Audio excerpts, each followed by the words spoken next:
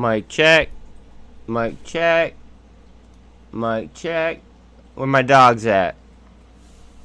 You guys ready? Today looks like it could be a banger, guys. Not financial advice whatsoever, but today looks like it could be a banger.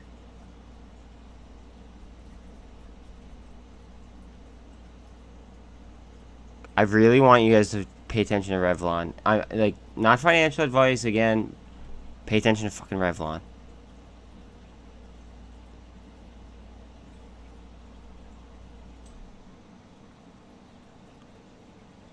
Let me know for sure that you guys could hear me fine. I wasn't joking when I said mic check. Good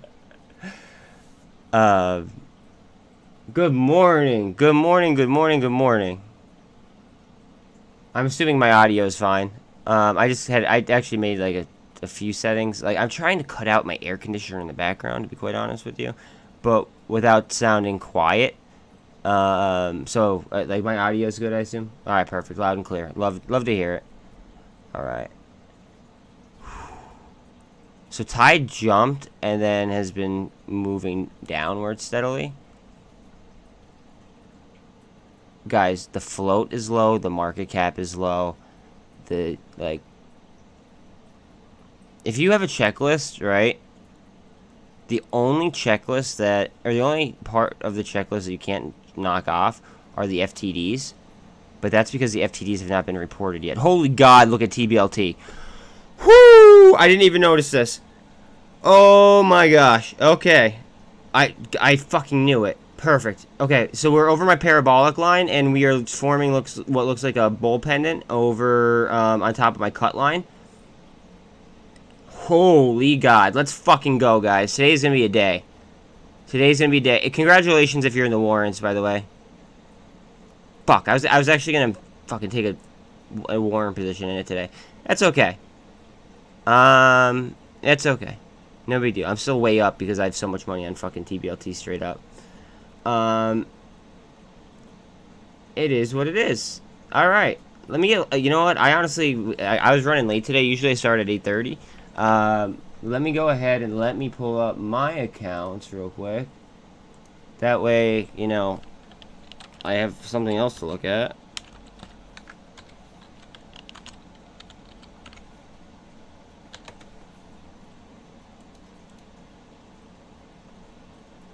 One second, guys. 1 second. We should be fucking gravy. We should be gravy. I'm gonna pull up the Ortex info on TBLT very, very shortly. We're gonna Ortex update some things. We have like 45 minutes till what the market opens, so we are gonna go ahead and throw some Ortexes up. Yeah, I have about $4 grand in dry powder today.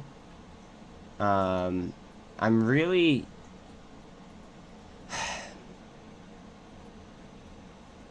So I have like a list of things that I want to be in, but I'm a little bit hesitant, and I'll tell you why. And this is probably why I'm gonna end up DCAing. I'm a little bit hesitant because of the Amazon and Apple earnings today. Okay, Amazon and Apple are so heavy that they could literally, you know, make or break the whole market. They could carry an indice down, and then if one indice goes down, then another may go down. It could get really ugly really fast, and that's just because of waiting, especially with Apple. Apple's even bigger. But guys, we saw what happened to Amazon last time. The reverse might happen. Like a reverse on Amazon might happen. I might take I might take a Hail Mary shot on Amazon earnings to see if it jumps like it did. I seriously might.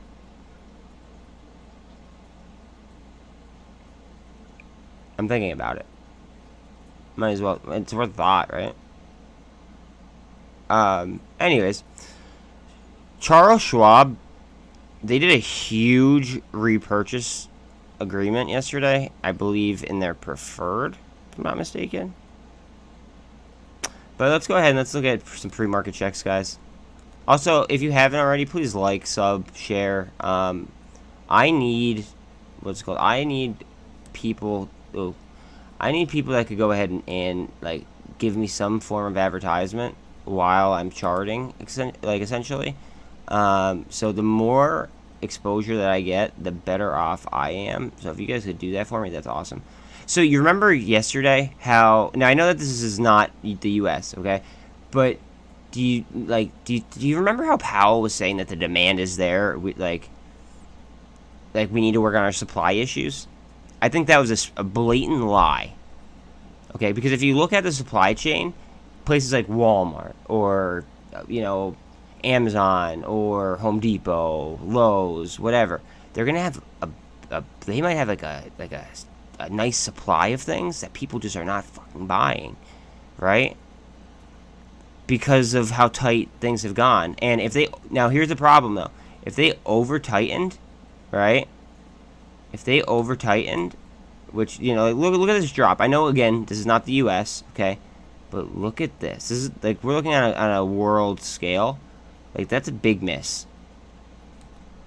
Retail sales. So that means that like, I don't know, it's not looking good. So this is today. I can't believe it's already Thursday. Let's see. I don't know how the GDP's up. Well, inflation. There's that. Advanced. Look how. All right, so look at that. That's crazy. That's a bad miss. That's a bad miss. That's a pretty bad miss. Wow, that's like that's a 1.3% miss. How do you miss by one? You know what? You remember how Powell was saying yesterday? He said, "Oh well, yeah, we don't look at the GDP, we look at the PCE, right?" Oh, they look at the fucking GDP. Okay, like he's the chairman of the Fed. He's going ahead and he's looking at the GDP. I don't care what anybody says. He knew about this number and he knew it was going to be really bad, so he tried to... I think that what he tried to do is he tried to telegraph that it was going to be bad, right? But this is really bad. Now, how does the market take that, though? I think that, honestly, like, Amazon might be up because of, like, people being lazy. I mean, you guys hear me talk about people being lazy all the time. Yeah, no, I know that. I don't know. Like, so they might be over tightening. They might start to over tighten, which would cause eventually a recession. But when you over tighten, you essentially make money more expensive, right? So I think it's gonna get a little bit worse in living conditions. I don't know about the market, but in living conditions, it's gonna get like a little bit worse for people before it gets better. But the fear is that they over tighten us right into a recession, okay? Because they could kind of ease off the brakes a little bit, and we could and if they were to crack down on the markets, then we could get some follow through. But yeah, like I'm worried that they're gonna over tighten and put us into a recession. That's why I'm looking for value. I'm looking for some protection as well. Just saying. All right, if you guys are, so I'm gonna be investing a lot in value. I'm gonna take some maybe YOLO MOAS plays, and then on top of that, I have I already have my MOAS straight stocks. So, I don't even give like a rat's ass about those. Those are to the side. I'm in it until I see numbers that I can't even fathom almost. You know what I mean? Like, it just until it makes sense for me to get rid of them, I'm not touching them. So I might take some YOLOs, which I usually don't like to do. I don't like to take YOLOs. But my form of YOLO and another person's type of YOLO, completely different. Mine are a lot closer to the money. But I might take them for a week out or 2 weeks out or something. And I might just be a little bit high, but not all the way high. You know what I mean? like a couple bucks off maybe, but nothing crazy. Also, I'm really liking Revlon. I might take some. Oh, see, like, I'm really liking Revlon, guys. Just saying. Let's go ahead and let's do Ortex before I get ahead of myself. So this is another company. This company is like on some like take over the world ish. I might throw a couple bucks at them. Let's see here, and then I'm actually gonna Ortex every single like I have about 10 tickers here where I think I want to go ahead and throw some money at potentially. So this right here, again, not financial advice at all. This is just what I'm doing. Okay. So this right here, it's called FOA, right? It has huge institutional backing. You could look at the full breakdown in my uploads if you want to. Their fundamentals are insane. They don't have any short interest, but look how fucking cheap they are. And this would protect me on interest rates, because if interest rates go up, this company should do better. Just saying. Okay, so there's FOA. Now this company is about like they are looking like they're about to get a lot of money from like the Middle East, as well as Europe. And this was brought to market by BlackRock. They have also received a lot of short volume in the past, like in the past like let's say month. But right now their utilization is only 88. Okay, and we're looking at 10% short interest. But it's more of a potential fundamental play in my opinion. Like analysts have it as a buy. Let's see fundamentals. Look at that! Look at that change in enterprise value. Bang, bang. It doesn't even have a projection. But it shows that they're starting to bring in revenue now. Book value per share is estimated to be positive. Like ARVL could be a fucking monster. That's why I want to go value. I did not get more TBLT this morning. I did not, unfortunately. I bought some yesterday on the dip though. So, I mean, does that count? But since this $4,000 worth of dry powder cleared, I didn't make any purchases yet. I'm nervous of a. I still have a lot of TBLT. Don't get me wrong. I still have a lot of TBLT. But that's because we absolutely crushed the entry prices.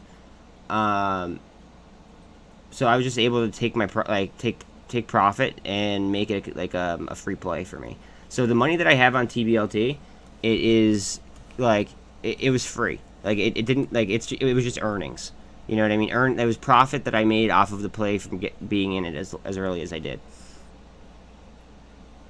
But still, it's still a couple grand. So like I'm still deep in it. It just I wish I was a little bit deeper. And then I did add to it a little bit yesterday. It just my dry powder cleared today. So with that being said, I'm looking for snipes because of the earnings, like how big today I think earnings is going to be. I think that there's going to be a very, very large shift in one direction, and I just want to be prepared for that. I might even take like a TQQ, SQQ, like straddle. Like, I don't know. But, yeah. Let's see here. Alright, this is GWH. Guys, again, this might not even be a short play. I don't even know if they have short interest. They do. They have low utilization, but they do. Look at their short score, even though utilization's as low as it is. Guys, this is a company that was brought to market by Bill Gates, and it's owned by 23% of it is owned by SoftBank, I believe, or 24. It's like 23 something, I think. I don't know why this internet's fucking taking forever today. Fuck. Yeah, load. Go ahead.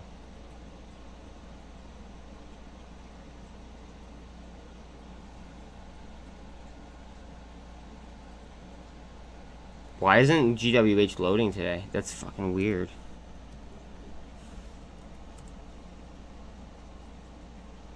Is this window okay. GWH. Short. So yeah, 12. All right, 12.68 holders. SoftBank. All right, so 23.5%. Now it was just announced this week that Japan, which is where SoftBank is from, Japan is the largest holder of U.S. debt, and they own 23.5% of this company. This company is going to be the next generation of batteries. So what got me onto this one, okay, and it has incredible institutional backing. Like it just doesn't end. What got me onto this is the fact that Elon said during the Tesla earnings call the other day how expensive lithium was, right? By saying that, it made me think of like alternative energies, right? With GWH, all you need is iron and salt water. Go fucking figure. Iron and salt water. I'll show you my chart in a second, dog. I mean, honestly, like, I'm going to be sniping today.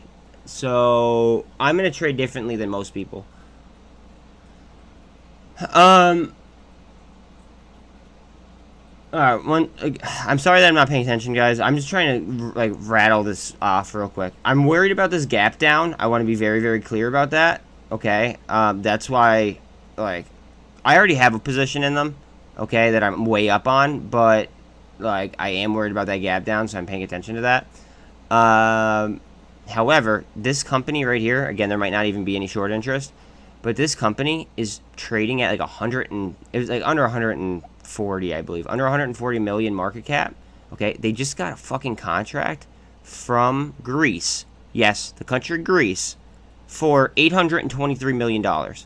So, ooh, new board member. Okay, so anyways, like, their market cap is 140 million or 130 something million, and they just got an $823 million market cap or contract to aid that. Like, I'm sorry, that's gonna add some growth somewhere, somehow, some way. And again, we're bringing in cash, right? We're going from a negative to a nicely positive. But again, the enterprise value, it's less than half of what they just received from Greece. And now this is a company that, again, is not going to require lithium. My only lithium play, right, as of right now, is it's MULN, because they still use lithium. It's just like it's an advanced like stage like of using it. We're gonna look at VRM real quick, because this is on my potential value list. I'll do like whatever you guys want as well after this. They have 23% on their float. Utilization is 81. I believe that they're undervalued, but again, I'm not an economist. I'm not I'm not a financial advisor. I just do shit. I just analyze. Alright, so here's DSS. If you really look into this company, I did like a really, really deep dive the other day. I suggest checking that out. It's about 15 minutes long. Okay, this company looks like it could take over the fucking world almost. It's like a BBIG type of company, right? Market cap is 50.7. They're trading at 37 cents right now. I don't even know what the short interest is on it. And then there's a few other ones as well. See, low utilization, like no short interest. Like this would just be, like it would be a fundamental play. And it would be like these are all long-term holds. Those were all long-term holds that I'm considering. And then now this might be like a more volatile type of like swing. Now I'm gonna buy warrants, I believe. Okay, you see all this stuff? I did a video on it last night. The Attorney General, the former Attorney General of Louisiana, okay, is doing an investigation into the purchase agreement, which is going to probably make the shorts shit themselves. Because then that's longer that they have to hold on to their short position. They are currently 100% short. That's an improvement from yesterday. I think Redbox might go on a tear today. I might buy Redbox warrants, though. That's just me. I'm high risk, high reward most of the time. Except for those value plays I just showed you guys. PGY. This has been ripping every single fucking day. And the warrant price does not match up to the actual price. So I might be in the PGY warrants, but it might take a breather today. After running, it might take a breather, and then that's when I would probably try to make an entry. But the warrants are like literally just like theoretically how warrants work, they should be worth a fuck ton more, like a couple 100% more. But like we're in unreasonable times right now, so I mean like that's the way I think about it. So that's PGY, and then I was gonna do TBLT warrants. I actually have it fucking starred and everything on my paper, because I have a trading plan next to me at all times, guys. I suggest, not financial advice, I suggest as a life like kind of, I guess, advice, that you have a plan in case shit hits the fan. Like, if shit hits the fan, you should have a plan. That's a great quote. If shit hits the fan, you should have a plan. Because, like I have numbers. Like, I have numbers, like, drawn out where I would be able to comfortably retire. I have numbers where, you know, I would make entries on other things. I just have a checklist, and like I'm gonna follow my trading plan. That's it. I strongly suggest, and I you know, again, not financial advice. I just think that it would be better off for everyone if, instead of being confused when shit hits the fan, if everyone were to go ahead and, you know, operate very, very surgically. It's like, okay, so why is this posted in the AMC news? Clean energy ETFs. Why? That's weird to me. Very, very weird. 20% short interest on AMC. I like the cost of borrow being where it's at. It typically isn't around there. Okay. I will go ahead and I will address all of you guys after I'm done, you know, doing this. I'm sorry I'm like ranting right now, but like these are data points everybody needs to see. And on top of that, I mean, like, I think that you guys like don't understand. Like, some people might, some people might not, but like, there's gonna be a lot of people that do not understand the gravity of how volatile this market is going to get. They literally shut down the London Metal Exchange. I don't know why my computer's taking so long today. What is up with this? All right, 25% short interest on GME. Watch out for a potential gamma squeeze into a potential short squeeze. But then they might do a pseudo squeeze. I know I'm saying a lot of different squeeze names. A pseudo squeeze is basically like a fake squeeze. It's kind of what happened to AMC in June of last year. But I mean that's the definition. It's a fake squeeze. So that they might set up a gamma squeeze, and it might just be that, though, because now it's so cheap and it's like cheaper to do.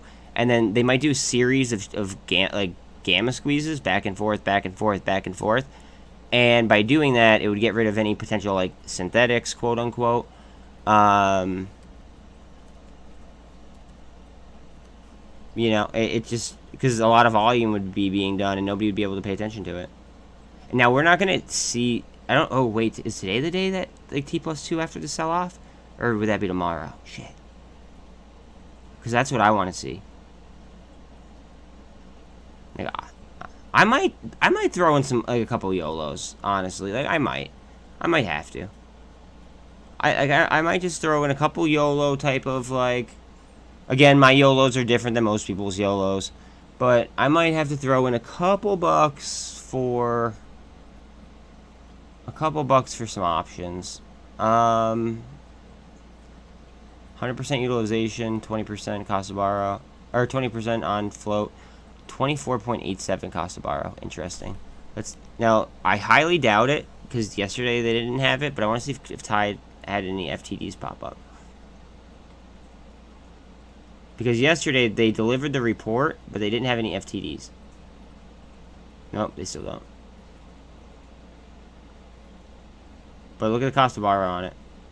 Look at the short interest on it. Yeah. Alright. Sorry. Francer, welcome. Thank you. Alright, so first off, I'll be honest, bro. Right now, I am focused on the plays that I have done hours upon hours upon hours of due diligence. While some things might be a, you know, some things might be a good money making opportunity, right? I don't want to be short squeeze hunting. That's not my goal. I don't want to be short squeeze hunting. As far as Charmin, like, bro, do you really want to focus on shit paper when we're talking, like, when it's like game time? Because I don't. TBLT short entry. We can look at TBLT. Well, I mean, if anything, bro, that's fine. Like, I'll explain why that's fine in a second. Because I'm not even fucking worried about that.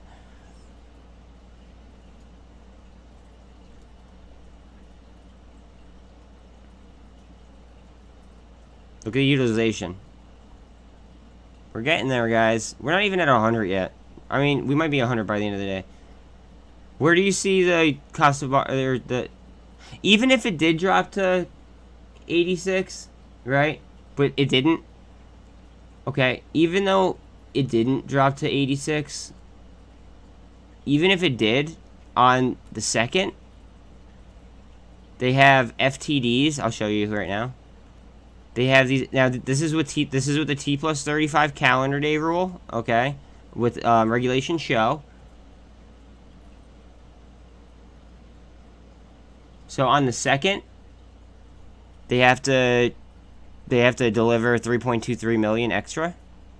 That's buying at market and, you know, getting it done. So that's good. 1.91 and then 1.3. Now, even with the added float, that's still going to have a very, very, very large impact. At least in theory. Okay? They might push it down. If they push it down, I'm just going to fucking load in. Like, that's what I'm going to do. There is, I cannot see a top to this short squeeze as long as people are like they nut up. Like, they got to nut up hard. Look at this high.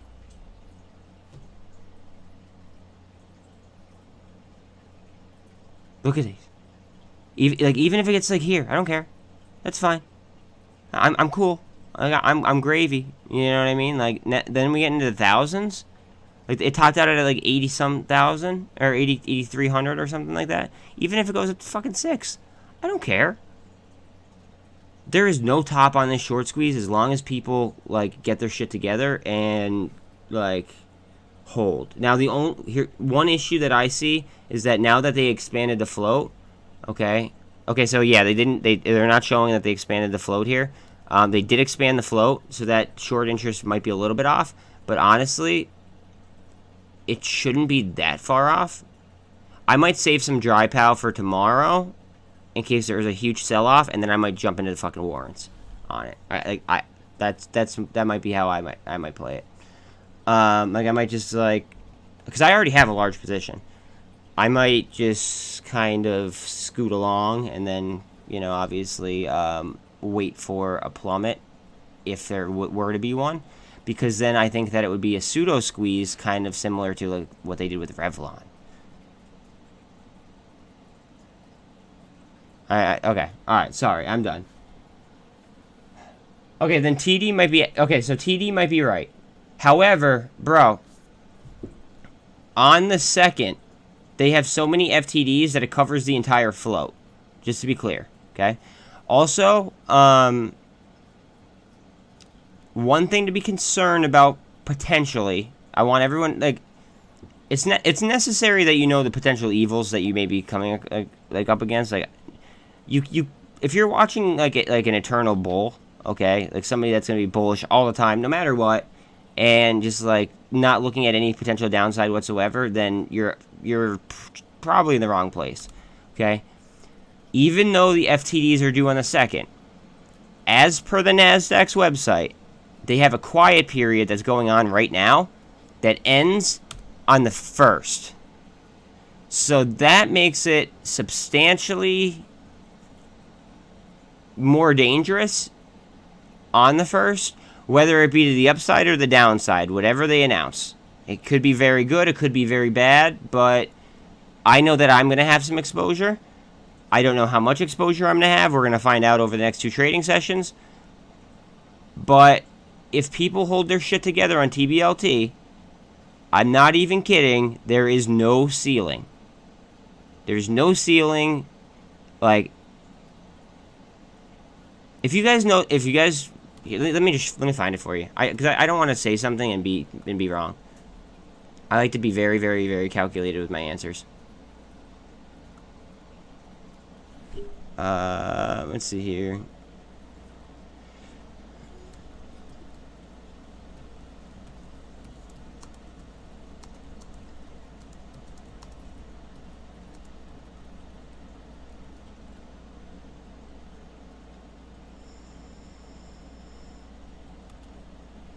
Okay, that was how high. Right. There is no theoretical limit on how high a stock can go.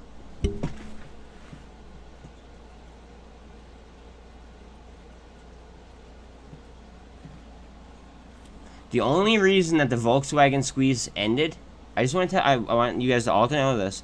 The only reason why the Volkswagen short squeeze ended is because Porsche saw that the economy would probably collapse if they didn't start to sell. Like everybody cites the Volkswagen squeeze, but they don't even know what the fuck happened during the Volkswagen squeeze. Volkswagen, wait. Why did VW squeeze? I'm going to show you. What happened was their float compressed. Okay, so I want to go ahead.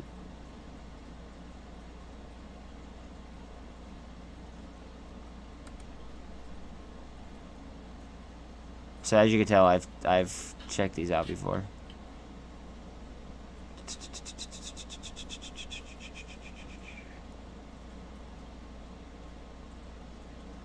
It's just very important that you guys realize that there's no fucking ceiling on some, like... The problem is the amount of holders. And that's the one thing about TBLT, is by expanding the float, they brought in potentially new holders, right? That might not be as diamond-handed as some. That's not it. Because I read an article that maybe it was Warrior Trading. I don't know. Yeah, I want to pull it up, but I want everybody to know the metrics here. Fuck, I don't want to accept cookies, but I will, so it's not there. Alright. It quadrupled in 4... Wait, was it quadrupled? Oh, so it quadrupled in 2 days.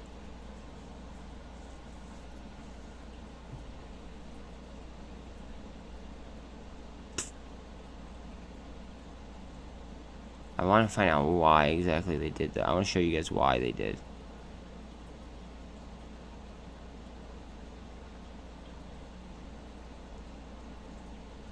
Here.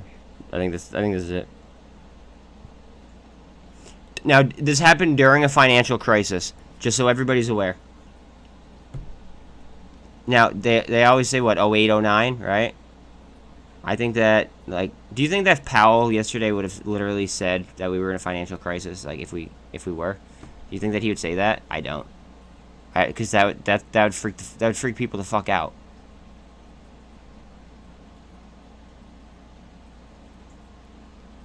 On top of the 44% stake in Volkswagen, it had acquired another 31%. Porsche confirmed that. Which meant that the float on Volkswagen became only 6%. Because the other 20% of the float was owned by a German state. So that means that there were two very, very, very large companies. Okay? And then the float shrunk to 6%. Right? and then it just shot up because the shorts were racing for the door. FOMO. I mean, you guys get it, right? I just want to go ahead and show you guys why. Look, all right, here. After rising more than 1,000 euros, the stock began to plummet following Porsche's announcement that it would sell up to 5% of its stake at a decent profit to make life easier for desperate hedge funds and short sellers. I don't know about you guys, but I'm not feeling any sympathy for hedge funds or, you know, short sellers at all. Are you guys? Because, all right, I'll go ahead and I'll look at comments. But sorry about that rant. I just had to, like, you guys needed to know. I felt like you guys needed to know. Alright, so let me catch it. Sorry about the rant again. $8 is just a fucking, it's just like a jump off, in my opinion. That's funny. They're doing volume above my potential parabolic line. So the green is usually where I'm thinking like it should make a vertical move. A red line is usually like a cut line for me. Now at the red line last time when it was on its way down, I'll be honest. I took some profit. No. I just took my original investment. I took my original investment because I got in very, very low, and then I just let the rest ride. Like I let my profit ride, and I made it a free play. But I'm already up double on what I'm easily up double. I think my entry is 210 on Tblt. I mean, chances are I'm going to add to warrants if anything, but as of right now, I'm already up more than double. So, like, I don't really, like, yes, it would be nice to have the more money on there. It is what it is. But I could just throw that back on if I really wanted to. But I want to be safe about it, because right now we are in very, very desperate times for a lot of different institutions, guys. A lot of different institutions. Just to be very clear. Again, there's 9 minutes till the bell. But this is up already, what, 41% on the warrants? Beautiful. I want it to drop, actually, and then I want to be able to get a fucking entry. I actually have to do some math real quick. So let me get my calculator up on the screen. Calculator, because I don't feel like doing it in my head, and I want to do exact, because I want to put exactly like I want to divide the amount that I have, and then just straight up put like pretty much even amounts into each equity.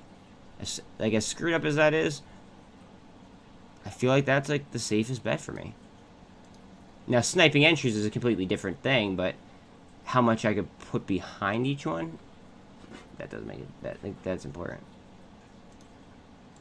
Alright, so there are 10 tickers there. Now, keep in mind, I'm still not moving from MOAS, please.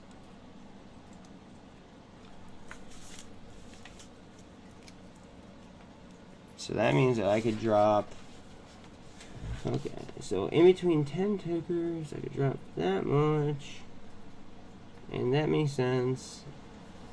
On each, or there's always gonna be an or. If I go ahead and I take, I don't know, let's say $1,000 of that,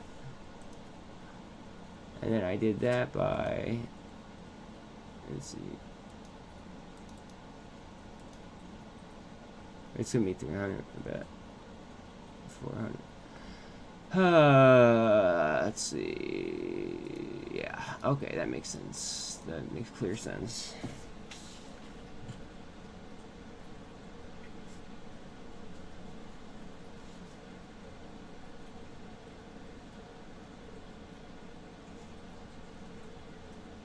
Sorry, I gotta do this at some point.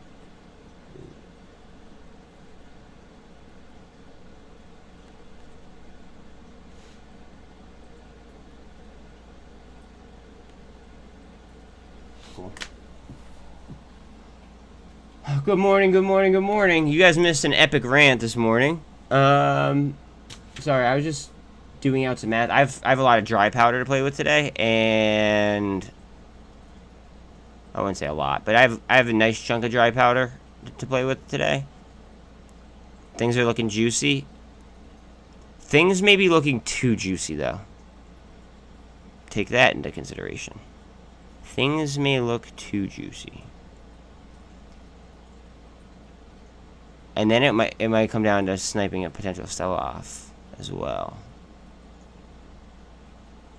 Because I have a feeling Apple, while they may disappoint on earnings, I feel like they may just announce a new product or something, and then that'll get people going crazy about it. You know what I mean? Like, the market has just been perceiving like random news like all over the place, like whether it be good or whether it be bad. This could be a short squeeze, guys, just so you guys know. But yeah, that could be a full-on short squeeze. Last time I checked the data, at least.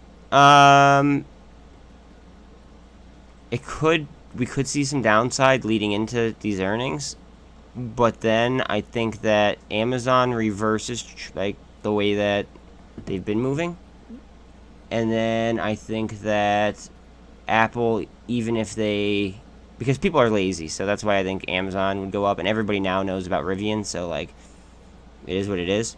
I think that now that it's cheaper for a lot more retailers to be able to afford, more retailers might be invested in Amazon. They might run Amazon up. They might shoot it down. I don't know. But I'm going to DCA for that reason. Because I refuse to get fucked, essentially. I refuse to get fucked.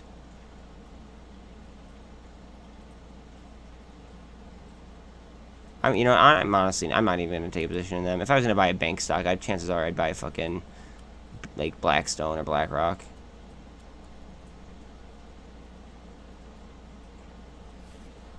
Not financial advice. That's not financial advice, but that just means, like, speaking my mind. You know, if I was going to go ahead and I was going to buy a bank stock, chances are it'd be one of those two. Guys, watch out on warrants here, okay? I just want to say that sometimes they slump, sometimes they don't. Sometimes they just rip. But sometimes they slump, and then they rip. Just saying. Throwing that out there.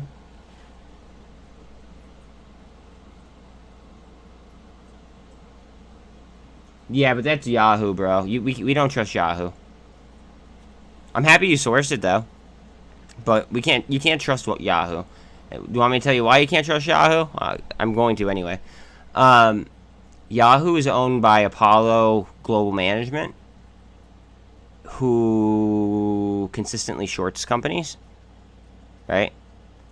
So you really can't take their word, because you don't have to report shorts. So with that being said, like, if they're owned by a hedge fund, or they have links to a hedge fund, or, you know, anything like that, like, you can't really take their word for it. Like, yesterday there was a rumor that TYDE had 171% short interest. That was 100% false.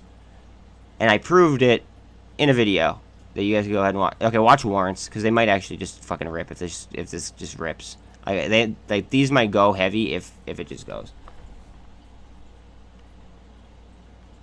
I'm feeling a rug pull too, Jack. That's why I have I am long on the market, but I have plenty of dry powder ready to go.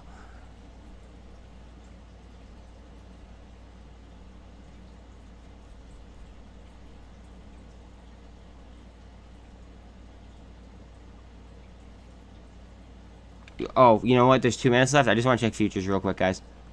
It's important that we check futures. S&P up almost 1%. NASDAQ is flat. Again, this is the second day in a row NASDAQ is flat. NASDAQ 100 is up 1.69%, though. Oil's up 1%. What's Europe up? Come on. What's up? Fuck, why did it... I hate how it flips like that. Oh, come on. Show me Europe. Show me Europe, baby. Okay, they're up 0.5%. Alright, that's fine. In theory, we have a larger economy. We should be able to recover faster than Europe anyway. How am I playing TBLT today? I have a couple $1,000 sitting on stock. I'm looking for a potential sell-off. And then at that potential sell-off, I'm thinking about throwing money into warrants.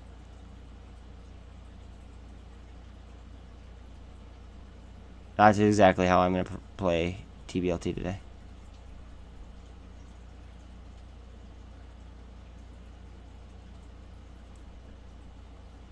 And I'm going to be data reliant though as well, so that may change. Watch on Go EV, guys, as well. You guys are going to fucking hate me. Hold on a second.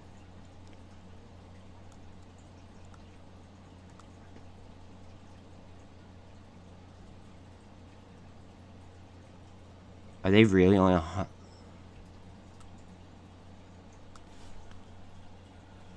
Sorry. I had to look.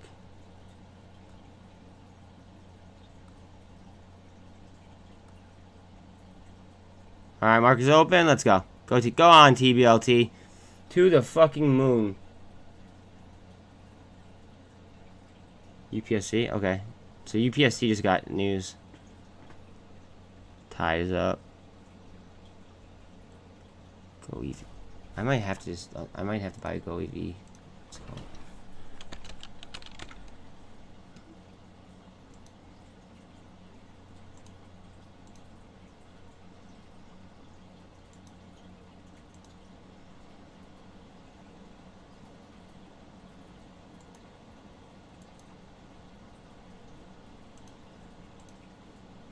Fuck it. I just bought a Go EV.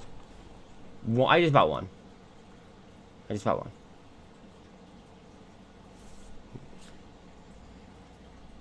Bought one for as far off as possible. I bought a January. I bought a January. It was only $100. A January for $5 on Go EV. And then I have a shit ton of straight stock.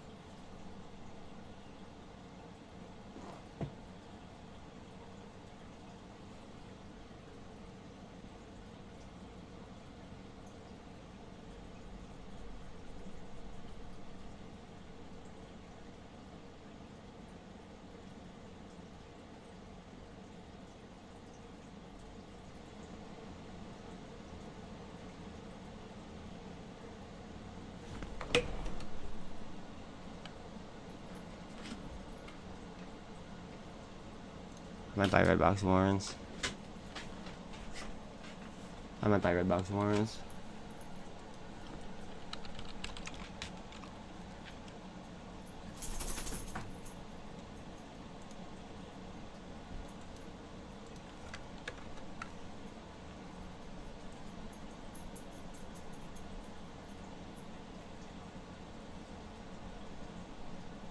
I'm literally buying that market price tag even though I don't fucking want to.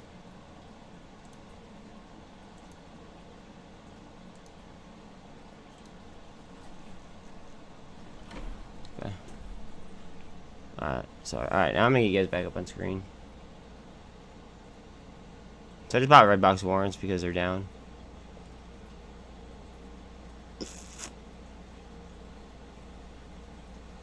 And with that news that we got, on AMC and GME, I don't care. Please don't take that the wrong way, because I care. I don't care until I see like ridiculous price amounts. On this channel, we care about price percentages, like what our P&L percentage is up, right? That's it. No ifs, ands, or buts, right? I'm so comfortable in my AMC and GME positions that I will let them go to fucking zero.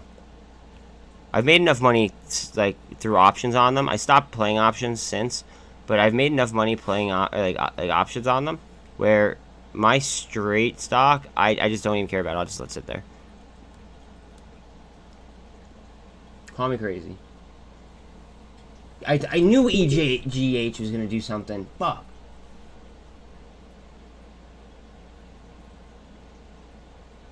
Oh, I bet you I know who they're gonna fucking acquire, I bet. I bet you I know who they're gonna fucking acquire. Hold on a second. Where the fuck are they?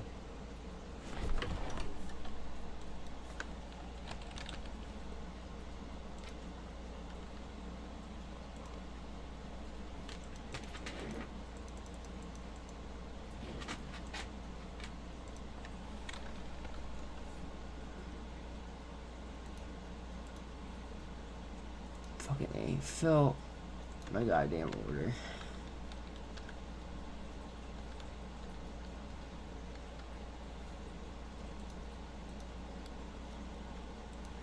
Okay, I just bought 1,000. Not financial advice at all. I have a feeling they're gonna go ahead and they're gonna buy that company. Alright, I want you guys to pay very, very large attention to what is red right now. Pay very large attention to what is red. In the event of a market switch, right? We might get a complete fucking, like, just a complete pivot.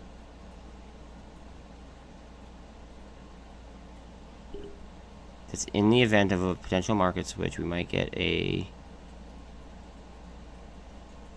big change. FOA is still flat. I just gotta go for it.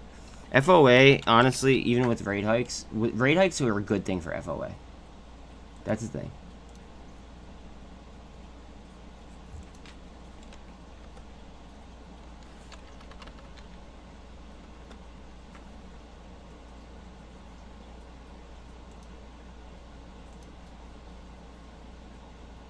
God damn it, I hate how the fucking fell.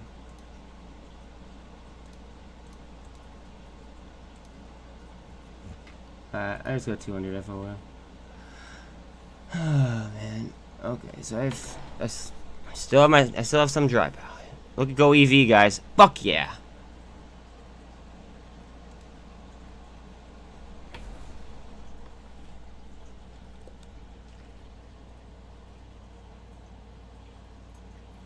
$82 million acquisition, nice.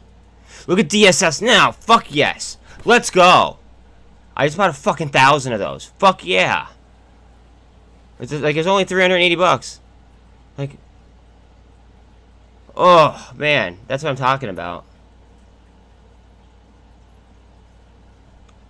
God, I love fucking timing things like that. PGY warrants right now, maybe? Hold on a second.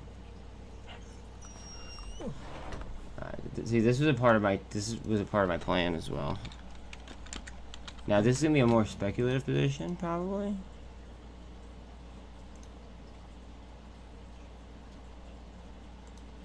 Let's see.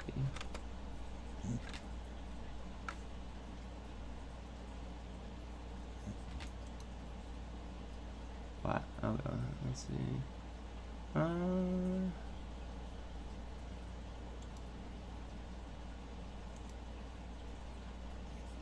Fucking A.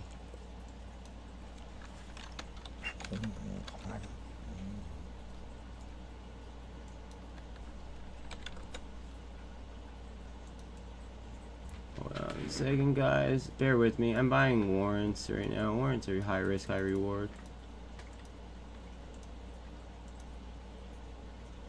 Bang. Okay. Alright. Looking for a reversal on that. AMC up 5. Red box warrant. Fuck yes. Let's go. Let's fucking go. I did follow through with that purchase, right? I'm a 9. Yes, I did. Okay, thank God. Whew. Cool beans. That's what I'm talking about. Cool fucking beans. REVLON. Oh, I didn't buy my fucking REVLON.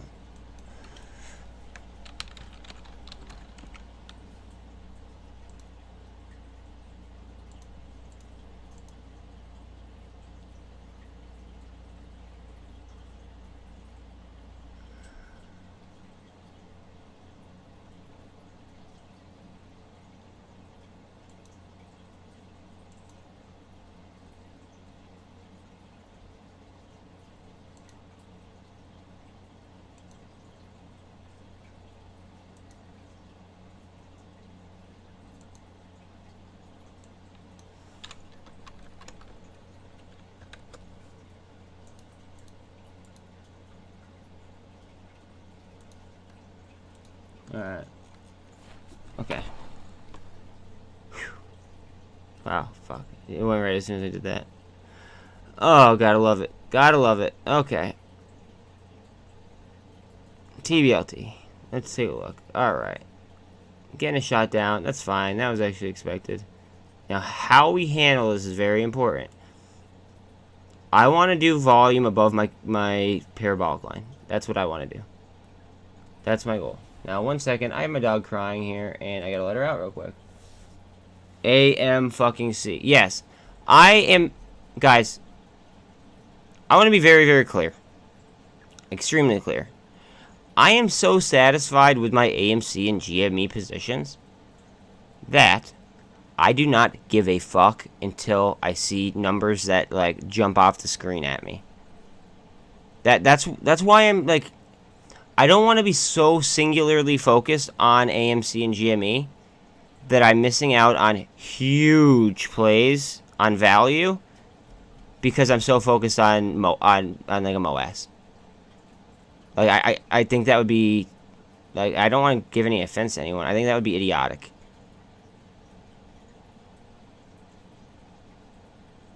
I think that would be very, very silly to do. So I'm just not gonna do it. You know what I mean? It is what it is. Like and there's nothing against, you know, there's nothing against it. It's just I don't want to stare at one chart all day. And honestly, if it's a position that I don't care what, like if I'm not even gonna sell it, right? I don't care what happens to it.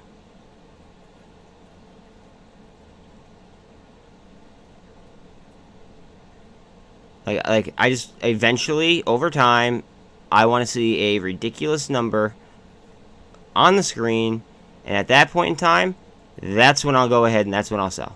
Not a minute before then. And VST's already up 10%. Like, this is what I'm talking about. GWH, that's on my list.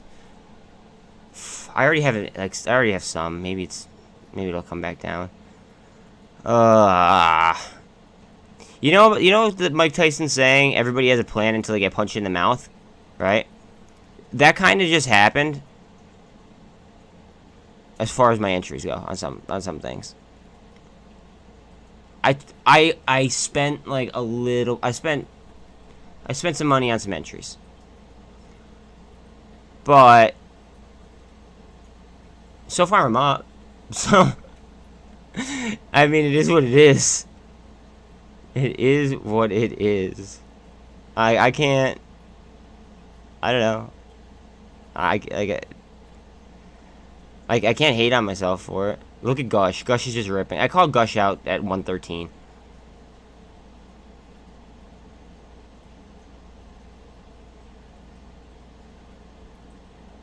I want LiDAR to come back down to like $2.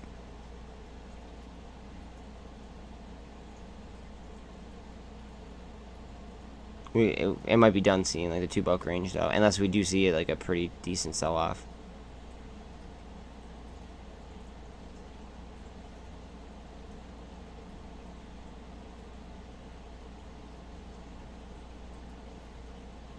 Guys, Carvana might go straight up short squeeze. Just so everybody knows, like they had short, like an obnoxious amount of shorts set up, which means that their competitor VRM might also make some moves. Hold on a second. VRM.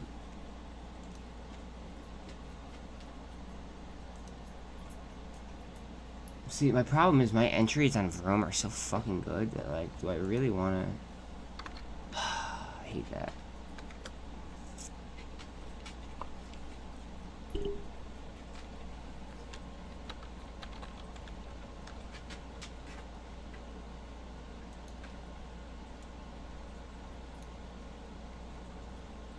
I bought more room too. Like, it is what it is. Alright, 1 second. I gotta let the dogs out.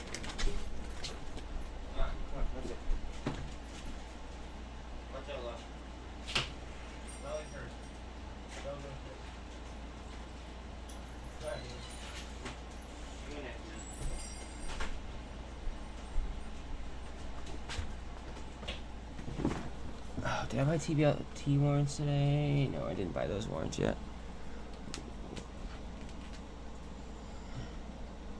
Fuck, they're up more than...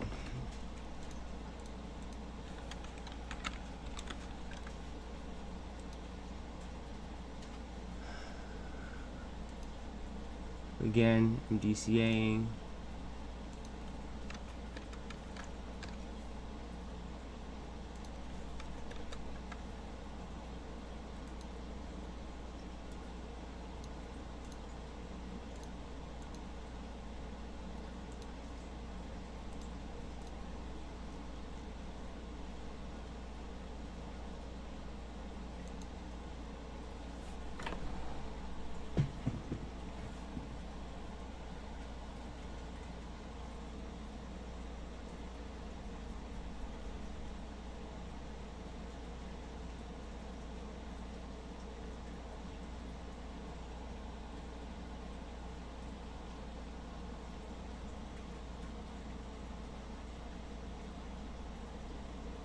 My Tblt is so, it's just pumping.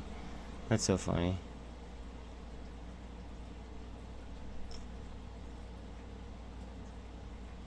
This looks pretty bullish to me. Trying to push it down, but she's not going down. That makes me want to throw more into the fucking warrants, but... Gotta follow my plan. Gotta follow my fucking plan. VTGN. How many PGYs did I buy?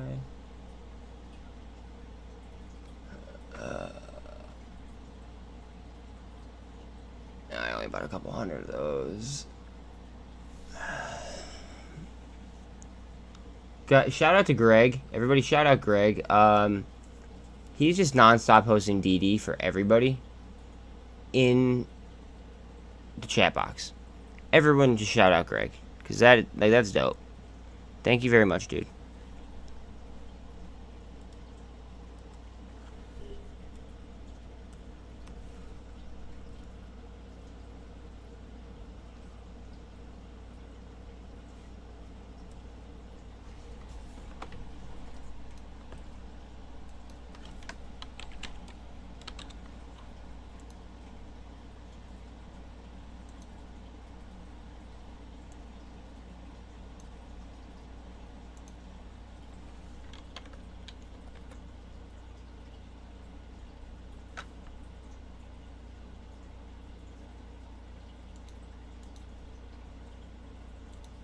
I hate when I go ahead and I mark something at like the mid value and it just doesn't fill. Just because I know that it's like I know people want it. Alright, there we go. Alright, now I'm saving some dry pal for the bottom, if there is a bottom. Okay.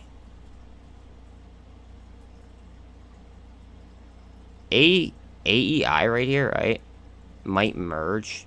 Low key. Nobody, like, this is total speculation, okay? They might merge with DSS. They already have a partnership. They do pretty much the same thing. It would make sense for DSS to buy AEI.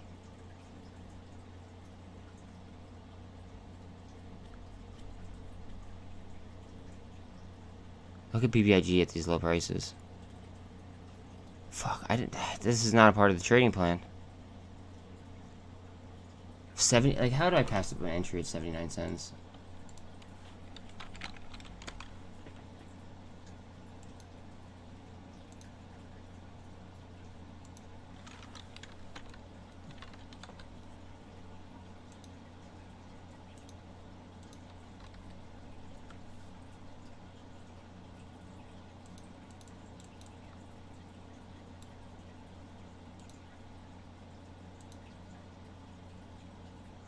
Okay.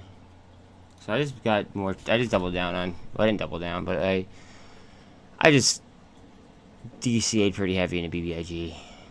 Not financial advice.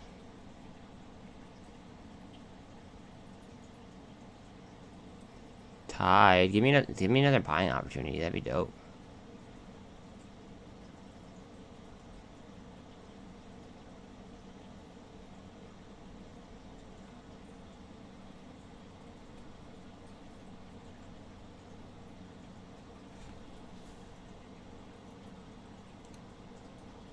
Greg is just fucking killing it over there, bro. I have the best fucking mods in the game. Like, other people say that, but like, other people don't have mods, literally just fucking posting DD nonstop in their, like, in their chat. So, no hate towards any other, you know, channel, but they might have to step their mod game up a little bit. MVST has been a fucking ripper. That was mentioned on the channel a while ago.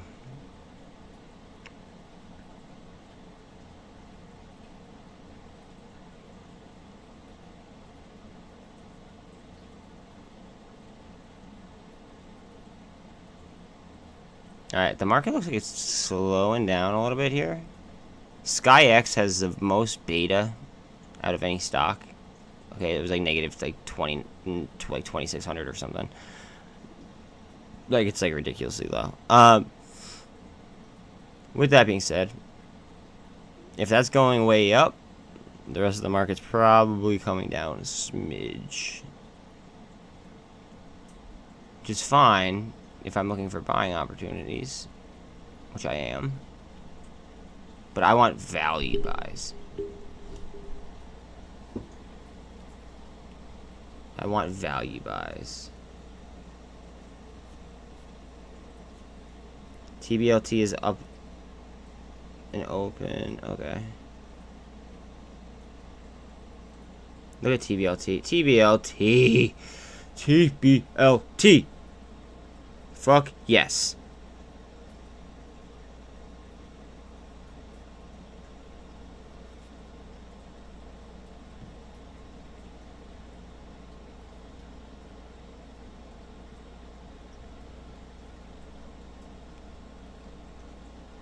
Dude, did I tell my girlfriend good morning? Because if not, that could be bad.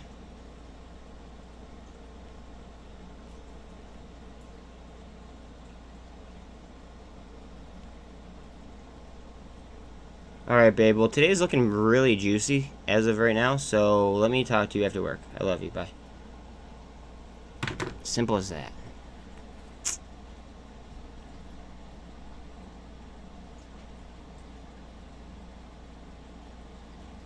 DSS. Guys, low-key, DSS could take, like, literally, like, they're on some take over the world type, like, shit. It's fucked up to think about, I know, but, like, they're all essential, low overhead, high growth businesses, and they own, like, they own, like, 12, I think. But, like, they had cash on hand. Cash on fucking hand. I could be wrong, but I believe that their cash in hand might have been more than than the market cap that they were trading at. Think about that for a second. That's fine. Let it test that low. I don't even care. I'm fine. I wanted to add to BBIG at these levels because if it jets, then I'll be happy that I did that. You know what I mean? Like, it just, I don't know. It's gonna bottom where it bottoms, right? Like, I'll tell you when I stopped stressing. Like, when I started to, like calm down a little bit more, right? When I realized that I couldn't fucking bottom tick everything. That's when I realized, like, wow, okay, you know, like, shit doesn't have to be so stressful. One second.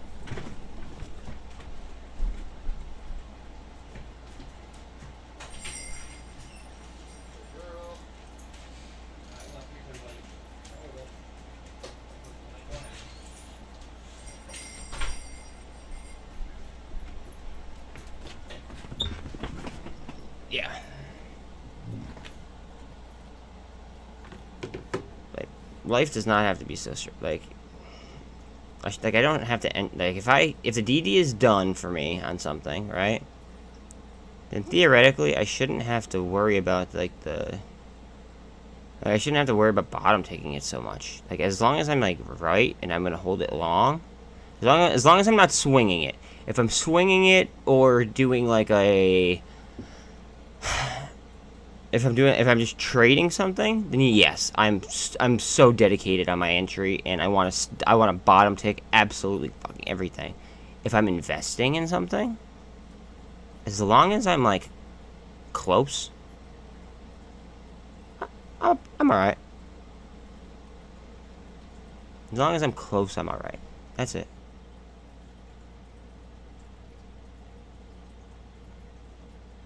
It's fine. Because as soon as it steps up to $1, I mean, like, I'll be happy.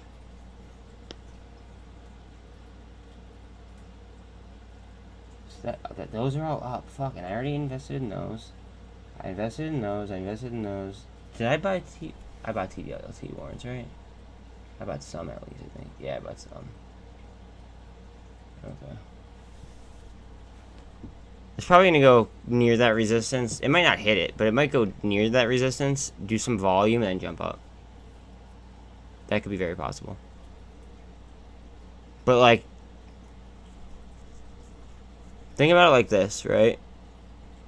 There's a very decent chance that a lot of people have buy orders set near that resistance or at that resistance, so they might make it jump before then. That way those orders don't get filled, because a lot of people that like are working 9 to 5s that aren't sitting in front of their computer all day every day like I do, or you, like a lot of you guys do, like a lot of them, like they'll set buy and sell orders, and it is what it is. This looks like it might fucking handle.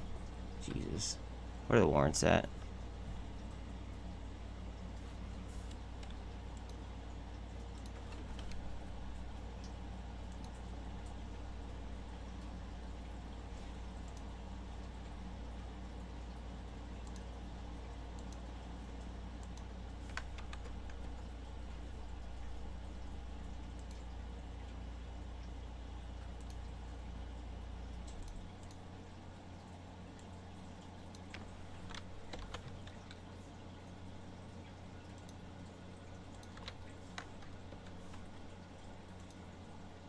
There's about more warrants.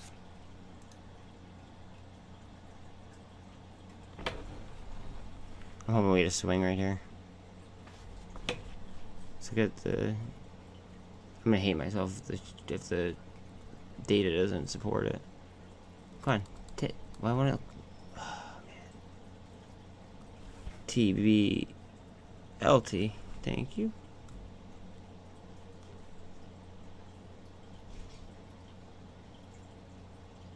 %78% showing.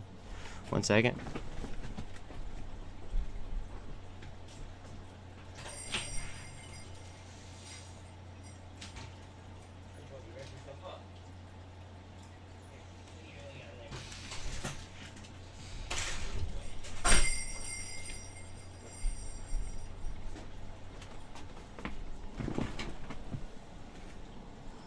I wouldn't even be concerned if it came down double bottomed. I really wouldn't.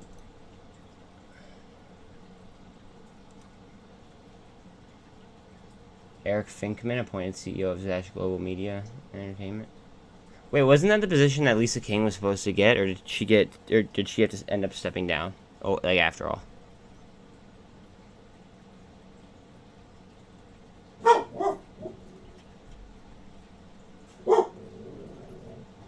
My entry on this yesterday was 125. We'll see if it does anything.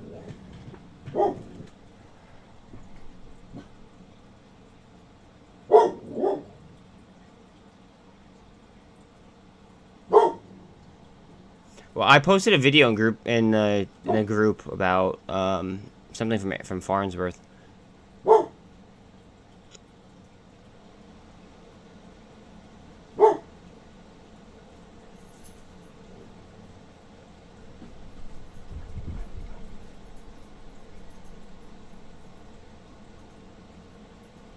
Snapchat might make him... See, Snapchat wasn't even on my fucking list to buy. God damn it, why am I doing this to myself?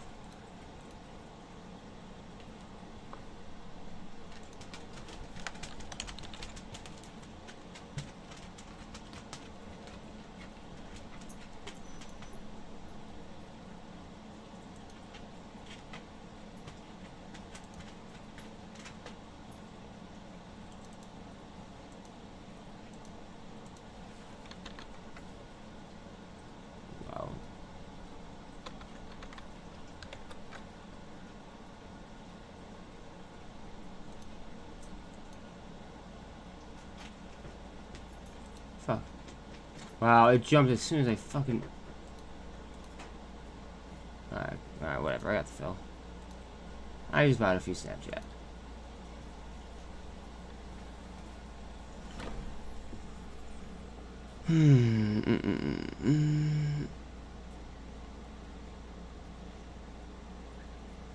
I bought straight up ETF. Like I just bought the ETF. I didn't even buy options on it because like I'm bull that sector forever. Like forever, ever. Like as soon as it's decriminalized, do you know how many applications that can have? It could replace all paper products.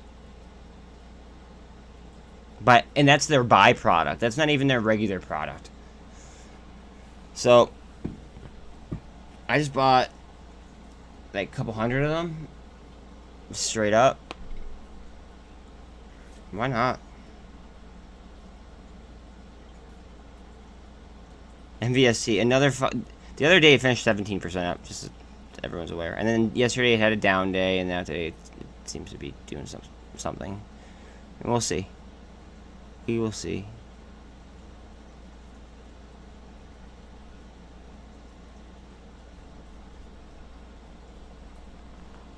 Did I buy enough FOA?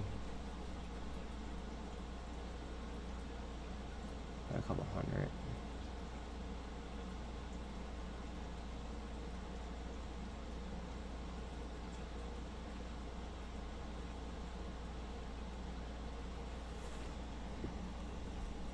What's TYDE down? Is TYDE down a decent amount?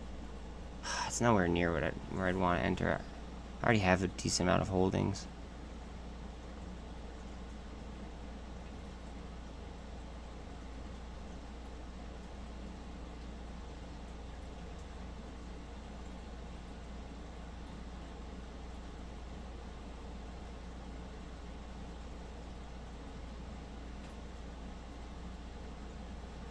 Fuck. I wanted to get into GWH, but it's fucking ripping.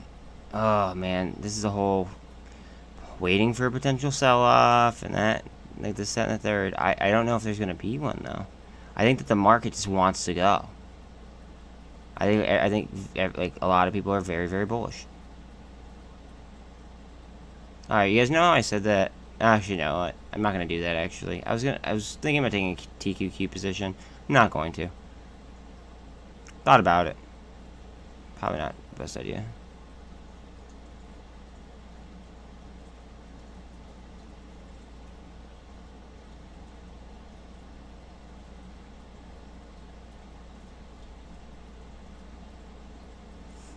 You know what?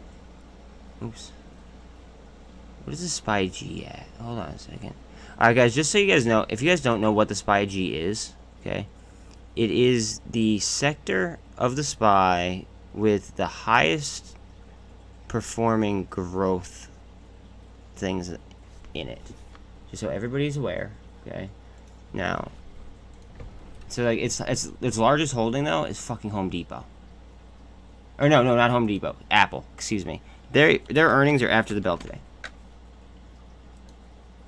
However, this is not something that I just buy and then I'd flip. I mean, I could. I've done it before, and I've made money on it. But, fact is that, like, I could buy it and just fucking, like, hold it for, like, a long time.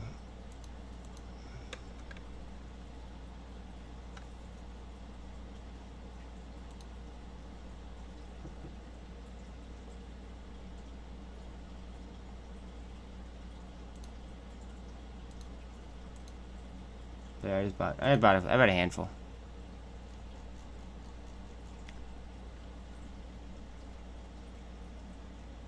Just in case. And it's at a cheaper price tag than the actual SPY. So it should increase at higher multiples as well.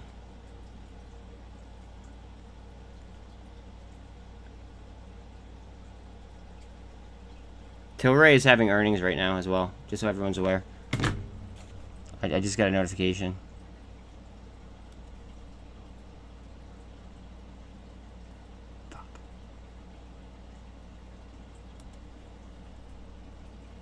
This looks like it's gonna snap soon.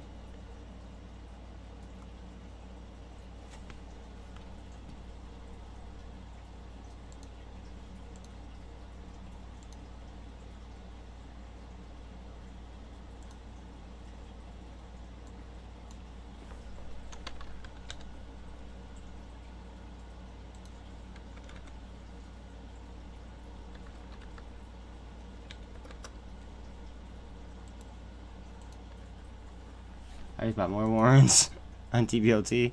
TBLT's exercise, just so everyone knows, it's 150. It's 550. Excuse me.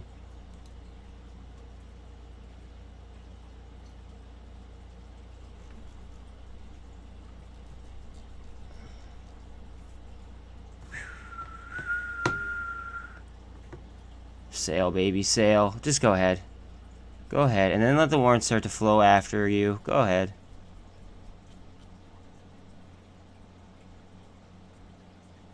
Now I'm hoping that later on I get the batteries at a discount. I wanted to add to my GWH and my ADN position.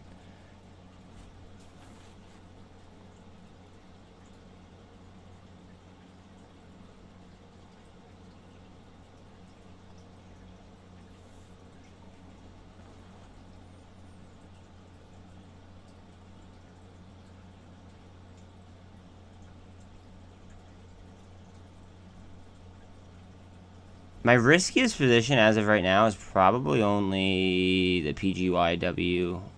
Yeah, PG. Like, these warrants are probably my riskiest position. That's probably it.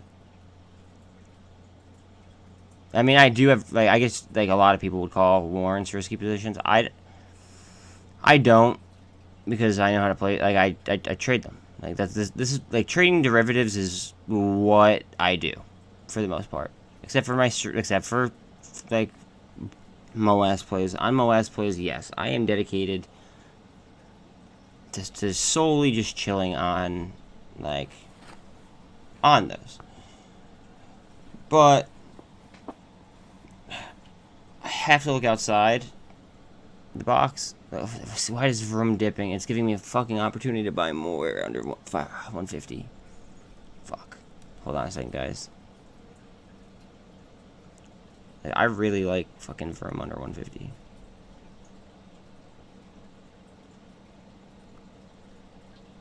God, oh man, what did I say about this fucking stock yesterday? I'm gonna buy some on this account. I don't even care. I didn't want to, but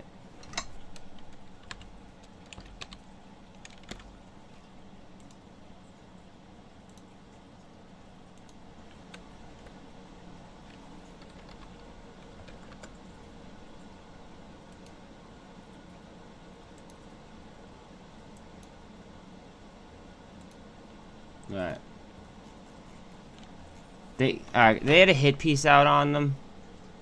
Like, what's it called, dude? They had a hit piece out on them, like REVLON did. Just so everyone knows. My videos... Whoa, whoa, whoa, whoa, whoa. Alright, I appreciate that comment.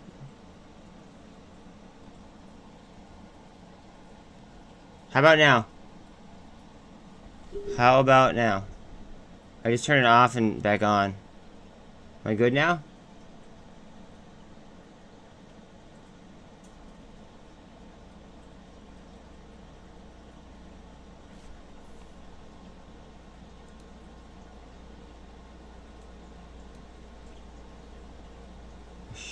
Like, everything's telling me I'm Gucci. Video's fine and was fine. Oh, okay. So, alright. Oh, making me panic. Stressing a brother out. Jesus. Jesus.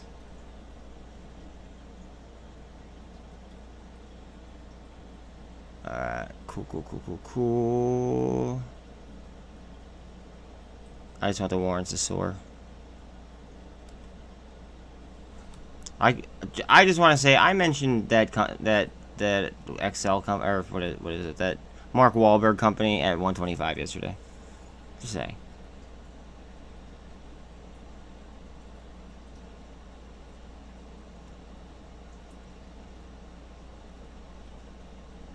Touch the 48 and go. Well, the inflow is way higher. If that's the case, that I'm gonna, chances are I'm gonna buy more. I didn't know that. Hold on. Good call out. Very, very good call out, buddy.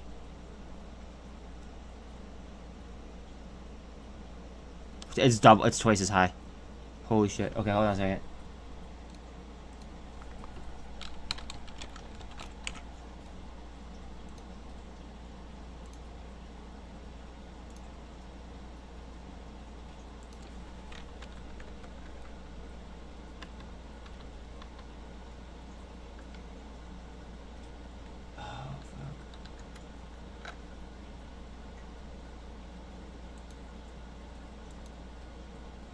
Okay, I just bought more Revlon.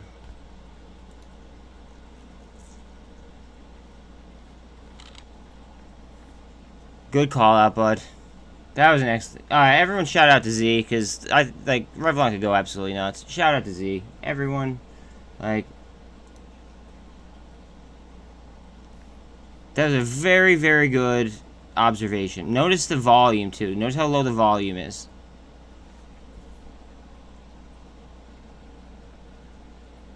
You know what they usually do, actually, now that I think about it? They actually go ahead and they usually kill volume to then shoot up the... what's it called? To then shoot up the options.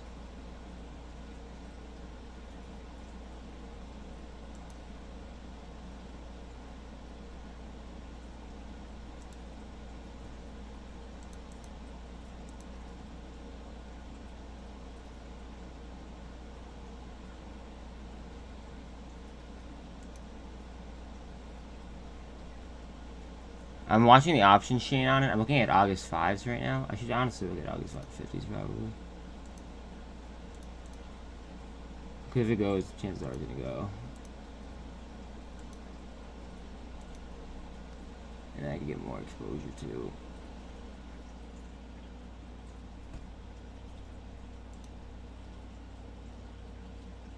See that RSI bottoming out?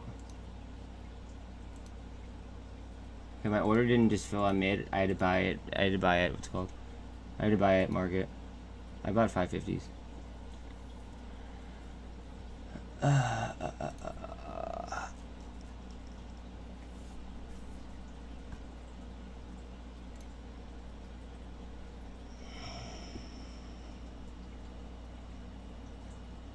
The inflow is a lot higher of a rate than the outflow is. But the option activity is not indicating that. Here, let me actually show you guys the option activity.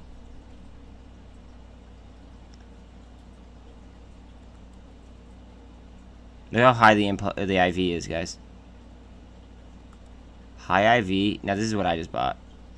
Now, again, not financial advice. I just bought these. I bought them for a discount of 37.5%.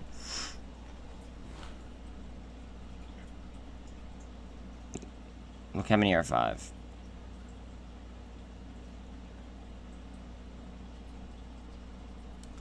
That's why I buy things where I buy them. And then what I'll do is I'll sell them, and then I'll roll them over, and I'll sell them and roll them over, and I'll sell them and roll them over. It's just it's like a continuous process.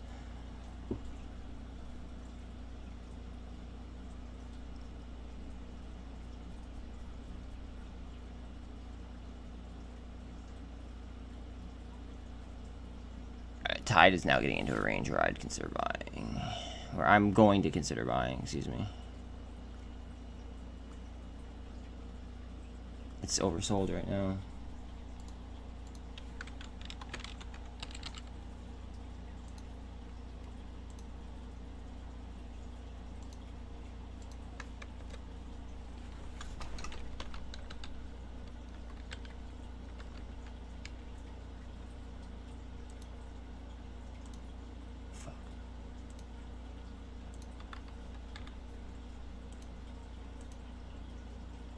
It's about 12 more TYDE.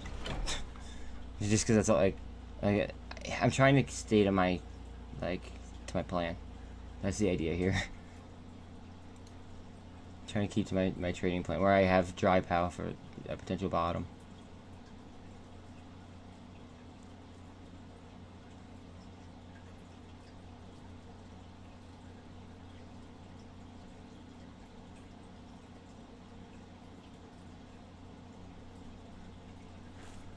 What's AQST at? Because I have some change here. Actually, I'm probably better off in warrants with the change.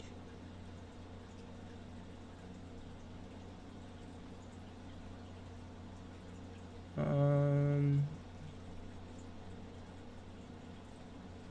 have a fuck ton of TBLT warrants. I don't have as many of these, and I can buy 2, I believe. So I'm buying a couple more red box warrants to pad my position.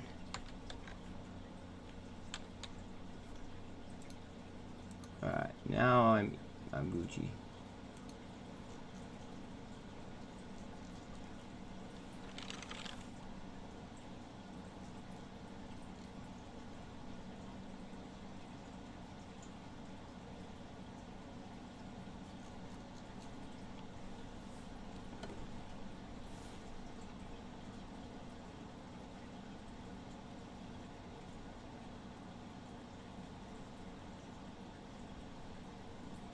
Okay.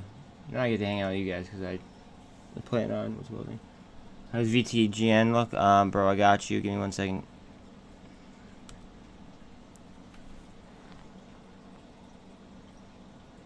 Outflow is more than the inflow by a substantial amount.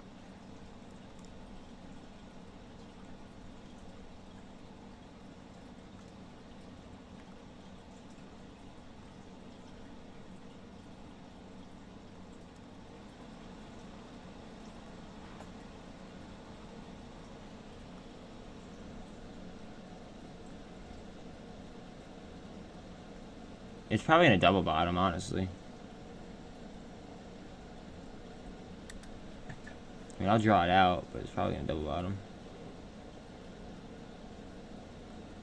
I always get damn close to a double bottom.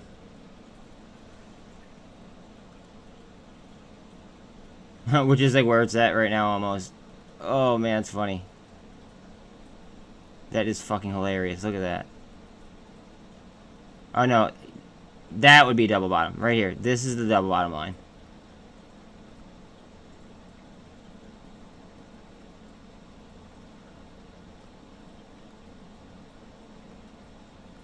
That's a double bottom line.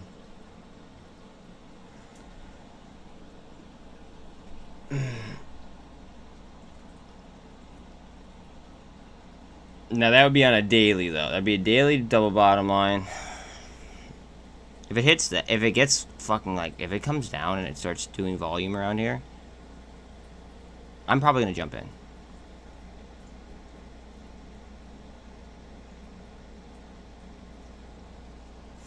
I want to actually look at the info real quick on FXLV. Hold on a second. FXLV. I knew that it was gonna be I knew that was a fucking hit piece. I didn't, like, my shit is just taking forever today.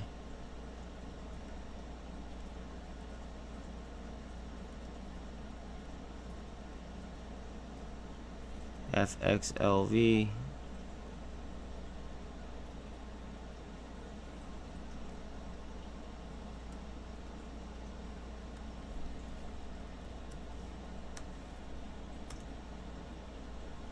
Okay, this is just not working out. Sorry, everyone. Cortex wants to be a son of a bitch. Okay, maybe it's just my fucking computer. Let me look at this other. Let me look at it on another screen. Basically, I think it's loading up and doing volume, like at a lower level before a launch. Ooh, are we gonna go down to the 200 before we go up?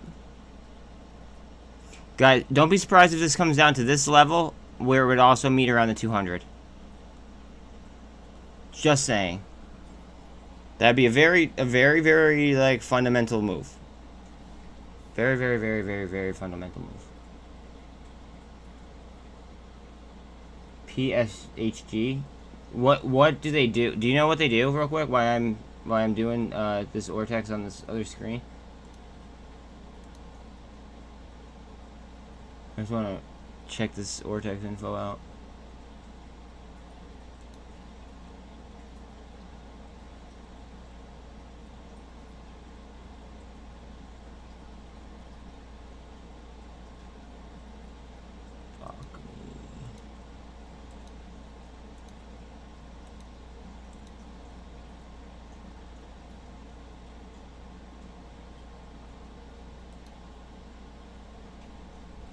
Log in. Why did it log me out?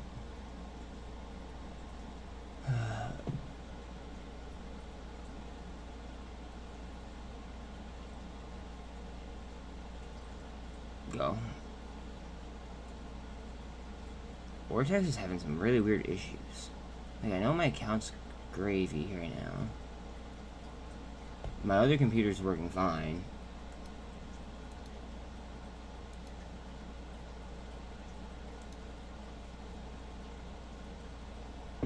It's like they're shorting Vortex right now.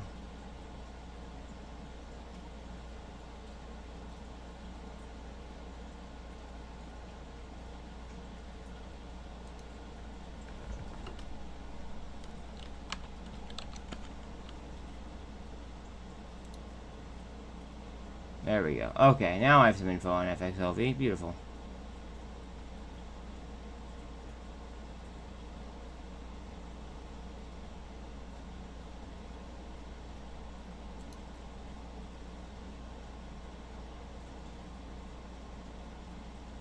It's taking forever to load, but it's loading.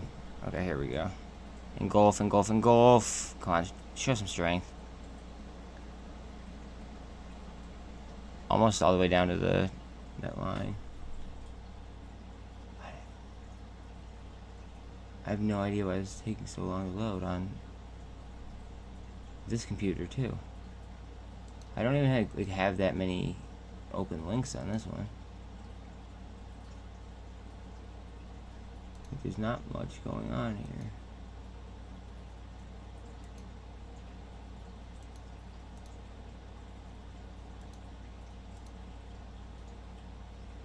I'll even kill some links too if I have to.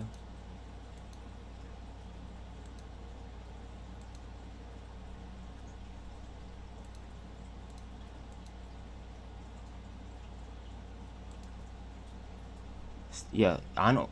Does anyone else here have Vortex? Out of curiosity, like, are other servers down? Like, when I go to search for something, there we go. Okay, all right, finally it popped up. Okay, that FXLV is showing 10.38% short interest, but utilization is only an 8. Okay. However, we're not getting the T+2 information from yesterday after the huge sell-off. But it sold off on information that was a hit piece, guys. It was a fucking hit piece.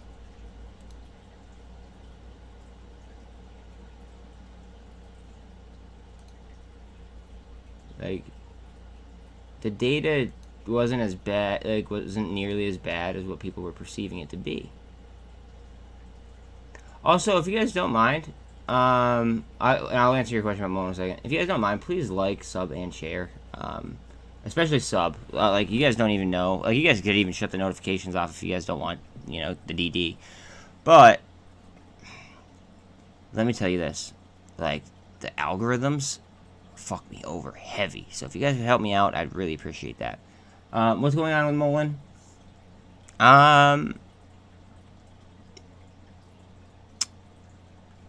Their earnings, like, meeting was all but spectacular.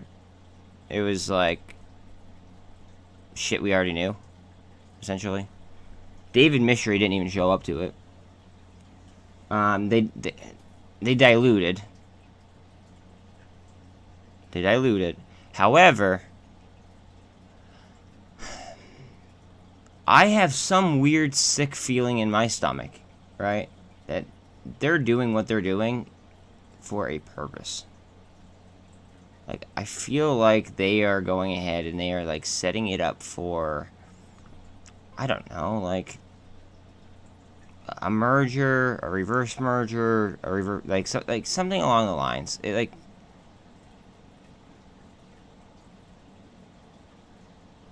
Guys, watch out on FXLV. I'm telling you guys, I'm getting Revlon vibes, guys. I'm getting Revlon type vibes. Just saying.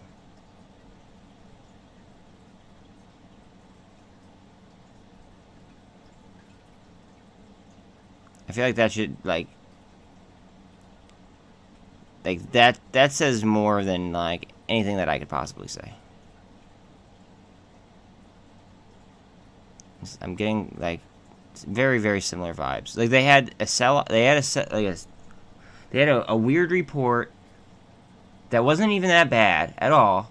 They got granted a waiver. In all honesty, that should be bullish. And then they got a new board member. So, in all reality, like, a lot of the times that would be perceived as bullish. But it's sold off a lot on that. So, I don't know. I see it as a buying opportunity.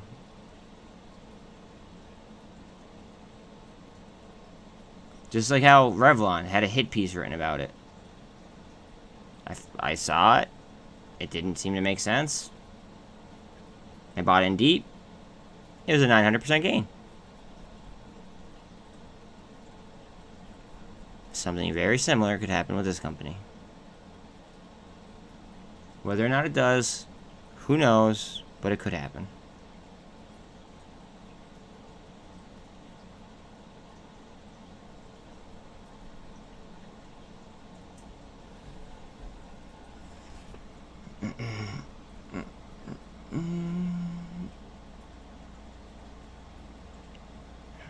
Today might be a sideways day until we get what's called. It might be a sideways day for a lot of stocks until we get the news from like Apple and Amazon, because they are that heavy on the indexes. Like they are definitely that heavy on the indexes.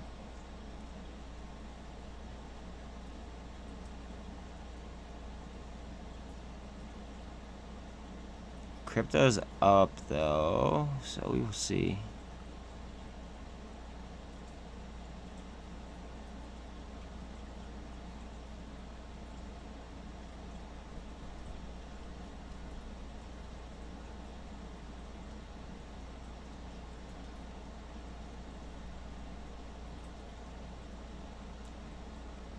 Alright, not financial advice. Everyone remember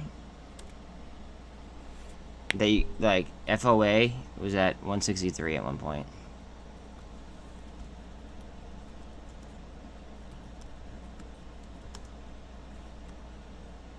I'll just say 164 just for shits and gigs.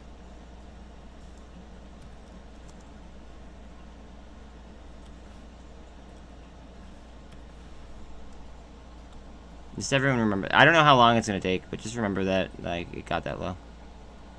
Might even go a little bit lower. Who knows?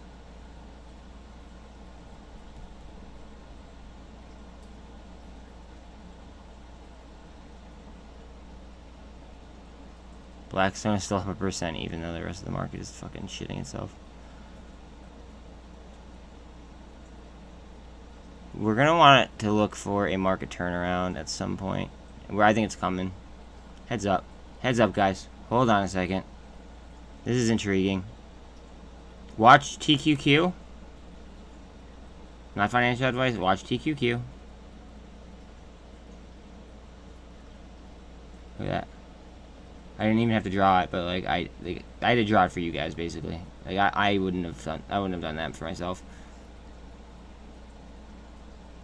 See the MACD? Slightly under, but it's like just chilling. 43, so it's under, like it's obviously on the lower side as opposed to being above 50. Just waiting for that pop. It might grind all the way to the side, right? Or it could just go nuclear. We don't know.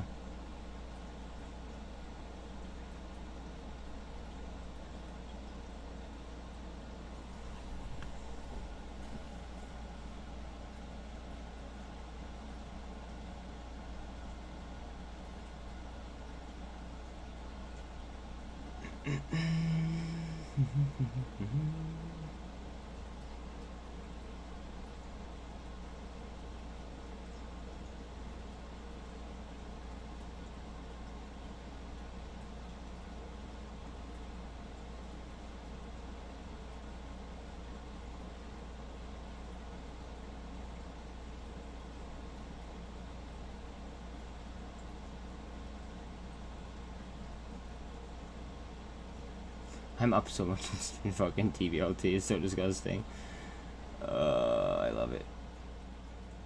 I love it. I love it. I love it.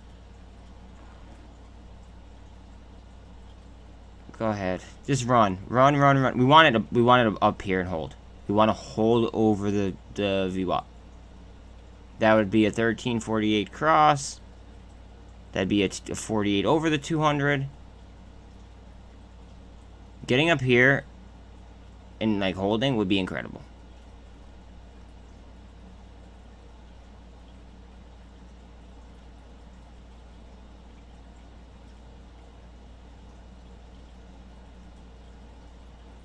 Cup. Or is this gonna be a cup?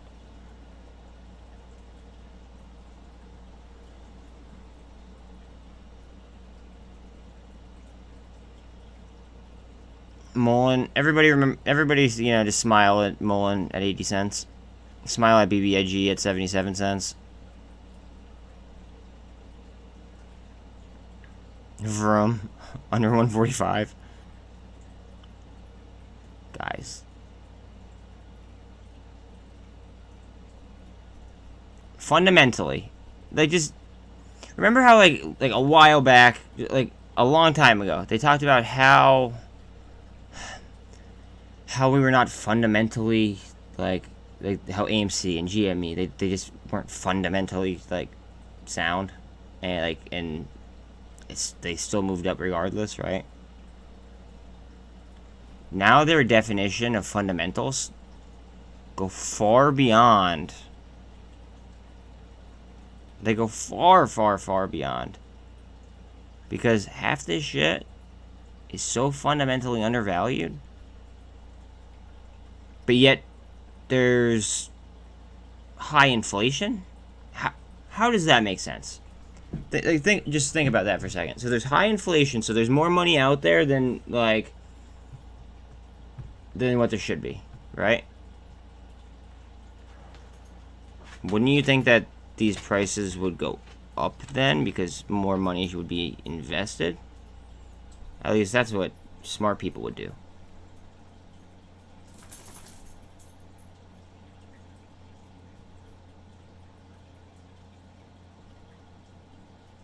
That is the problem right now. Is Wall Street obviously is not being regulated. You guys are well aware of that. I don't have to go over that. Like, as soon as it is, or as soon as as soon as the government decides, Wall Street. Oh my God.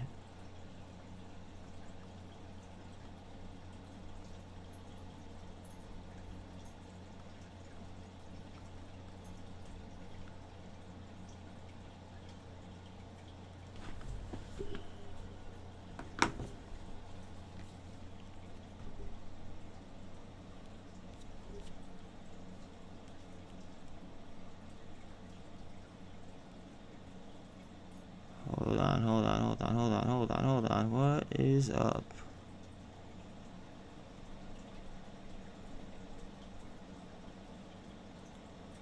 That's crazy. I have a position in SkyX. It's a relatively small small position, but it's like that's funny. How many times this morning did I talk about SkyX, guys? I talked about it 3 times today.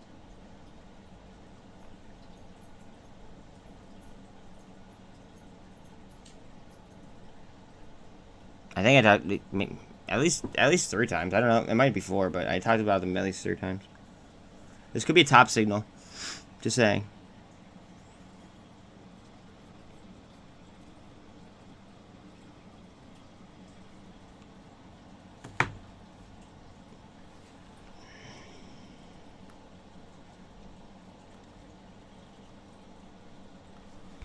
Will this load now? That's the question.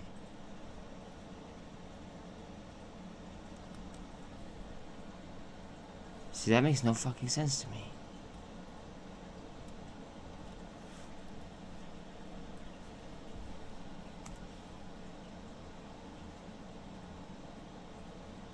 Oh, that's why. I hope you guys don't get my personal fucking info. Okay, cool. Yeah. At least I didn't have to type my password. I didn't know if like the password just automatically would show up. Alright, let's see here. SkyX. That's fucked up. I don't have time to wait. Alright, since a lot of you guys aren't in SkyX, I'm not gonna stare at it, but I am in SkyX.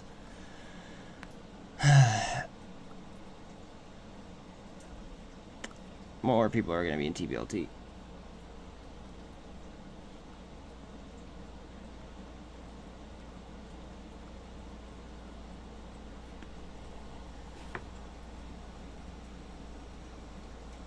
Now SkyX though, remember, the whole reason why I bought them is because they were their beta was sky fucking high. Now the reason why a low beta stock, like let me explain beta, I guess that's what it comes down to, is beta. So beta is basically if the SPY goes to fucking 0, right? Then what stocks should rise, in theory.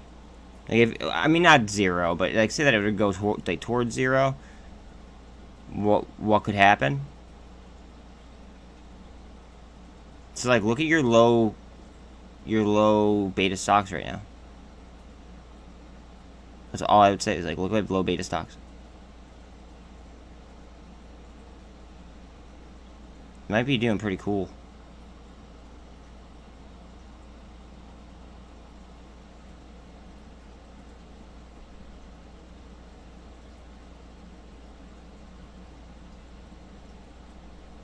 Beam. I've been talking about Beam and Beam W. Beam W looks awesome right now. Not financial advice. TNXP. Greg dropped info about that before. SFT. Guys, I've been calling him. Oh my god. Like, these are just insane. These gains, like, the percentages are just ape shit.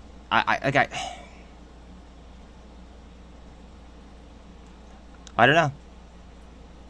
Don't know. Guys, like, this is just off fundamentals. Fundamentals for the most part. Like, yes, there are market dynamics. Yes, there's, like, things like that, right? But most of what I see, it's because of statistics, crowd psychology, news, and just fundamentals. Like, it just, that's it. That's how I find things I like, and you know, where I think good buying prices are. Like, it's just running fucking statistics. That's all.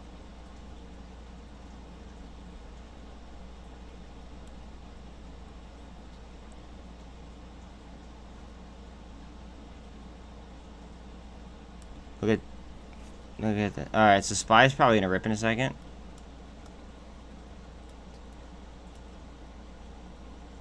This is why everything's down right now.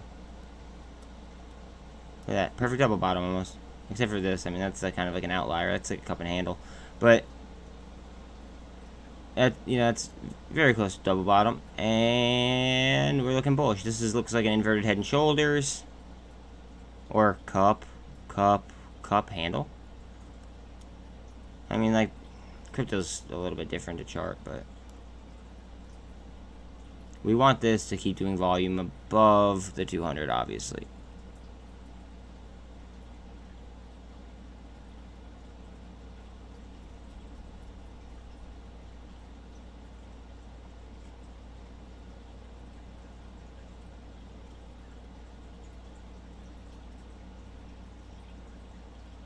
Go. Push. Come on. Son of a bitch. Push. It might actually sink, to be honest with you. 22.5 has a lot more support than around 23. 23, it's kind of pushing. There's going to be a lot of supply of that going that way.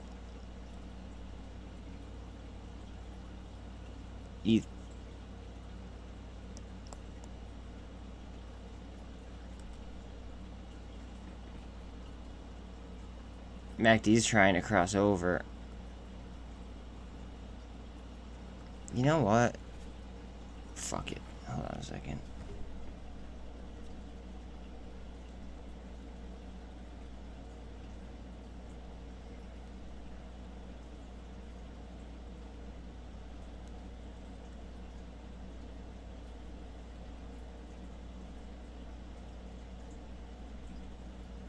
How much money do I have in this one?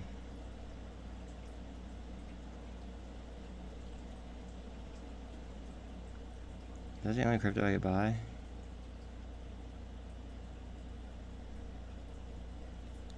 I hate this fucking... this platform.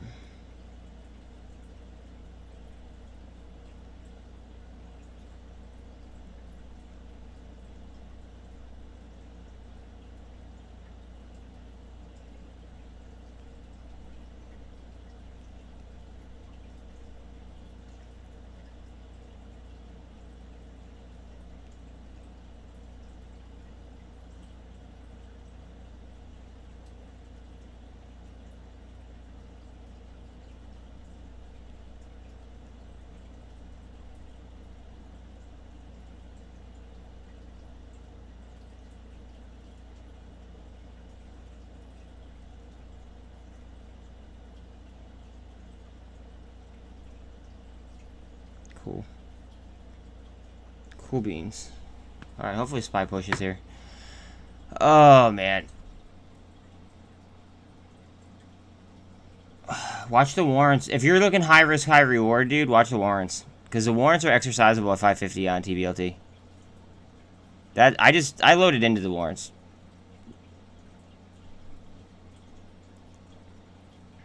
Like, I didn't add more TBLT positions. I added warrant positions now. It's more high risk, but it's also more high reward. Like, it could be a crazy reward. It just all depends. It depends on this moving. Although we did see an occasion yesterday in PGWW where PGYWWW, where it didn't attach itself to the underlying, and I did not like that at all. That was actually very fucked up. This should have attached completely with the warrants, but it just didn't move in sync. It's very weird. Like, yes, they move in a weighted manner, but, like, not that weighted. Nerve? Oh, wait. No. Oh, hi, Tina. I just bought TYDE, actually, at 115. So, I mean... Take that as you will. I could tell you my positions. That's fine. I could choose to tell you what positions I make and which ones I don't make. I chose to make a position in TYDE at 115 today.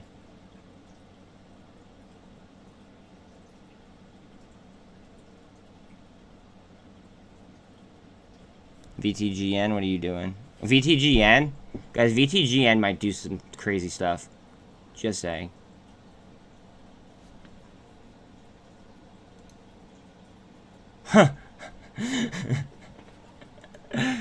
I just find it really funny when I look at a chart and I say something and then immediately it fucking happens.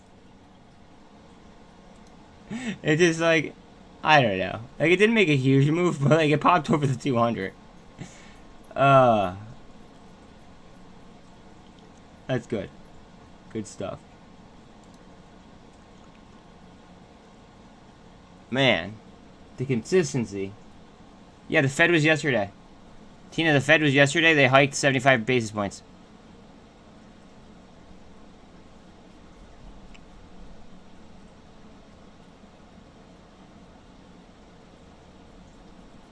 We flipped, like, very, very briefly.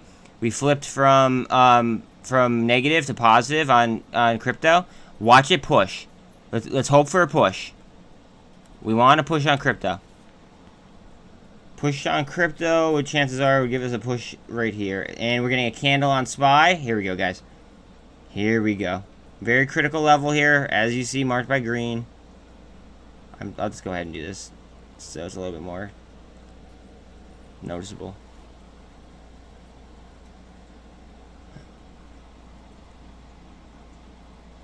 Something you may not have heard was, I mentioned it on stream, so you may have heard it already, but like you know how China used to be like the largest holder of U.S. debt? That's not the case anymore. Now Japan is.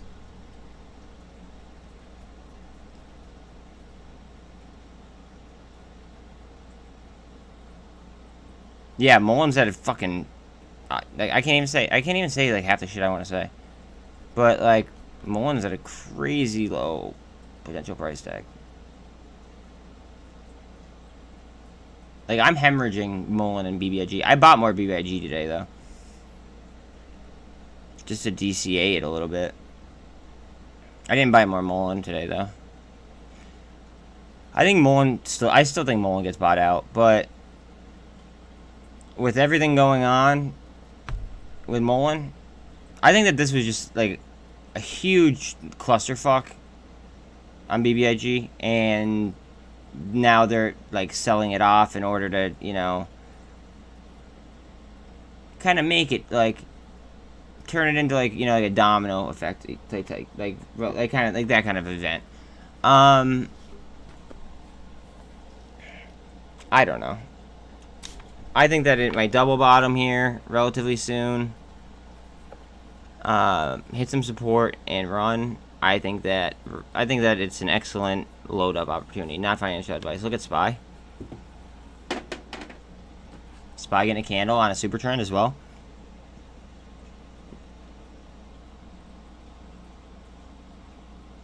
Yeah, that's the only thing that I could think of as far as like money talks. Oh, crypto. Just so you know, here this is also regarding money. Okay, so with crypto, the SEC like lost a motion by a judge regarding the XRP case. That's very, very, very big for money. Very, very big for money. Keep in mind, every country in the world accepts it except for us, for the most part. Like all the major nations. Like France is talking about making it the fucking, what's it called? The reserve currency, like the digital currency of the euro. Like, that's big. That's big, big.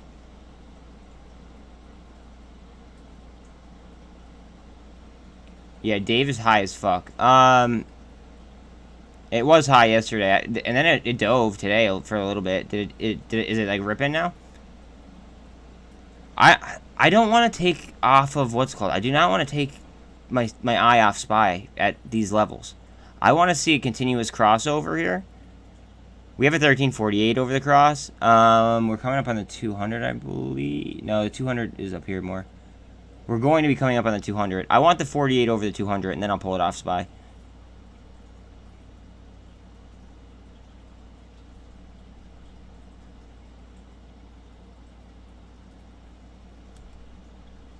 It's pretty much on VWAP.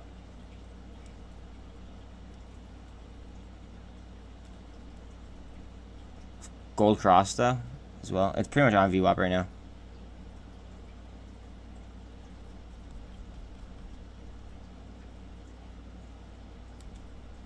I'm sorry that this is probably boring as fuck for you guys, but like, SPY is going to control fucking everything.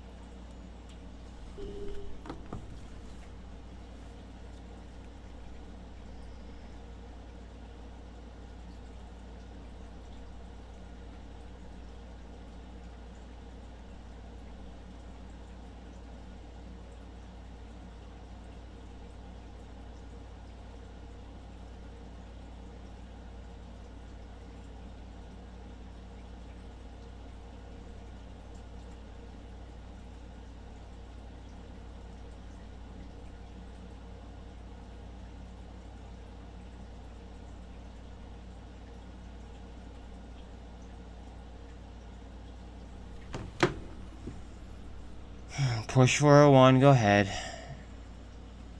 I really like ADN, just saying. I liked it at under 260, but...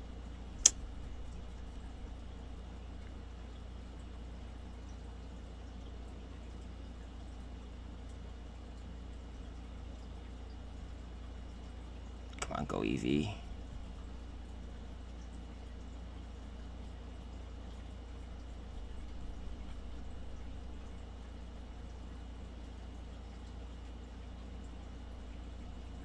We're honestly just waiting on SPY. That's it. Just waiting on SPY. What is the inflow, or what's the outflow? Slightly more inflow than outflow.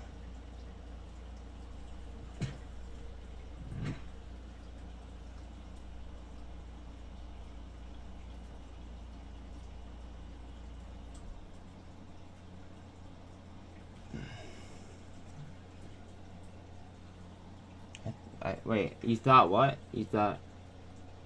Oh, thought of. When... Oh, yeah. Yeah.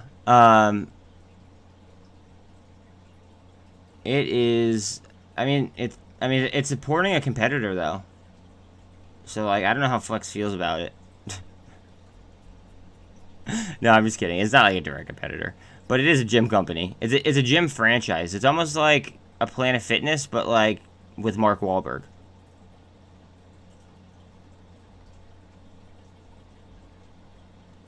Like, think about that. It's like Planet Fitness, but there's, like, I don't know. It's not as lame. I don't know. Oh, that is... You have the mantra down already. The only place you could go and get ripped and rich at the same fucking time. That is damn right. I am fucking happy that it's stuck. I'm so happy it's stuck. Alright, here comes a handle.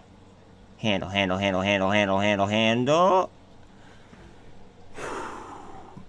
to make the red-green move. It's so fucking close. I don't even want to pull up my SkyX position because, like...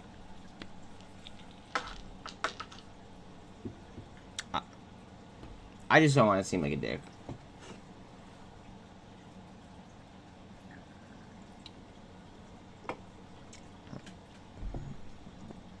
SFT, though, on the other hand, we did a deep dive on SFT. We did a deep dive on them not too long ago. I did a SkyX video, though, like last week, just so everyone's aware. That's why it's important to check out my videos, guys. I don't do videos on companies just because they're fun. I hate posting fucking short videos, actually. So, if I'm posting a short video, chances are there's a fucking reason for it.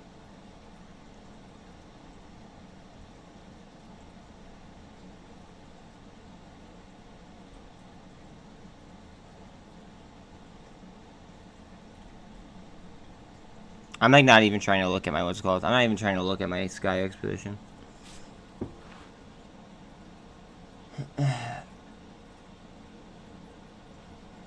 Yeah, no one can compare to Flex Zone.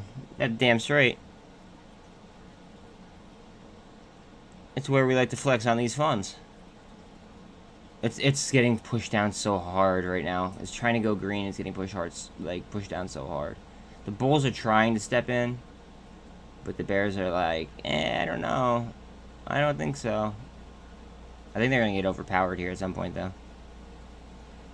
Look at the RSI.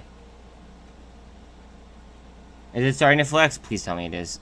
I just leveled into it. Yes. Go, baby, go.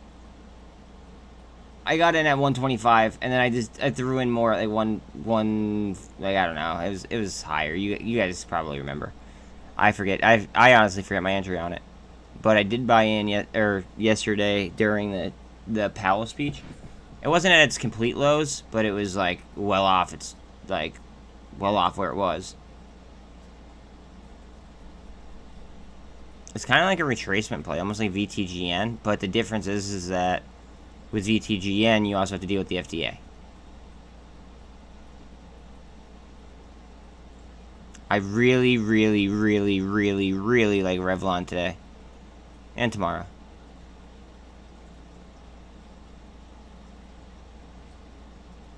And the next day. And the next day after that. Until it gets up to, like, ridiculously high levels, I like it. Not financial advice. But that's just me. As soon as this busts green, shit might just go haywire. I don't know. Oh, I bought Snapchat, by the way. That's up. Since I purchased it. I bought that today. I bought like 50 of them, just because.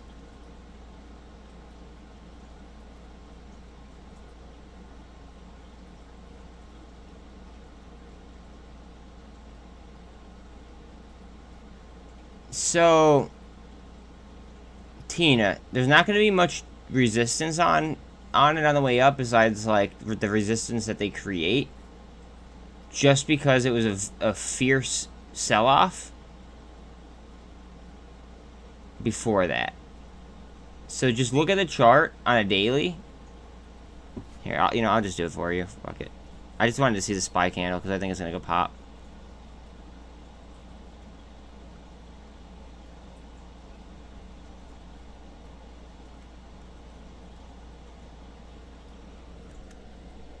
We might gap up after we pass that line. We might gap up. I don't know if we're going to, but we might. And that gap would be up until here. Ish.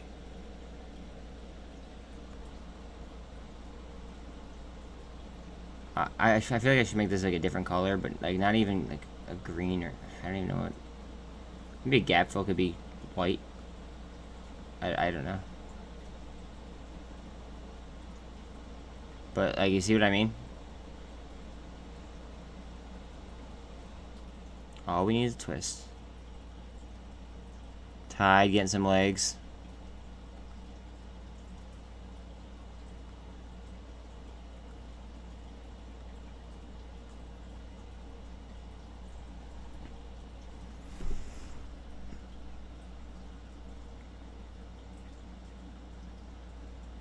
If you bottom tick this, congratulations.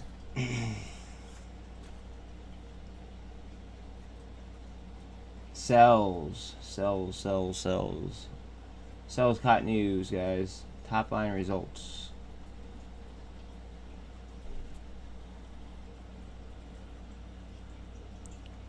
Thank you very much for that, Greg. Everybody thank Greg. Can everybody thank Greg for all the DD that he always fucking puts in here? Like, it is so heavily appreciated. And I don't think that we show him enough love when it comes to that. Fisker's moving. Fisker has a really good short score, by the way, guys. I know that's competition of Mullen, I know, but like, it is what it is.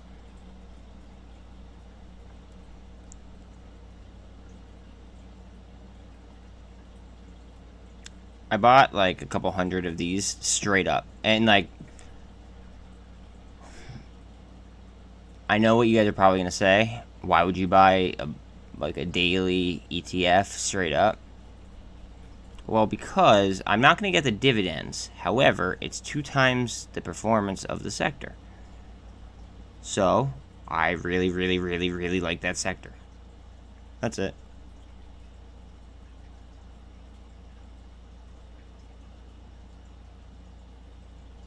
SPY pushed. Here we go, guys.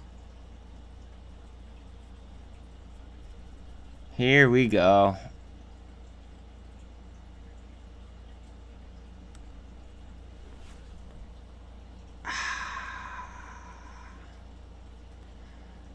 You guys ready? Stretch out, everyone. Might go on a little bit of a run. Keyword might, but you know, might want to stretch out. Might get a little bit exciting in here.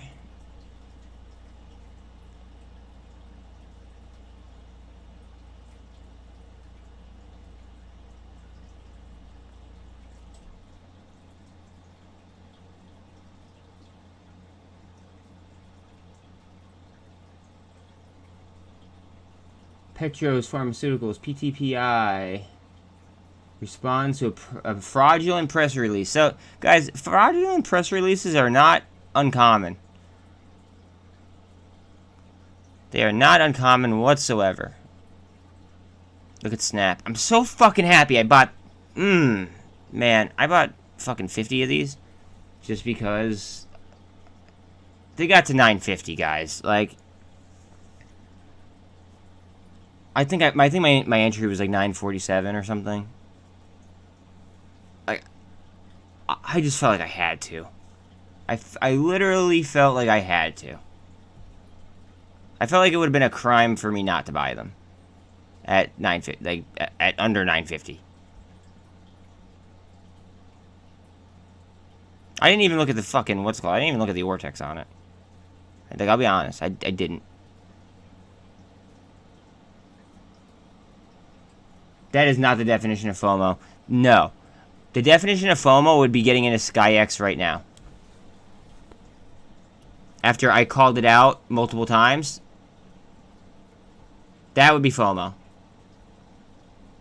Thank you very much. That would be the definition of FOMO. This is not the definition. That was the bottom. That was the definition of what's it called. That is the definition of bottom ticking. That's what that's sniping. That's exactly what that is. And what did I tell you? What did I tell you guys at the top of the show? My ID, it wasn't even on my list of purchases. My list of purchases were FOA, ARVL, GWH, ADN, VRM, DSS, and then my more riskier assets were going to be the red box warrants, the PGY warrants, and the TBLT warrants. Those were like the main. Those were the 10 like main tickers that I was going to go ahead and I was going to focus on. And I didn't even get some of them. I did get VRM. I did get a little bit more DSS. I got more FOA. But I still didn't get the ARVL that I wanted to get. I do already have a GWH and ADN position, but I didn't get to lay into them like I wanted to. So yeah, like, everyone has a plan until they get punched in the mouth. So I executed most of my plan, but some of my plan, it's still out there. And the reason why I wasn't able to do GWH and ADN were because they were up high, and I saw buying opportunities in SpyG and Snapchat.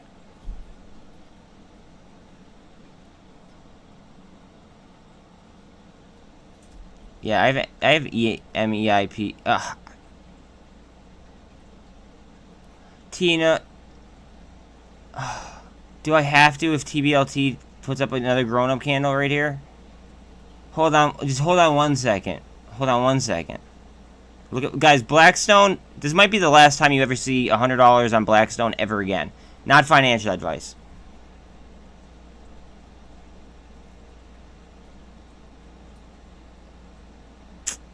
It is what it is, though. Blackstone is also the largest owner of FOA, just so everyone's aware. They own like 35% of the company.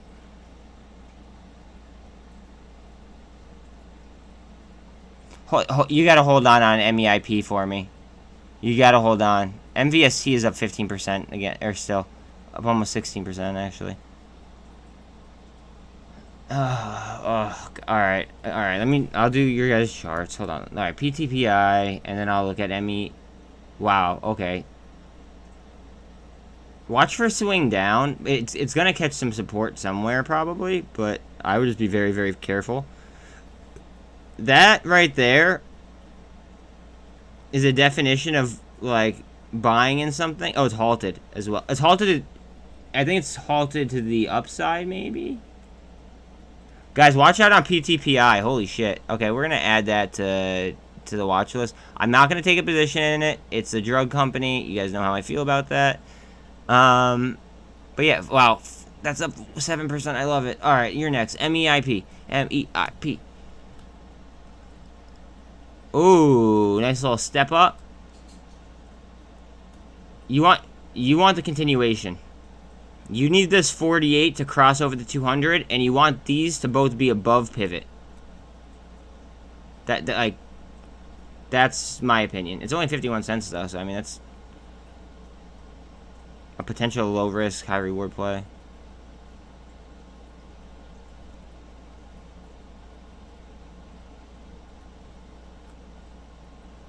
We really want Tilray to beat earnings. Oh yeah, it could be halted on news rather than the actual thing. GovX announces peer-reviewed publication. Okay, cool. So GovX just got good news. Guys, I'm not going to cover GovX. I could have gotten in GovX a long time ago. So by looking at something that I could have gotten in like a super crazy low entry in, it's kind of like, I don't know, like disappointing. So I don't want to go ahead and I don't want to like watch charts like that where I could have had like crazy low, like under $1 entries or, you know, whatever, after they like pop, because then it's just like, son of a bitch. Again, I want to be the play. I don't want to chase the play. That's just my vibe. I want to be the play. I don't want to chase the play. That's it. That's all. Like, all right. So this is an old trend line. I forget from when, but that's because I draw trajectory lines, kind of like this one. I just almost clicked the wrong button. I draw trajectory lines. Bang to bang.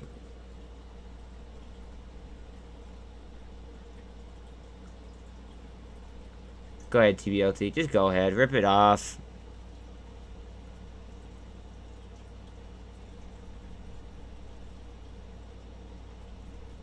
By the way, this was a live mention during the, what's it called, yesterday. Live mention during the FOMC meeting yesterday. At 1:25. I believe that I even fucking, wait, I just got it. Just out of curiosity. Ha! I did. And it's time and date stamped. That's great. I love how we both like time and date stamps. Like, it would be different like if it was just like a time or a date or whatever, but like time and date stamp, perfect.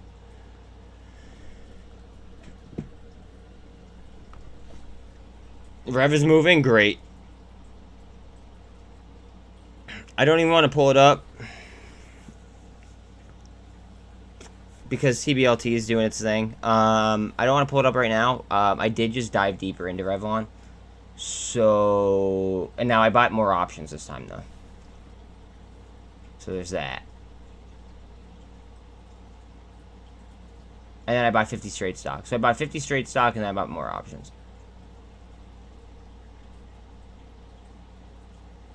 And I already have options on it as well, but, and I already have stock, but here's what it is. Double top. The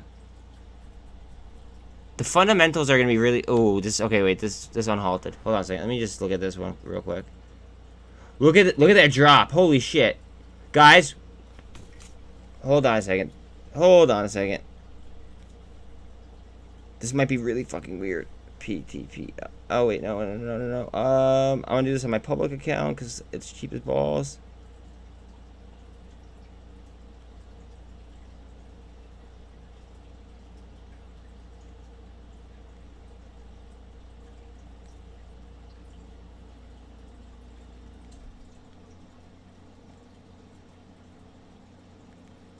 Hurry up. I hate how this works. Public is just so slow sometimes. That's one thing, that's one knock on public that I certainly have. PTPI, I'm entering.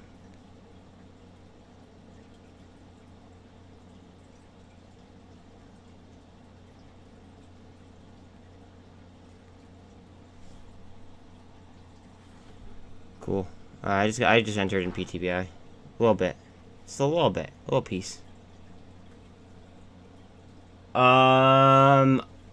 So now that it has, so the issue, all right. I started buying options when originally I started buying stock. That's all I'm gonna say, because like at first I didn't know how long it was gonna take to get retail's attention, and then it quickly got retail's attention, and I was mad that I didn't buy options. Now, they, like, it has retail's attention, but it might be more manipulated. So, like, I'm like half and half, kind of, on it. Like, I don't know. How each person wants to do it individually, it's up to them.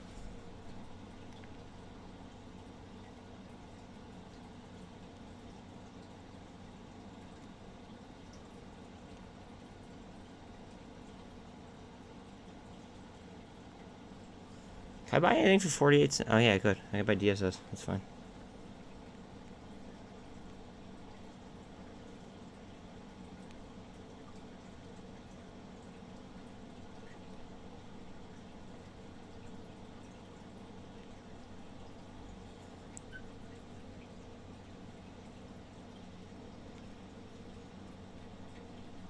Guys, today's days like today, okay?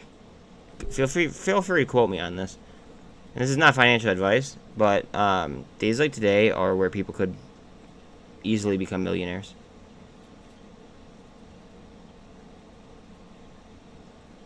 Days like today are days where people could become millionaires. And it's crazy to think about, but it's kind of on point.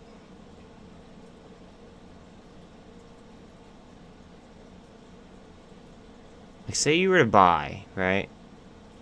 And then say, like, you know, you forgot that you even fucking owned a portfolio. And then you, like, looked later on, and all of a sudden something boomed. Right? Like, just saying.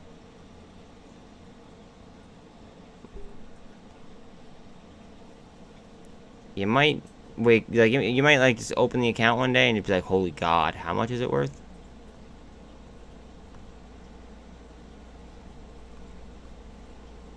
This is gonna go. I think this is gonna go ape shit today.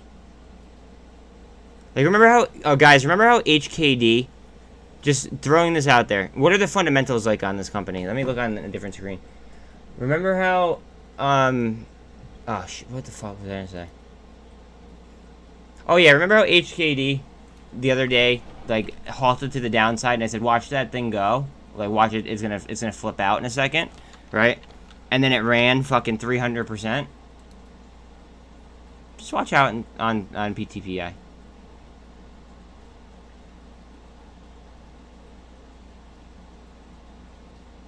They're getting acquired. Okay, news is out right now. They're getting acquired for 325. PTPI.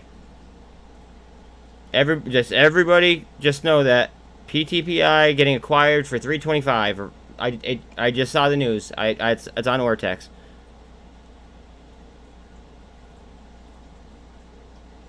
Henry Crown and Company for $3.25 a share.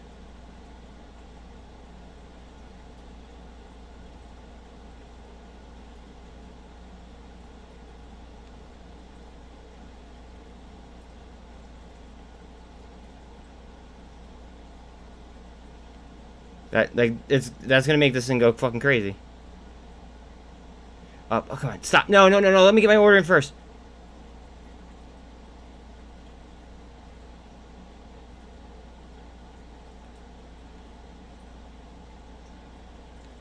Fuck! Come on.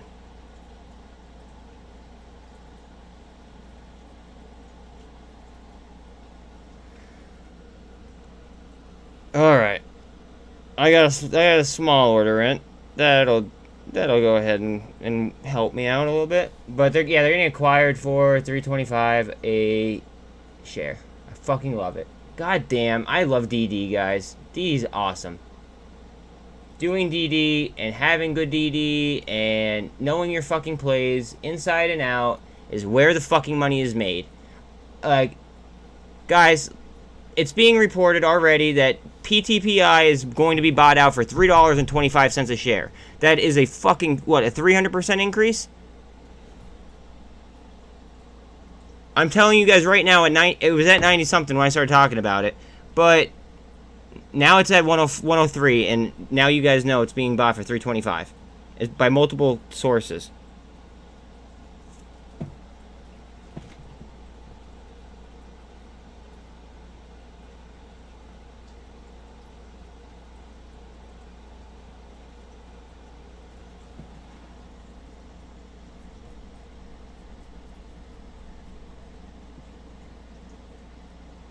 Multiple sources, guys. Multiple fucking sources. And VTGN, I could buy some of that again. VTGN. And I'm trying to figure out where to stick like my change.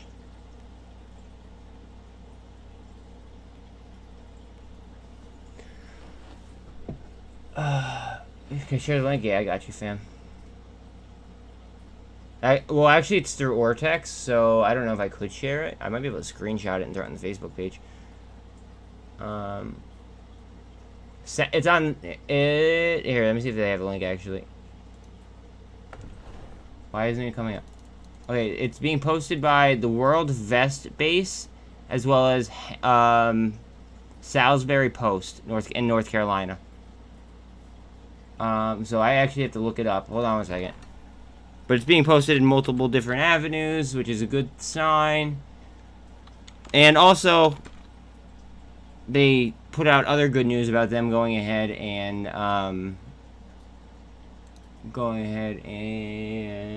what is it? Salisbury Post, North Carolina. Oh wait, all right, now it's coming up.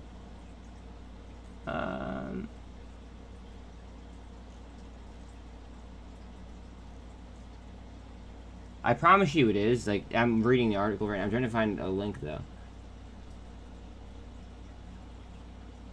I'm trying to find like, a link where it'll take you to the thing. But it's on Salisbury Post, North Carolina. Can I just copy and... Like, here, I hope that you don't get mad. I'm going to copy and paste it. Because it's just a lot quicker for me to do. Okay, I'm copying and pasting it. Okay, alright, never mind. Greg's got it.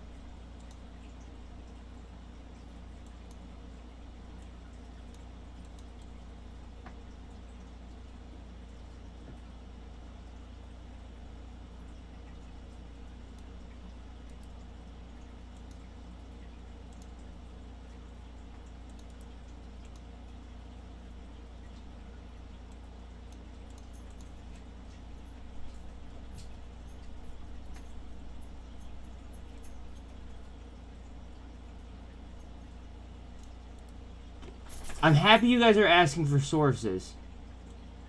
I'm happy. I'm very, very happy. Like happy that what's it called? I'm very happy that you guys are like asking for sources. That's what I want. Yeah, but that's Weeble, bro. Fuck Weeble. Fuck Weeble.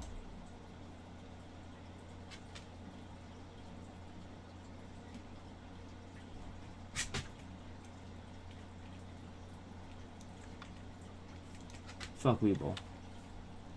Bang. Bang, bang, bang. Pop, pop, pop, pop. Fuck yeah, guys. That's how we make money. It's how we make fucking money. Let's go.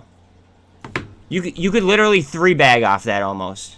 So you could literally almost 3-bag. Yeah, shout out, just saying. I'm just saying that, like, guys, my Amazon wishlist would make my stream so much better because I'm not monetized.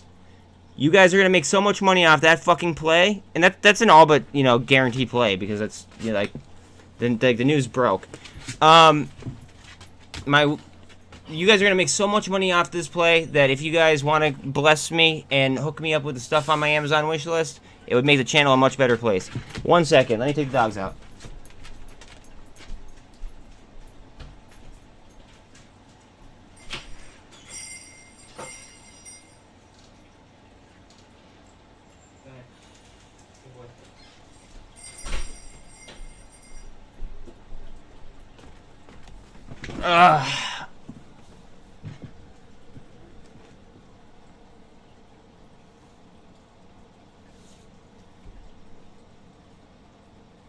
God damn.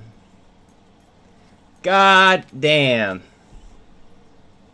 Whoo!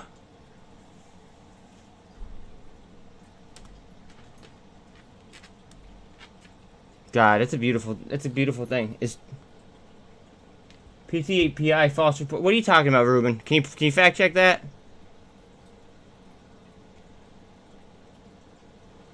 Wait. You gotta now. After saying false report, you gotta prove it.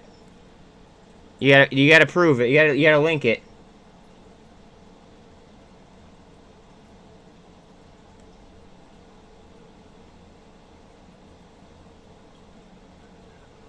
Whoa, wait. Let's be clear. Well, dude, I'm on live. I can't read that. You gotta say it here. So it's a false report that a fraudulent press release. Okay, hold on a second. Here we go.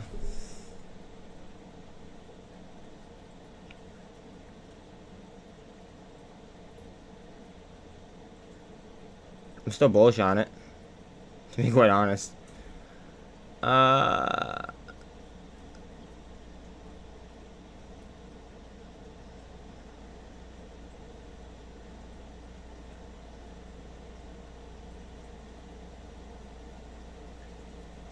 So buy the rumor, sell the news. That's what I'm doing. I'm buying the rumor. I'm still buying it. I'll buy the rumor, I'll sell the news on it. That's fine. It gave me a target price though.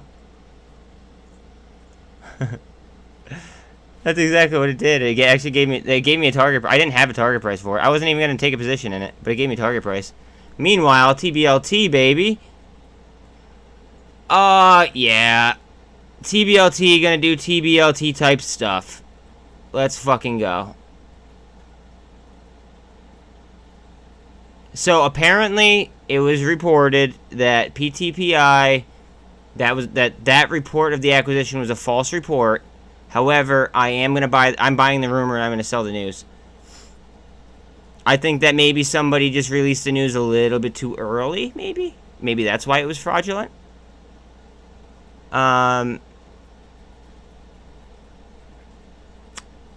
Either way, I think that the stock is gonna get a lot of attention now. Whether it's false or whether it's a positive report.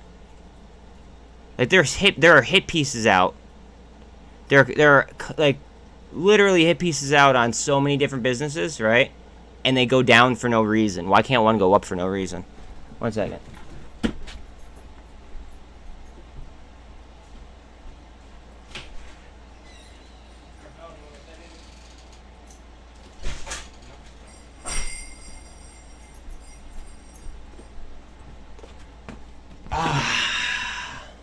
You're out? Okay.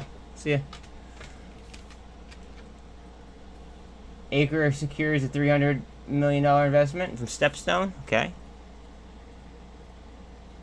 I think that it's gonna do. I still think it's gonna go fucking crazy. It might shorten my length of how long I'm gonna be in it for. That's the only thing that finding out that it's false. It's the only thing that changes for me. It might be a shorter term trade now for me. Let's look at the Ortex info on it, if my Ortex will work. PTPI. Look at that shit. Why is this taking forever? I'm gonna have to like go through my computer and make sure that I don't have any fucking viruses or something later. Let me look at PTPI over here.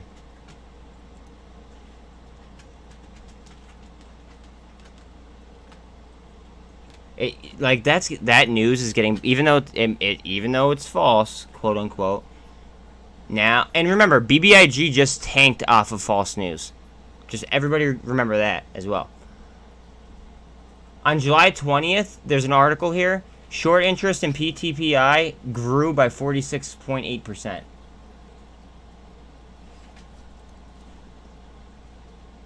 No wonder they're doing that. That makes sense. Why is it? I don't know why it's taking forever, but it is. Buddy, what do you want from me? What do you want, buddy?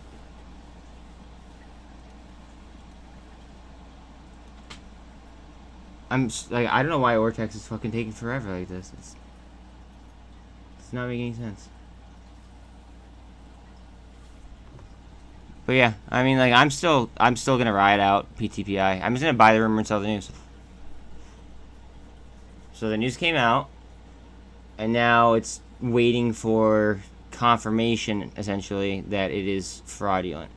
I want them to drop a new dose of, like, a new, like, set of articles. Now, I know there's one article that says it.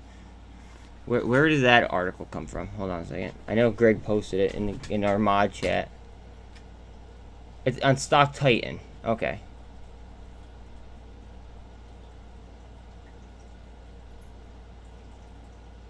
So that one's from Stock Titan. Okay.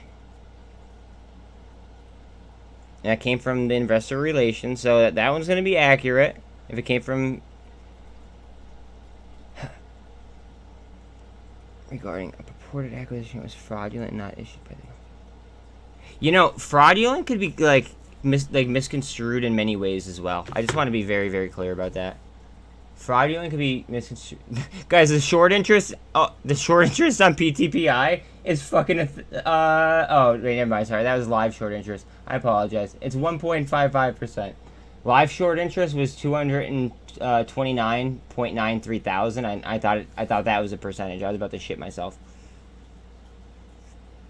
But anyways, on PTPI, just so everybody knows, the available shares to borrow on Interactive Brokers, at least, is 0.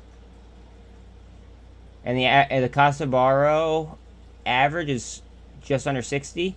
Max is 262.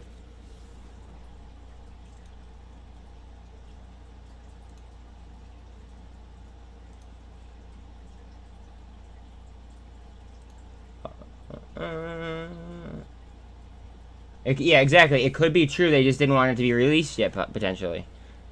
That's like, I'm staying in the play. I'm staying in the play. I will buy that. I will buy that. Right.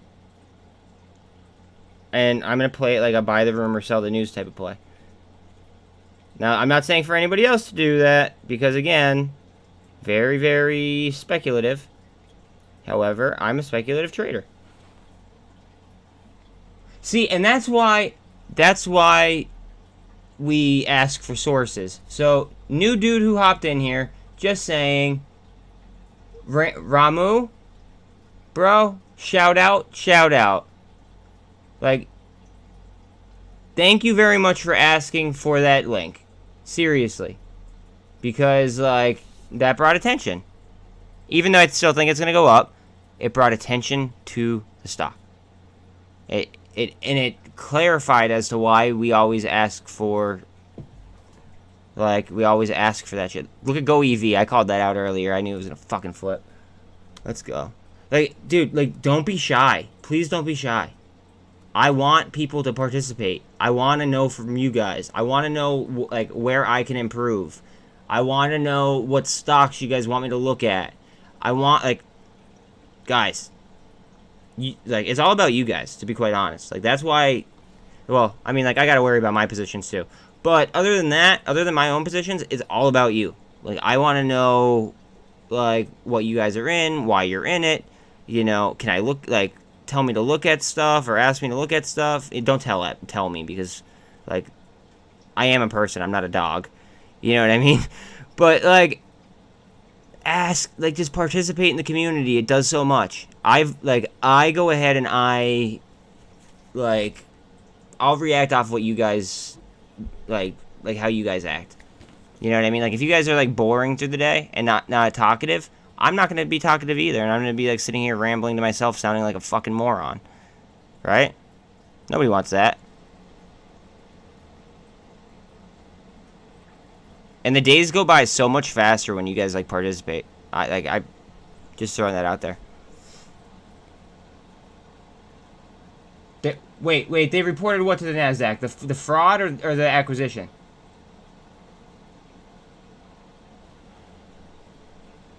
Now you gotta explain, because you were one of the first people to say that.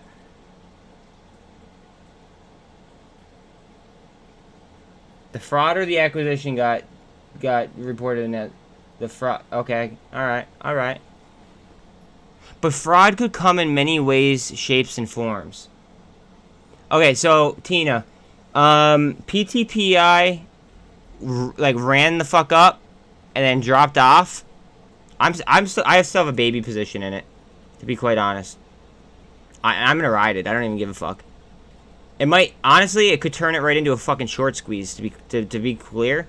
Because imagine how many people are shorting this right now that it got reported to the NASDAQ. Okay? So then it could become a short squeeze candidate.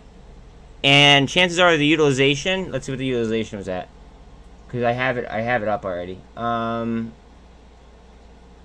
Utilization, it's extremely low. It's extremely low. But why would the utilization be like almost zero and the cost to borrow be 262%? That's fucking weird, right? So anyways, it could easily become a short squeeze candidate now that's gonna happen. And again, remember guys, fraud could be like many ways, shapes, or forms. It could be like, you know, the person, it's not the correct amount. It's not, you know, the correct timeline for them to announce. It's not, like, so many different things. Just saying. So, like, again, very speculative position. But, I mean, fuck it. I took a little shot at it. Why not?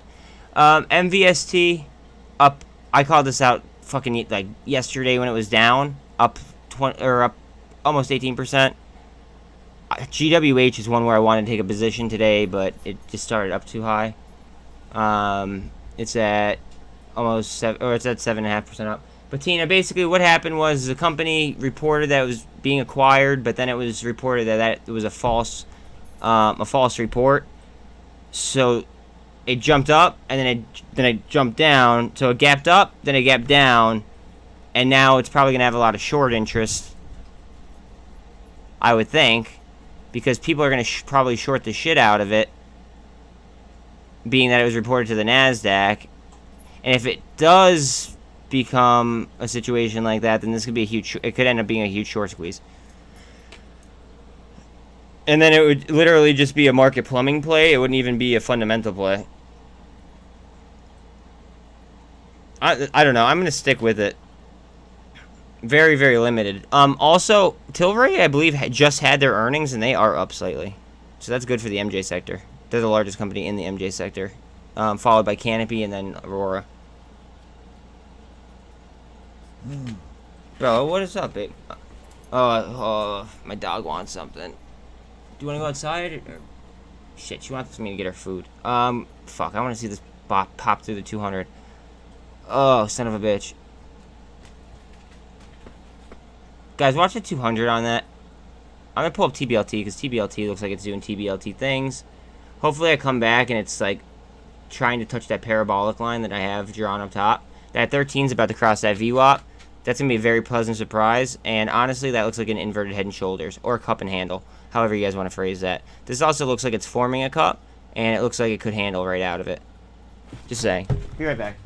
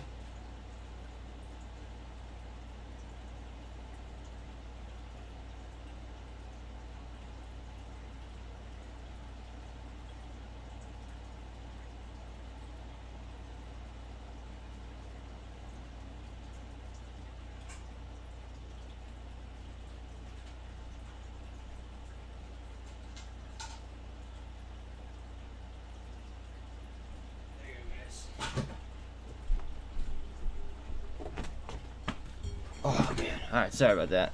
Sorry. Alright, looks like they're just kind of slowing down here for the EMAs to catch up. Not worried. Go EV looks like she's doing some work. Go EV just got a grown-up candle. I did buy more Go EV today. Just saying.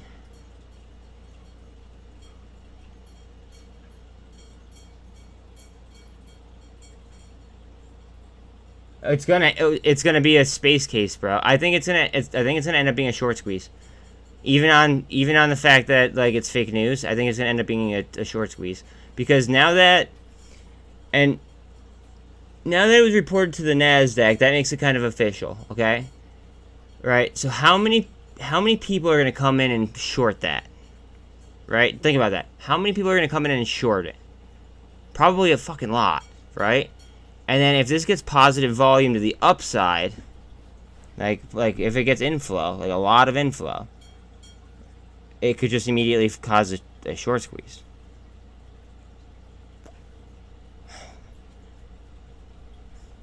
It's so funny. I love being fucking like ahead of retail. Like most retail. That's the one perk of being a small channel. On my channel, typically we are about like a week ahead of everybody else. Judging by the last month, we'll say. Judging by the last month, we've been about a week, at a minimum of 3 days, but at a maximum of about I want to say about a week and a half. We've been ahead of retail, so that's pretty dope. So that's one thing I will miss as my subs are like rapidly growing. Like I doubled in like the last like week and a half. So as my subs rapidly grow, that's one part that I will miss about being like a smaller channel, is just that, because like I might start to get like noticed by the retail lens that they like trade off of. But that's fine. It is fine. We're still going to call out bangers anyway, because, again, guys, we literally trade off of data, crowd psychology, and fundamentals. That's it. And market mechanics. Yeah, market mechanics and plumbing, obviously, take a big chunk of it, too. But can they stop it? Like, if they set it up and we're trading off of that, how can they stop it? They could just trade normal. They could trade without abusing the shit out of us. RGS short interest? If my computer will fucking load, yeah. Ortex is like... Ortex is all sorts of fucked up today. I got you, though. I got you for sure. Wait, let me see. Before I do that, I'm going to try to update PTPI. PTPI, just so everyone's aware, they are not increasing in short interest, so people are probably just buying it the fuck up. Actually, you know what? I'm sorry. I lied. That is T+2 data. So we won't get that for 2 days. What's today? Today is Thursday, I believe. So we won't get that till next Monday. We won't get data on that. You want me to look up RGS? You got it. If it'll load again. There we go, RGS. Shorts. Utilization is at 65. Short interest on the float is at 13.14%. I got you. It's still, 13% short interest. I don't like how they went down as much as they did. To be fair, I don't like how they, went down as far as they did, and then, like, how do I phrase this? They gave the shorts a cheaper way out, if that makes sense. But it's still shorted, so I mean, like, it is what it is. They just got a little bit too cheap. EDIT held up a little bit better, so it might end up being a better short interest type, like short squeeze type of play. I don't know. Uplift Aerospace. Yes! Fuck yes! Oh my god! Fuck yeah! Alright, that's NRPI. Fuck yes! Ooh! Sorry guys. I usually don't like to show emotion. I love ARVL, and that was actually on my list today. Fuck yes on that. Jesus. I'm sorry, guys, but that was like, I'm in like 4 penny stock plays. 4 total. And that's like my largest fucking position penny stock play. Ooh. I don't even know. I didn't even look at the fucking, what's it called? I didn't even look how much it went up, but them dropping news like that is awesome. As soon as I saw Uplift Aerospace, I got excited. Guys, they have a fucking contract with NASA.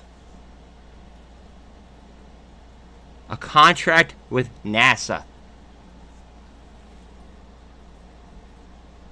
And nobody seems to know about them. It's fucking hilarious.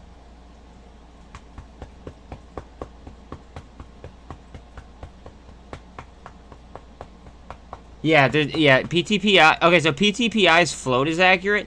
The news of a potential acquisition was apparently a fraudulent the case. However, fraud could be defined in many different ways. Let's actually get the full definition, so we're not going ahead and we're not, you know, just throwing things out there. Full definition of fraud. Wrongful deception. That's it.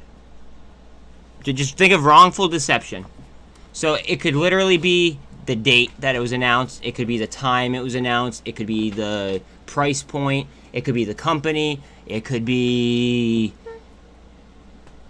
fucking anything. But you have to think about it. Why would they just randomly pick up a stock that and write that on a stock that has no, like, it hasn't been getting that much volume, I don't believe. It was for a minute, like, not too long, like a little while ago, like a couple, like, maybe like 2 months ago. But, like, I don't know. See, now the news is dropping on Webull that it's false, right? So now we might see a little dip in it. But well, I mean, we'll see. That's all I want to say. Like, we'll see.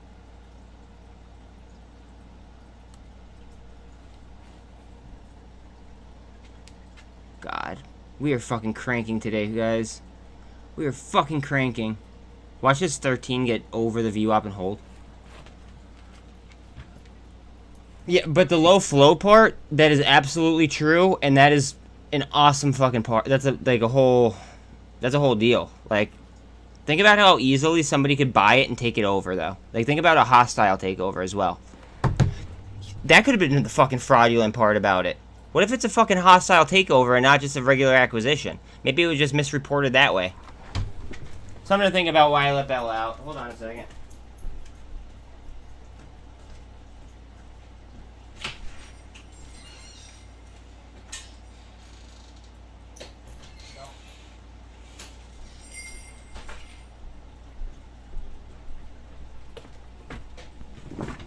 But yeah, so it's been cheap as hell. It's only got a 14 million float, I believe you said. I could double check actually in a second.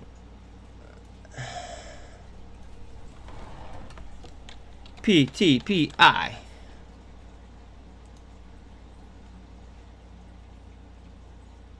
Free float, 14.8 million. And only 71.56% is on float. So what if... Wait a minute. You know, do you guys remember how the news on BBIG was just... Hear me out for a second. The news on BBIG was that there was supposedly a hostile takeover that was, like, taken care of by the executives. Like, that was the original news, right? This is kind of like the opposite of that, in a way. So, like, they're reporting that it's fraudulent,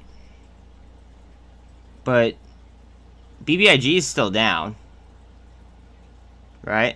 Like, BBIG is still down a lot compared to where it was. What if PTPI acts in the inverse way of that? I might be like, you know, my tinfoil hat might be on like a little bit too tight right there, but like, correct me if I'm wrong, but that is, like, pretty much, like, the perfect inverse of it, is it not?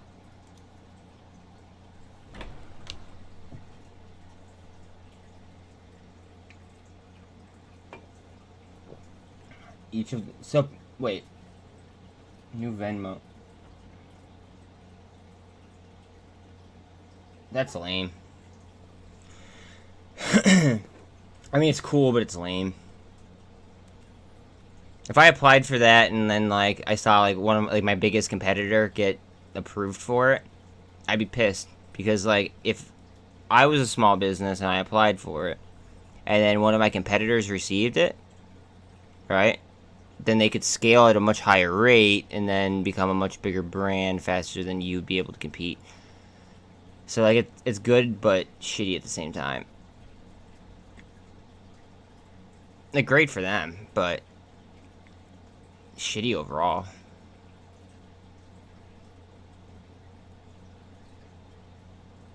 I love this not financial advice channel. I love you guys. You guys got me all hyped up today. God damn. God fucking damn. Tilray is ripping after its earnings right here. Did they beat on earnings or no? Can anybody just, like, look at... I don't want to, like, pull Tblt off screen. Does anyone know if they beat on earnings or not? Look at the turnover rate. Look at the... that's a market cap. Look how low the market cap is on Tblt. Let's just all look at that and laugh. Average volume... It's already done 5 times the volume, and it's 1146.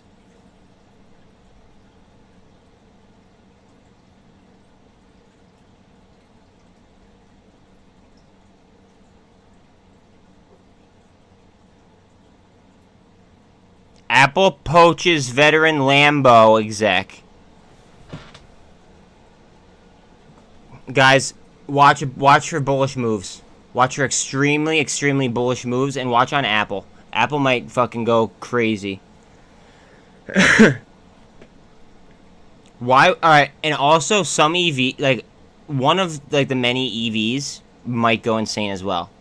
Why would Apple buy a Lambo exec for a self-driving car? Right? What is a self-driving car going to be? It's going to be an EV. Right? Why not buy a company that happens to be oversold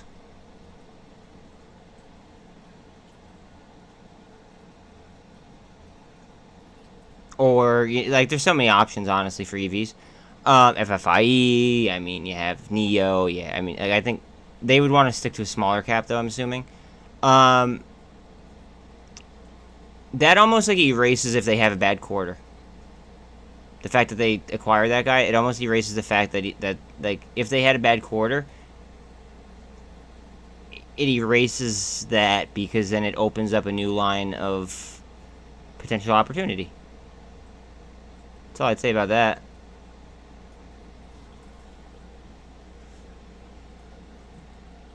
Okay, natural gas prices are down, so watch out. I think Boyle is the 2-time ETF for that. Watch out on that. Maybe, like, not financial advice. That might drop.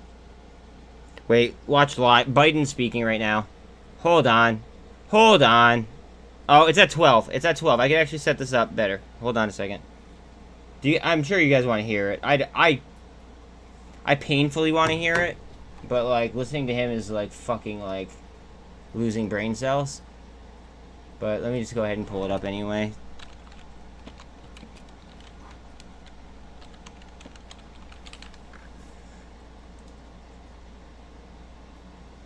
Can we count his stutters? That sounds like fun. I think we should count his stutters.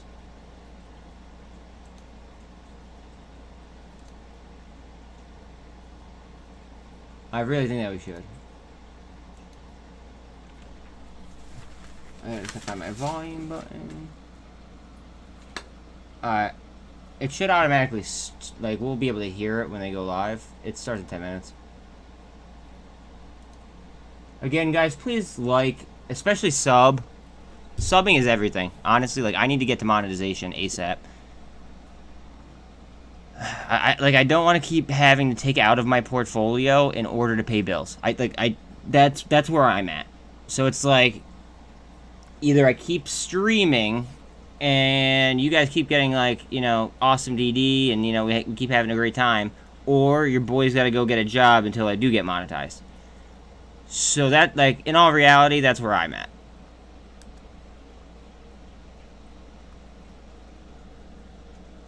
We're just at a point, you know, where, like, I don't want to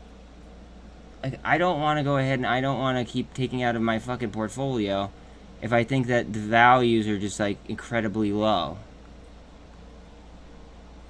You know what I mean? Like, it's kind of like a life decision I'm making. So I need you guys to, like, really, really help me out if possible. My growth pace is kind of ridiculous at this current time, so that's good at least. But we'll see. I have no idea. Oh, inflation. Exactly. He's about to be. We'll see. You say don't be a quitter, bro. I appreciate you, Ramu. You say don't be a quitter, but what happens if my internet bill...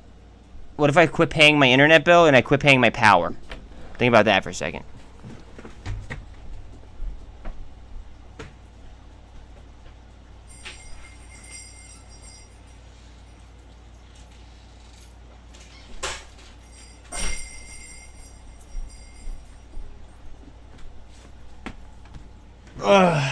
My thoughts on Mullen, nothing has changed for me. I'm not moving my positions. I don't care. I don't care how low it goes. I don't care how high it goes. I'm not moving my positions on them. I think that even if they were to scrap the whole EV idea, okay, like scrap EVs fucking completely. I don't even care, right? If they were to go ahead and just like do the battery licensing, and they were to ramp up production on battery licensing, they would be worth much more than what they're currently worth right now. But the problem with that is they better hurry up, because if not, then companies like GWH and ADN could take out the battery component of it, and then you're talking about, you know, completely, you know, non-lithium, which are lithium's very expensive, as you heard Elon say. Then you're taking away the lithium aspect of it. Oh, BBIG and TYDE. I don't even care, bro. Like at the same time, like, as much as it goes up, as much as it goes down, I do not care about BBIG or TYDE. I'm just gonna hold on to them for quite a long time. Guys, I told you guys about FOA. I made a video on it 3 days ago. I did take a larger position in it today. I think I told you guys after I made the position in it. Like directly right after. That also, if you're new to my channel, that's kind of like one of my things, is like, I believe in oh, I love Snapchat going up. That's one of the things about my channel, is I believe in absolute 100% transparency when it comes to trading. Look at MVST. Holy fuck.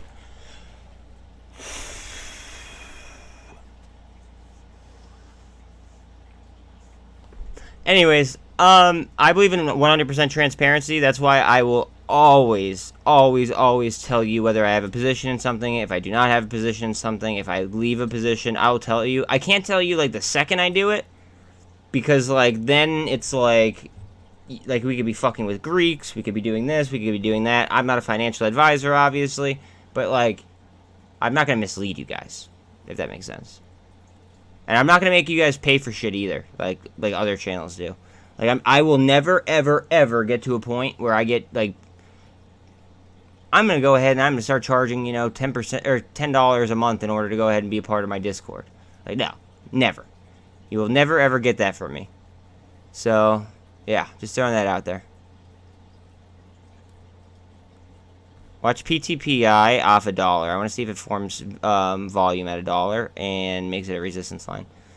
And TBLT might do some TBLT type stuff. XRP is up. How much?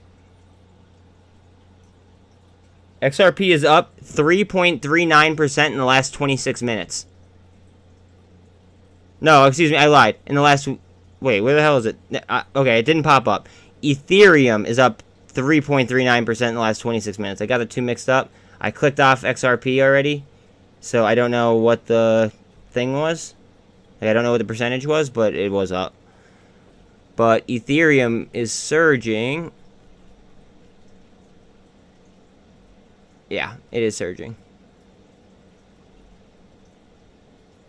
Got it. Man, oh man. SPY's at 404 already. Watch 409 on SPY. If we go crazy bullish, watch 409. Today's a Thursday, right? Today's Thursday. Alright, if we go crazy bullish, watch 409. If we go crazy bearish, watch 397. 398 to be safe.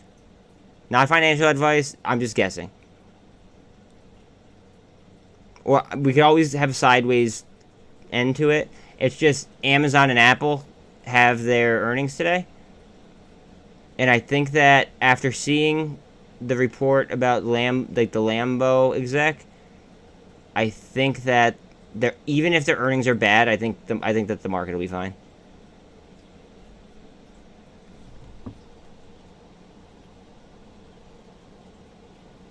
Yeah, please go ahead and like, all right, like,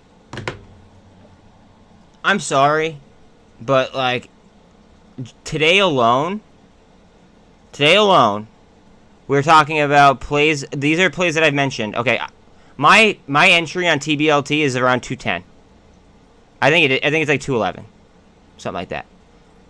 That's my original entry on TBLT. Now, one of my friends who is a mod, his entry is like mid ones, and he's the one who originally called it out. So like, that's one, right? Let's see here. GWH is way up. Blackstone has been way up. I've talked about Blackstone under $89 is where I originally said something. EV goes up since I said something. AVRL is up since I said something. I made videos on ARVL actually. Let's see here. FOA is up slightly as well. Those were the warrants that we just passed. This used to be the old Prague, guys. Just so we know, BIOR. That used to be the old Prague. It's up 10%. Coinbase up 5%. Like I literally made a video last week saying that Coinbase could be a short squeeze. Look it up. It'll explain exactly why. But anyways, like today alone, we're calling out these. It's not calling out, just covering it and making like a big like, hey guys, you might want to pay attention, like things like that. Like throw it on the watch list because like I'm not a financial advisor. I can't call shit out like that. Let's see here. Like some of these plays though are just like up like so stupid since they were originally called. TYDE was called out like by Greg.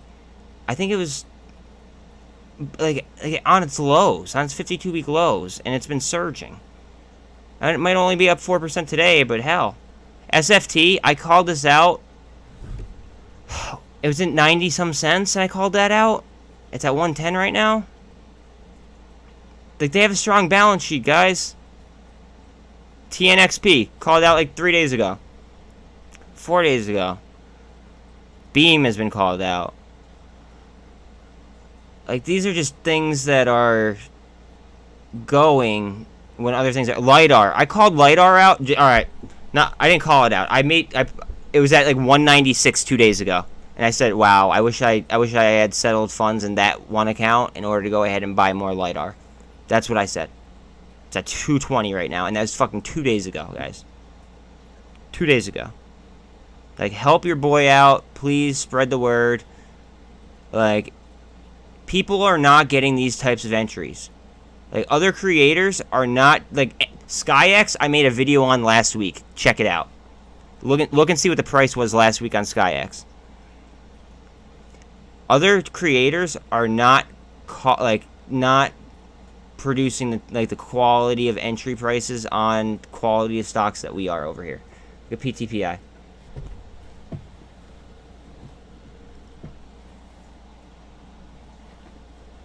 Yep. I don't even want to. I kind of don't want to. Like, I just kind of want. Like, that's like the stepchild. That's like the stepchild. It's like, yeah, we'll see what happens. It's a toy. It's a toy for me. I don't like. I'll look at it in a minute, but like. Also, I had a sub in here like last week, who was gonna go ahead and he was going to buy a trip for what's it called? Buy a trip for myself and 3 others, okay, to go to Vegas. It's forming cup and handle is what it's doing. Myself and 3 others to go to Vegas. What other fucking creator does that? I can't think of one. If there is one, please let me know.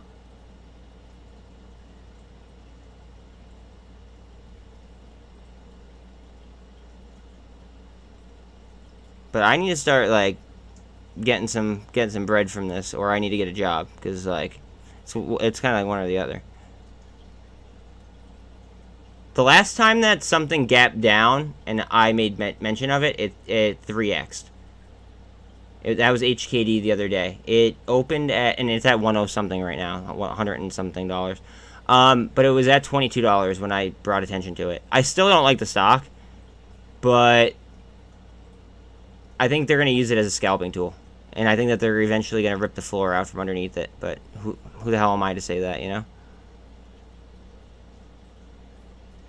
REVLON is onch.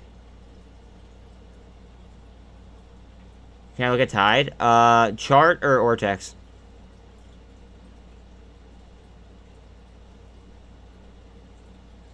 I got you, but like, you gotta tell me chart or Ortex.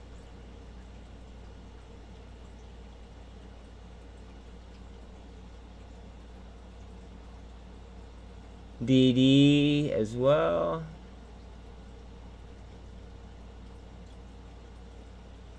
Both? Okay. Well, the Ortex on is... Here, wait. Let me do it off screen because on screen, like, Ortex is taking forever today. I have no idea why. So I'd rather do it off screen. That way I'm not, like, occupying what everybody's looking at. Cryptide. Okay. Eric Finman or Feynman, I don't know how you pronounce it, appointed CEO of Zash today. I don't know. It's not a part of BBIG anymore, so I don't know how it's relevant, but 100% utilization.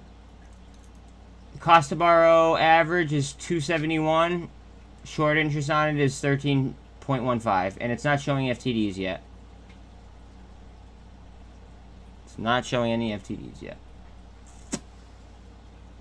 Now keep in mind it's a low float stock. And it's a low cap stock as well. It's 25 million, well, almost 26 million now at this point. 26 million market cap.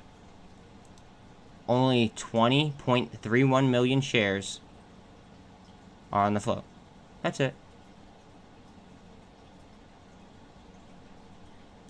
As far as the chart goes, yeah, I bet it. Yeah, I know it is. She's rolling, bro. My entry on it was like $1. I don't know what you guys got in it. I got it in on like $1. Maybe like $1.01. I mean, I'm chilling.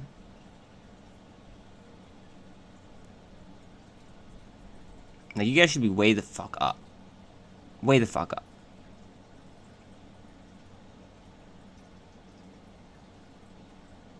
FOA slightly up. Nothing crazy. I do like DSS. DSS is really on some like take over the world type shit. Just so everyone's aware. DSS is basically like okay, so it's similar to BBIG where it's a holdings company where it owns like 10 different businesses, okay? But one of the businesses that they do handle is a direct competitor to SkyX, just so everybody's aware. It's trading at 37 cents.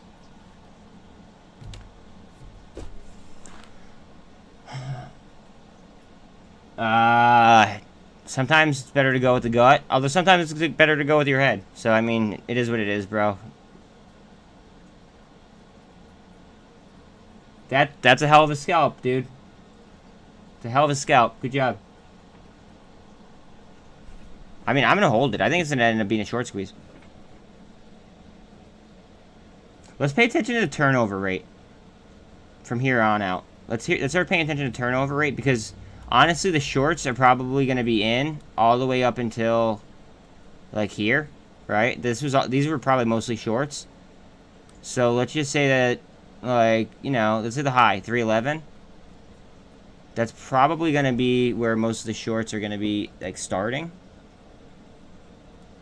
It's safe to say that pretty much 50% of the shorts will be underwater under this line, or they'll be underwater after we clear that line.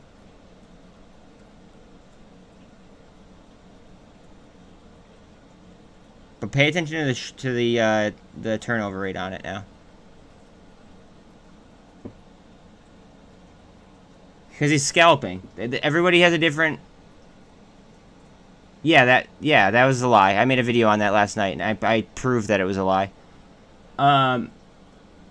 You'd actually look that up, and like if you want to like put me on mute and then go check that out. I posted it last night.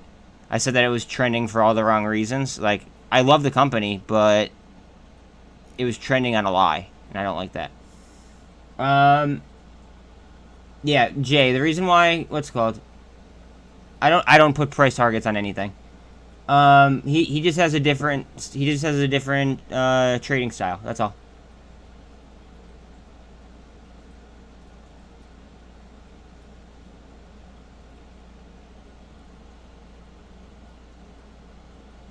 ETH is over 1,700. I love it. Next up, in my dreams it'd be 2,000, but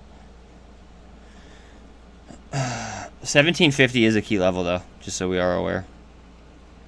Psychologically, as well as I think fundamentally as well. I think that I actually do. I have lines charted on it. This is okay. So yeah, 1,750. Yeah, 1,750 is gonna be a key level on it. Gold cross right there.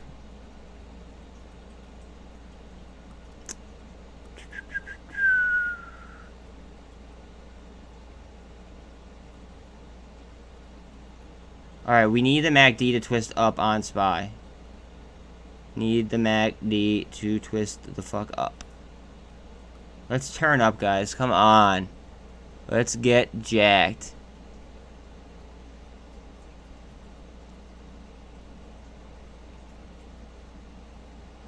$1.20. I don't know.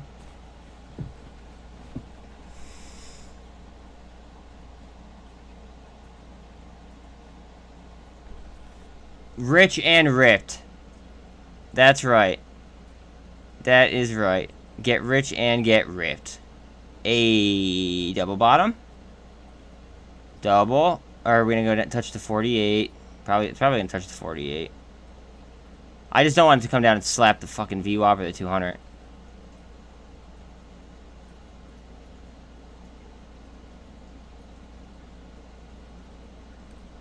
Alright, we are at a level right now where the warrants are probably going to be getting bought up on TBLT because the warrants are different on TBLT compared to other like other stocks.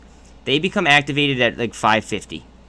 Okay? And judging by the price tag here, that means that the warrants are pretty much, you know, starting to be redeemable. Okay? That's why it's stalling at six, like just over $6 because of the warrants. It's gotta deal with that kind of BS too, and also the VWAP. After this pops this shit, we'll just watch the percentage changes.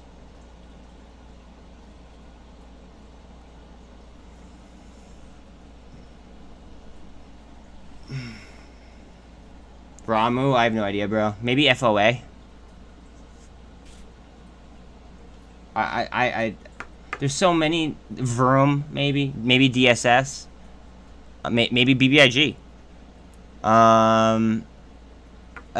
Dude, there's so many fucking potential value plays out there that I could like see that I don't even know. Which is because if I knew, I'd throw most of my money there. So instead, I diversified. ARVL might be a huge percentage gainer. I don't know. So like. Because I know that you asked about that earlier. ARVL is a position that I plan to hold on to a long time. I just play like statistics, guys. That's it. Statistics, fundamentals, crowd psychology, and chart and market function. That's it. Everybody asks me why I run a 1 minute chart. I run a 1 minute chart because I could read it faster than most people. No offense to anybody here, but I could read and I could like find a trend like building faster in the 1 minute, and I could see how the chart or like the candles are forming in the 1 minute faster than any other time frame, which allows me to snipe, whether it be options, whether it be, you know, a price tag, whatever. Like my entry today on Snapchat, I believe was like 947. What's it at now? Snapchat isn't a cheap company. I bought 50 of them. Like it was like it cost me like fucking like almost $500. But like, I think it was oversold a little bit. That's all. I figured it was a good entry price. I bought. Alright, so this was UNCH, and I bought a couple hundred straight shares. Now this is a levered ETF. This is a completely different play than what most people are going to be used to. Okay. So ETFs typically give you a dividend, right? With a levered ETF, I will not get a dividend, but because it's a bull ETF and it has the leverage, I'll get more performance in that direction. So I think that cannabis goes up over time, right? And I think it might be starting, like, I thought that, you know, the ETF was bottom ticking almost, or it's coming off of a bottom tick. I thought it was, you know, at relative lows, so I fucking bought a couple hundred like straight shares. Call me crazy, you know what I mean? But over the long term, I don't see a ceiling for cannabis. That's all. Got another sub. Thank you. My thoughts on ETH breaking down. I don't think that happens. I think Bitcoin loses market dominance to ETH, Cardano, and XRP.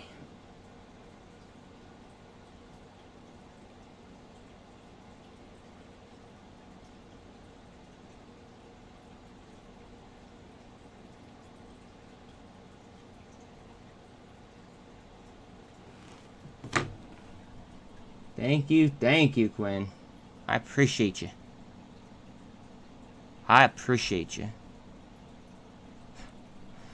Got my like I said, my entry on this was 101. That's, I don't know where you guys got in or if you guys got in, but like that's a decent gain. My entry on this yesterday was 125 in the middle of the fucking FOMC thing. This all of a sudden just dropped like 60%, or I noticed that it dropped 60%. And then I looked into the fundamentals, and the fundamentals didn't support it. And then I looked into the speeches, right? And like it dropped on news that was like, it was just dumb news. Like the problem, one of the problems, because there's many problems. One of the problems, in my opinion, again, my humble opinion, is that people do not read the fucking SEC filings. Most people just read headlines, okay? It's fine, right? But if you're trading with a decent amount of money, you want to read the entire fucking filing, right? So, like, it could be labeled as something, like, there could be a hit piece written, and then have a link to, like, an 8K or whatever kind of filing, and then you read that filing, and it's bullish. But nobody's going to react bullish because the headline is written in a bearish tone. Like, people just need to do their research. And honestly, there's a lot of YouTubers that you can't even trust anymore. I called out TMI the other day for it. I do all of my DD live with you guys in after hours. So, like, I'm getting my sources, and I am posting. I'm like Ramu said earlier. Like, he asked for a source. I'm so happy that you guys are starting to ask for sources. Basically, I go ahead and I source absolutely all of my hard DD before I make a video. And then I make a video with you guys super quick. Takes me like 3 minutes, 4 minutes, whatever. Right? We just go over the key points, and then I upload it. And then that way, we could go ahead and we could go back and see if I screwed up doing that.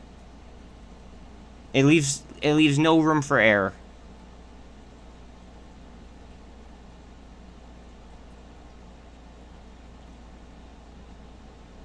But, guys, some of these fucking entry points are just mind-numbing.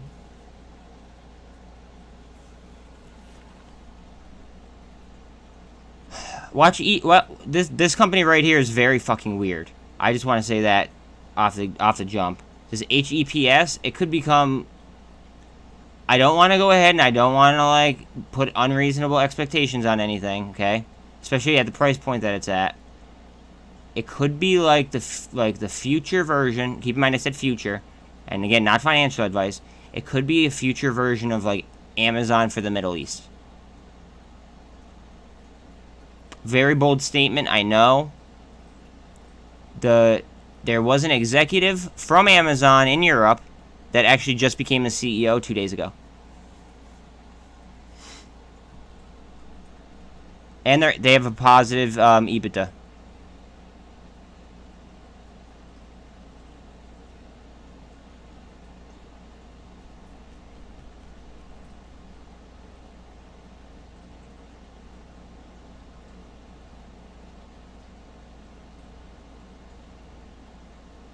Oh, I want TLT down.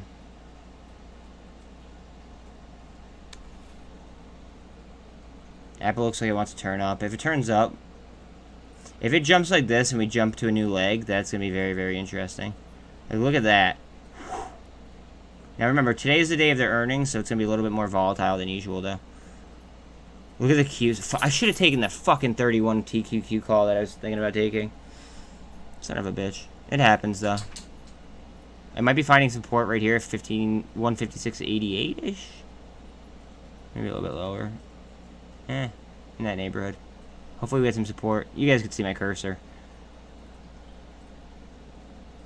But this is why I do a 1 minute chart, or this is why I do a large chart instead of, like, you know, like 4 broken down versions like most streamers do. Most of retail, like, most of them can't chart. Most of them don't know how to fully chart. Most of them can't read indicators properly, right?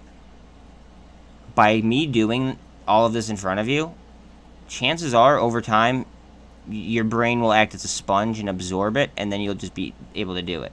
I'm not teaching anything, but if you happen to absorb something, then that's your business. Holy God. Come on, go parabolic.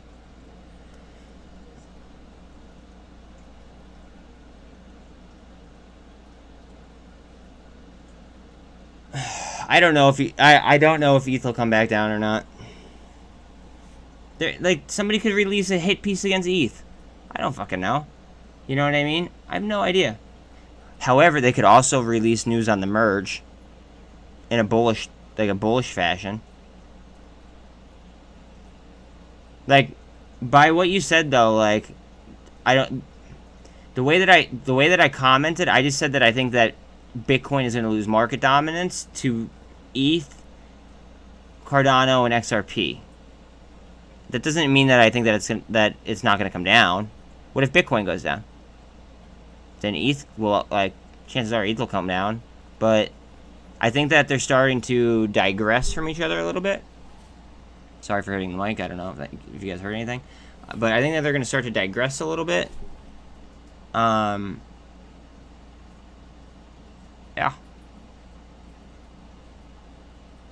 And have less effect on, you know, individual... Oh, I think it'll eventually hopefully have less effect on SPY.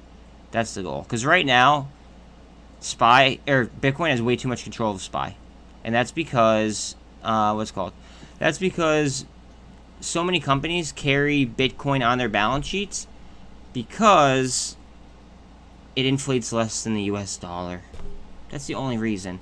Other than that, there is no utility that Bitcoin holds. None. If anyone in here could name, I don't know, one reason, other than price tag, why XRP is not, or is you know, a worse cryptocurrency than Bitcoin, besides the price tag, that's key, then congratulations, because you're smarter than me. I can't figure it out.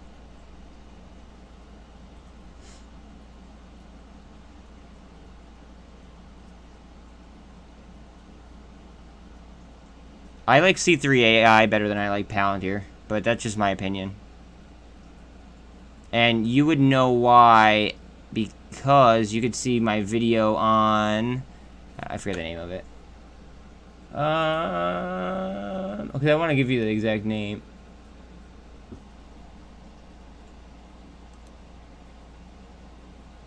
Okay, wait a minute. Why the fuck is Biden not speaking? I forgot about that. He was supposed to start speaking at noon. Just so everyone's aware, Biden was supposed to start speaking at noon. It is fucking 12:20. Just saying.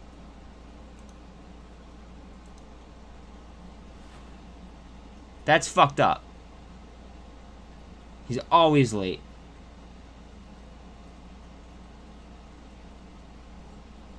Always late. Where the hell? I forget what the name of the video is, because I want you to be able to easily find it.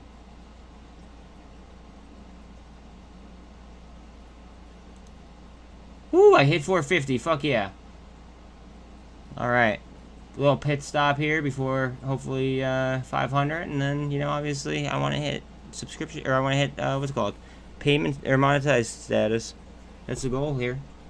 Let's see. What is the name of the fucking video? Uploads. Okay. Let's see. I think it says something in the title about like the DTCC. So the DTCC, the reason why I like it better is because there's proof that the DTCC is going to accept XDC to settle stocks using C3 AI. And C3 AI was brought to market by BlackRock, which BlackRock actually, believe it or not, I don't know how this is even legal, but BlackRock actually advises the president on the economy. That's why I like BlackRock and Blackstone so much. Just saying.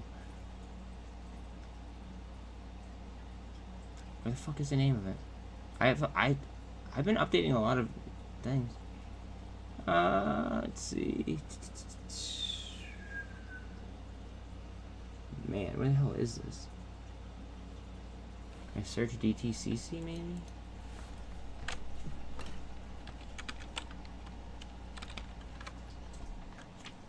No, I want to search on my channel, not the whole fucking thing. Bear with me, guys. Dude, you're gonna have to actually look at what's called. You're gonna have to look on my thing, and you'll be able to find it easily. I promise. Just like look for DTCC. But my largest position, one of my largest ones, is ETH, or no, not ETH, XRP, excuse me. And then I have a large position in XDC.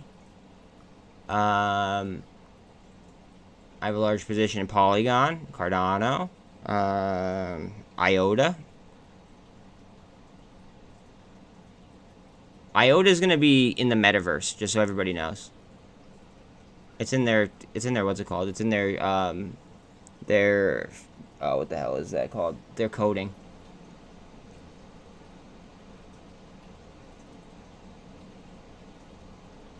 And it's ISO compliant. And has a ledger system, kind of like, what's it called? Kind of like XRP.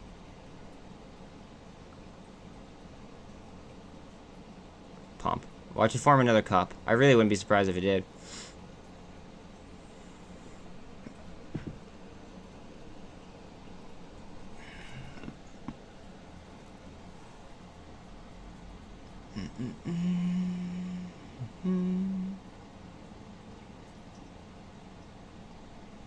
And then I might form another cup on top of that, and a cup on top of that. Like this is gonna be, it's gonna be an interesting stock over like the next couple of days. We're gonna do an update video on it, for sure.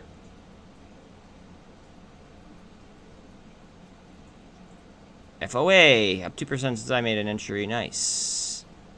Again, 125. It wasn't a perfect bottom tick by any means. Like, I could have gotten a much better fill if I was trying to snipe it. But I saw how, like, I saw the report. I saw the fundamentals. They didn't match up. So I put 2 and 2 together, and I just made an entry. And it was at 125. I mean, we're up fucking a quarter in a day.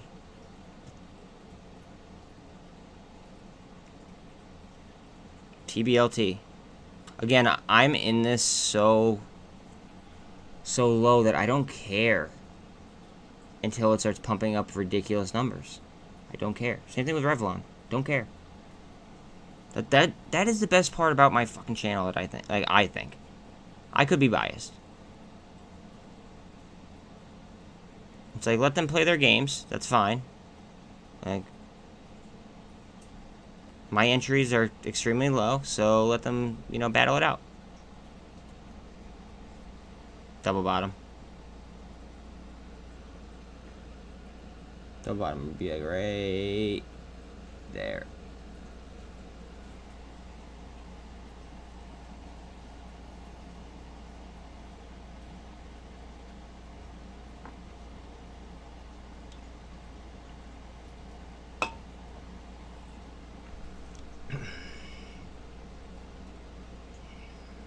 Hopefully this holds it. Hold. Stay. Stay. My dogs are gonna think I'm talking to them. Alright, go ahead. Front it up. A bullish engulfing would be fucking ideal right now. See how the EMAs are now on top of each other as well?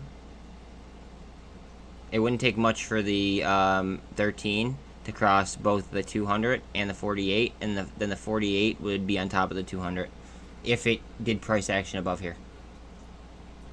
Later, Ramu.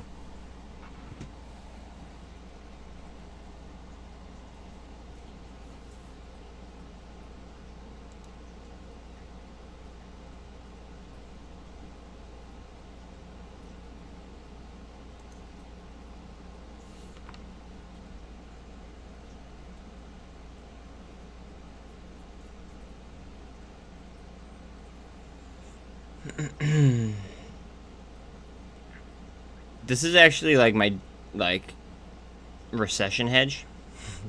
As terrible as that is. This is one of my recession hedges.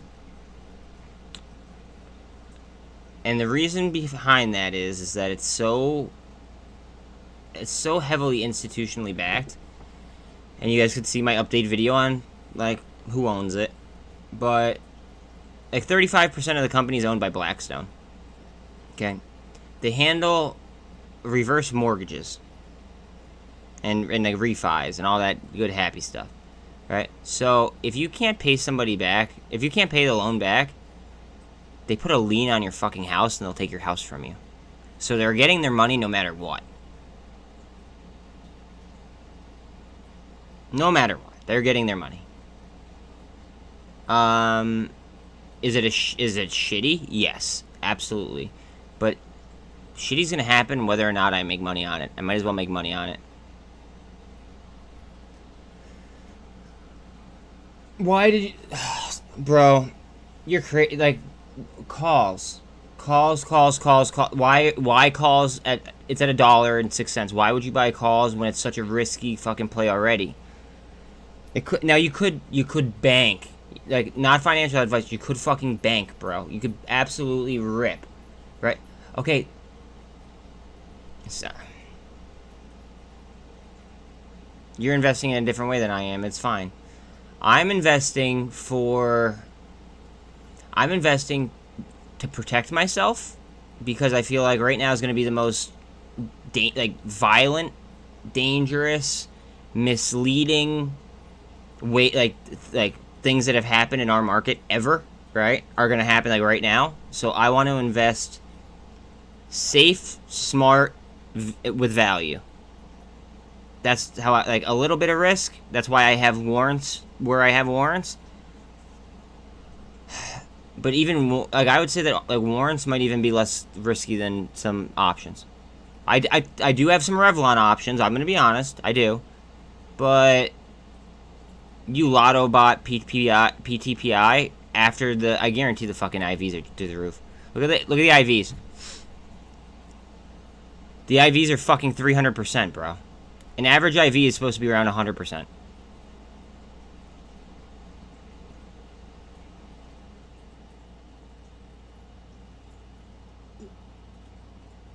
Yeah, so I mean, I understand why, like, the PTPI itself is a casino play.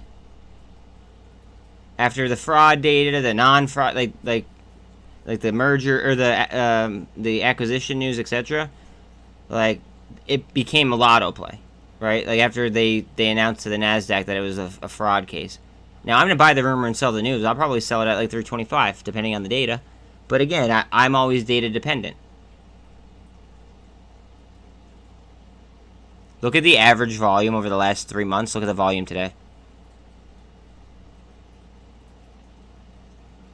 And look how low the turnover rate is compared to the average amount of volume with the volume today. Look how low the turnover rate is. Just saying.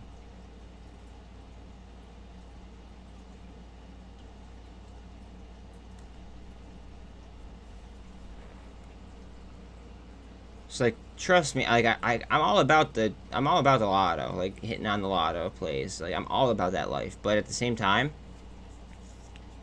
it becomes, at a certain point, it becomes reckless. I don't want to be reckless right now. I want to be like, and I mean no offense by that either, bro. Like, I want to be cool, calm, and as cold as ice.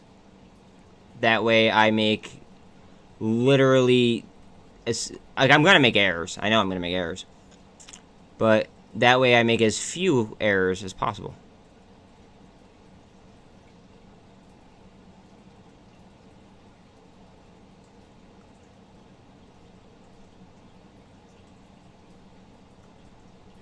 Are we going to get a leg up? Failed cup and handle. Failed cup and handle. Bull trap. Potentially. On trend.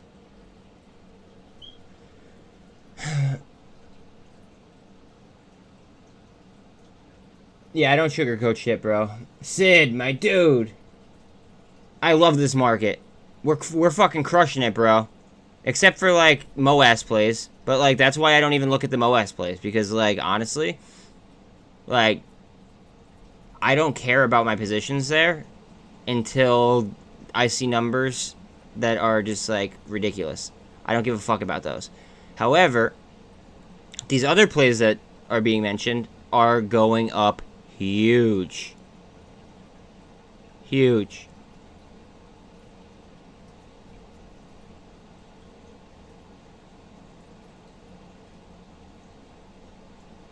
%10 in a day, and that doesn't even count whatever happened fucking from 125. That's awesome. I fucking love it. FOA. I bet you the volume on this, I bet you it's like a little bit above average, but I bet you that the average volume is ridiculous. You ready? Ridiculously low. Average. Okay. Oh man. So the volume on it today actually isn't that high. However, the average volume is substantially low.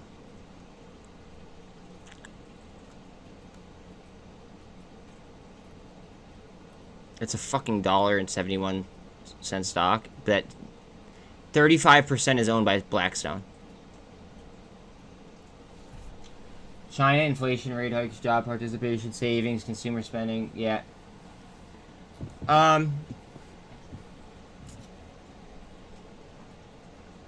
You know what could fix all of that in the U.S.? I want somebody to guess. I want people to guess at that. What can fix what Acid just posted? What one thing can fix that? Because I can only think of one thing. There's one thing that might semi-fix it, but it wouldn't fix everything.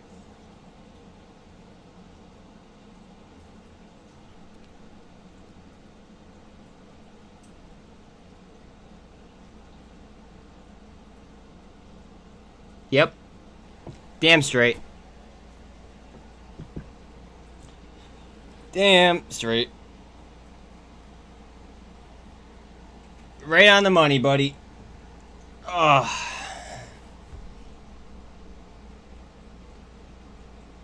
Right on the fucking money with that. But I don't think it would be new crypto. They would need a fully built out ecosystem. XRP. Yeah. Sorry. And then they would need to, what's it called? They would need to clearly declare what makes something a current, or like a crypto, or a digital currency, versus what makes something like an actual security.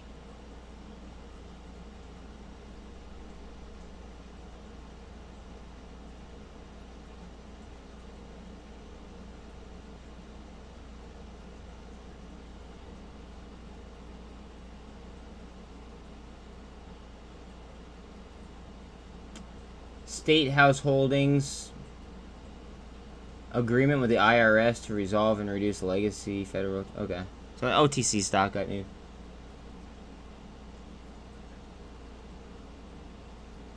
That's not a problem at all, bro. There's companies that specialize in that. Actually, that would actually be really easy.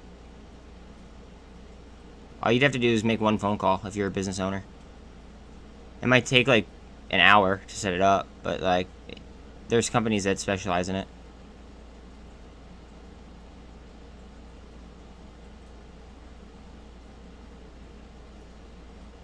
I want you guys to take a good hard look at what's down today. Good hard look at what's down today.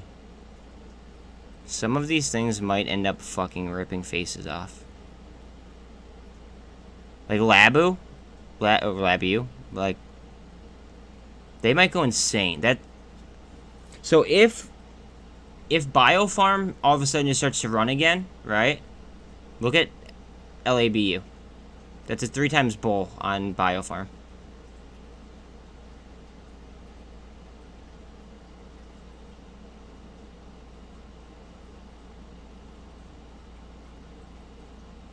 Oh yeah, well, kind of like how they were trying to redefine fucking transitory.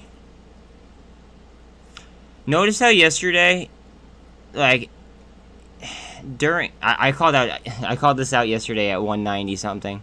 I called this out yesterday at 191.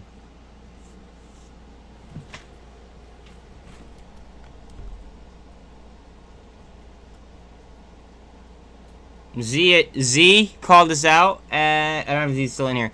Z called this out at 150. I would have made an entry 2 days ago at 193. Look at it right now.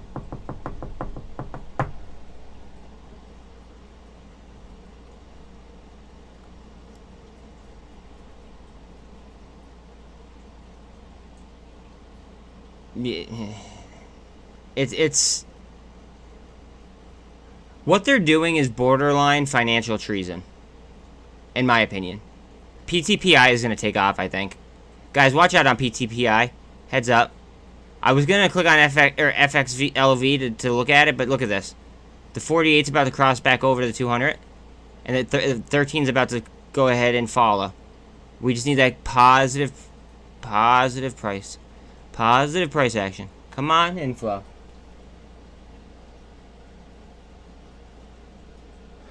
Awesome. You should start taking XRP, dude. Why wouldn't you? Dude, you should. Bro, you should. 100%. 100%. Not financial advice. You promise? You had a pinky promise, bro. You had a pinky promise to make sure it's legit.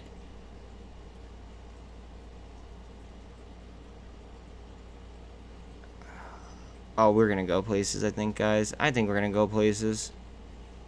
Just be very, very careful about a bull trap with the earnings later.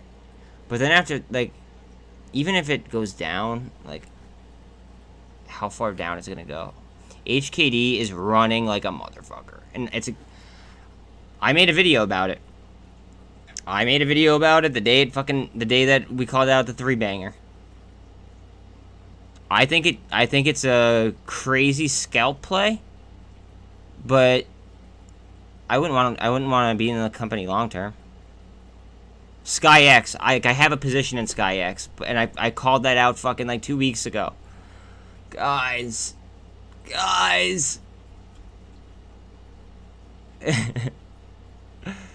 Oh, man. Please subscribe. I need to get monetized so I could keep doing this. I'm sure a lot of my audience wants me to keep doing this as well because of like the bangers that have been hit. Like, I need your guys' help. Advertise in every single outlet you guys can think of. Find the breakdown for each stock. Go to stock twits if you guys want. I mean, like, I could only do so much advertising like on my own before it, like, I could like literally get blocked. You know what I mean? Like Zip was doing it for me. Like he was just mass advertising on on stock twits, and he got his fucking account shut down. So, like, you know, if I have a breakdown video on something, you know, and you see it, you like it, I would really appreciate it. I would really, really appreciate it. I just need to be viewed by more people. Because, like, these fucking mentions and things like that, it's almost unfair. I feel bad for people who are in, like, these other people's channels that are just, like, not hitting these type of percentage plays.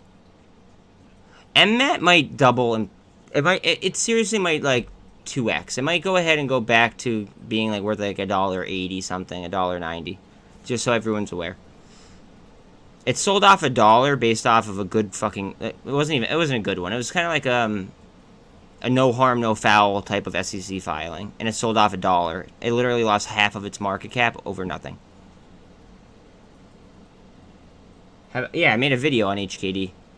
I called out HKD and before it went 300% in one day. That's what I was just talking about. It's a terrible fucking play. But it's just a momentum play. And it's a Hong Kong-based company. Just like PIC. PIC is a Russian company. You could have the floor fall out from you at any fucking point in time. That's not the type of, like... If I was momentum trading, maybe. Instead, I've been calling out things like Beam. Anyone who has been in my channel has heard me mention the word fucking Beam, or the stock Beam, at least once or twice over the last, like, couple weeks. And it's just been crazy. Let's just look.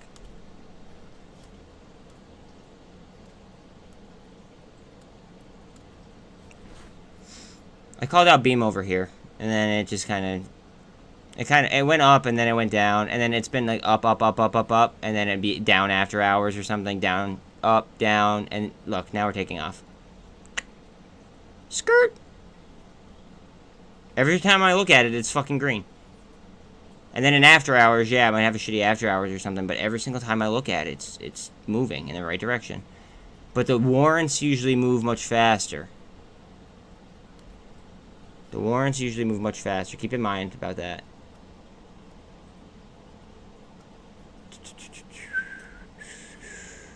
Oh, do I think that this is gonna move? I don't know.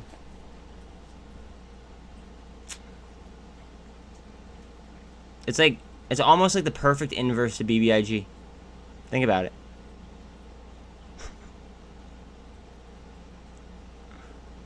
I don't want to sound cocky, guys. I'm sorry, but, like, the accuracy here, it's fucked up.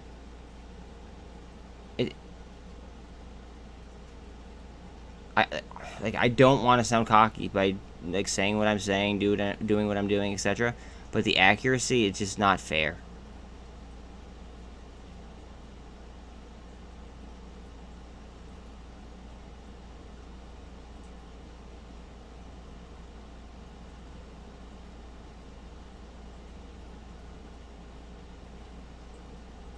Like, I actually did a video the day of the GME earnings, right? Or the GME dividend, like the days that, like, you had to hold it by. And I did a market outlook, right? And I was, like, almost 100% correct. And I got dislikes on it. Like, before the market opened, I did a market outlook. And I was almost 100% right. And I got dislikes. People are, I don't know. Like, YouTube is just a weird place. Yeah. I mentioned it at $22. Just saying. My thoughts on Mullen dilution, John. I mean, I'm not happy about it in the short term, but in the long term, I think I am going to be happy about it. They need money in order to mass produce. I wish that they'd focus more so on the batteries than the EVs itself, but it is what it is. I mean, I'm not gonna fucking dump my shares. People are gonna be idiots and then probably dump their shares, and then I'll just buy them. That's fine. It's like, okay, let me DCA down. That's fine. I'm really not worried. I think that they're gonna get bought out anyway. I've been saying that. I think that they're gonna get bought out.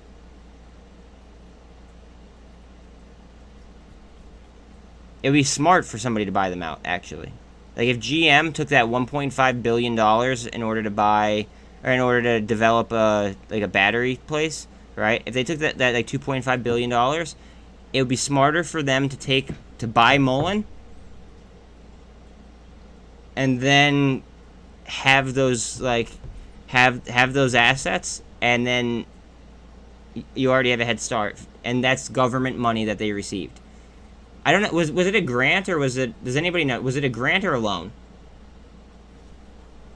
Picture a bull flag right off this, just so everyone's aware.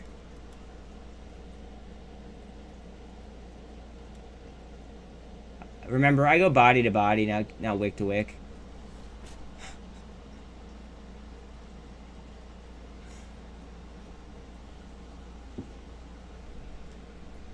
So in less than a week, HKD, which was it was a momentum play. I called it at like 22. It was at 22 and change. I'll be fair. It wasn't perfectly at 22. It was at like 22 and change, like 22.30 something or something like that. I said watch out on it to the upside, and a week later it's at 153. You called HKD out in the low sixes? Well, congratulations, Z. Oh.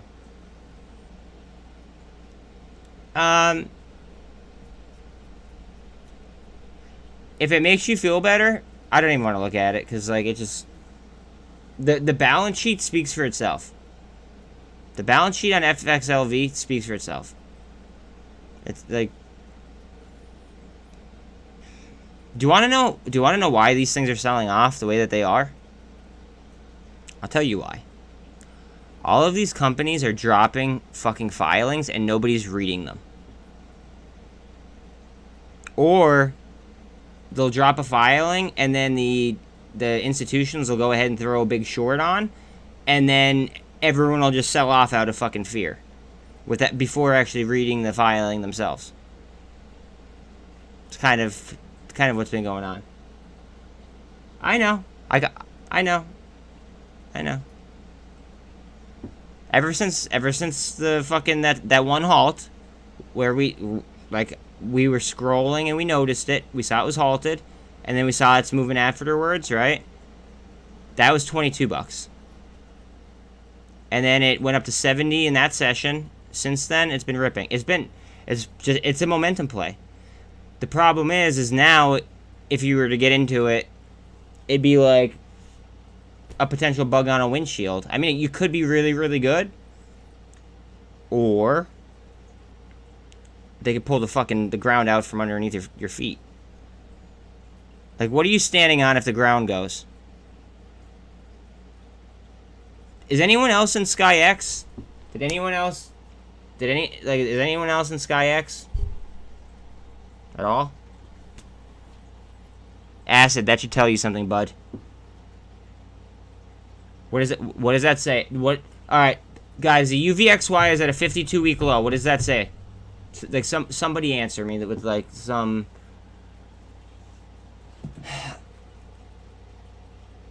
Like, just something. Some kind of answer.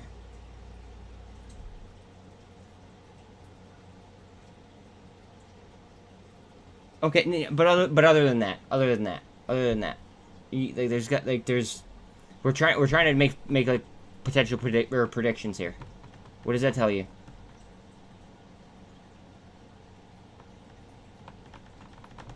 What does a 52-week low in the UVXY say, guys? Please, somebody, before I have to answer. I'm gonna give it a couple minutes until it's like one of you guys answer and have it in our close.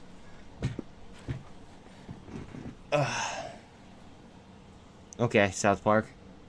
Nope. No on Dark Pool. Think about the function of the UVXY. That's more like it. I guess that's a hint.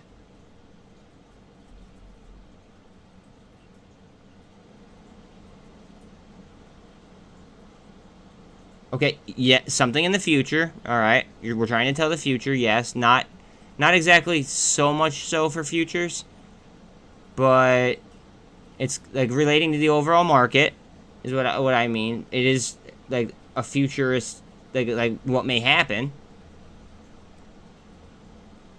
Again, the UVXY though is based off of futures, so it might not happen, but it being at its 52-week low, it tells me that it's probably going to happen.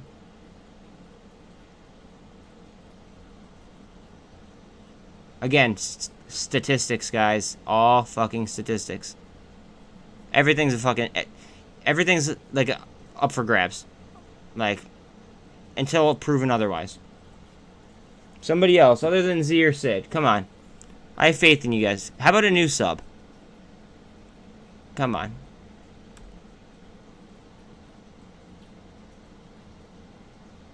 That's all right. Now you're getting it. I think that the UVXY might go ahead and launch because volatility will go ahead and skyrocket. Now, don't freak out. Volatility can go ahead and it could be up even if this even if it's like, say the SPY's ripping and stocks are going like nuclear, the VIX could also rise. So it's not like definitive of a sell-off. Usually it does happen during a sell-off. However, you could that's the perk about UVXY. You could actually have both. You could have a sell-off, or you could actually have a sell-off or a rip, and you could still be up on UVXY, which is kind of cool.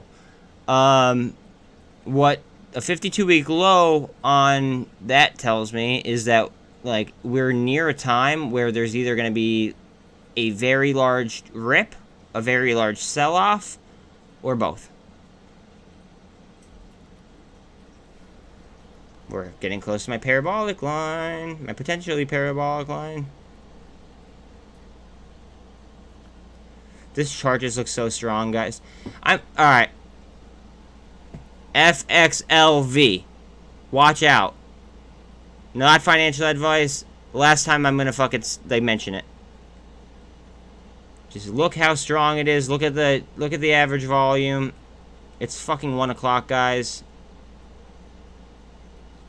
For being up 13%, just 5% turnover, that's not too shabby.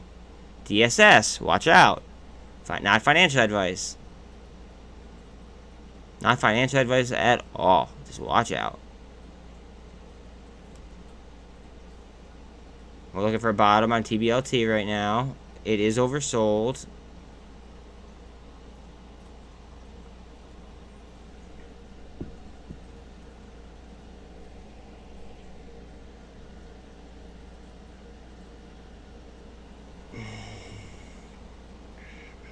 Oh, TBLT looks so nice, right? It's so appealing at these price tags. Not gonna lie.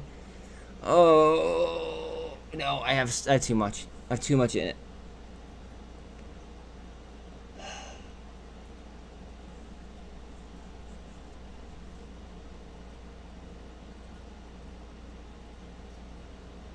God damn it. See, this is like the whole like risk reward thing for me. It's like I really want to go put more money on TBLT. But I'm not going to because I have a lot on it already. That's not financial advice at all. It's just me saying, like, it looks ready to jump. Look at it. It looks like it just double bottomed. We're about to hit, like, alright, if you guys have been here for a while, you guys know how I feel about my crossovers. Okay? We're about to hit a crossover. It's doing volume underneath the 200 after it looks explosive all day. It just, I don't know. It looks like it's towards its lows. That's all. Till right back up. We don't need a miracle. We need more subscribers. That's what we need.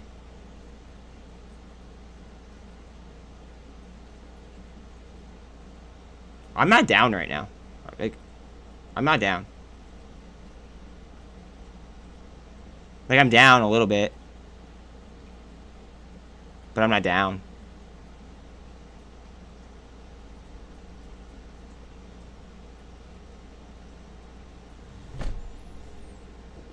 I believe in... do I believe in miracles? I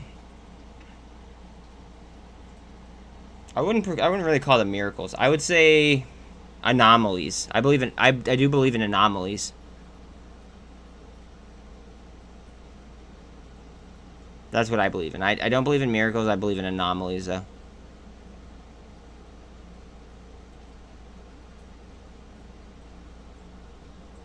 Yeah. I mean, like,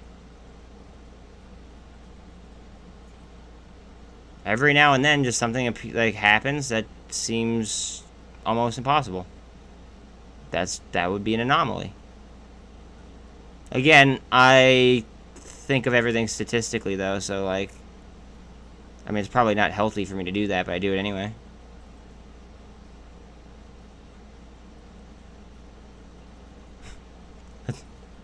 It's up 100% today.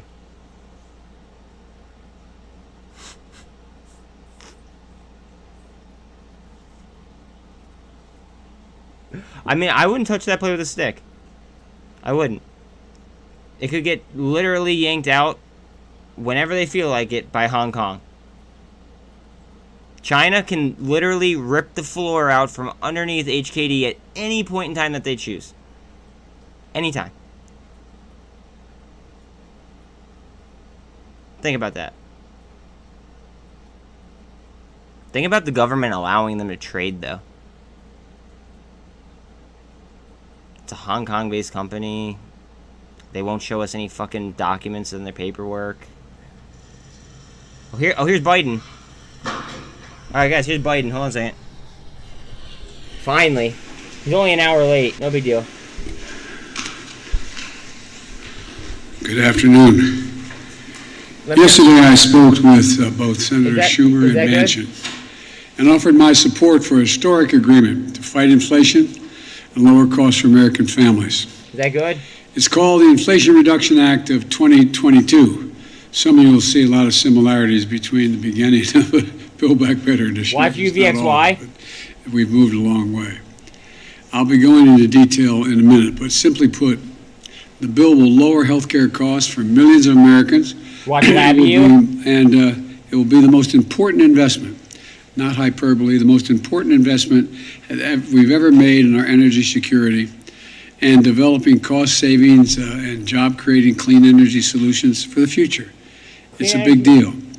Also, for the first time in a long time, began to restore fairness to the tax code, began to restore fairness by making the largest corporations in America pay their fair share without any new taxes on people making under $400,000 a year.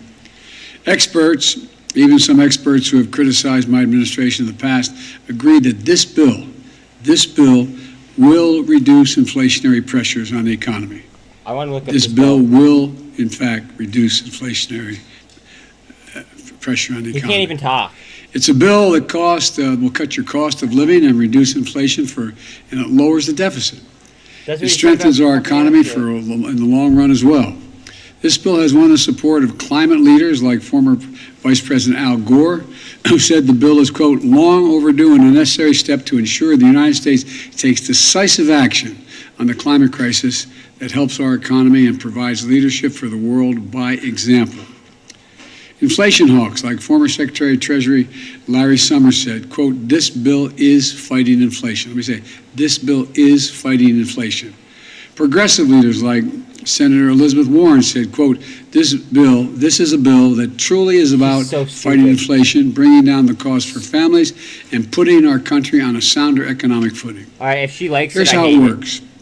First, the bill finally delivers on a promise that Washington has made for decades to the American people.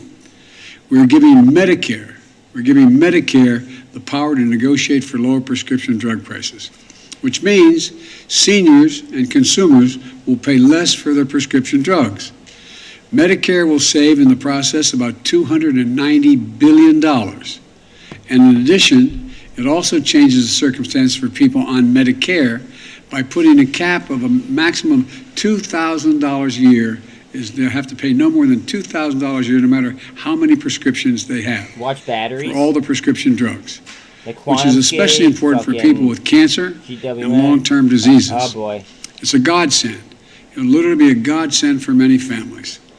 Second, the bill locks in place lower health care premiums for the next 3 years for millions of families that get coverage under the Affordable Care Act. They will mean an average savings of $800 a year for 13 million people. Third, this might rip, actually. It invests $369 billion. Granted, I call for 500 plus, but it invests $369 billion to secure our energy future and to address the climate crisis, bringing down family energy bills by hundreds of dollars by providing working families tax credits. It gives folks rebates to buy new and efficient appliances, to weatherize their homes, and tax credits for heat pumps and rooftop solar. It also gives consumers a tax credit to buy any electric vehicle or fuel cell vehicle, new or used, and a tax credit for up to $7,500 if those vehicles were made in America. This investment in environmental justice is real. It also provides tax credits that will create thousands of good-paying jobs, manufacturing jobs, and clean energy construction projects, solar projects, wind projects, clean hydrogen projects, carbon capture projects, and more by giving tax credits for those who build these projects here in America. Now, let me be clear. This bill would be the most significant legislation in history to tackle the climate crisis and improve our energy security right away. It'll give us a tool to meet the climate goals that are set, that we've agreed to, by cutting emissions and accelerating clean energy, a huge step forward. That's what we're about to do. Fourth, this bill requires the largest corporations to begin to pay toward their fair share in taxes by putting in place a 15% corporate minimum tax. Now, I know you've never heard me say this before. It will come as a shock to you, but 55 of the Fortune 500 companies paid no federal income tax in 2020. I know you only heard me say that about 10,000 times, but the fact is they paid no taxes on an income, collective income, over $40 billion. Well, guess what? This bill ends that. They're going to have to pay a minimum of 15% tax on that $40 billion or whatever the number turns out to be. Fifth, this package will reduce the federal deficit by over $300 billion. Already on my watch, deficits come down my first year by $350 billion and a record $1.7 trillion the end of this fiscal year. Now, this bill is going to keep that progress going. Yes, I'll say it again. This legislation will bring down the deficit, bring down the deficit. The sixth point I want to make is this bill will not raise taxes on anyone making less than $400,000 a year. And I promise, a promise I made during the campaign, and one which that I've kept. Now look, I know it can be sometimes seem like nothing gets done in Washington. I know it never crossed any of your minds. I can't believe you just said that. The work of the government can be slow and frustrating and sometimes even infuriating. I can't believe you said that. Then the hard work of hours and days and months from people who refuse to give up pays off. History is made. Lives are changed. With this legislation, we're facing up to some of our biggest problems, and we're taking a giant step forward as a nation. That didn't just happen on this Inflation Reduction Bill. It also happened yesterday when the Senate made the bipartisan decision as a nation to invest in America's manufacturing technology of semiconductors. SOXL? And additional funding for basic research and development in the cutting-edge industries of the 21st century. If the House passes this bill, I think, I want to thank Speaker Pelosi. I think she's going to get it done for her leadership here.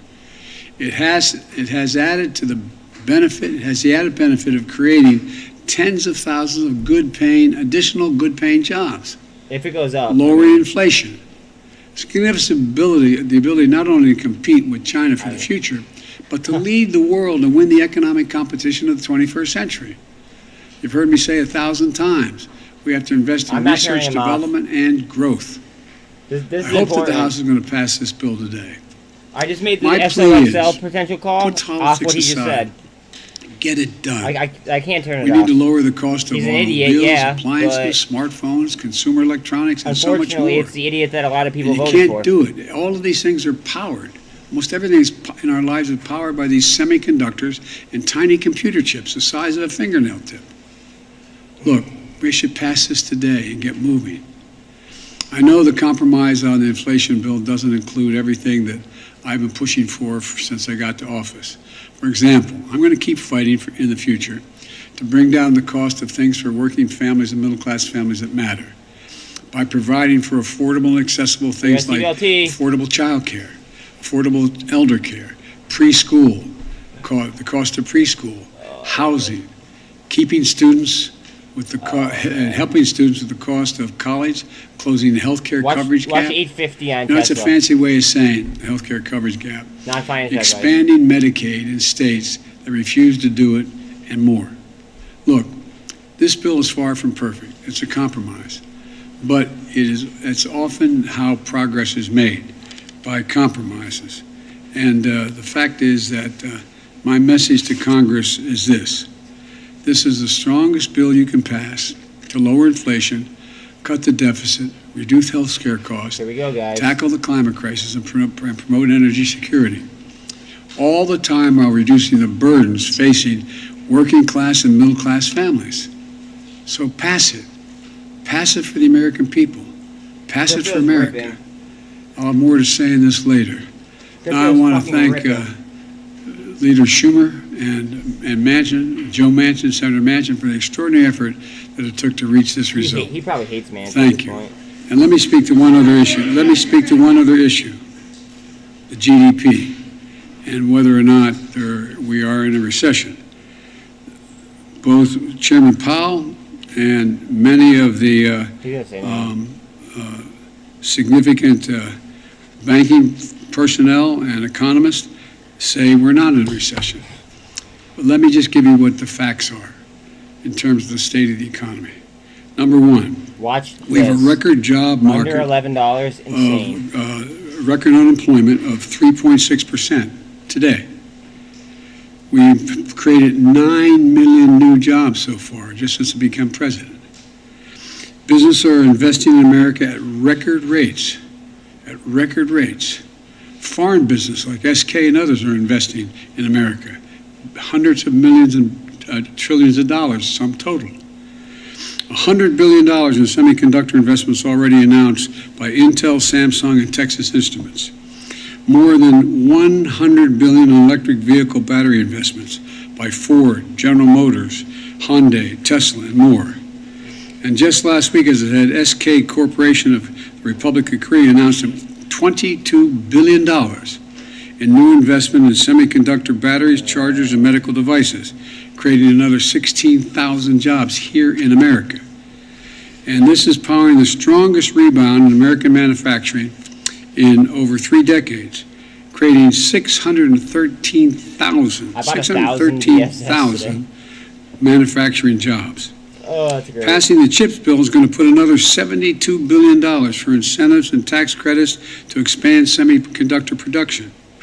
And the Inflation Reduction Act will add another $370 billion in clean energy tax credits in reconciliation, including incentives to accelerate domestic production of solar panels, wind turbines, batteries, and critical materials processing. That doesn't sound like a recession to me. Thank you very much.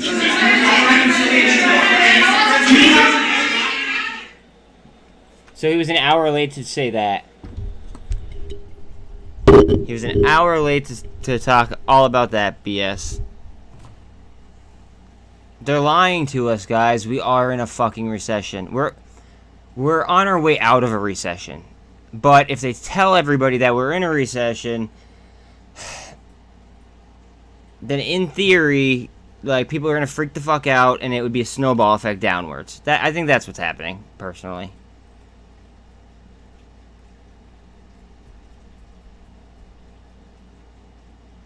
As soon as they like fucking figure out cryptocurrency, I don't think that there's gonna be any more issues anymore, though.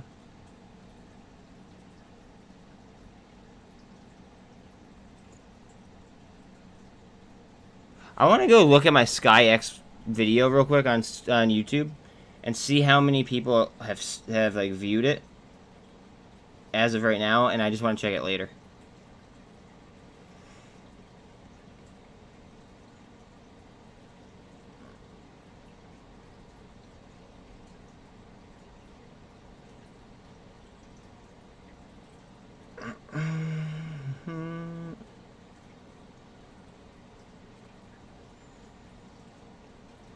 Content.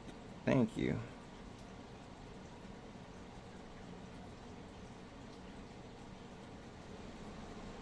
I'm gonna actually give you guys the exact date of SkyX because, like, she's nuclear.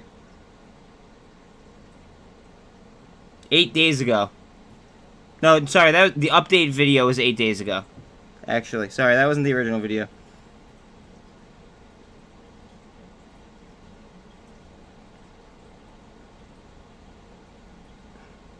It was 13 days ago, so just under 2 weeks. And it only had 56 views with 2 likes.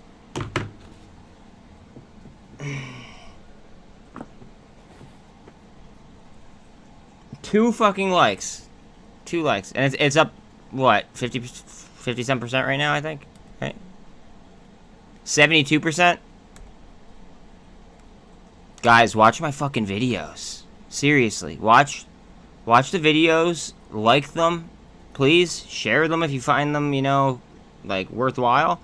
The accuracy at which this whole entire community, just not myself, like, the whole entire community, the accuracy is fucking astounding. It's almost scary. I literally have to laugh because, like, I don't know, like, what else to do. Like, I don't know how else to fucking react to the accuracy of this shit. It's just math. It's just, like, piecing it together with fucking market fundamentals. And then using base case psychology. That's all. Simple stuff.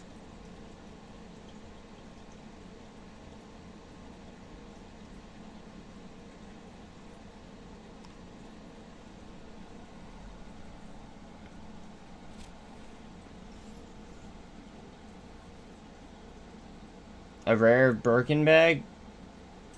Instead, they should just have me on there making my predictions.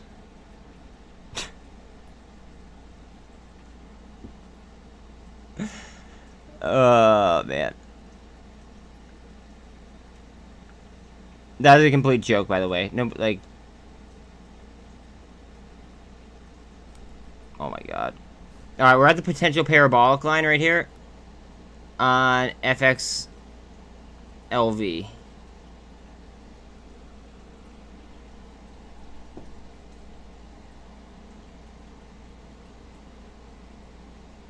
Yeah, it looks like we're about to blast off. What's SPY doing?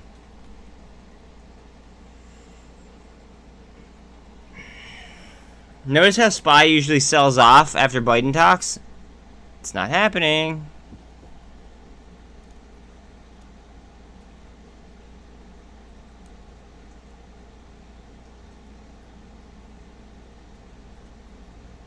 How long until Redbox and fucking like the memes? So Redbox has a fundamental change now to keep in mind. That's why I said Redbox. But like, how long can they hold back the memes while the SPY rips? Think about that. And what have I been telling you guys for fucking weeks? I do not think that hedge funds want to give us retailers good entries into value stocks. Have I not said that? I don't. So I started to play value, and I started playing less options on like MOAS plays. So far, it's working.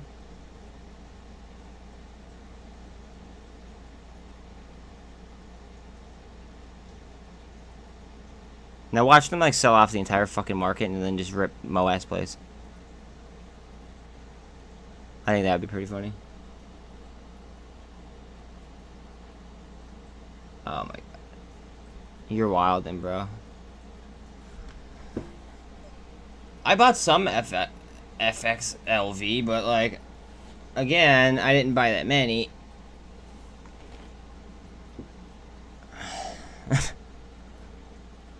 I would rather put money on like something like Sirius, like serious that I know like FOA has so much fucking backing, and it's like it's almost recession proof. There's nothing that's truly recession proof, but FOA may be as close as you could get to recession proof.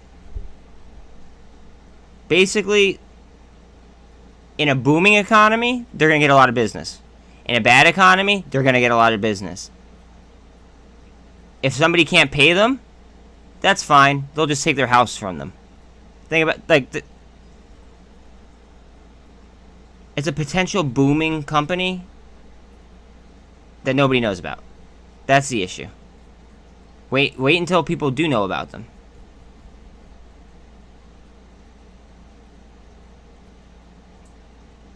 Uh-oh, what are we doing here? I hope you are, dude. I hope you are. I hope you hit on that shit.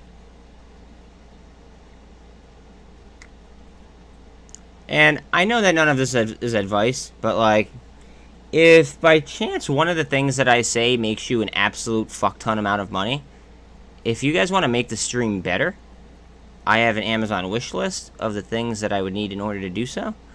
Just saying.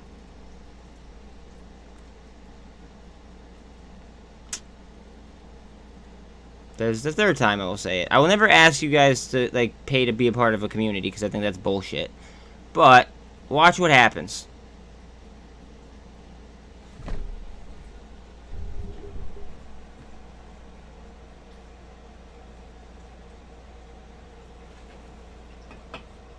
I know you got me, but like, Xfinity doesn't got me. PP&L don't got my back. Eventually, I'm gonna have to pay property tax.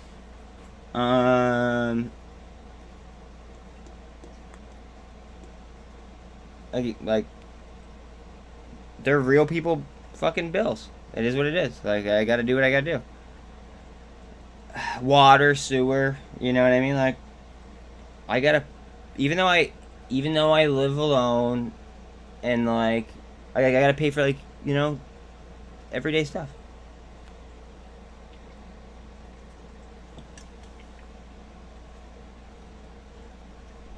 And I just don't want to deplete my portfolio because it, like that's how I plan to retire. So by getting me, just fucking share my shit. Please. Share my shit. Get more people in here.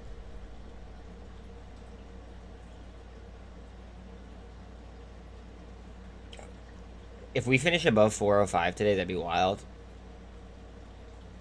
What is Apple doing? What is Amazon doing, actually? I don't even think I have Amazon on my list anymore.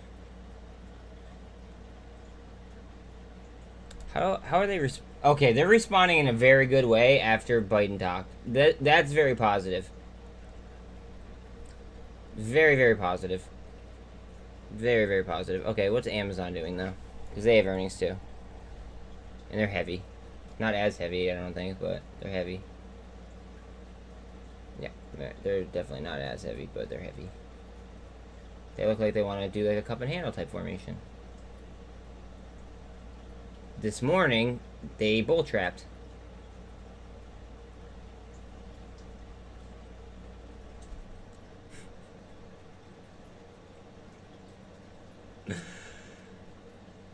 Ugh, man, oh man, oh man. Guys, like, it's so hard to not, like, sound like a cocky asshole. Okay, like, because I promise I'm not, but, like, I have to stress how accurate we've been, or else nobody will follow me. Like, that's where that's, like, where it is. That's what it is. That's what it is. Like, it just... Like, the shit needs to be stressed, so then people realize how accurate, like, being a part of this community is, like, how beneficial it could be.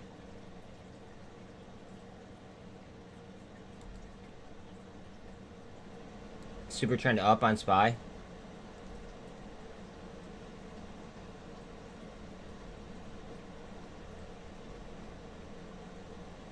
AMC is now green.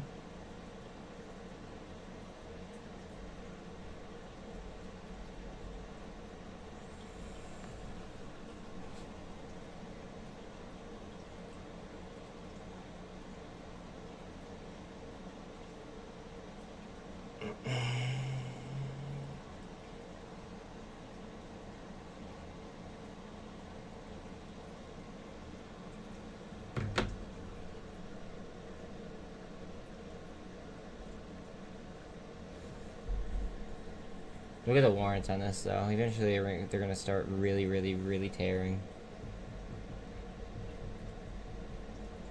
As long as Tblt obviously keeps going up. Uh-oh, just got a little bit of a shot down. Let's see, fight back up, over 6.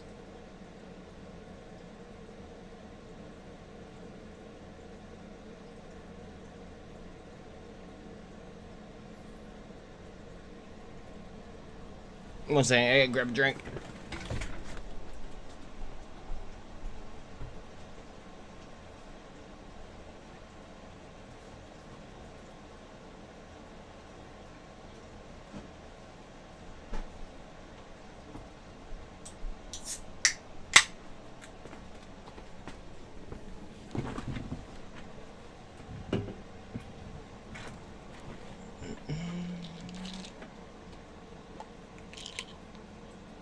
It's gonna keep going up, I think.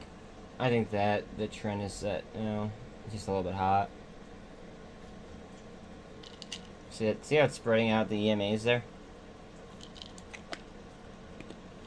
I like that.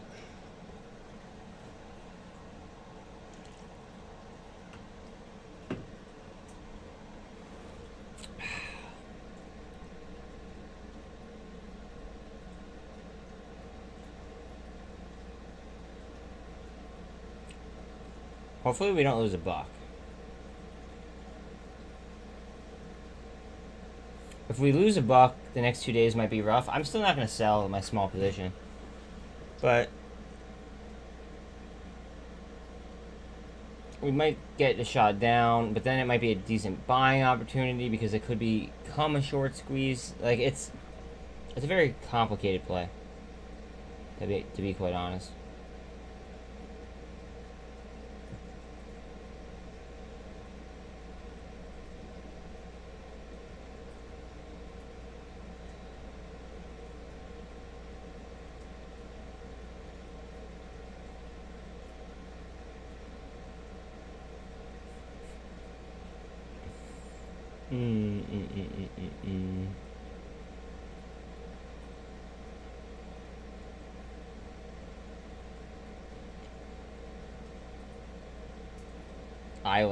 God, I knew that was gonna go up because this was moving with SkyX the other day. The other day, this was moving with SkyX. However, iLag is it's owned by a lot of Chinese people. Not like, and I don't mean to be like stereotypical or racist or anything in that fashion, but we're in a trade war with China. Something to keep in mind. However, it was also trading with SkyX the other day, just so we're aware. I told everyone 2 days ago about LIDR at 196.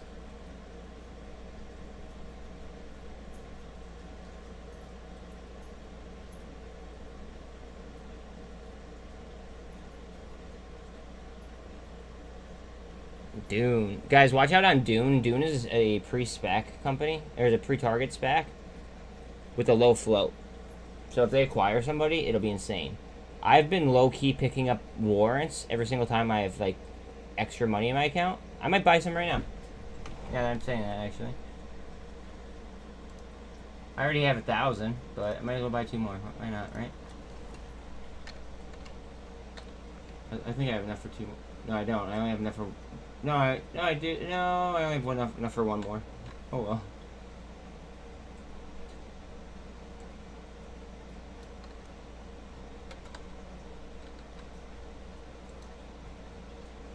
Uh-oh, it logged me out. What the fuck? I hate when fucking E-Trade accidentally logs me out.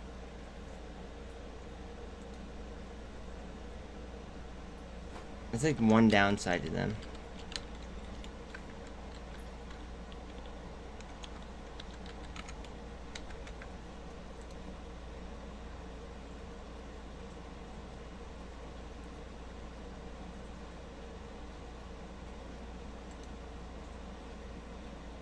Go ahead, Spy. Go ahead, I see you. I have fucking 9 cents. This is funny. I'm buying a Dune W warrant. That's a Dune W.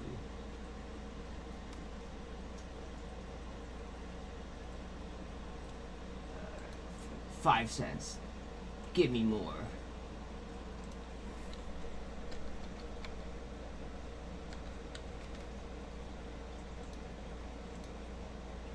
Woo.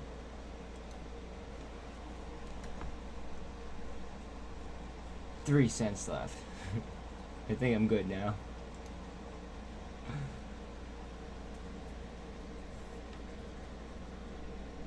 Vornado declares quarterly 53-cent dividend. Guys, all of a sudden these companies are now like increasing dividends, doing share buybacks. I'm liking it. XRP's at 37 cents. Ooh, baby.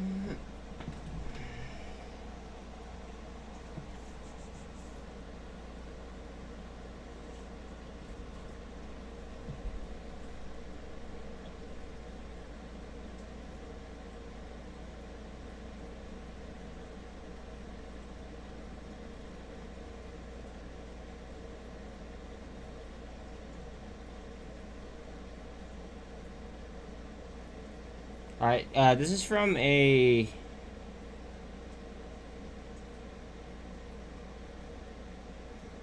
they're calling XRP purely a... what's it called? A security. The fact remains that XRP is clearly a security. Here's the real fact. Oh, okay, wait a minute. That makes sense. I'm sorry, I'm reading something from Digital Perspective. He's a well... well-renowned XRP YouTuber. I actually like get it. Let's see. So during the hearing, Representative Sherman asked why the SEC had not, in addition to suing Ripple, brought cases against crypto exchanges that had traded XRP. Sherman stated that the fact remains that XRP is clearly a security. Oh, I know, they're fucked, bro. They're so fucked. They're so fucked. Anyways, here's the real fact. The filing of the lawsuit determines nothing. Representative Sherman, a Harvard-trained lawyer, knows that. He knows that the SEC can't determine what XRP to be a security. He knows that no country in the world has determined XRP to be a security. He knows the issue needs to be decided in court. In short, he knows better. As a judge made clear last year, XRP is no more a security after the SEC filed the enforcement action than it was before. Because a determination resolves the question of whether XRP is a security. The enforcement action, by contrast, asks that question. The question is not yet resolved. So determination has not yet been made, and when it is made, it will be made by the court.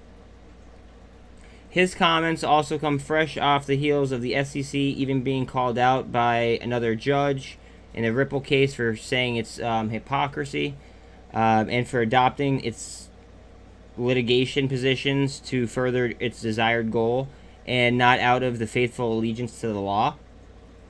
I mean, basically, it's like the government is just really fucking themselves bad on this whole XRP fucking bullshit. And they're so deep in that, like, I don't know, they're gonna be looking at least class action lawsuits at a minimum. Like, I don't know what else. I don't know what kind of settlements could be reached. I don't even know. It's bad, though. It's definitely really bad. Like, how does somebody from fucking Harvard go ahead and say that? Tilray's up almost 10% after earnings. They can't even determine who actually owns XRP at this point in time. MVST was called out earlier this session. It's up 20%.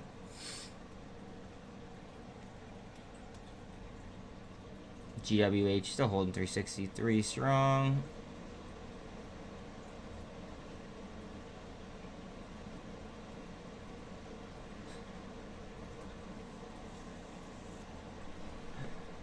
What was it? I just want to know what this was trading on, or trading at on the 13th. Because that's when I fucking first started talking about it heavy.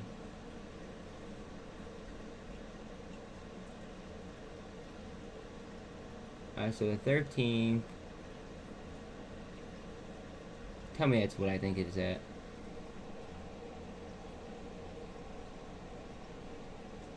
So on the 13th, when I made the update video, it was trading at $2.70.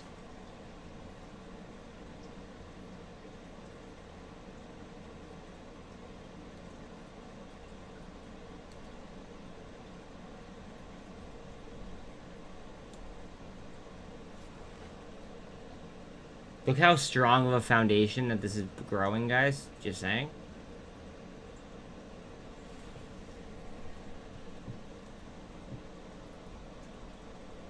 We lost $1 on PTPI. In all reality, it might go down a little bit. However, I think that it's going to eventually become a short squeeze. So I don't even want to move my positions. I have a very light position on it. It was very speculative.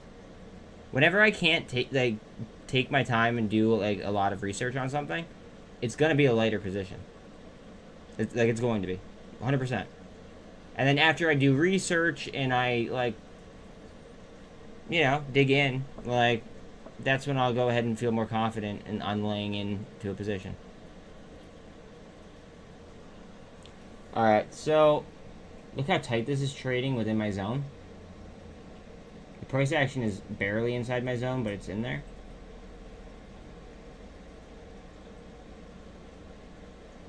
I think we're gonna pop. Oh, down to the 48.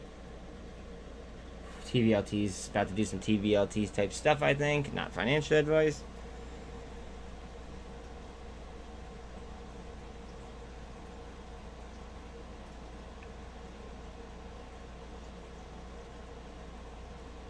See you later.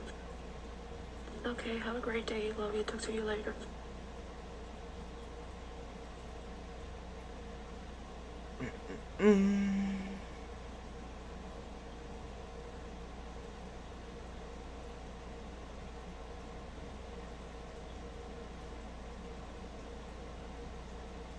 That company PEV is up fucking 10% as well. Fucking A. We were just talking about them.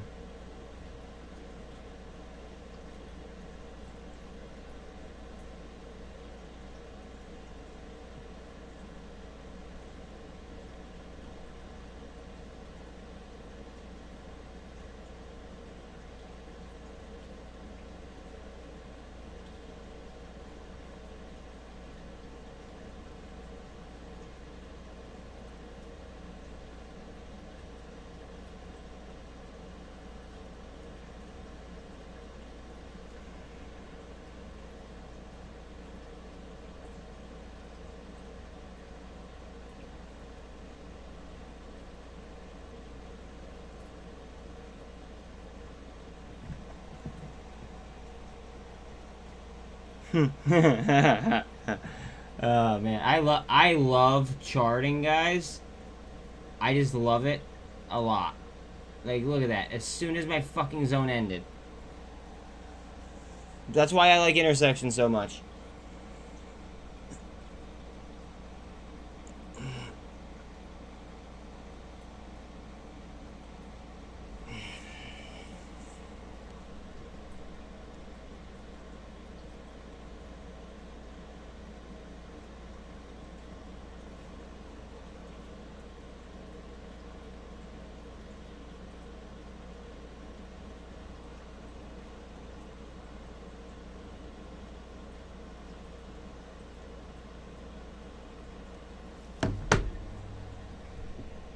Yeah, it's probably at my parabolic line. But I gotta watch TBLT right now, bro.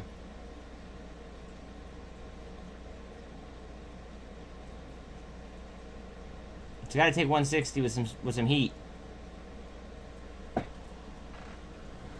Yeah, it's slow. It's slow and chilling, bro. It's slow and chilling. It's building a strong base, though, is what it's doing. There it goes. What's SPY at? We have 24,000 on Bitcoin? Oh my god.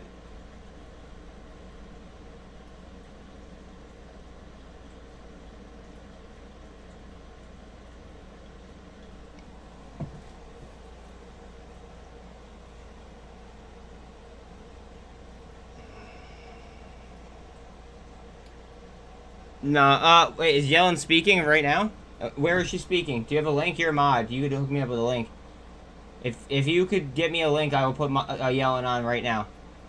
But all this shit is ripping. I can't really take my eyes off this shit. CNBC. Okay, I could do CNBC. Okay, hold on a second.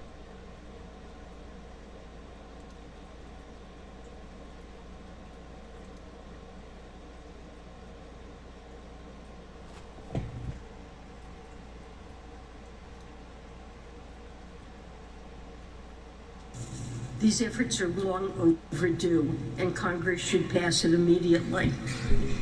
This context, including the successes of the last year and the global challenges we face, is critical in understanding today's GDP data. Most economists and most Americans have a similar definition of recession: substantial job losses and mass layoffs, businesses loud shutting down, private sector activities slowing considerably. I mean, probably. Family budgets under immense strain. Is that my- in is some, that my a parabolic line? broad-based weakening of our economy. That is not what we're seeing right now when you look at the economy. Job creation is continuing. That's because you Household cut- finances remain strong. I hate her. Consumers are spending and businesses are growing. As one example, in the last 3 months, our economy has created over 1.1 million jobs. In the 3 months beginning each modern recession outside of the pandemic, our economy lost 240,000 jobs on average. Spending by businesses and consumers, the core of our economic activity, rose by 3% in the first quarter of this year and continued to expand in the second. Industrial output, the measure of our manufacturing, mining, and utilities sectors, has shown strong average growth over the first half of the year compared to sharp average declines during past recessions. In the context of today's report, it's important to look beyond the headline number to understand what's happening. The contraction in GDP was driven primarily by the change in private inventories, a volatile component of GDP which subtracted over 2 percentage points off quarterly growth. Today's report shows continued expansion in consumer spending overall and in services in particular, in addition to notable strength in net exports. Overall, with a slowdown in private demand, this report indicates an economy that is transitioning to more steady, sustainable growth. This path is consistent with one that eases inflationary pressures while maintaining the labor market progress of the past 18 months. While our economy has been resilient in the face of numerous shocks over the past 2 years, I should also stress that there are numerous risks on the horizon, many of them global, that we remain highly attuned to. They include the outcome of the war in Ukraine, COVID lockdowns in China, and pandemic-related supply chain snarls. These factors make predicting the future difficult, and we must be clear-eyed and vigilant about the threats they pose. But we cannot lose sight of the remarkable progress we have made from the depths of the pandemic and the tremendous resilience our economy has shown, thanks to the hard work and perseverance of American workers, families, and businesses, as well as effective policy. This progress gives us a solid foundation to confront the challenges ahead of us, and I believe that in the months to come, with skill and luck, it's possible to maintain that strength, particularly in the labor market, while easing the tightness that has driven inflation. And with that, I'd be happy to take your questions.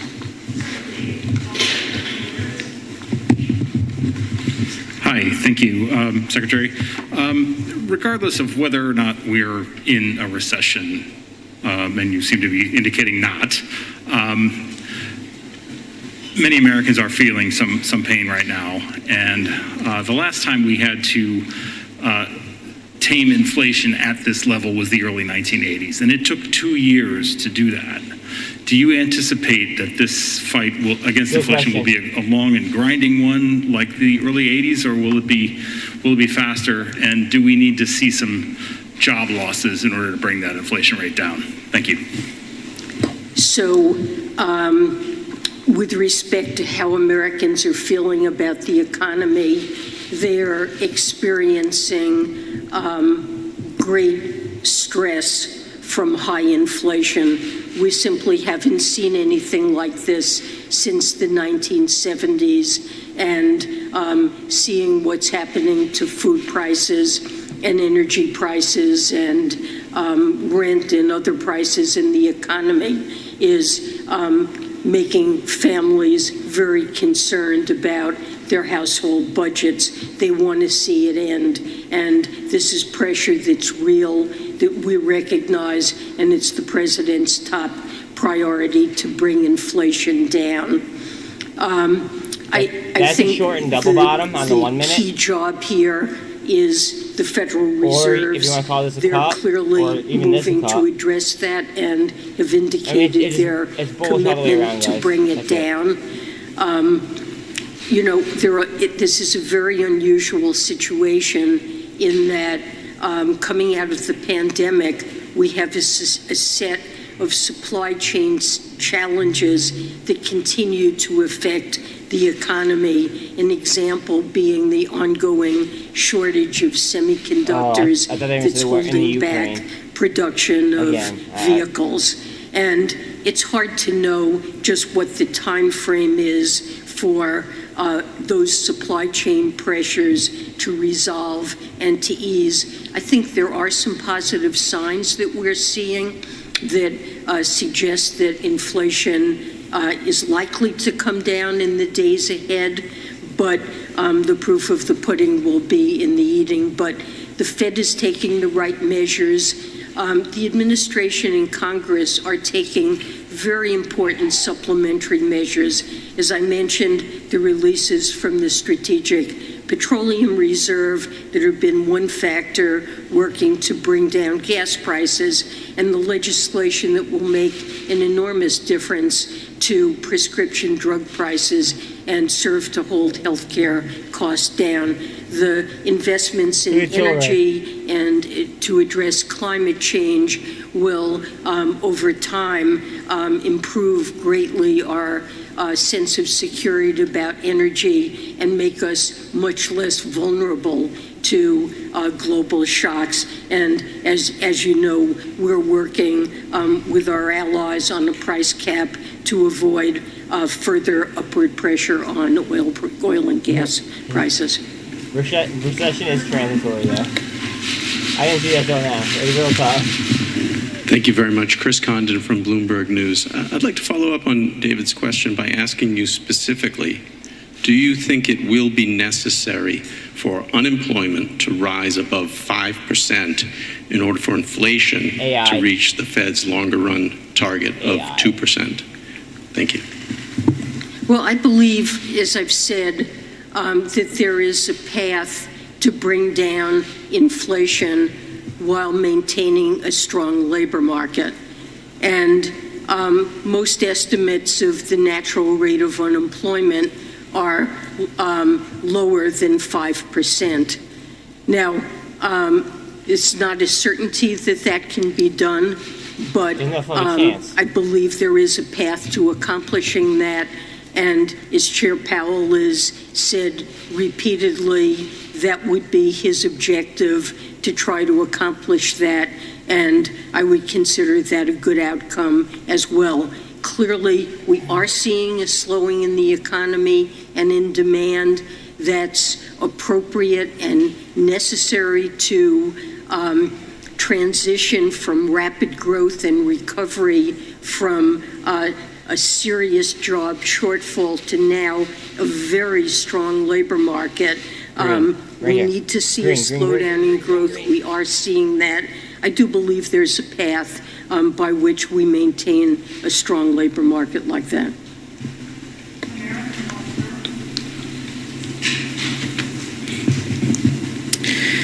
Hamara Moak with the Wall Street Journal.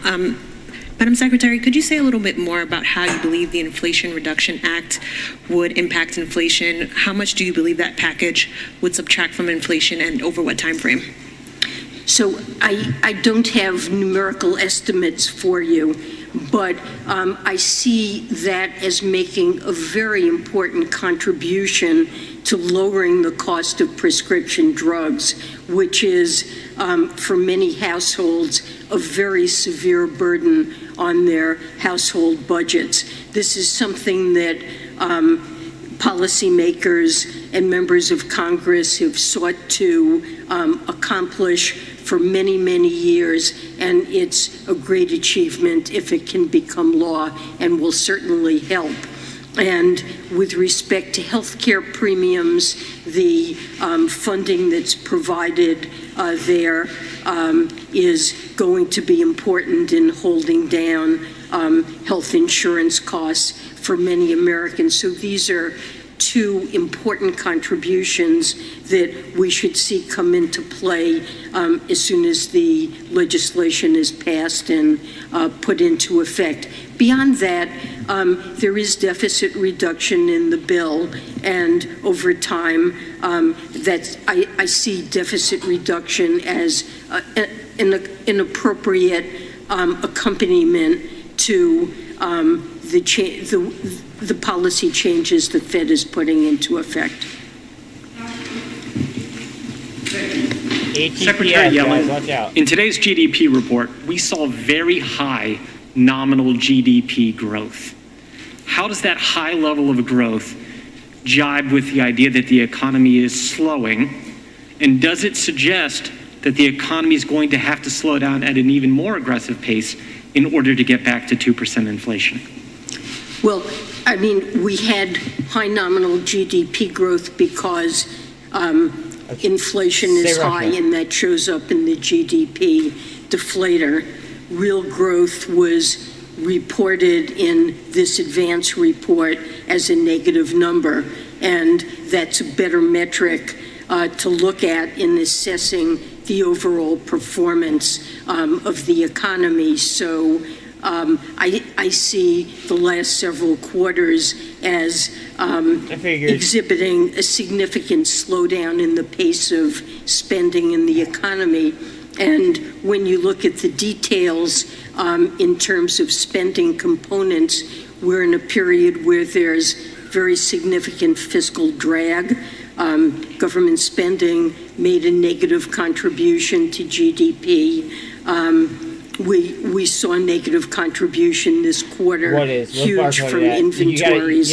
But importantly, consumer spending remains positive. But definitely the real data, to my mind, show that there is a slowdown in progress. And you know, the labor market right now is extremely tight, and maybe the source of some of the inflationary pressure, certainly not all of it by any means. Food and energy are a very important contributor. Supply chain problems. You gotta tell me what's barcoded. Relating to the pandemic and what's happening in China, those are important.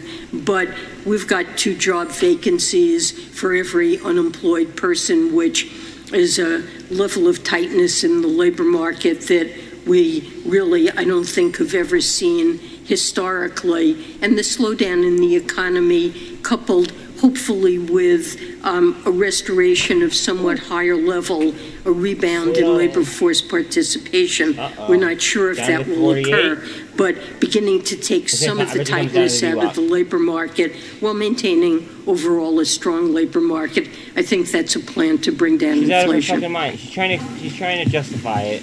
Now, the labor market actually does have a little bit to play. I'll touch on that. Thank you so much, Madam Secretary. Kayla Tausche from CNBC. Is there such a thing as a mild or a partial recession, as some have suggested? And if so, what would that look like? And second, are you committed to staying in this role until growth and inflation stabilize? It's what we've been in since I will stay in this role as long as President Biden finds my contributions to be useful. I serve at his pleasure. And I'm sorry, what was the first part of the question? Was she had a pledge her allegiance to Biden. And mild recession. Well, sure. Recessions are different, and we had an extremely severe recession following the global financial crisis when unemployment rose to around 10%, and it took really a decade for the economy to get back to full employment. We've had milder recessions, certainly, than that. There's usually been a significant increase in the unemployment rate, but they do differ. And, you know, this is a very unusual situation where we have a slowdown. The labor Follow my market trend, please, remains God. very I'll tight. laugh. I don't think that this one's going to You know, follow we my could trend, see but some I think it's gonna mild pitch down. easing of pressures in the labor market, and yet continue to feel we've got a good, strong labor market that's operating in full employment.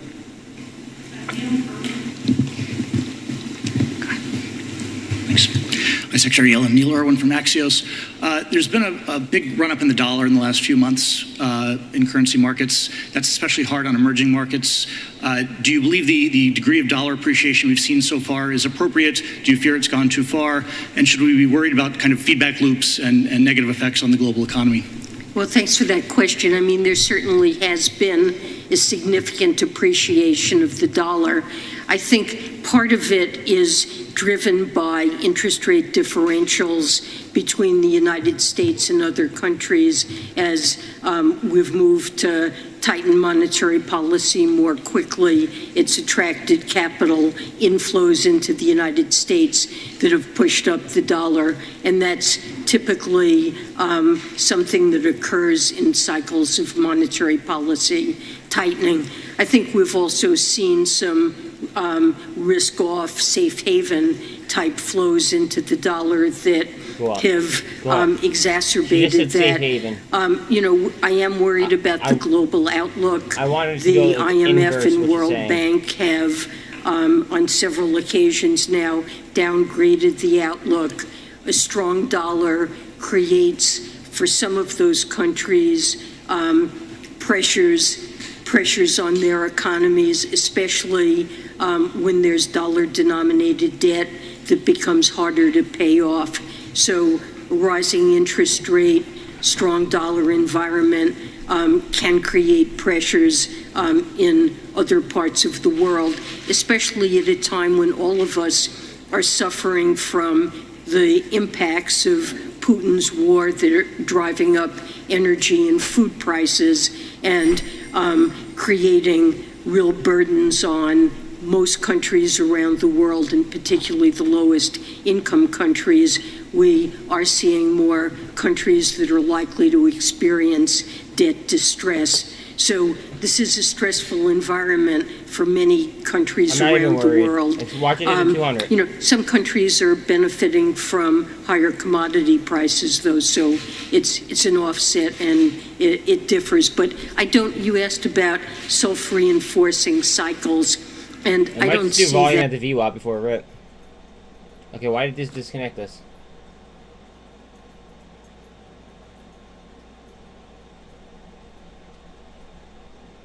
Hold on a second, this site's fucked up.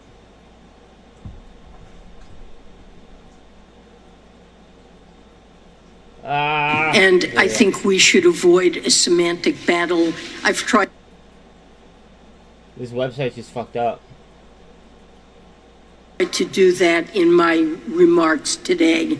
When you say that Americans are very concerned about the economy, I think their biggest concern is with inflation Okay.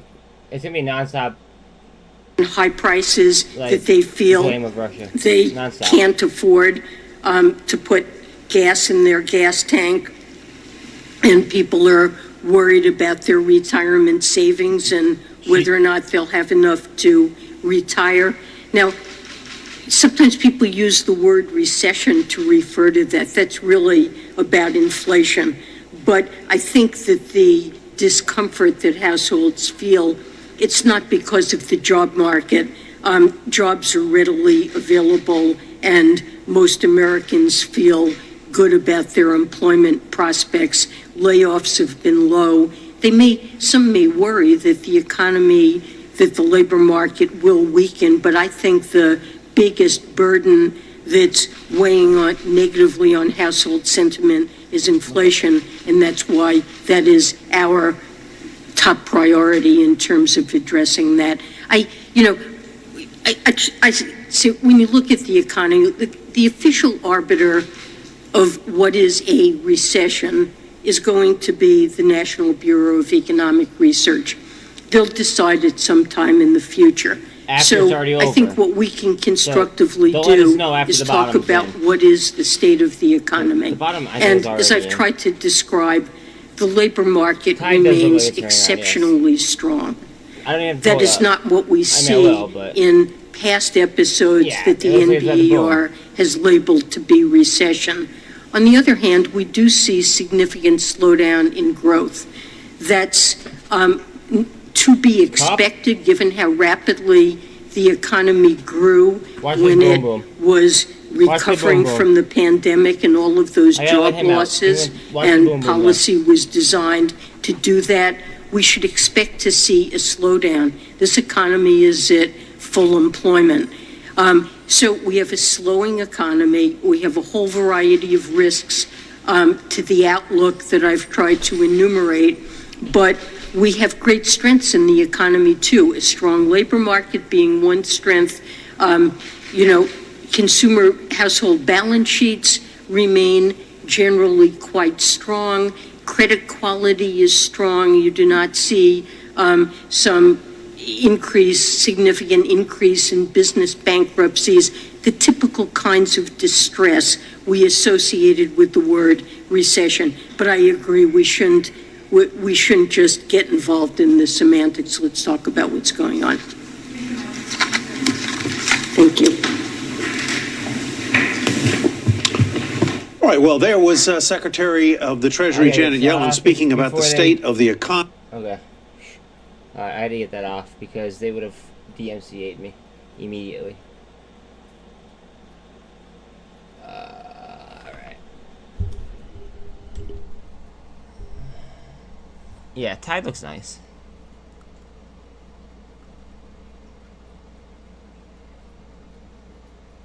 This is in the future. This is not right now. This is in the future.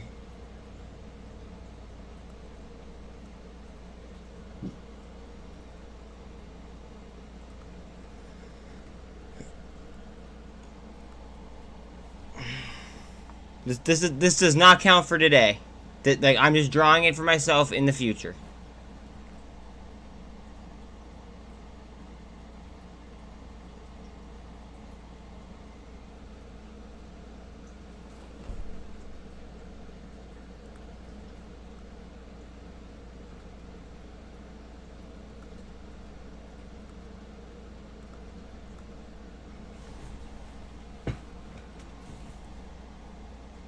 Of what?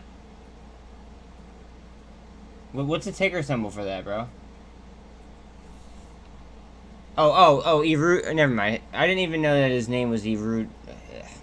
Erootchin. My apologies. Tide wants to go. Yeah, everything wants to go right now. My thought is that everything's going to happen at once because a lot of retail does not plan things. They don't plan things. They rush into things. They treat it like a casino. That's why I do everything systematically. Tide does look like it wants to make a boom boom candle here. I do things very systematically. Everything is done off stats and fundamentals as well as crowd psychology, etc. I do not have a degree or anything like that. I'm just literally doing math in my head. And also taking into consideration market dynamics. But so far it's been working really, really fucking well. And then I also have mods that are fucking on fire as well. It's all cylinders are hitting at once. It's kind of disgusting. It's not fair. Actually, that'd be the term. It's just not fair. There's no way in hell that any other community is getting the type of percentages that we're hitting. Not on on straight stock alone, especially. Maybe a quick swing on options or something like that. But that's a lot more high risk as well. You know what I mean?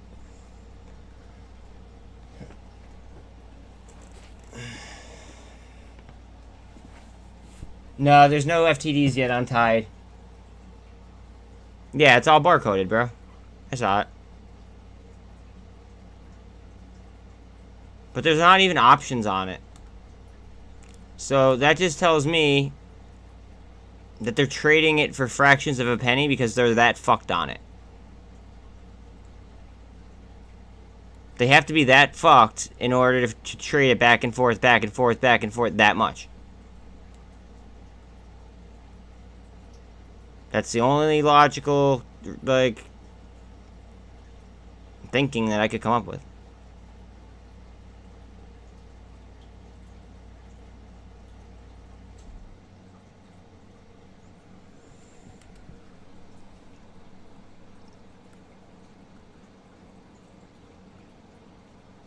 Alright, I think we might go boom boom.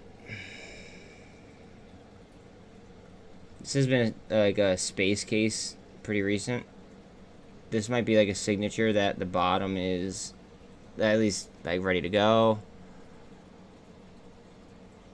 Let's see, Sky X ripping like it is also a signal that it might be, you know, time to go as well. Hopefully we get a push. I think that this MACD needs to swing around first.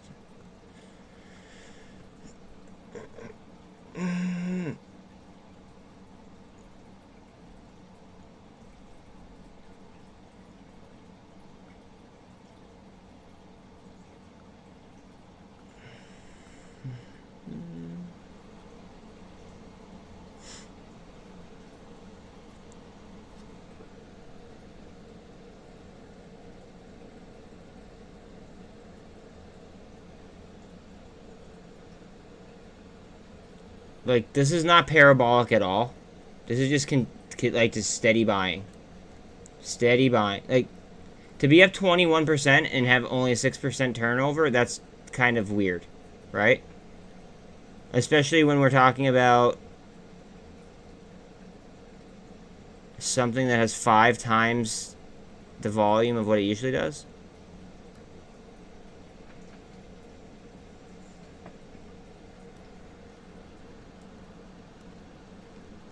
TBLT is just doing volume at 6. It's creating a flow, like a, I don't know, it's creating a level at 6. That's it. It might even go down and touch that 200. Maybe it was waiting for the 200 to catch up.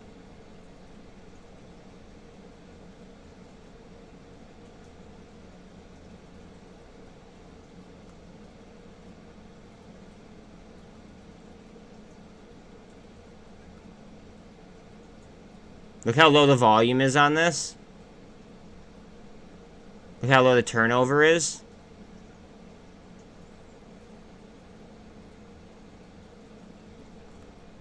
Look how low the turnover is here.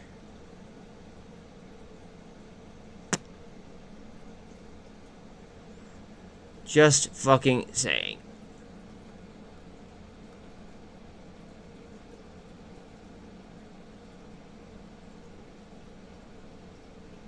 Alright, time to flex on him. Time to flex. Let's go.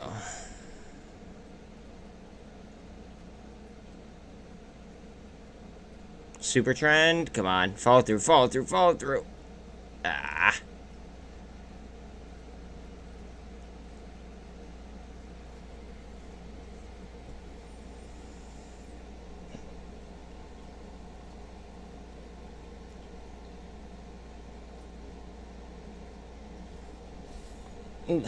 Let me go ahead and let me look at their, like, the holders list.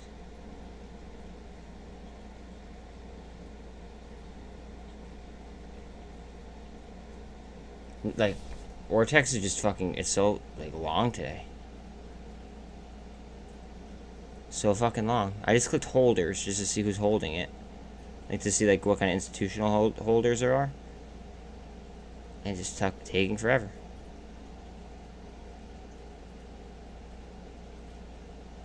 Watch out that there's not a bull trap, though, at some point. I'm just saying, just God forbid, you know, the UVXY was at, what's called, oh my God. UVXY hit, UVXY hit, its 52-week low. So watch out that there's not just a crazy sell-off. Just all of a sudden. Out of nowhere. Be careful.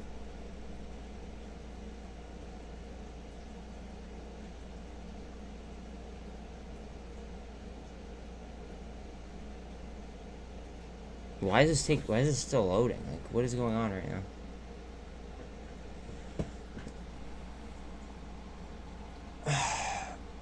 I want to answer your question, but Vortex is just being a bitch. I don't know why it's taking so long to load today. Like, what a coincidence. Also, you guys want to know another funny coincidence? It wouldn't show me what the short interest was on HEPS. And I found this stock very interesting the other day. Alright, so institutional ownership on TYDE. 4.25% is owned by Vanguard. BlackRock owns 3.17%. Pensera owns 0.08%. State Street owns 0.06%. Cambridge owns 0.05%. Credit Suisse owns 0.03%. SEI owns 0.01%, and ProShares Advisors LLC owns 0.01%. So the question to your answer, or the the answer to your question, excuse me, we will never own the TYDE float, okay, because they're just gonna it's called hypothecation, where they're gonna go ahead and they're just basically going to keep making synthetics in a way. You know what I mean? Like, they're gonna short using our own shares against us as well. You know what I mean? So, like, we might own what it says on paper, but what it says on paper might not actually be the true number in live time, because in live time, that number is going to be dynamic. I don't know if that makes any sense at all, but I tried to make it make sense.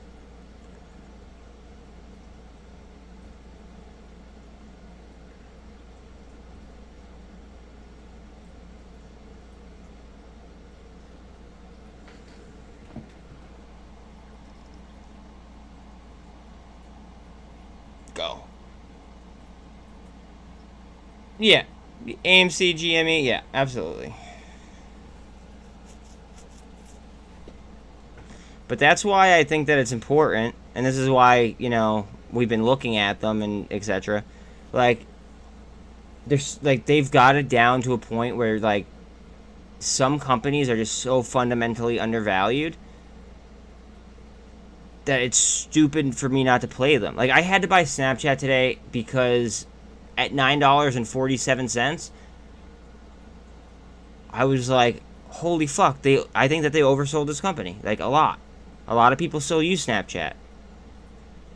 Like, a lot of ads are shown on Snapchat. And a lot of, like, everybody's fighting for, what's it called? Everybody's fighting for ad revenue.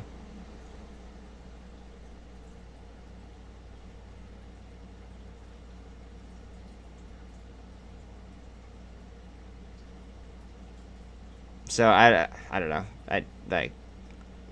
There's just so many value plays that, like, I just want to be in. I want to be as diverse and into as many strong value plays as possible, because that's how I feel like I could retire early, like, no questions asked, if that makes sense.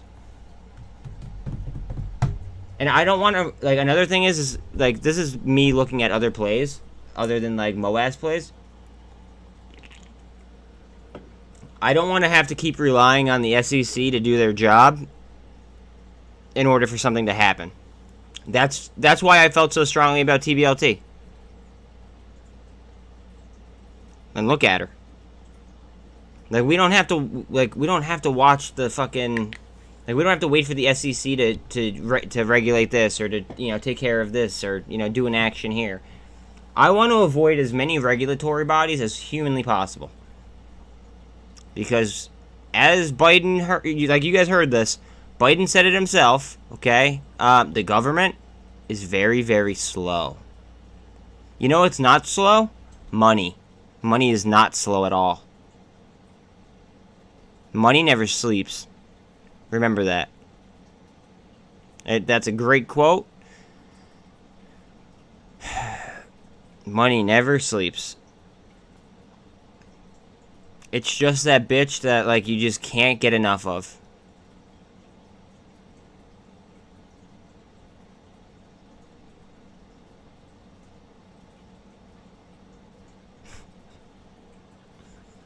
every single time I see like something like SkyX, where like I literally like I made like a fucking like a full on update video and or a full on like description and an update video on it, and then something like this happens. It's like,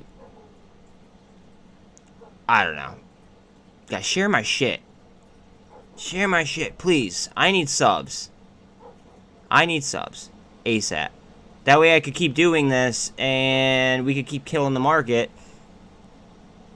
And I don't have to go get like a real job, because I'm sick of supporting myself via my trading instead of like just, you know, consistently like reinvesting.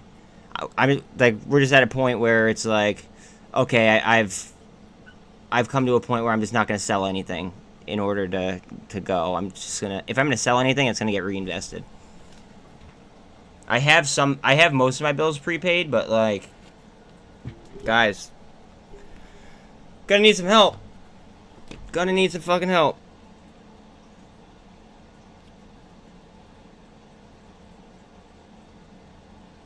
I'm gonna go on YouTube and actually get that video, share it in the SkyX thing, and let people know. Let people know what's good.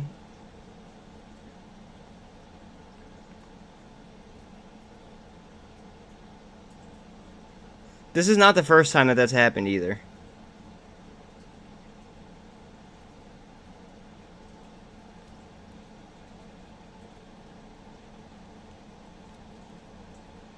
It certainly won't be the last. It's all it is just fucking crowds, like, just psychology, guys. It's fucking like, look at that. Guys, they faked a fucking sell-off. Oh my god. Get ready. Oh, baby, here we go.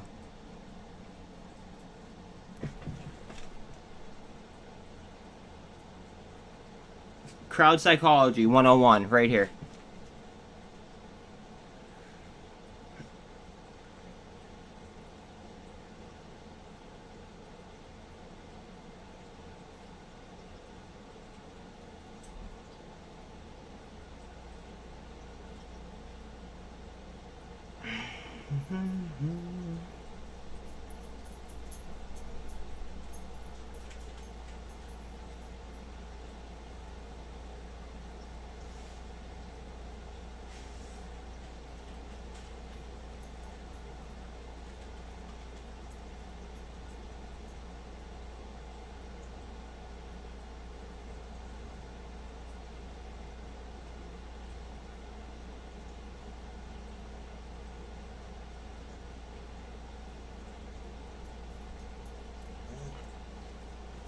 Hold on 1 second. Belle, 1 second, baby.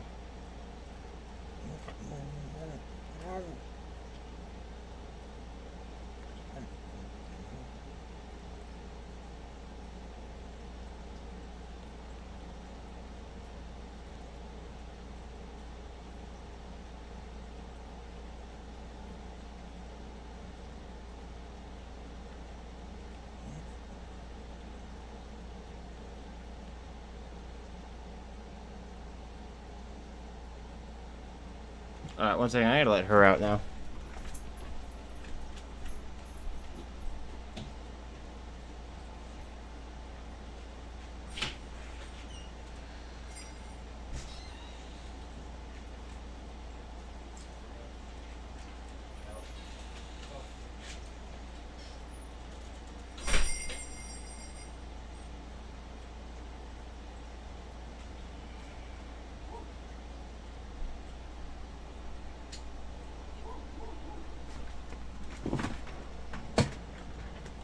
Yo, alright, so here's the thing about what's it called, like XRP and things of that nature, right? So the things with like XRP, etc., you could actually take loans and use them as collateral, so then that way you never actually realize your gains in theory. Check with the financial advisor or tax consultant first, okay? But in theory, you could actually put that up as collateral. This is what I plan on doing. I'm going to use my crypto as collateral, and then I'll take loans out against it, and then that way it'll be good credit building, right? but also I will never get taxed because you can't tax debt, and taking a loan is technically debt. So it's a way to stay tax-free, and it's a way to never realize my gains. It's a way to build credit as well. Where do I do that? You just gotta look around, bro. Any bank will do that as long as it's like a determinable asset. I think that honestly XRP is gonna have to figure out this SEC situation first for it to, categorize. But people take loans. You could like put your house up like pretty much like as collateral. You could put fucking almost anything up as collateral as long as it has value.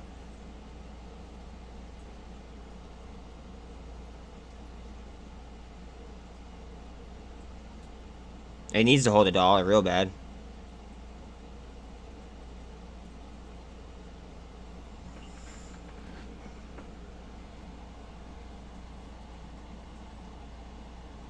Go. Go, go, go, go, go. This is such a fucking human psychology play. Meanwhile, SkyX is just gonna keep ripping because it's fucking... Its beta is so high. Like this... Alright, guys, this is a Greek math play. The beta on it was ridiculous. Know your betas. If you're Greeks, if you're gonna trade options, know your fucking Greeks, please. This was a beta play. That's it. That's why I got into this play. It was a straight up beta play. And then I actually looked into them, and I actually liked the company, and that's why I did a full breakdown video of the company itself.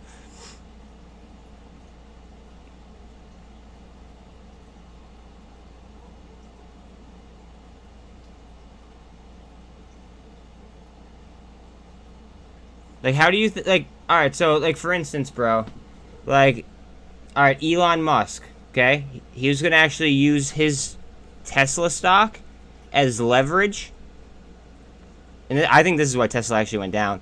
But he was actually gonna go ahead and use his Tesla stock as leverage to buy Twitter, if that makes sense. So he wouldn't be necessarily losing it unless he just didn't make his payments. But if he didn't make his payments, then he would have lost his Tesla stock.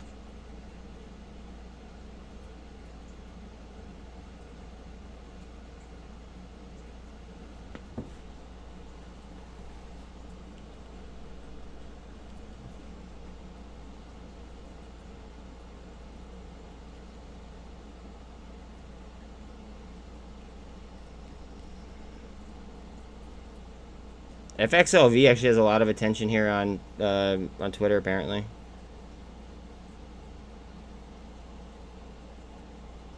Or not on Twitter, on YouTube. I'm just like looking to see what like videos are being viewed a lot.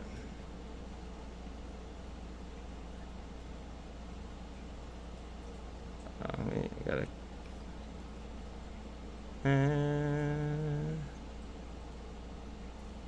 What was that?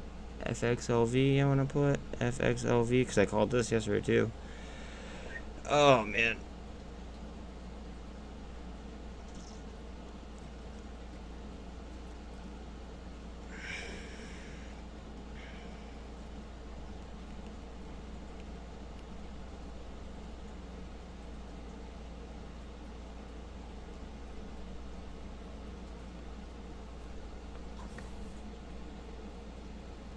Sorry guys, I'm advertising for myself. That's what this is.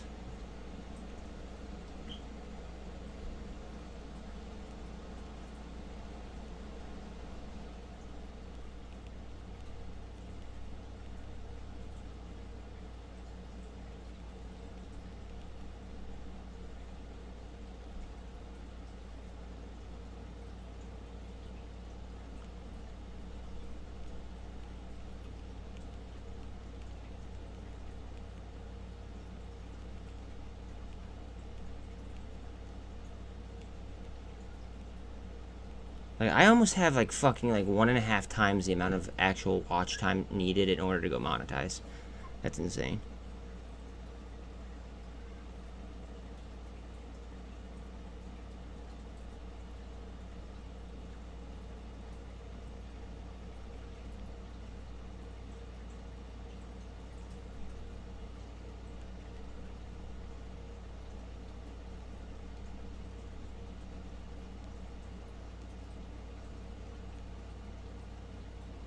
And suppress.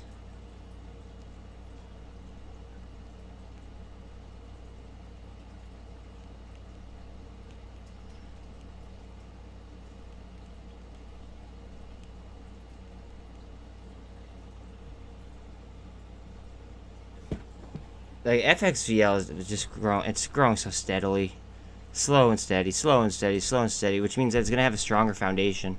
Like whenever you see something volatile like this, right? It's not gonna have a strong foundation. It's just not.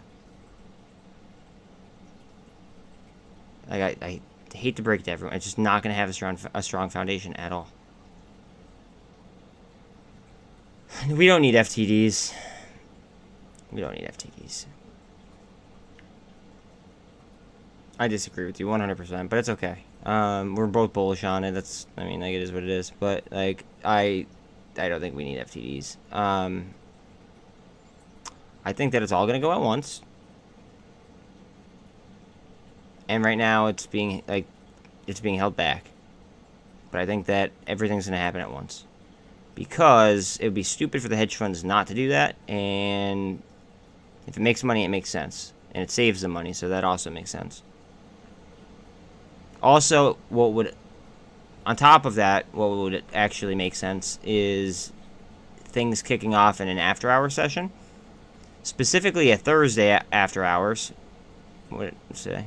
Because what they could do is they could buy options. They could buy one-day options for dirt cheap.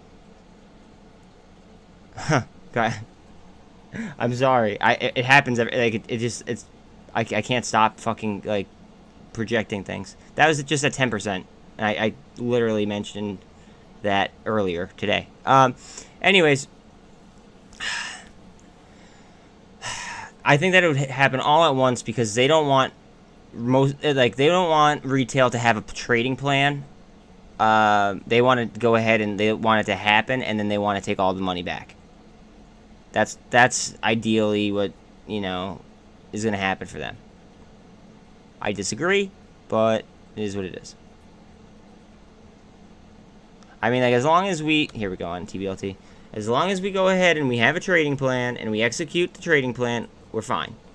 But I just fear that a lot of retail is going to basically piss away the money that they just made. Almost like an athlete after they retire. A lot of them end up broke.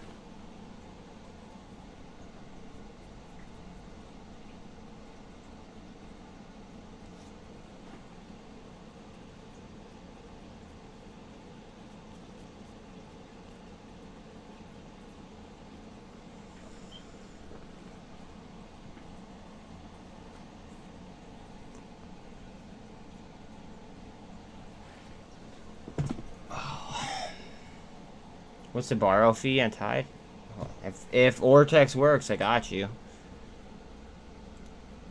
Let's see. Shorts. Average cost to borrow is 306, so it has climbed. That's good. The max is 343. Minimum's 205.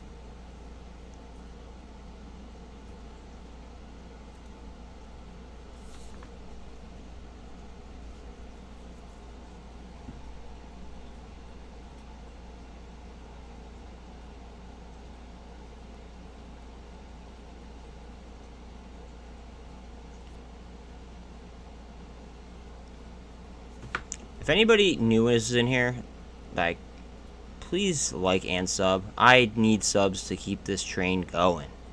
That's what I need. Please, please help out. It is free to you. Also, please feel free to comment. Let me know what you guys are in. I'll try to keep an eye on it. Maybe I'll do some digging. Basically, this is just like a community-driven channel. Because it's not just me finding these fucking bombs. It's also just, like, shout-outs. Nothing is financial advice, by the way, also, if you are new. But, now that that's clear, feel free to participate, because a lot of people don't participate. Good afternoon. What is up, my dude? What is up? Can I ask you one thing, because I need to boost my, or I need to boost like my like advertisement up a little bit. Where exactly did you find me? If you do not mind me asking. And then I want to ask you another question as well. Is it still, no, it's down now. Well, I mean, it's not down, but like my entry is ridiculous. YouTube? Okay, word. I didn't know if you found me on like, because I've been like trying to advertise elsewhere and like different like channels and stuff. But what let me ask you this. What is your best value play? Non-MOAS. What do you think is the best value play right now? If you were to pick one. Percentage wise. I don't here we don't care about dollars. We care about percentages. Amazon? Okay. I'm going to disagree with you just because of the price tag. But I do like Amazon low. I like Amazon right now, and I think that they're going to boom after hours today. But long term, I don't think that they will be the best percentage gainer simply because of the price tag. It's too high to like multiply like to extreme like lengths.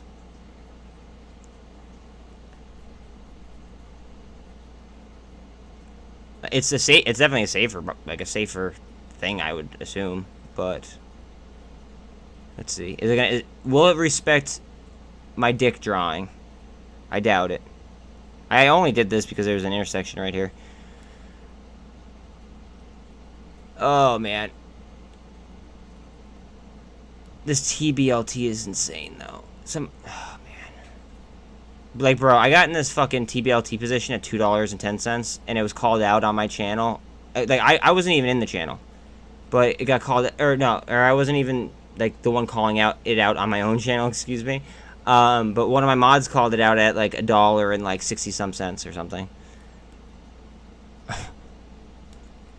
And I don't know. It's kind of like nonstop.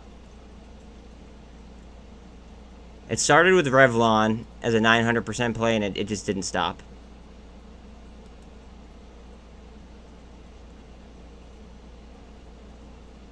This would actually be a descending wedge. Hold on a second. I'm going to redraw this as a ray. This would be a descending wedge, which is typically a sign of a potential breakout.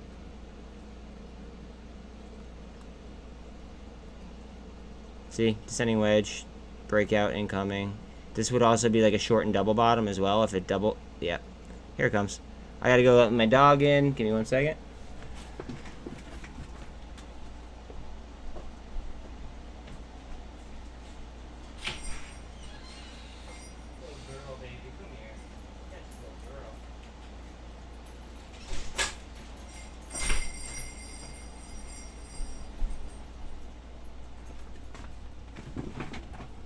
TYDE finally broke up? Okay. Yeah, it's now green. Now green. Let's see. Yeah, we got a grown-up candle. PTPI is such a like a psychology play. My God. That might be like the biggest psychology play in the market right this second.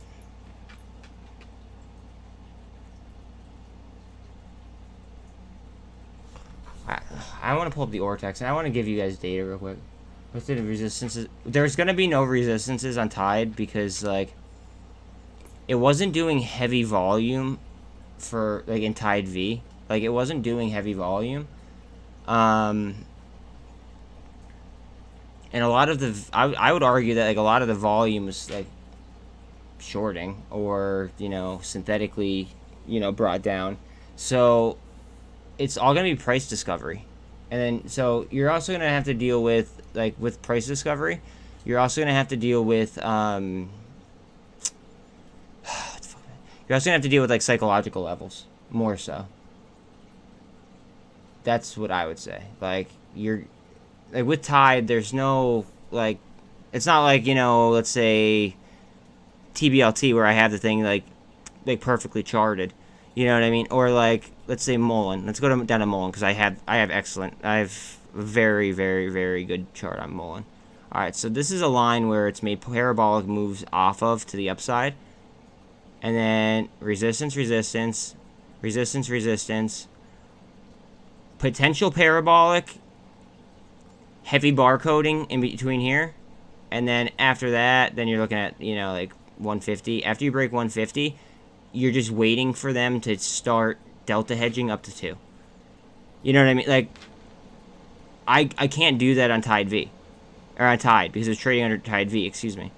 So it just got to be like price, like natural price discovery.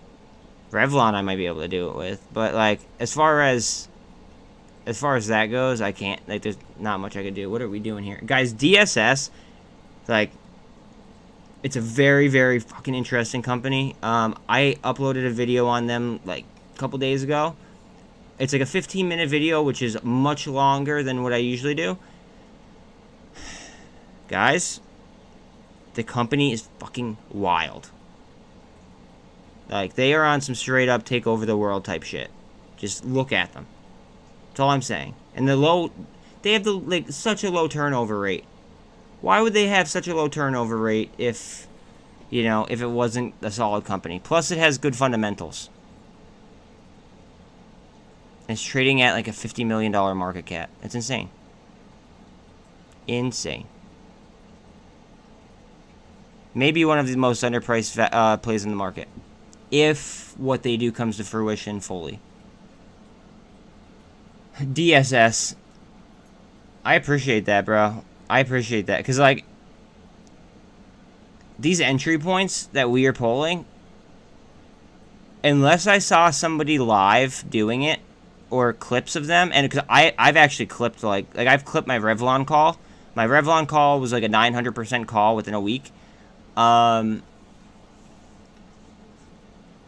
I saw clips of somebody going ahead and making projections like that, or I was there myself, I wouldn't believe that I made SkyX call like 2 weeks ago. I would have never guessed that if I wasn't in here. But I guarantee you that there's subs in here or people in here that like were here when I said, hey guys, watch this, or, you know, they've seen my uploads where I've talked about this and I went like really in depth on them. You know what I mean? Like, I am about 2 weeks ahead of retail, it seems like, at this current time, but it seems to be like kind of like about a week right now. Like, so it was about 2 weeks, now it seems to be about a week. And I think that has to do with like my sub count, which is really fucking weird. But it is what it is. Can I help you learn? So let me tell you how I trade, and then you could just kind of like use that. So I didn't make calls. I mean, like, straight stock were 900%. Straight stock, yes, straight stock. I'm not fucking kidding. Like, I have it on video. It's the only clip on my channel, I believe, right now. I bought VRM at 114. Like, I doubled down. Well, I didn't double down, but I mean, like, I got more into a BBIG, like, right at these levels. Like, if BBIG goes, I'm gonna make a fuck ton amount of money on it. I'm going to. All I do is I use statistics, fundamentals, crowd psychology, price action, and that's it. And, I mean, news, but I also use psychology with the news. So, like, it depends on how, like, everybody's going to digest certain things. Like, some things will get good news, and then will sell off on good news. And it's all because they're being manipulated into thinking that everybody's selling off. So then it makes people, like, panic without... Like, they panic and sell before they actually do, like, read the fucking filing. And I just don't understand that whatsoever, but... So, like, I can't teach you how to trade, but as long as you go ahead and you know, study and like, are very good at math and take the time, you're, like, that's how you're gonna, you know, be that accurate. That's it. There's no substitution, unfortunately. If there was, everyone would do it. Biden's doing... guys, hold on a second. I'll get him up. Let me see what I got here. I fucking hate when he talks. Billion in clean energy investments in America from other businesses since we took office, all powering the strongest rebound in American manufacturing in 3 decades. Now, there's no doubt we expect growth to be slower than last year and the rapid clip we had.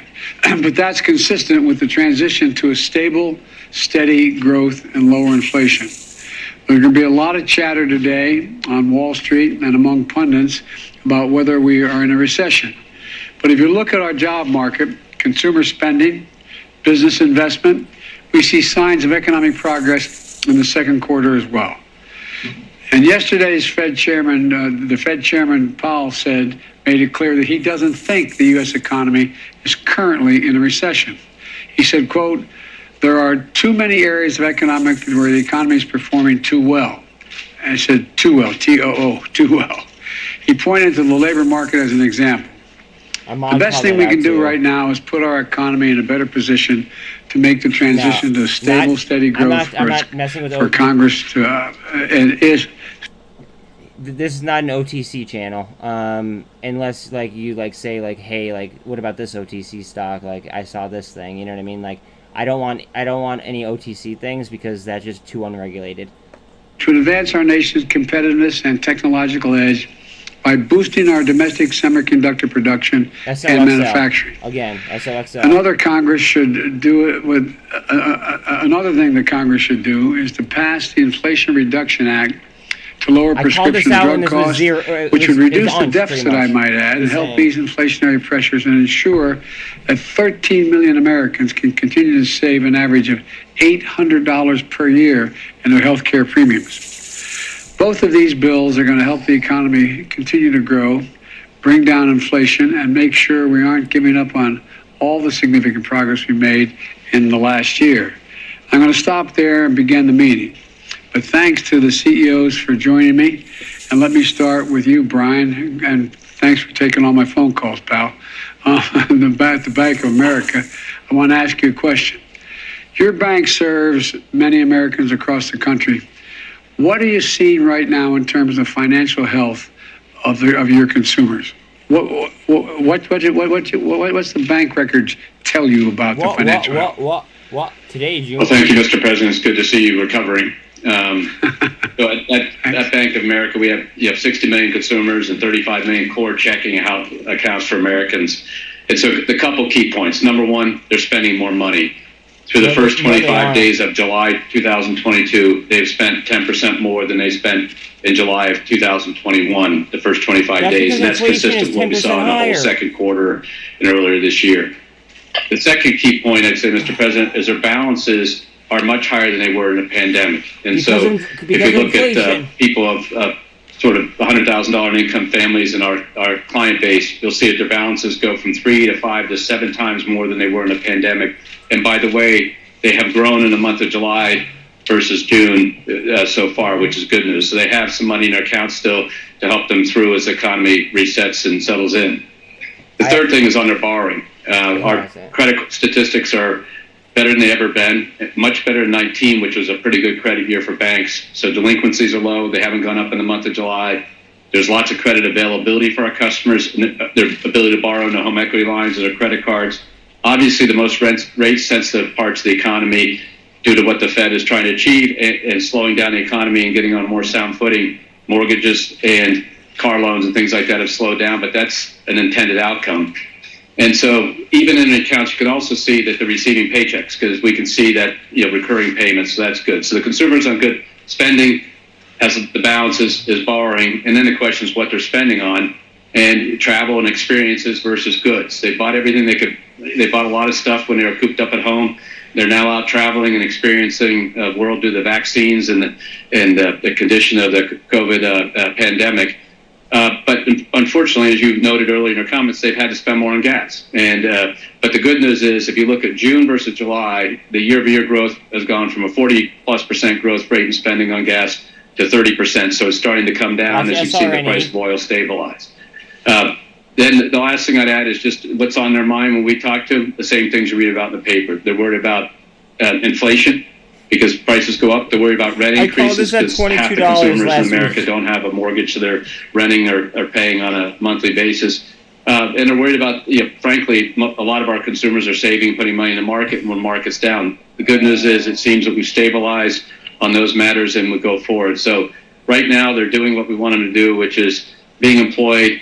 Some of the stress is in the system. There's no discounting that, and we're trying to help all those customers through the stress. But that stress has been mitigated by the work that your administration, prior administrations did to help people through the pandemic, and also just the strong employment that you spoke about. This is 1% up today, and I call this. Brian, thanks a lot. I really do appreciate and thanks for always being available for your input. I appreciate it a great deal. And now I have a question for the CEO of Marriott, who is very disappointed to hear they're investing in travel. It's a great concern to Tony.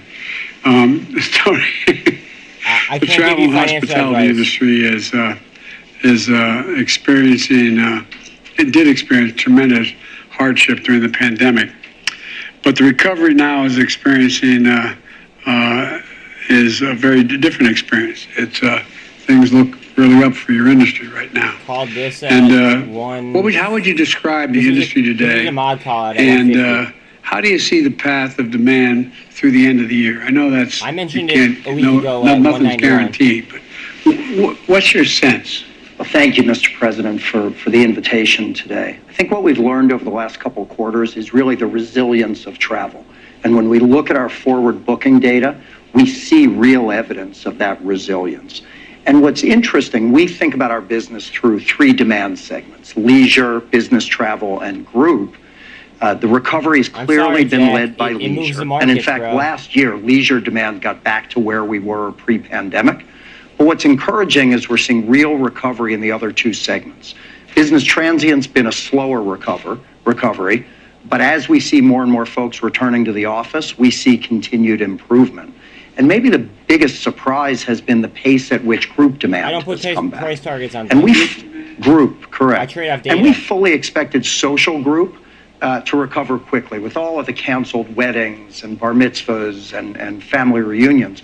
But now we're seeing strong and consistent recovery in business group travel as well. So quite encouraging. I called this out at we get lots of questions about what's driving this recovery in the face of rising interest rates, high inflation environment, fuel prices, and the like. But I think there's a series of factors. You and Brian both touched on one, which is the elevated savings rates we see across the country. There continues to be deep pent-up demand as a result of the pandemic. I think there's a bit of a psychographic shift away from consumption of hard goods towards investment in experiences, which is helping our business a great deal. And then when we look on a global basis, the continued opening of borders, the easing of restrictions that restricted travel is having a massive impact on our global business. And maybe I'll just close by thanking your administration and in particular Secretary Raimondo for your work to eliminate the inbound international testing requirement. We think that's going to be very impactful on the travel and tourism sector. And in fact, the U.S. Travel Association just came out and said they expect the direct impact of that change to be an incremental more than 5 million visitors to the U.S. in the balance of this year, spending more than $9 billion. Don't be surprised if this freaks out and comes down to the VWAP. That sounds pretty encouraging overall, not just for this summer. It might happen, but we're looking forward. One of the things I want to ask you about is that obviously the pandemic had a profound negative impact.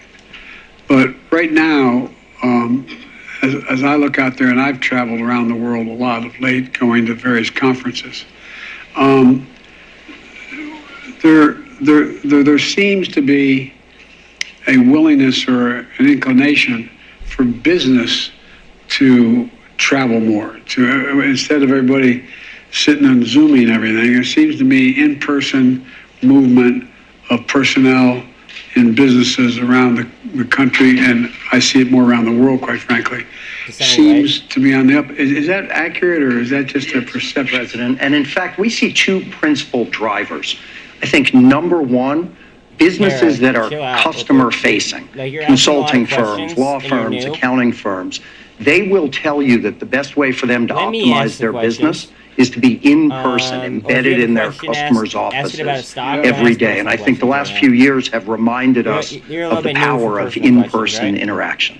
The other thing we see is rapidly growing demand for training. Many employers across this country rely heavily on the strength of their corporate culture. And as they're hiring thousands of new employees, it's really hard to immerse those employees in a culture via Teams or Zoom. And so the demand we see rising for in-person training has been quite significant. Well, I don't want to get off on this. Corning would know something about this, but there's so many new jobs on the horizon in the tech-related field that the need to train personnel to be able to handle these jobs is totally within our Why don't capacity. you join the Facebook group? But it's needed. and you'll It's not actually like be able it's to see on my the job profile? training for How a about lot that of these things. Instead. And so one of the things That we're way looking I at, could- our I could economic screen you team, and make sure you're not a secretary, bot. is No offense. how we engage everything from community colleges to other Before I get entities into that, 'cause you're kinda to new, train so, like, people for the need that exists in that check. community. And so it's totally consistent It's with at what the you're top of the saying, chat there because for there's going to be you to click. and we're talking about potentially a lot of jobs. I mean, we're talking about thousands of jobs. But again, a lot of it requires some, training. It's not all on-the-job training. Well, thank you very much for Keyword almost. talking to me about that, I don't Tony. feel bad And for him at all. He's now the one what that I'd put like us to into this do is situation. there's an outfit called Corning, right, Wendell?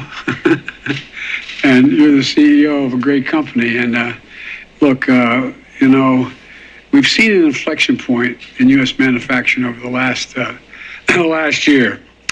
And by that I mean, I can recall in the last administration, I'm not criticizing the last administration, the previous 4 years, and even at the end of our administration, He had to remind Obama, himself Biden, not to criticize. the question was, are we still going to be the manufacturing hub of the world? Are we still, are we in manufacturing, where are we going to sit? We're going to do all these Yeah, other next year we things, are but trading what at a about yacht. manufacturing? Yeah, And so you've seen in that inflection point in manufacturing in the U.S. Can you describe for me what you're seeing at Corning? What's your outlook on the manufacturing sector? Talk to me a little bit Revlon about has that. acted as a top signal for Sure, Mr. President. meme stocks. First of all, you're right. The last 18 months has been tremendous growth for U.S. manufacturing. And we've seen that in our results. And that continues. But there's some subtle things going on as well. We just did our quarter two earnings, so the numbers are fresh in my mind. Give me a hand, baby. Come on. We're still having good, strong year-over-year growth. Sales up about 7%, earnings up about 8%. And so the growth rate continues at a little bit lower rate than it's been the last 18 months, though. I'm gonna drag out a But splash zone a that little good bit top longer. line, there's a lot going on underneath the surface. So what's driving us is very strong demand for optical communications. Think optical fiber for technologies like 5G, broadband access, cloud, Watch chips. Serious. computing. XOXO, watch Very strong demand for fiber optics. Again, that's the CEO of Corning speaking to the president, along with other CEOs about the state of the economy, including the. Sorry, if I don't like kill it before they say anything about the channel, then it would technically be like a DMCA, and I don't want that. Like, I have enough problems with like lack of subs right now. I don't want that headache. To answer your questions, Tara, just join the Facebook group. It'd make me feel a lot more comfortable since you just joined and you're asking like kind of personal questions. That way I can make sure you're not a bot or something. You know what I'm saying? I know, like, I don't mean to sound like a dick or anything, but I gotta protect myself. You know what I mean? But then you could actually see my like Facebook profile and everything too. So there's that. FXLV? Guys, remember, this was a live stream call out yesterday at 1:25.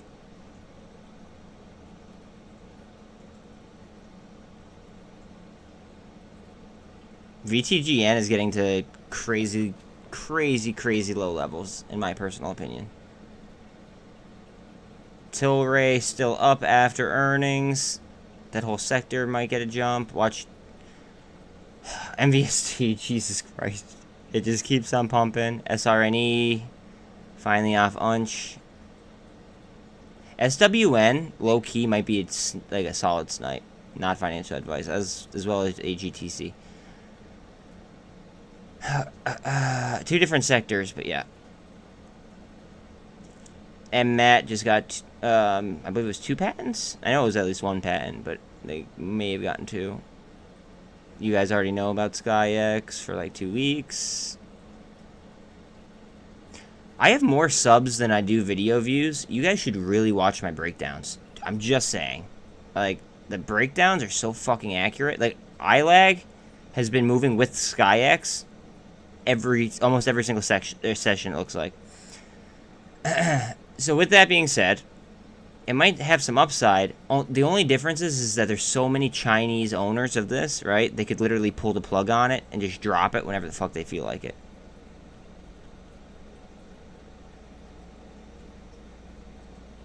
Revlon, what are we doing? Now, Revlon has been a top signal in the past here. It's been a top signal for like MOAS type stocks. AMC's unch. We're getting some actual grown-up candles on it. 406 on SPY. TNXP, I would have been in it a week ago. I don't know about now. I mean, I don't know. I actually made that, like, I talked about it live, but now I'd feel like I was chasing because I could have had such a low entry. Remember, I like to be the play. I don't like to chase the play. That's the problem. So I might miss out on big money by doing that. In all honesty, like, I admit that. I might miss out on big money by being safe, but I also, like, I don't know. I'd rather keep it in my pants than go, like, raw dog and a chicken ended up with the you know, AIDS. So, like, there's that, too. You know what I mean? Like, there's that risk-reward.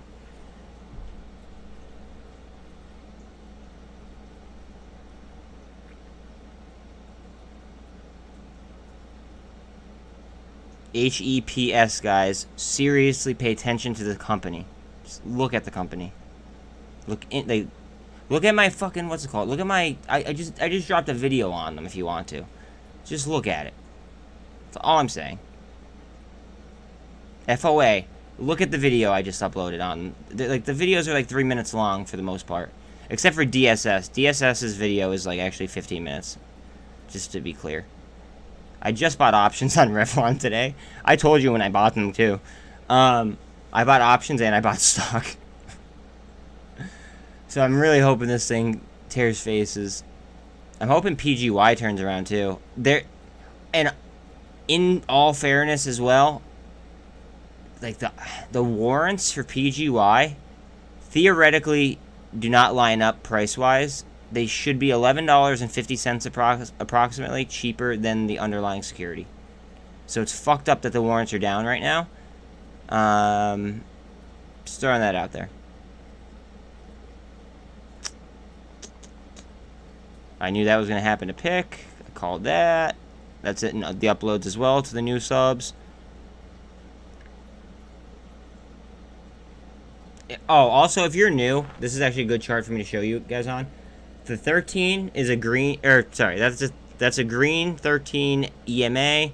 This is a blue 24 EMA. This is a 48 EMA. I don't know what color I'd call that, magenta. Rust orange is 200, is a 200 EMA.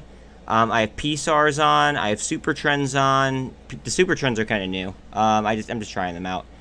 I wouldn't really necessarily use the PSARs, but it's good for people like to learn, I guess.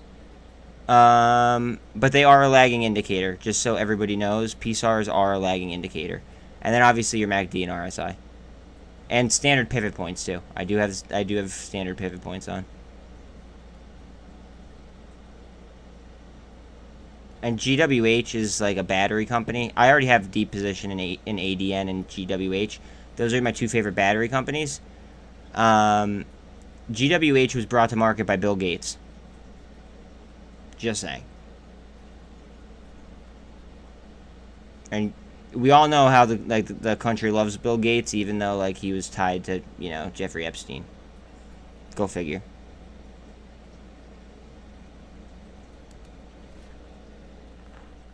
What are we doing here, TBLT? I want you to go towards my splash zone.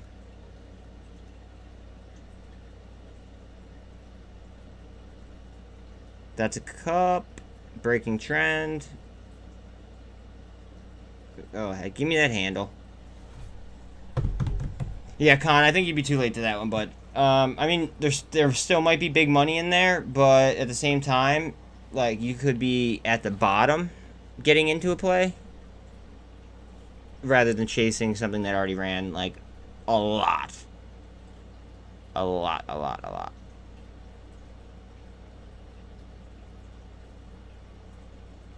Like, FOA is...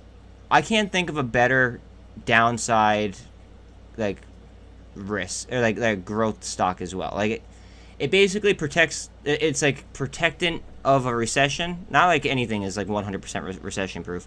But, like, FOA... Like, they should boom either way. Whether the economy is good or bad, the way that, like, their business plan, they should do very well. And how many institutional backers they have as well, that they should end up doing pretty well.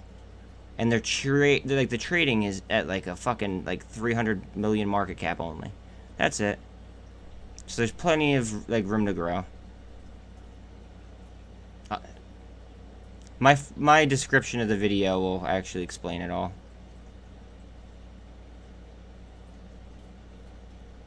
I go over the holders, I go over everything. I also have two videos on GWH if you want to check it out. And I believe I have 2 on ADN. HKD, it's got to be like laughable, because like if not I'd feel like shitty that I didn't take a position. But that was I mentioned it at $22. Like that was last week after a halt down.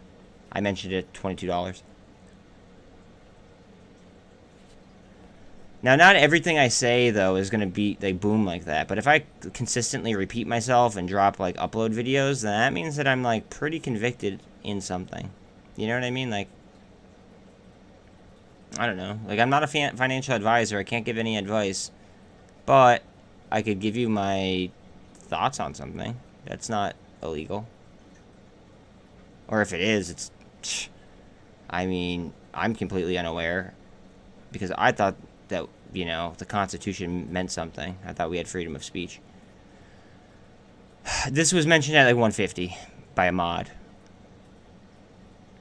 And then I mentioned it again last week at 193.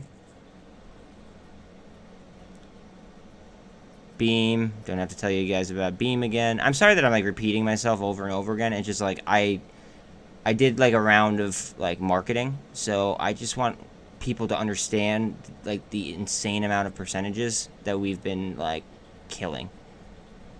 You know what I mean? Like, I don't want to sound like a broken record, but I have to in order to, you know, get myself up on subs so then I could then be up on the algorithms. It's a really fucked up process. I did buy more warrants today. Just want to be clear. It was already up like 40% or something when I bought the warrants. But I did buy a good amount of warrants. Just because... I mean, like, I was deep on TBLT. But instead of just going straight TBLT, I know that by having a history of playing warrants, please do not play warrants if you do not know how to trade them. The exercise price on them is $5.50. So this, in theory, should have a higher percentage gain or loss going with the underlying.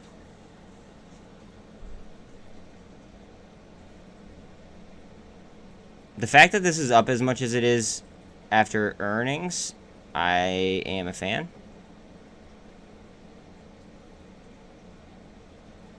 Tilray is not my favorite MJ stock, though. I want to be clear for anybody new.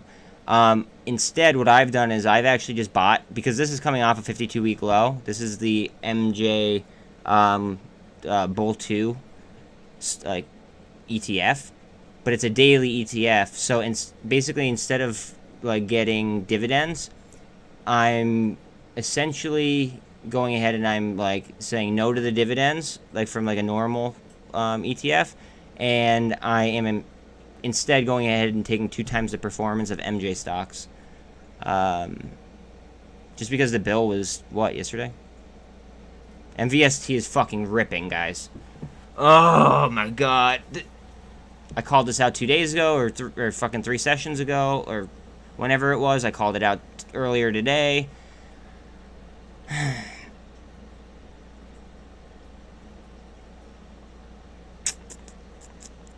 Like, these are all just things you guys should, like, throw on your watch list, and then if it, like, really starts moving, or, like, you guys catch news on it, like, just use standard, like, formations. Like, alright, so, you guys might not know this. This is called a GAN fan. G-A-N-N, and then just fan. Alright, so this would be a charting technique.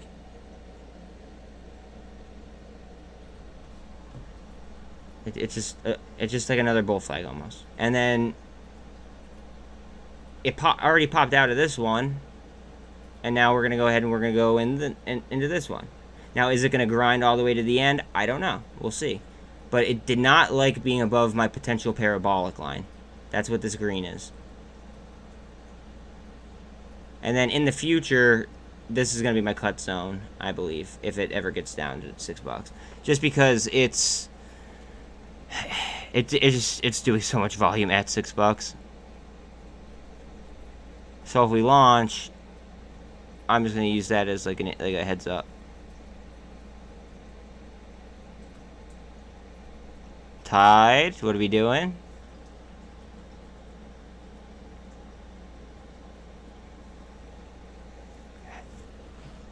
Tide is. See, again, I like to snipe. I'm a sniper. Okay, like that's what I do. I would have bought Tide yesterday. Right? Isn't that where it bottomed yesterday? At like an 87. I would have bought it like probably like under 90 cents, or I would have bought it like around 90 cents if I was gonna buy more. I already have a lot of Tide. Don't get me wrong, but if I was gonna like re-enter Tide, it's growing slow and steady. Actually, it looks really nice. It looks like we could get a boom boom. It might do like a cup and handle right here. See, we're just stair-stepping higher. But anyways, I mean, yeah, I mean, there's still, like, you could, like, it could boom, you know, right now, and then obviously you'd make that percentage, but I always, like think about, like, shit, I want to have the best entry that I can get, because then I'll have the best, like, P&L percentage. That's my thought process. This just popped to 22%, 23%. What's up with it? Cup? Give me a handle. Give me a big ass handle. Come on. Oh, guys, it is Flex Hour. Thank you to my one and only sponsor. The only place where you could get ripped and rich at the same fucking time. Shout out to everyone at Power Flex Gym. I hope you guys are fucking crushing it today, because we are in here. Every single one is a good one, almost. Why? How much did you make on it? What's it at?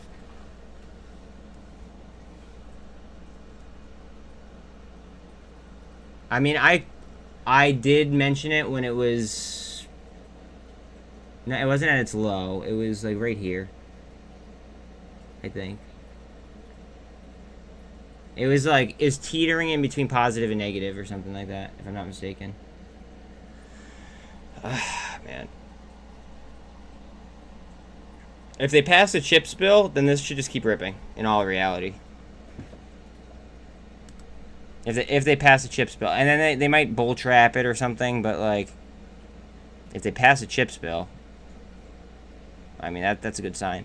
I'll be honest, like, I think for all the new subs, again, don't quote me on this is just my opinion. I think the bottom came in on 622. I think that really the bottom was the 17th, but then T+2 off that witching day would have landed you on 622.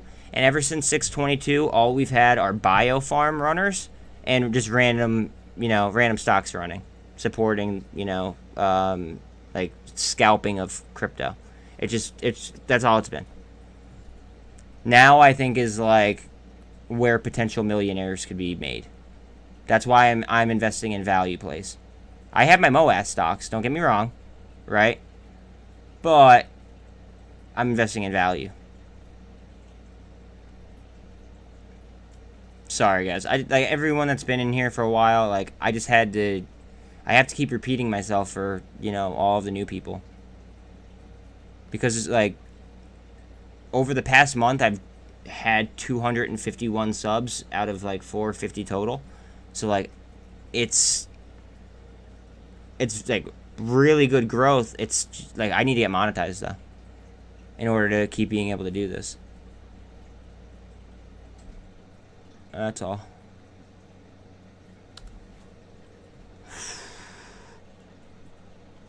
This thing is incredible. Look at the growth. Look at the low turnover rate. Do I like MSOS? What do they do? What is MSOS? Someone actually asked me that the other day. No. Well, probably, but I'd have to look at the whole their whole holdings. Usually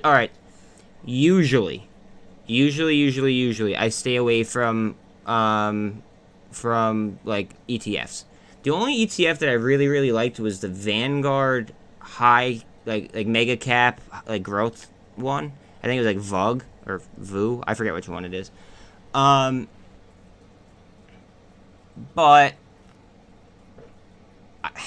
I like MJXL because I would rather buy the straight buy like the straight up equity itself, being that it's literally 80 cents. It's like less than that right now, and then I have it forever and I don't have to worry about any kind of potential gamma or theta on it, excuse me. And it's 2 times the performance, and even if it goes to 0, which it won't, because like cannabis just isn't going to go to 0, you know what I mean? Even if it goes to 0, like I still own it, right? However, if it goes to infinity, you know what I mean, then I get 2 times the performance of infinity. You know what I mean? So I'm sacrificing dividends for what's called, this is about to go parabolic, it looks like. I'm sacrificing dividends for 2 times the return. TYDE is launching. FXLV looks really nice right now.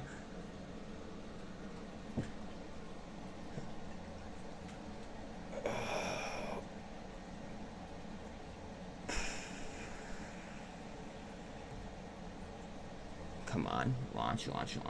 I'm actually like really surprised at how low the turnover is, especially after this thing sold off like 60-some% a day. What's PTPI's turnover?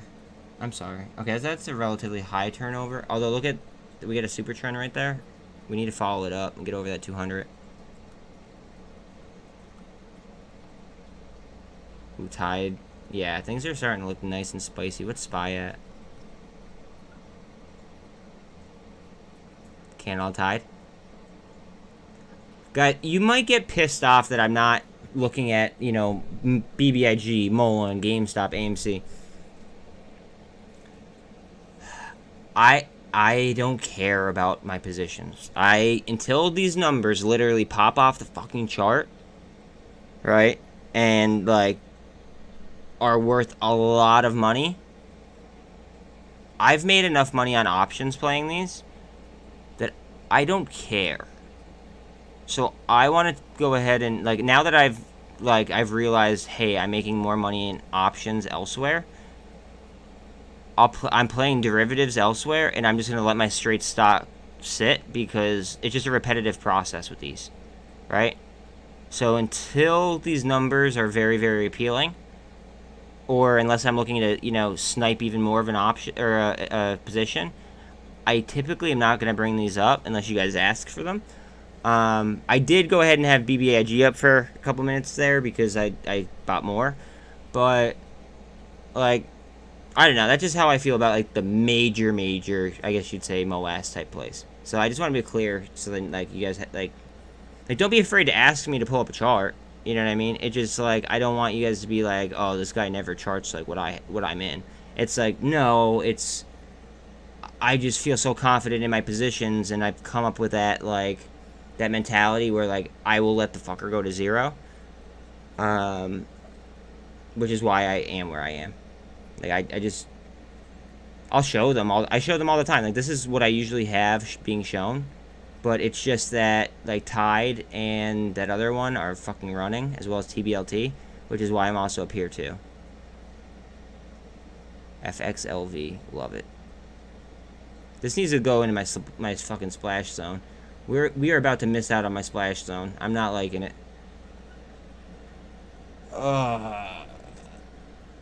Oh, it's at the 200. It's okay, guys. We're at the 200. No big deal. And we might double bottom. That'd be a fundamental sign as well. I'm not even worried about Tblt.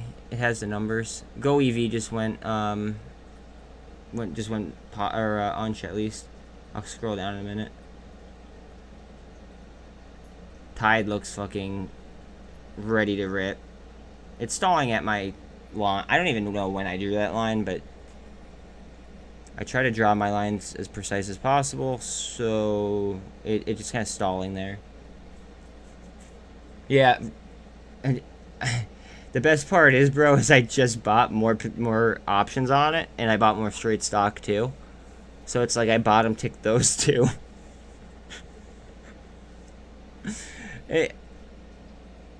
I don't know what it is about Revlon, but I like it. I like it a lot. What makes sense to me though is like the low volume.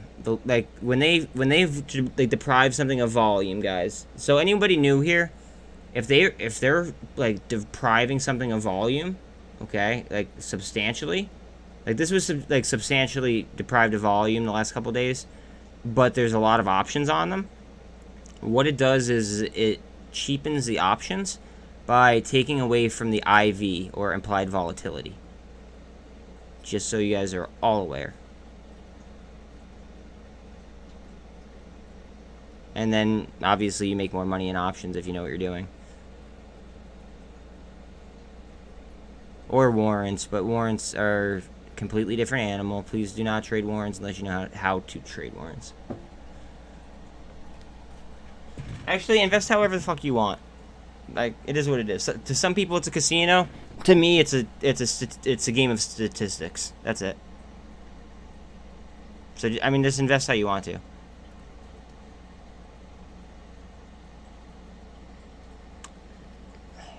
It's so difficult watching, like, my words.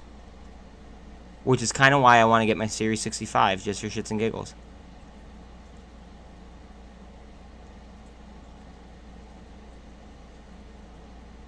Watch out that this doesn't run tomorrow. I didn't do too much research about the company, but with T+2, you're going to get the information from yesterday, and yesterday it was absolutely a space case. If it's a pharmaceutical company, chances are I'm probably not going to like it. I usually don't like pharmaceutical companies, but let's go ahead and let's look. Ooh, it's cheap. Okay.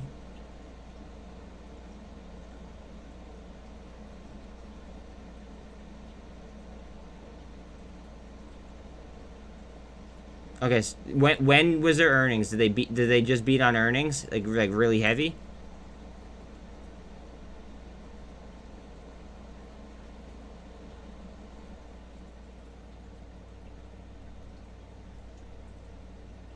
That's like a month.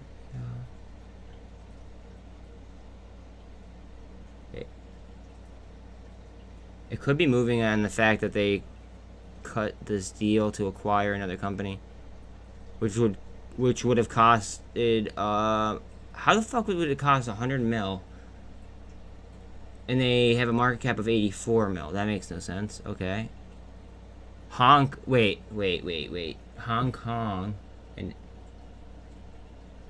what is this? Is this a Hong Kong company? Because if it's a Hong Kong company, I immediately hate it.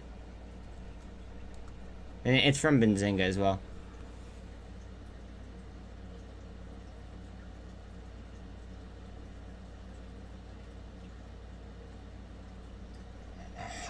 Is that the same? Is this the same? Do you know if this is the same company? ENDP might be juicy. Remember, they had that hit warrant, or that hit, what's it called? That hit piece written by the Wall Street Journal. What do you mean you don't see anything about buying options on what? Some things don't have options. Is this the same company? Because it looks like the same company. And if it's a Hong Kong-based company, then I don't like it immediately.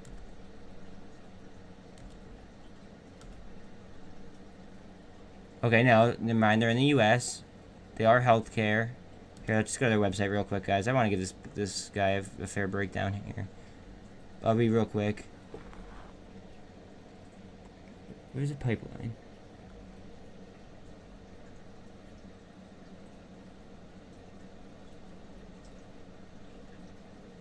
Do they only have one drug? Alright, here we go. Here's the pipeline. This will be able to tell us.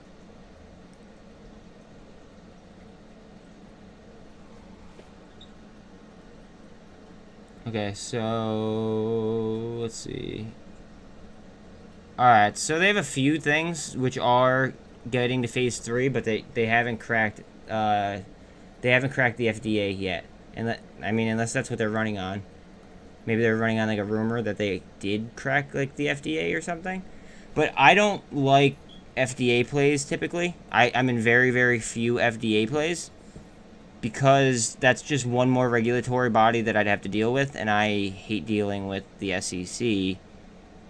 So why would I want to go ahead and sign up to, you know, deal with what the FDA has to say? You know what I mean? But that's just me.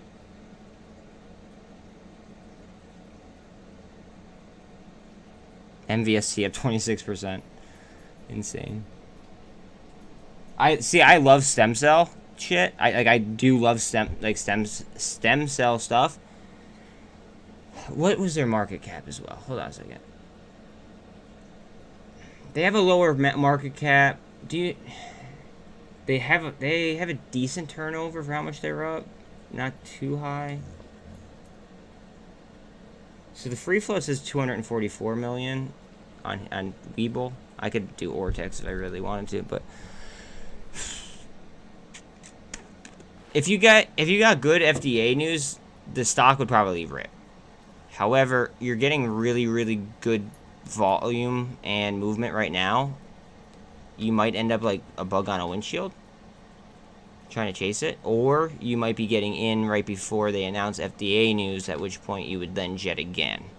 So it's hard to tell. I like to be the play. Okay, I just want to say this for everybody that's new. Okay, everybody that's new. I like to be the play. I do not like to chase the play. This may cost me a fuck ton amount of money. I'm very well aware of that. Okay? But that's why my hit rate is as high as it is versus, you know, chasing stuff. I don't like look at like, guys, I called this out yesterday at fucking 120 or at 125. Look at it. Like, look how low turnover is. And it has solid fundamentals.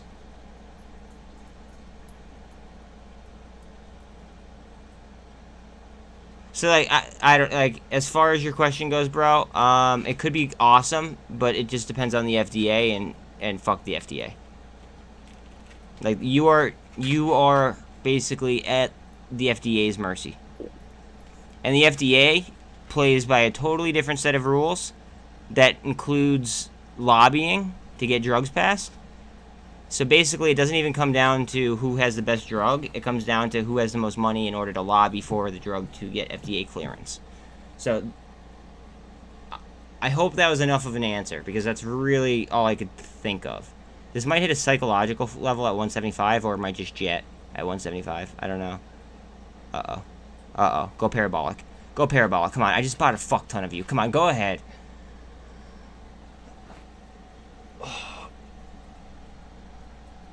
Go.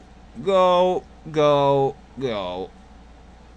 I might have to clip this at 125. Or, like, yesterday when I, like, brought it up at 125, I might have to go back into my fucking uploads and find out when exactly that happened.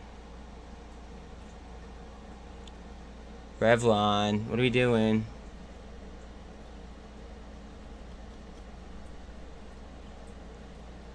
Tide, what are you doing? What are you doing, Tide? Okay. Okay. Also, for anyone new, you guys should look at my other uploads as well, because, like, the accuracy so far has been fucking, like, unreal. That's not financial advice, and none of it is financial advice, but, like, I do cover fundamentals. I cover, you know, basically the ins and the outs of each stock.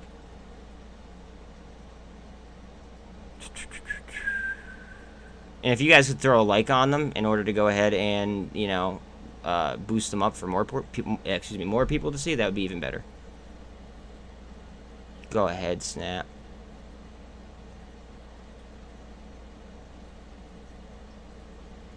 I love how the MJ, like the 2x bull and the 2x bear are both up, like, a considerable amount. Well, I mean for like an ETF. Like, how are they both up? That makes no sense to me.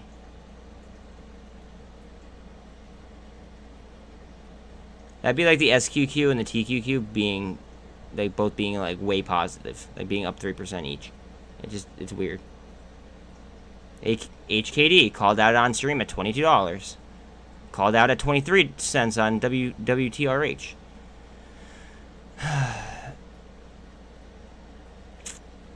This could be a potential short squeeze. The shorts are trapped at $11. At least they were, as of like 2 days ago. They were trapped at $11.86 on EDIT. It just needed volume. RGS was a short squeeze candidate. I don't know if it is anymore. It got way too close to, like, where the shorts were trapped. The shorts were trapped at like 56 cents on this one. But now they just didn't get volume. Nobody like, that's the problem. Is sometimes I come across things before the rest of retail does, and when that does happen, then, like, they don't get support for like a few days, which kind of sucks.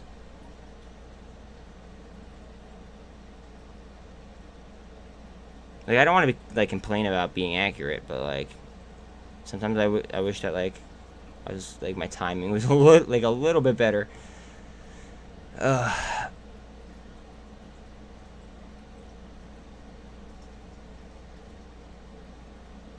LiDAR. Fuck. I wanted to make a fucking heavier position. I was mentioning this at 196, and I didn't take a position myself, but I regret it now.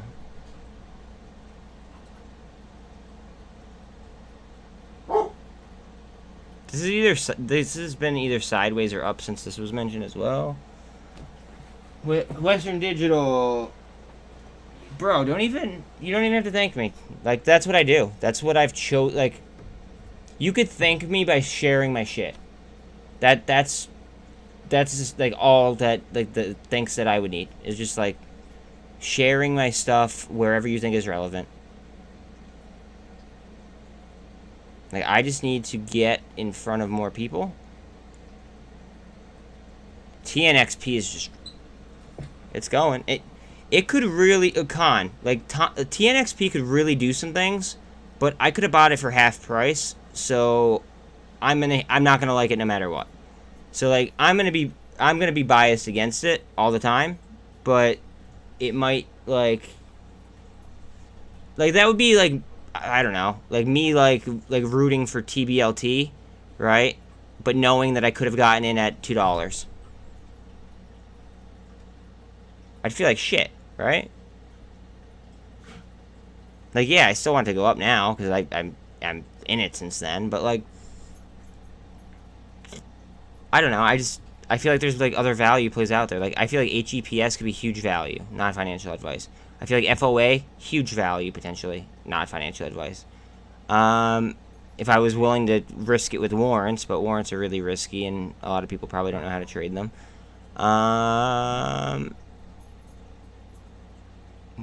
See, the thing is, everything's coming off the bottoms. Like SWN I actually mentioned that before it started running the last couple days. SWN might be a decent buy, not financial advice. I'm in SRNE. It hasn't really moved too much, but it's got good backing. I hate HKD. I hate it. It's just, like, this is just that's a value moment, or it's not even a value play. It's a momentum play that is heavily owned by China. So they could just pull the floor whenever the fuck they feel like it. Just like PIC. PIK is actually a Russian company. It shouldn't even be traded on the U.S. exchange, but our government doesn't really care. What else? iLag, again, that's Chinese. I like XL, not financial advice. I like APCX, not financial advice. Gush is getting to the point where, like, I called that out at 113, so I think I'd be like chasing right now. I like QNGY a lot, and I think it's undervalued.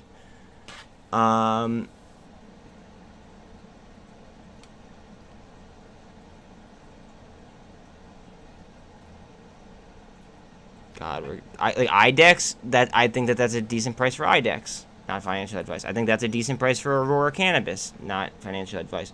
But again, that's with the whole cannabis sector. That's my favorite one in the cannabis sector. That or IIPR.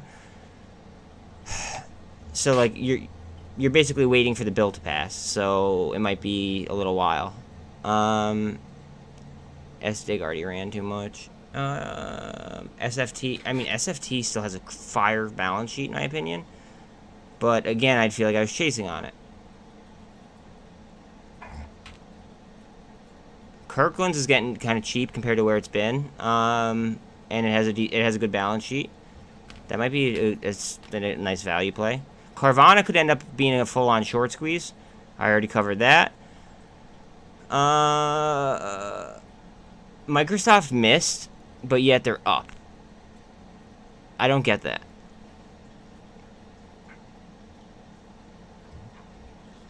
Honestly, like, I might buy it. Not financial advice. It's like or ADN or GWH. Yeah, GWH. MULN, BBIG. I don't know. Redbox, actually, you know what? Look at the fucking what's it called? Look at the last video I did, Con.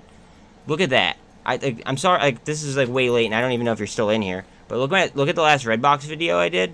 It kind of like it hits home the fact that the shorts might actually be screwed on it because the former Attorney General of Louisiana is investigating the purchase agreement. So that might delay things.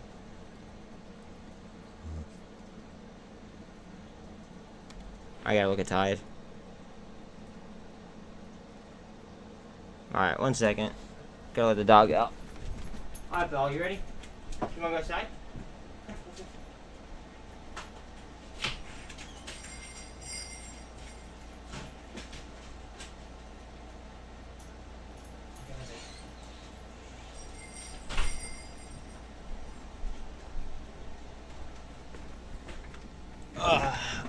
Look at DG. There. Okay, hold on a sec. Yeah, FX. Yo, their numbers are insane. Their backing is insane. That's why I bought as much as I did. But I doubled down on. Well, I don't know if I actually more than doubled down today, early. But it is what it is. All right, what am I looking at? Look at DG. Okay, hold on. I'm gonna do it on this other screen just because Vortex has been taking forever today. And Dollar General. Okay. They're almost at 52-week highs. Now, while they may still go up, they're trading at $245. Now, let me just explain this to Jack. What I'm doing as of late is really, really, really, really fucking working, right? So let me explain, like, let me go into depth on that. They don't have to be like cheapo companies, right? But like companies that are cheap in price are easier to double than like more expensive companies. So let's say, let's just say 250 on Dollar General, right? It's in order to go ahead and, you know, double up, it would be a lot easier for TYDE to get to 280 than for Dollar General to get to 240 or to get to 500. You know what I'm saying? Meaning as well that my percentage gains are going to be a lot greater by investing in a cheaper company, and I'm going to be able to get more of them. So I've been investing in like $10 to like under $20 in that kind of club, but like solid companies that have like catalysts. That's kind of been like my money zone as of recent. That's what I mean. Dollar General, it's solid, but it's trading near its 52-week high too. I don't know what LTH means. I have no idea what LTH means, bro.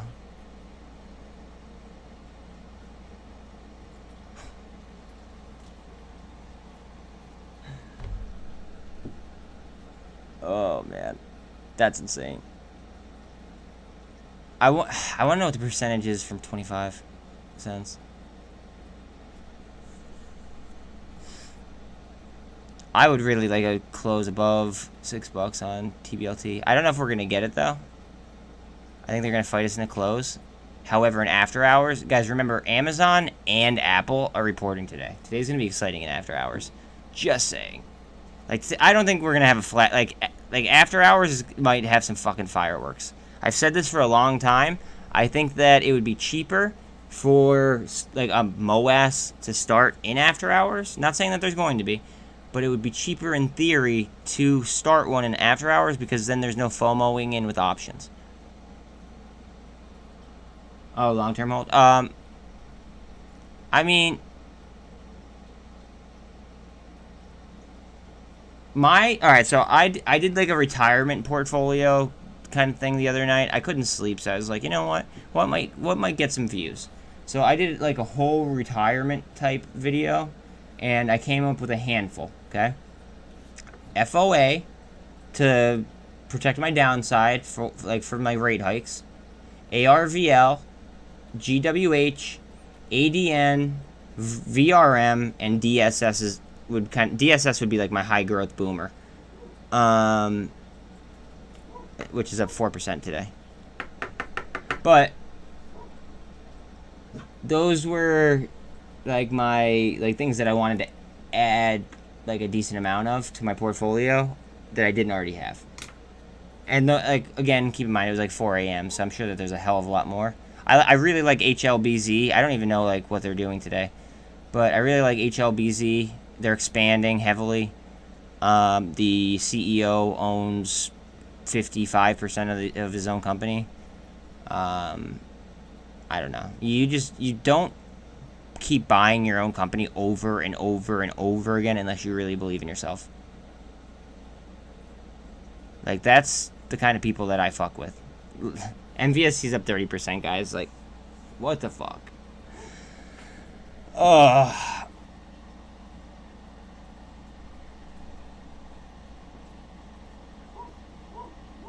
SRNE, still pretty much unch. It does have backing, though. I believe that the big three are in this one. On my channel, I refer to BlackRock, Vanguard, and State Street as the big three. They're typically in... Oh my god. Holy shit. Usually they're in the biggest plays.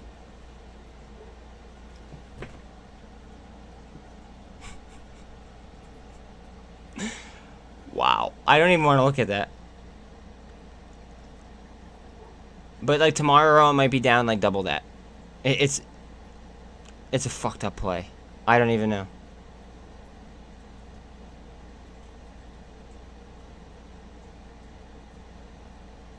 Again, I like to be the play. I do not like to chase the play. That's it. If I was going to be in that play, I would have been in it at $22. That's it.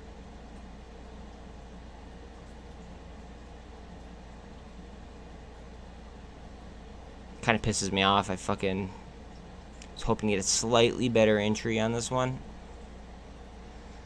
But I missed it. Now it ran a little bit. Like, I want another pullback. I still have fucking... I still have, like, a little bit of money here to drop on something that I was saving. So I kind of hope we get, like, a little bit of a pullback, but not that far. If that makes sense.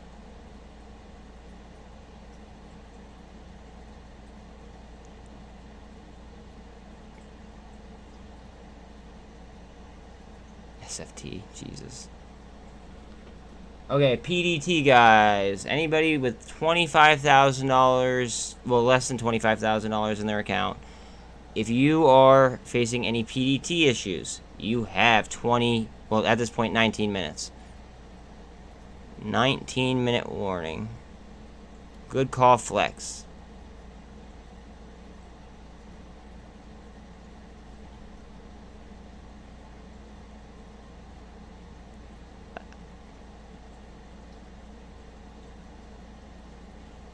I might buy fucking...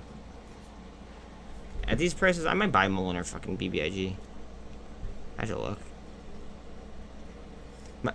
The issue is like with my phone accounts, like these are like my play around, like play money. It's like even these I'm starting to like so much that like SkyX was one of these. Like even my fuck around companies here are doing very well, so it's like, do I really want to sell that? Like right now, my options on my phone are this, and I bought it on my my actual portfolio. That, this company that I was just telling you guys about, which I'm definitely not selling because the fundamentals alone are incredible. VRM, which I believe is undervalued.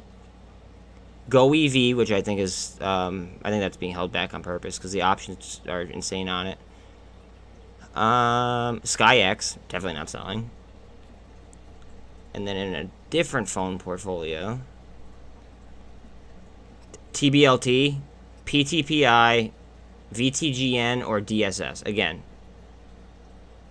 yeah, no. Unfortunately, I'm just gonna have to deal with the DCA that I got on BBIG earlier, and just kind of roll with it.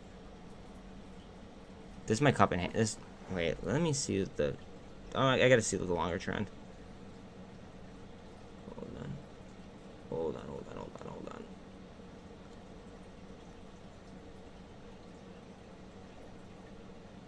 Look at that drop right there. Man. Are there any gaps here? Alright, there's no gaps. It could be trying to form a cup and handle off of that. I mean, it's over the MACD, it looks like. Yeah, it's over the MACD. I'm not really worried about TYDE. I know the value. I'm sure you guys know the value.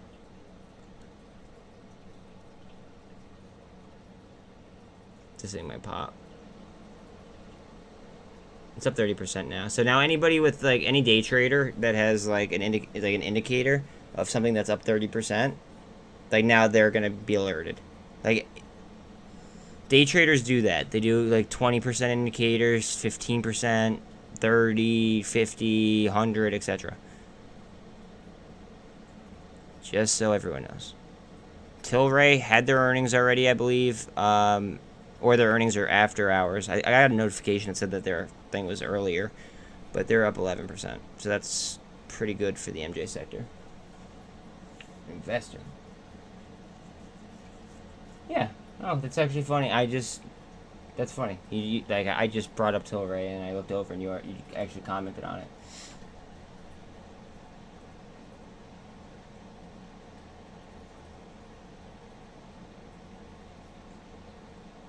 See, Tilray isn't my favorite MJ play though. ACB is. If we're looking for my if you're looking for my opinion, it's like Tilray isn't the one that is my favorite. They diluted too much, in my personal opinion.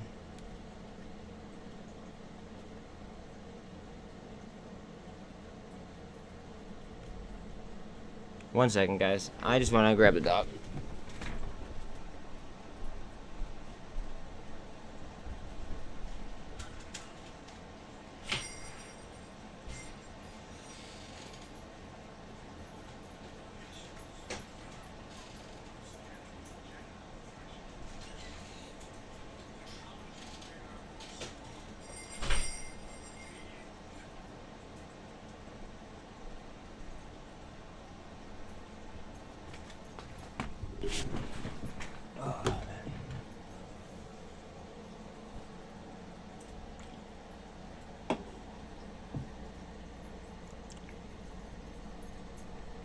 Alright.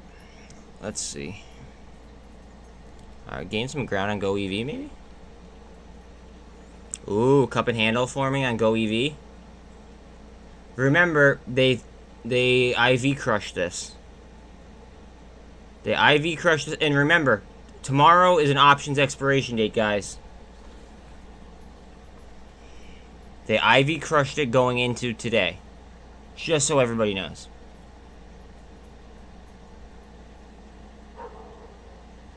Do what you will with said information. All I have to say.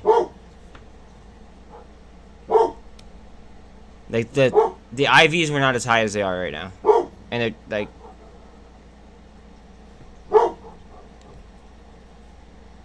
I don't know. Not financial advice. I'm just, like...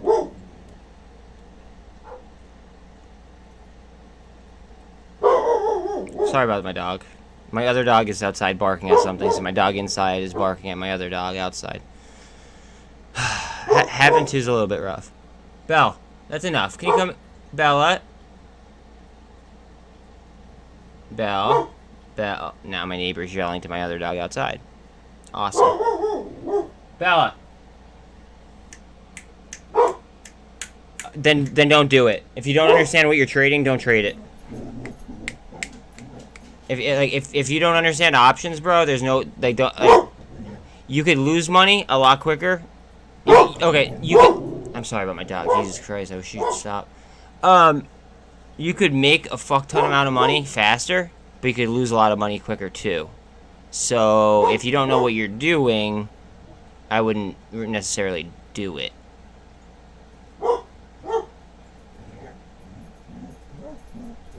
Same thing with warrants. I play warrants, but like a lot of people don't know how to trade warrants. If you don't know how to trade something, don't trade it. That's the best, like, I guess that's the best thing that I could say, because like, why would you want to potentially lose a fuck ton amount of money just because you don't know how to trade something? You know what I mean? Okay, so calls are going to be on your left usually, and puts are going to be on your right. But like, I've never used some brokerages, so maybe some other brokerages are different.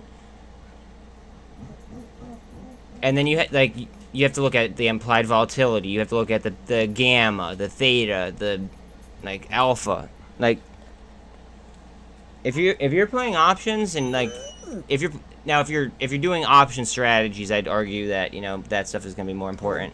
But if you're doing YOLOs, then I guess it's really not that important. I personally, I don't like one day YOLOs. I don't.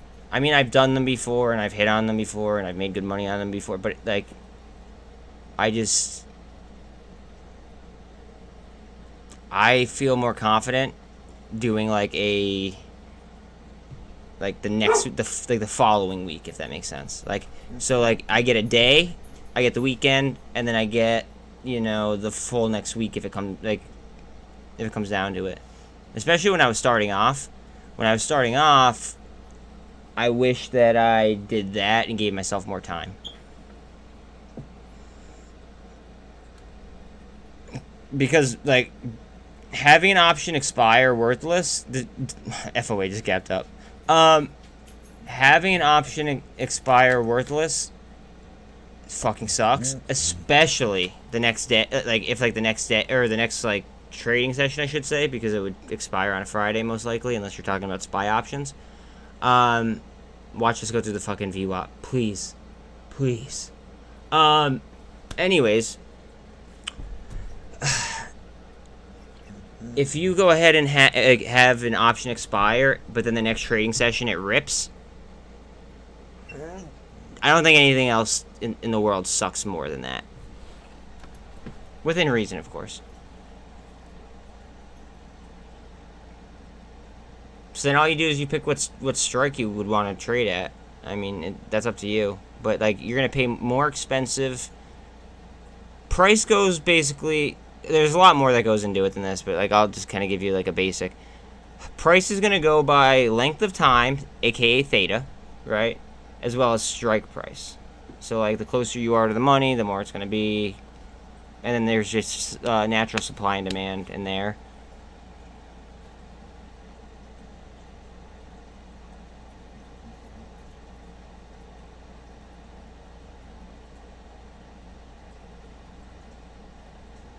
I wonder if FOA is getting any volume. It's still no volume. That's so funny.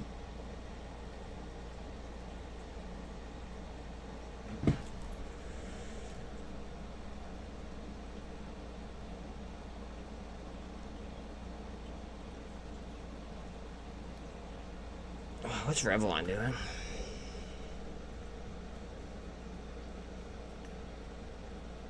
Like, it might hit the 5s tomorrow. Not financial advice. See, the thing about REVLON is if it goes, it could really go. All that has to happen is one of 3 people, or there's 2 entities and 1 individual. One of those 3 holders would need to just call their broker and issue share recall, and they would recall enough shares that would probably, trigger a short squeeze almost immediately. Each contract is worth 100 shares. But like, if it hits that strike price. And then at that strike price, if you if you exceeded that and you wanted to keep the shares by the expiration date, all you would have to do is just exercise the contract.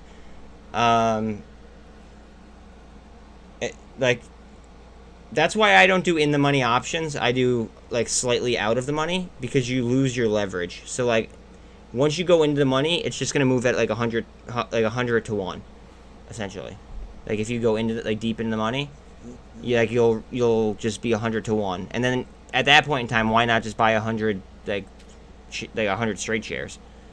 That's the way I see it.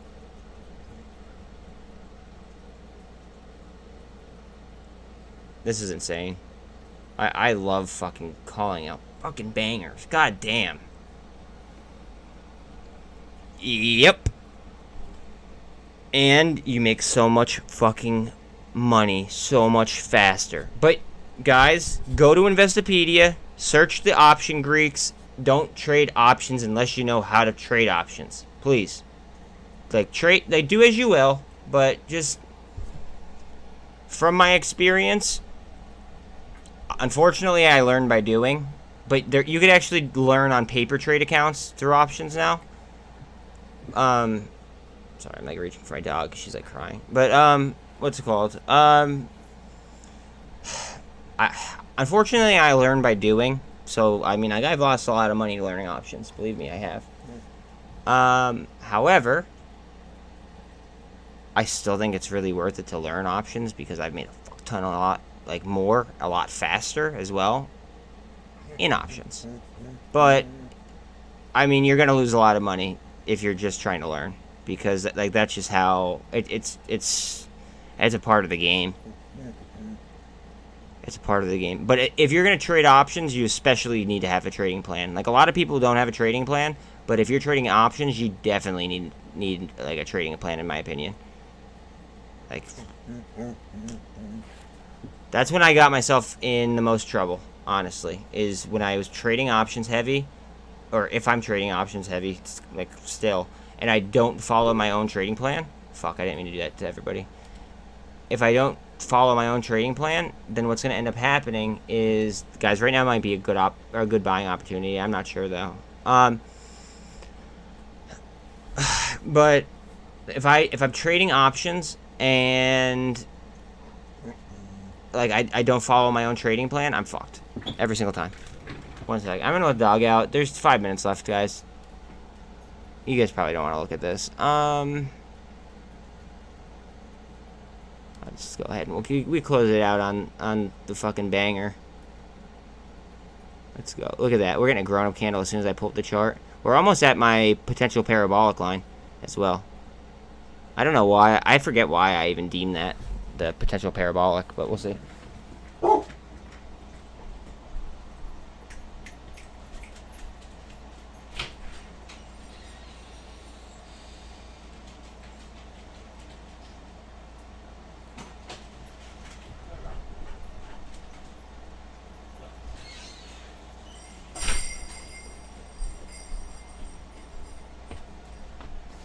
Alright. Yes, PDT people, you have 4 minutes left.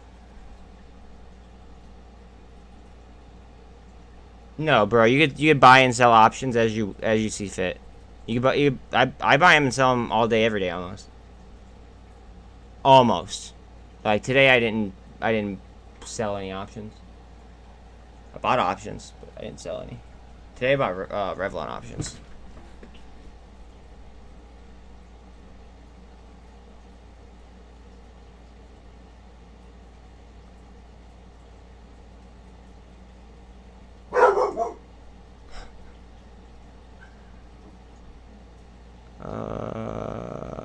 Let's see.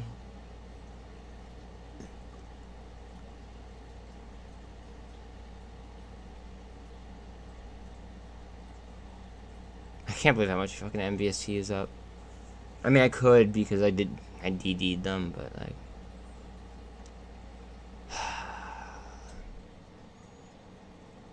Guys, don't forget to check out my videos. So then maybe you might catch the next, I don't know, maybe you might catch the next FXLV like on its lows. I don't know.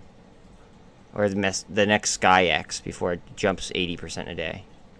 You know what I mean? Like, check out my other videos. You guys might really like them. Throw me a like, throw me a sub. You guys might be done for the day, but I am not. I will be here all after hours. All of after hours. So if you are down to hang, so am I. You could sell before your strike even hits, bro. That's the best part about options. You could sell it on... I used to make money... This is so bad. Okay. Don't hate me, guys. When retail first started getting into this, I was trading before retail, okay? Like, before, like the whole Wall Street bets shit, right? In fact, I actually thought that a lot of, like, the Wall Street bets, like, crowd, I thought that they were kind of, like, out of their minds. And then one day I was like, you know what, I'm going to really do some, like, deep DD on this and, like, see, like, what's up. And then I was like, holy shit. And then the next day, I think, I ended up selling like, a bunch of blue chip stocks that were, like, really, really solid that I was just, holding. And I just bought AMC and GameStop. Straight up.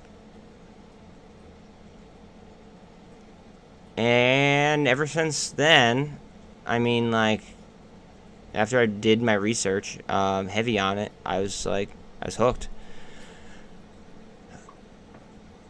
Before that, it was purely fundamental trading.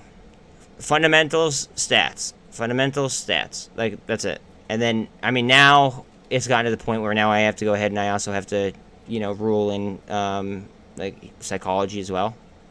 But before this, I used to not really have to do that as much. I wonder what this is going to end on. FXLV, yeah, bro. It's crazy. Crazy, crazy, crazy, crazy. We just fucking killed it.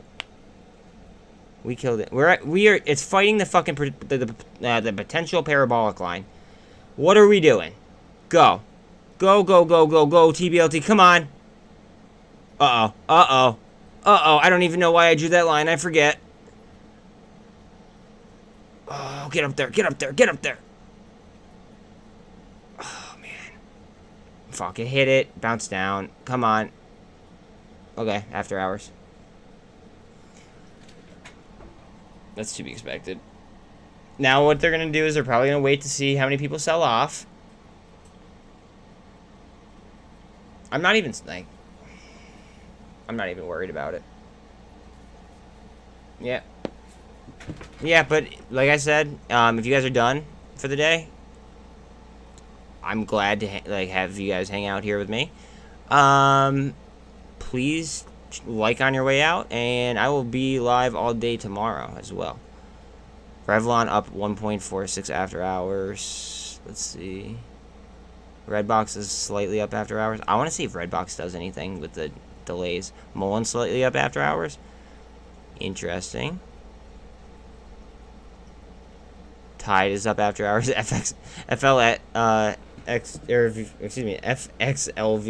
is up after hours now too. Oh boy. Did I do the gap on? I did. Holy shit. Bruh, are we at the gap line? Are we at the potential? We are over the potential gap line. Holy shit. Okay. This might run all the way up.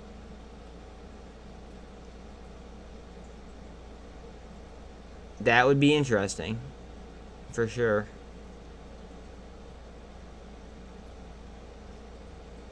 Oh, okay. I'm with it. I'm about it. Bro, yeah, we dropped the video yesterday. Unless you're asking about new info. TBLT's up 4% after hours? What? What's up? Are you asking about new info? Because I will more than happily look for you. That's not a problem. I don't know if there was any new info dropped yet. I mean, like, you guys are seeing what I'm doing for the most part. The only thing that you guys don't see is my portfolio on this screen. And then I have your guys' comments on this screen too. In order to go ahead and make my screen my stream better, all I need is a new one of those desk mounts for like the other side of my desk in order to like drag another monitor next to this one. And then I would need like a professional a better webcam, because right now I'm just using a laptop, and then I have my regular computer here. But in order to go ahead and make it a better setup, like for you guys, as far as audio, we're good, because one of my viewers hooked me up here. Shout out to Trish. But the only thing left is now video, so I would need to back it up a little bit, and I would need to get a professional webcam.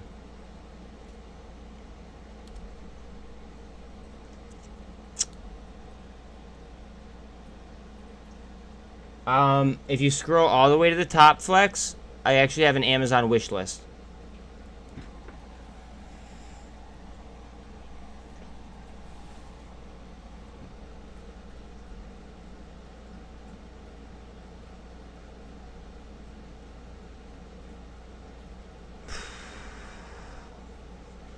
See, I really want to watch TBLT, but FXLV might legitimately fucking gap fill all the way up to like $3 and something. Here, I got you. Hold on a second. I'll just go get the actual link itself.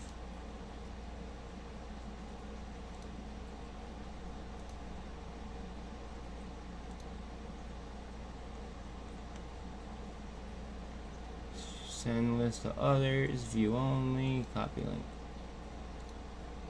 I'm like 99% sure that this is the one that I need.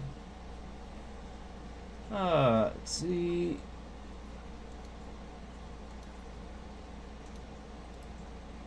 Bang.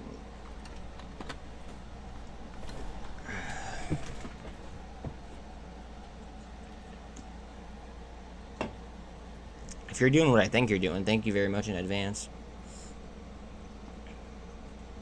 Thank you very, very, very, very much in advance. BBIG is up after hours. See, the thing is that now that they're trading at such low levels, they're gonna, like, even 1 cent will make them look like they're up a lot. It's unfortunate, yes, but sad fact. Sweet. I hope they do. If they do, dude, like, you are gonna be on cloud 9. What are the options looking like on them? Bro, if they gap fill, see, there's not many of them, so I feel like there'd be more of them if it was like institutions pushing it, but it could just happen. What is this? See, like, it's got low volume. What's the put volume at? There's a lot more calls than puts, but like I said, the volume just isn't there. So, like, to have institutional support, it might just fundamentally gap up, though. Like, fundamentally, it might just want to gap up.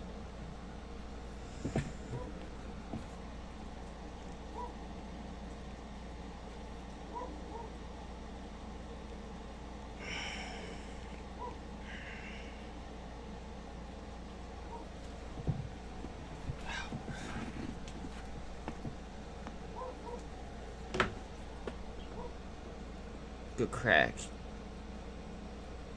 What's moving after hours? Easy fill holding. This is the second day in a row where they're fucking runner. But again, they're very, very cheap. Oh, Amazon. Did Amazon report yet? Did anyone know? Did Amazon report? They beat. Oh, they beat. Okay, good. What is Apple at?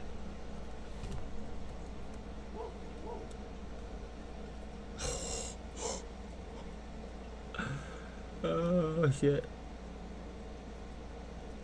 They tread. Okay, so if the Wall Street Journal is reporting that they're treading water, that means that it's probably gonna go up, because usually, like, you know how there's an inverse Kramer? I'm inverse the Wall Street Journal.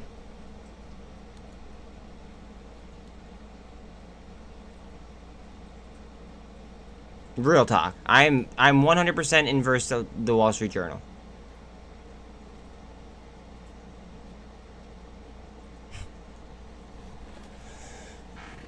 Oh man, this is great. Let's fucking go, guys. Let's make some fucking money.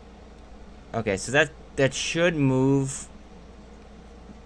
Okay, obviously Apple weighs more than Amazon does by I'd say a decent amount. I mean, is it a full trillion? Oh wait, I clicked on the wrong fucking one. Let's see. 1.24 trillion. Yeah, so a little over $1 trillion they have them beat by. So Apple's movement is going to be more important than Amazon's, but Amazon's movement is certainly going to be important. However, if they both beat, we should be fucking lit. I just want to see some other things move.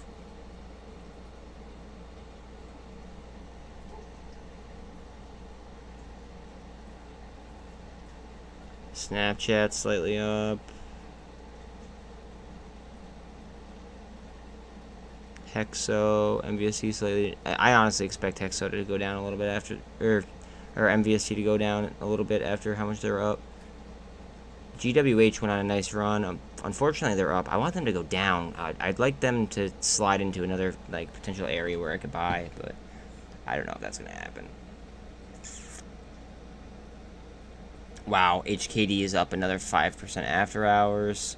That's wild. SkyX up more.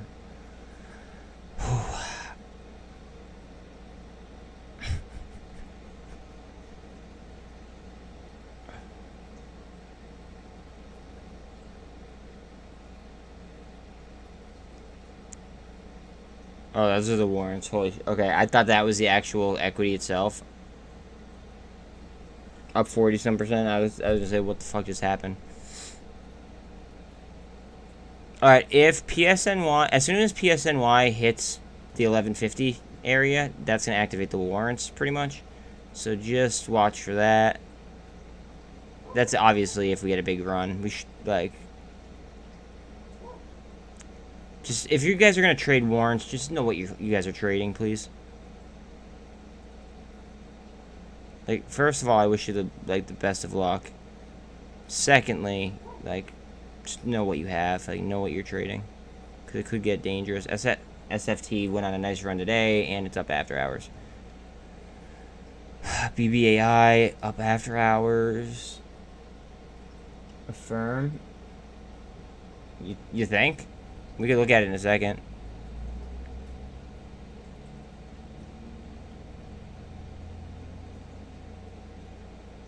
Help is up after hours.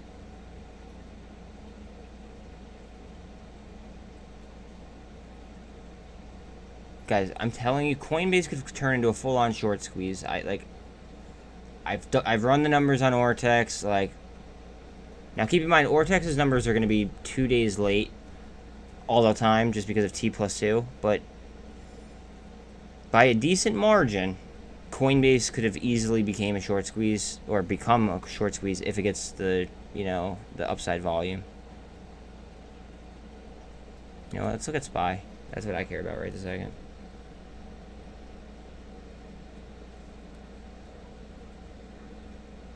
Alright. Let's see. Picture flag here. This is a bull pennant.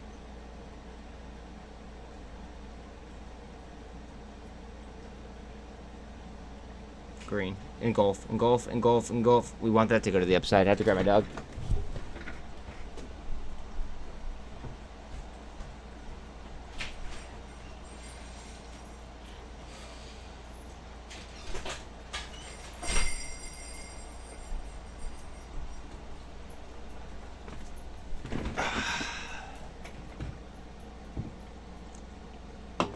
Intel miss? Oh, I'm buying Intel tomorrow. Not financial advice, but I'm gonna buy them tomorrow.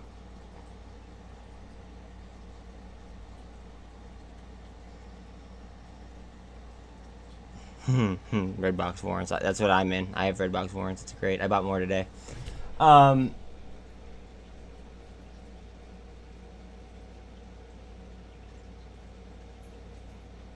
what did you pay for them?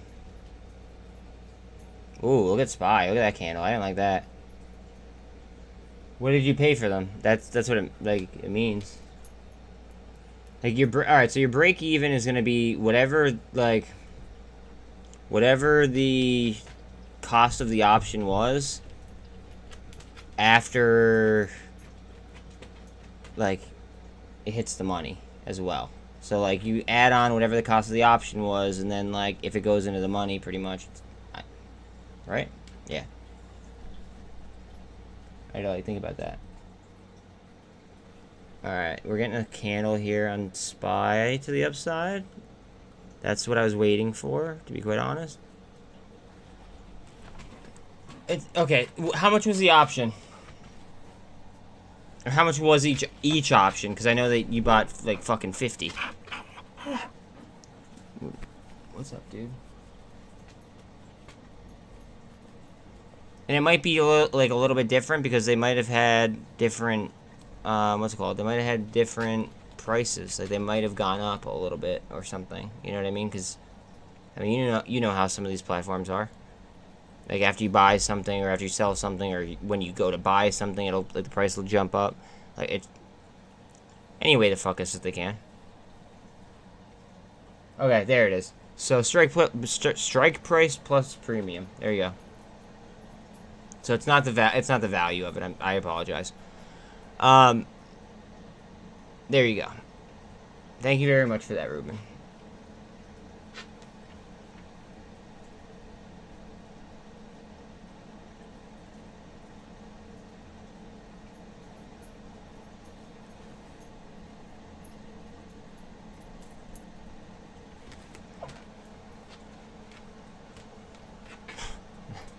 I want SkyX to stop.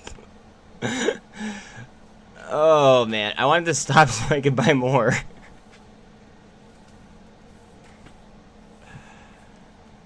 Oh, man. See, it just throws me off, though, because, like, SkyX was supposed to be a hedge, but it turned to be like almost like a potential top signal, which I think is a little bit odd. It was supposed to be like a hedge because of how high or how low the beta was, and it ended up being a potential top signal, which is odd as well.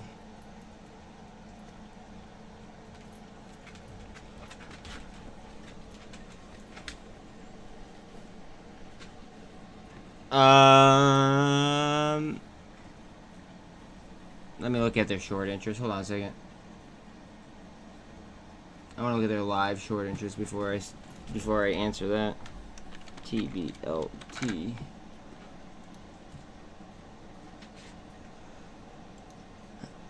It's heavily skewed. Bro, they're fucking... It's still 177% almost.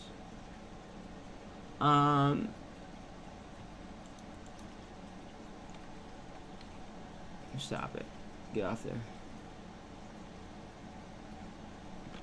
So, if they update, like, on Ortex or whatever, like, whatever platforms, if they update to the actual offering, so we should have we already should have the offering included in the float, 100%. Like, it should already be in, like, with everything that like is being traded, it should already be done. However, retail is, for the most part, stupid, and they don't read full documents. They just look at the title and then they call it a day. And they only look at one article. It's kind of screwed up, but yeah. Anyways, wait, what is this? Oh, never mind. Okay, that was yesterday. So basically, it should see a little bit of, like, pain, maybe, but I don't see it going down much if it does. I didn't, like, for instance, I didn't take money out like I did yesterday. I thought that if we were going to see, like, a big, like, slide, I thought it would be today. But it didn't really slide that much. At all. So I used the, like, some earnings from this play. I bought, what else? What did I buy today? I forget. I'll tell you guys what I bought. Today I bought some Redbox warrants. I bought TYDE. I bought REVLON options. I bought more REVLON stock. I bought more FXLV. I bought SPY-G. I bought Tblt warrants. I bought BBIG at 79 cents. I feel like that's a steal. I know it got lower, but I just feel like that's like borderline theft. I literally bought straight stock of the Bull ETF for MJ, so MJXL. That's very uncommon that somebody buys a bullish or a bearish ETF. That's like rather than get the dividend, but I just feel like the performance is like first of all, it's managed, so it won't be just based on one company. It could go up and down based on like they could just adjust it like weightage wise. But I feel like that will outweigh whatever the dividend might be on like a regular ETF. I bought VRM because I thought it was cheap. I bought more REVLON options, apparently. I bought PGY warrants because they just don't make sense with the, like, fundamentally they just don't make sense with the exercise price. I bought FOA, more Redbox warrants, apparently, and then I bought a GoEV $5 call. That's, like, it's longer dated, though. I bought a leap on that. Just to kind of be, like, protected. Because I didn't want to over leverage myself. Because it's getting kind of meme-ish. If that makes sense. Let's see. Acquisition in the Permian Basin. Okay, that's OTC though. Pentair completes transaction to acquire Mantiwalk Ice. Is Mantiwalk Ice, are they a company? Do you know, Greg? Or... Wow, okay, you're killing it here. So, usually the acquiring company goes down, and then the acquisition goes up, in theory. Alright, COPT executes build-to-suit lease with defense contractor at the National Business Park. OFC executed a build-to-suit lease of Fortune 100 company. Wow. Alright, so OFC might be getting a very, very big contract here soon. What is OFC? Corp office prop? What the fuck? Alright, hold on one second. I'm gonna go ahead on my other computer. That way I don't bore you guys with this stuff. I just want to Ortex this. OFC.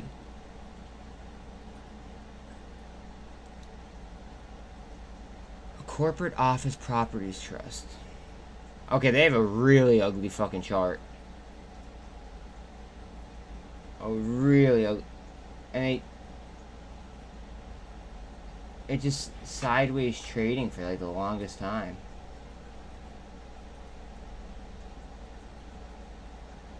I mean, it started off into a head and shoulders, and then it's been sideways, a failed cup and handle, a bull trap, sideways trade, and now it's consolidating again, I guess. And I guess in the short term, it kind of looks like it could be a cup and handle, but like overall, the chart just looks really fucking ugly. Dating all the way back to 2017.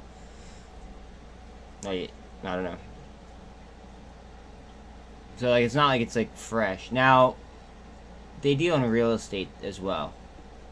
So it's not as far as like a national like defense type deal.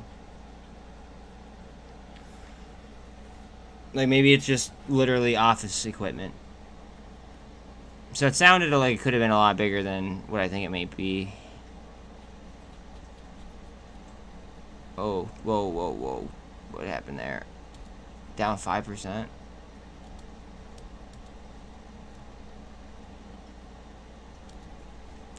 Whoo, TYDE, okay.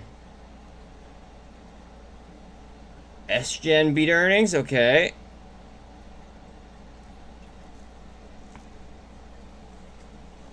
Redwood announces $125 million contract. Wow.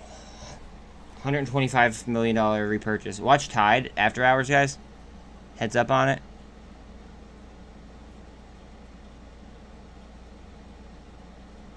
VTGN's up after hours.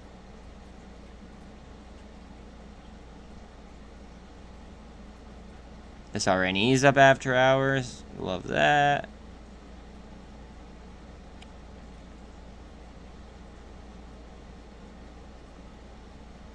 MMAC could literally just fucking double out of nowhere. Like, I feel like that's like a hidden secret that like I don't know. Like it just dropped because of like an SEC filing that was like null and void. It makes no sense to me at all. Zero. Voya Financial declares common and prefer. Oh, that's gonna make them go up. Most likely. QNGY up after hours. I want to see something fly after hours though. That's what I care about.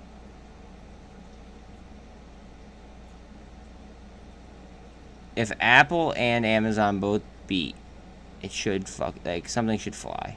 The market should move.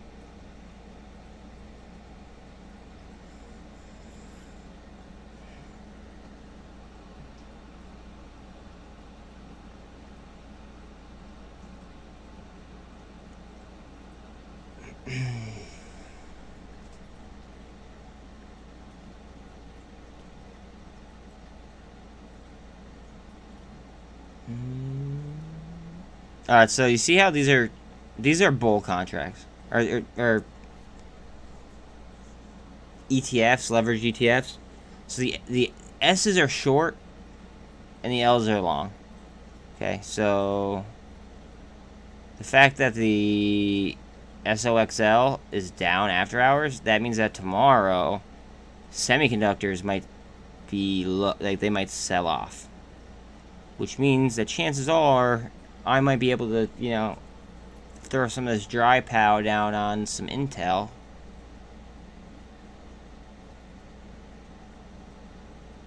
Even though there's so many in the float. Maybe I'll buy Micron instead. I don't know. Tesla's slightly down after hours. Interesting. UVXY, guys, I'm telling you, the UVXY might fucking pump.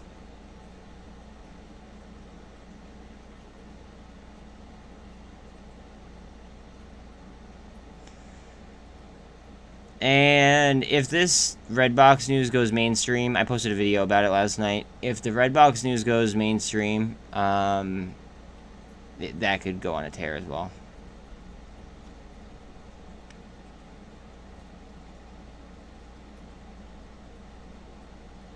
I'm like low-key trying to keep fucking...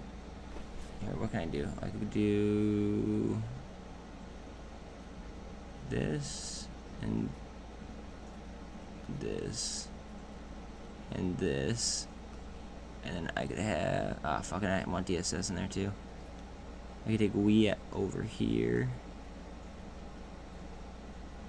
There we go. Fuck, I want VTGN in there too. I could take this over here. God. There we go. Okay. Oh, man.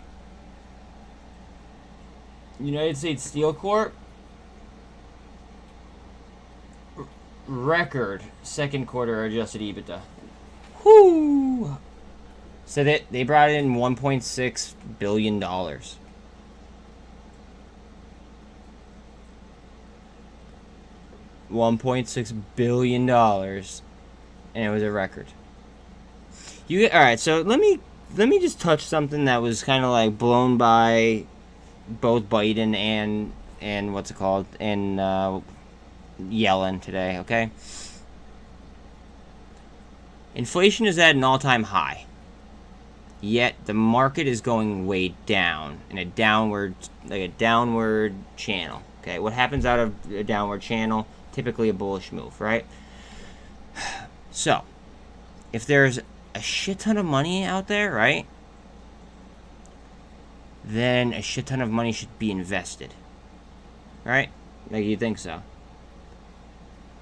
So we're just at a point where I believe that they're, like, gonna go ahead and they're gonna start investing some, like, at some point, you know what I mean? And then at that point in time, that's when the stocks will really, really fucking go. But I think that this is like this is a once-in-a-lifetime opportunity, in my opinion. Not financial advice in any way, shape, or form. I'm just very, very much on the side of, like, this is a once-in-a-lifetime type of deal. Like, I don't think we'll ever see anything like this again. This is like the dot-com bubble meets the Great Depression. And I could really go for, like, not working for the rest of my entire life. I still might trade and do, like, high-end options, but then it would be like, I mean, I'm still gonna have a fucking portfolio that's probably gonna be compounding interest, and, like, I mean, you guys know, like, I'll have something set up there, but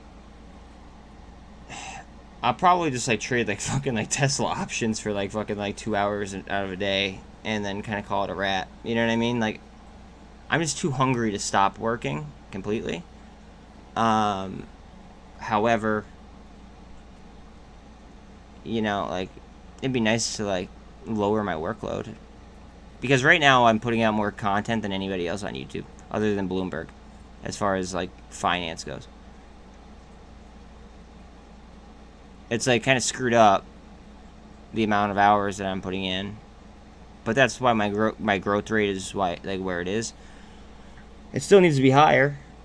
SDIG is just rolling, right? It's starting to roll. I think it still needs to be higher, but you know, it is what it is. I'm putting in the work, so now I'm finally getting results after like 5 months. First 5 months took me like forever to get like 100 and some subs. Now I have like 250 some this month. Maybe probably more now. Probably after today, probably like 270 something in a month. It's just really, really fucked up. But the algos bury you if you don't have any subs. Okay, so the semis are fighting back a little bit here.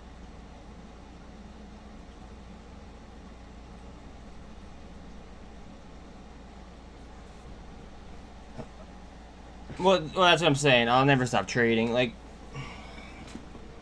I'm gonna keep trading. I'm just gonna take it to another level, almost. Like, I'm gonna like select what I believe to be like the best dividend type companies, right? And then what I'm gonna do is I'm going to set up a portfolio that like lets me comfortably live off of those dividends. And on top of that, then I'll just have side money like in a different portfolio, and I'll just go ahead and I'll day trade that. Most likely with like high-end options. It's like the casino for smart people. At least that's the way I see it. At least the current market is.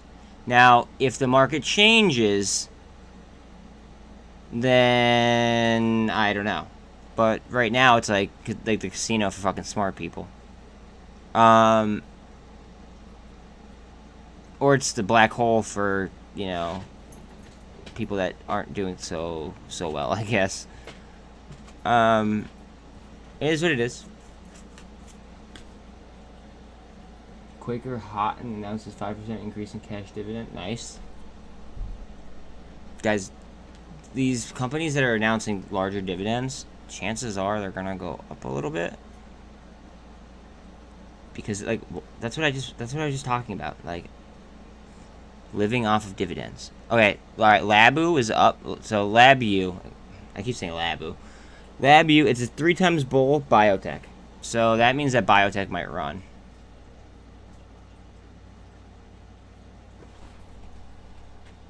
So keep that in mind.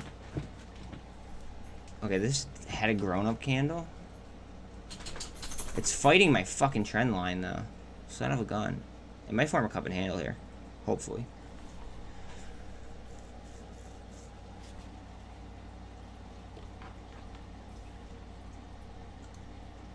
Hope for fucking Lee. 463. That's what I'm talking about, guys. That's what I'm fucking talking about. I appreciate this fucking love. What is good? What is good to all the new people? That is dope. Like, it's so weird. It's like it's like my channel appeared overnight. Like, I was like so hidden, and then now it's just like, hey, here you go. And now I have like a bunch of new subs. That's pretty dope.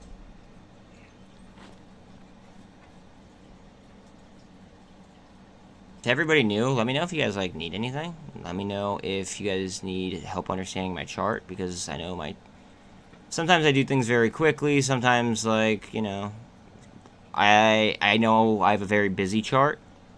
But that's one of the reasons why I do a single chart, because I'm showing you how I'm live charting. SGN acting weird on good earnings. Okay, well that's. I mean, here, I'll pull it up for you, but the whole fucking market's acting weird. Okay, so I'm gonna tell you straight up. CGen, what is this? If it's like a shipping company, like basically for boat, like with boats and shit like that, I'm not gonna like it. If it's an FDA play, I'm not gonna like it. All right, look at this. So, price target raised the day before earnings, right? Who do you think is fucking short on them? You think, like, they're gonna go ahead and throw, like, price targets on shit, right? Getting all of retail excited, and then they're gonna go ahead and then they probably short the shit out of something. I mean, that's usually what happens, bro. If they have good earnings, though, like, chances are, like, tomorrow, it might go. It's just, like, at first, they're gonna want to, like, scalp people. Yeah, Apple's smoking it. Like, you probably posted that at the same time I pulled it up. Amazon's still up 12. But again, Apple's a lot heavier in the index than Amazon is. You guys want to hear a funny joke? I sold Amazon before it started to really drop. And I ended up buying almost with all of it. Mullen contracts. Or no, Mullen shares, excuse me. True story. True fucking story.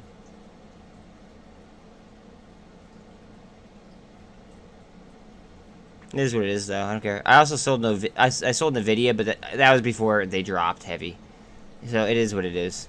And I got a good price on BBIG with some of those, and Mullen, but I sold them before they dropped. So it is what it is. It is what it is.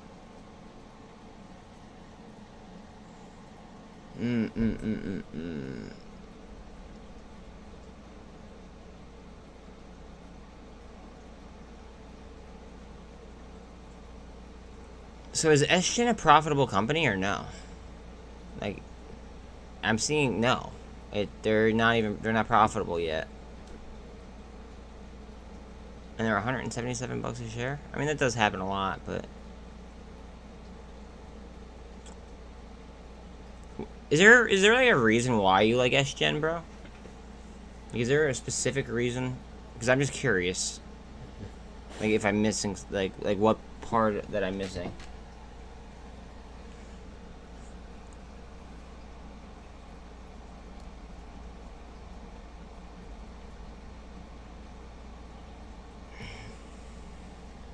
You flipped. Oh, okay, so it was just an earnings flip. Okay.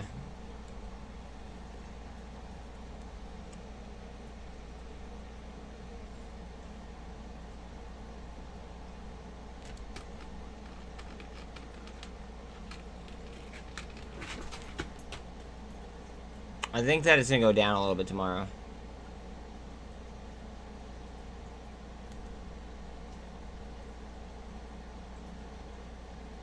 But then I think it goes back up.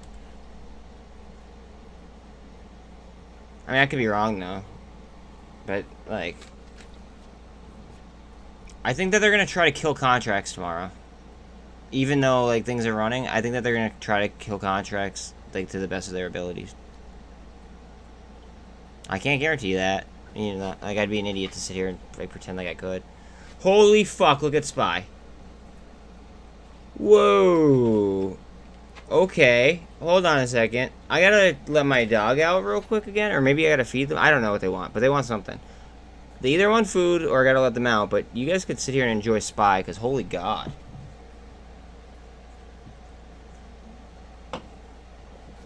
And Amazon. Don't forget about Amazon. What do you guys want? You guys want food? You guys want to go outside? You want food?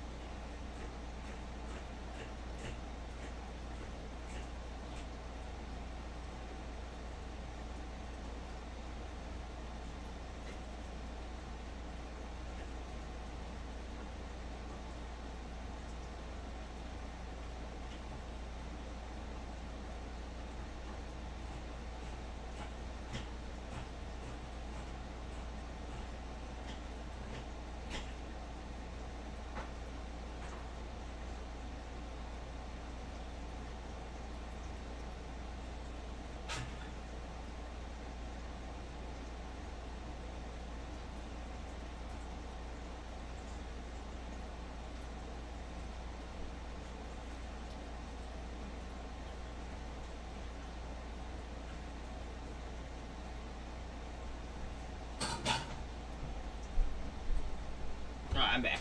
My bad. Alright, so I can think Apple. Yeah. See, a lot of things are gonna move off of that though, because, I mean, obviously the SPY is gonna be like the leader of. I mean, however, if we all really want to think hard, this might form like a cup, and then it might handle off that as well, which would be kind of crazy. Unfortunately, the SPY follows Bitcoin the most.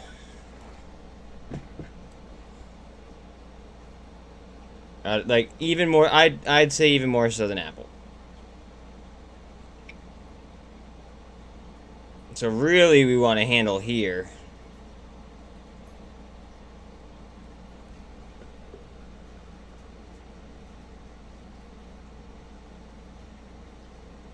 Again, fucked up, I know, but that's how they saved the, what's it called? That's how they saved the market when Rona hit. Was they just ran, what's it called? They just ran Bitcoin. Because why not, right? Not thinking in advance, like, oh, hey, you know what, that might be difficult because, like, it might affect our markets. But, like, the problem is that, alright, think about it like this. During our market session, after 11:30, 11:30 is when Europe can't trade anymore, okay? After 11:30, it should be U.S. traders only. Or people in our time zone, at least, right? So, like, people in South America or whatever, if they wanted to trade the U.S. market. Now, so Europe closes at 11:30, and then it's us for the rest of the day, okay? Fact is that China could still trade cryptocurrency. And too many companies have cryptocurrency, aka Bitcoin mostly. Too many companies have Bitcoin on their fucking balance sheets. So what happens is China can affect our companies and the value of the overall S&P 500 by selling off Bitcoin in the middle of the fucking night for them. But it would be our, normal hours. It's really screwed up. It's just a way to affect the overall market when they shouldn't be able to affect the market.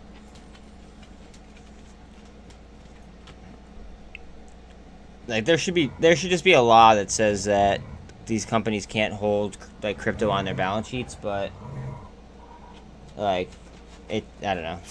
Do you think that we're actually gonna get that? Probably not. We need an official onboarding process for crypto, so then that way nobody faces any kind of XRP fucking like witch hunts ever again. Because they're gonna end up facing a huge lawsuit, and in all honesty, like nobody should have to endure like just whatever kind of bullshit they want to throw. You know what I mean? Like there should be a defined set of rules. And VST is still up after hours. Holy shit. SRNE. Let's look at it. Ooh. Ooh. Guys, SRNE has a lot of strong backing. Just so we're aware. Like, they have big players in them. Look at the turnover rate. I know it really didn't move much, right? But look at the low turnover rate. Very, very low turnover. Like, extremely low. Like, alright, so look at 1.6. What's this at? That's another low one. That could have been, this could actually be a short squeeze. Just so we know. WeWork could end up being a short squeeze. TYDE. Let's just pull up TYDE. 168% turnover, or 69% turnover rate.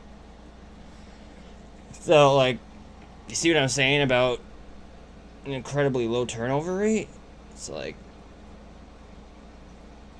if you see a low turnover rate that's that wild, then you should probably, it's actually a strong looking chart. Looks like it might handle. If you see something with a low turnover rate that's that low, then there's a reason why it's that low, and people just haven't figured it out yet.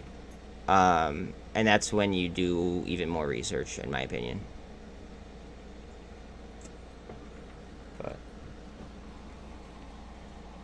Oh, man. If y'all haven't already, if you guys like, sub, share, I mean, it doesn't matter. I'll be here all after hours, chilling. Breaking shit down. If you guys find anything you guys want me to look at, like, throw it at me. AGTC, I made a video on them the other day. It's pretty cool. I don't have much, but pretty cool.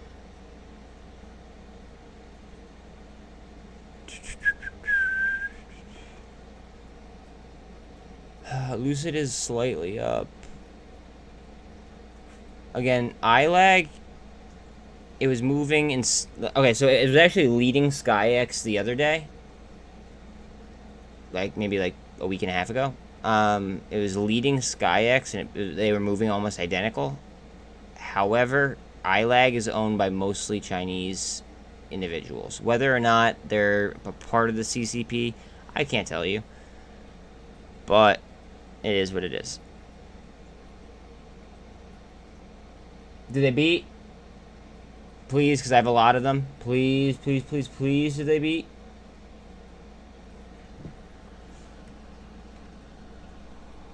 I'll just pull it up.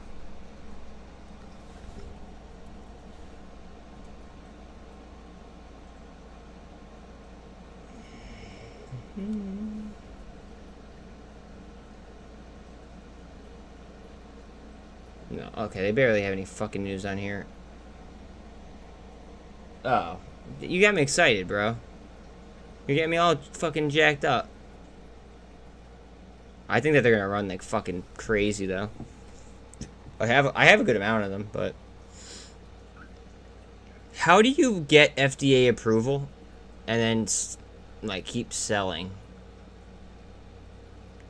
on a breakthrough medical device? That's what they got FDA approval for, a breakthrough medical device.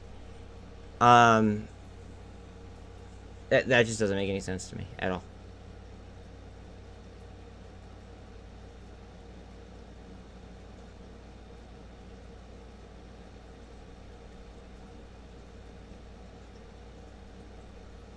I want Intel to fucking drop like a rock, and then I want to buy them.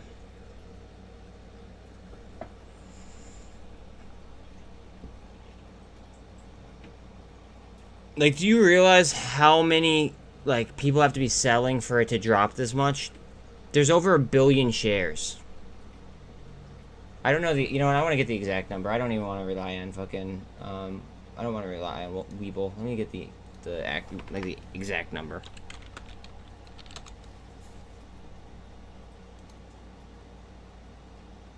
$4 billion. 4.08 billion shares of Intel. Do you guys understand? Look, guys, look at the low turnover rate, though. Look how low the dogs. Chill, please. Chill. Look how low the turnover rate is. This is a manufactured sell-off. It's got to be. That's the only thing that makes sense.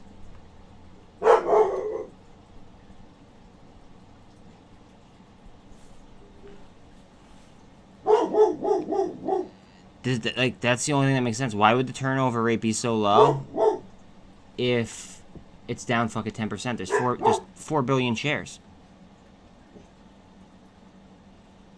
I'm buying tomorrow.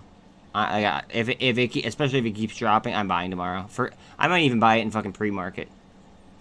And I rarely buy in pre-market. Sometimes I do, I guess. But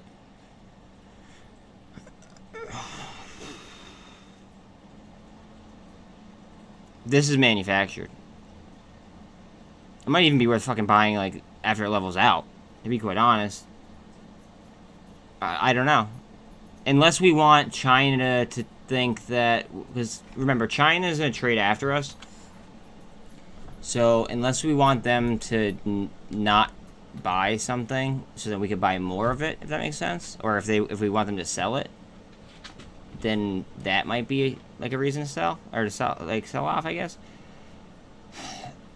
But for U.S. retail, right, this couldn't open a decent buying opportunity because there's fucking 4 billion shares. Like, there should be a very, very high turnover rate if it's a true legitimate, like, sell-off. I don't know. call me fucking crazy, I guess, though, right?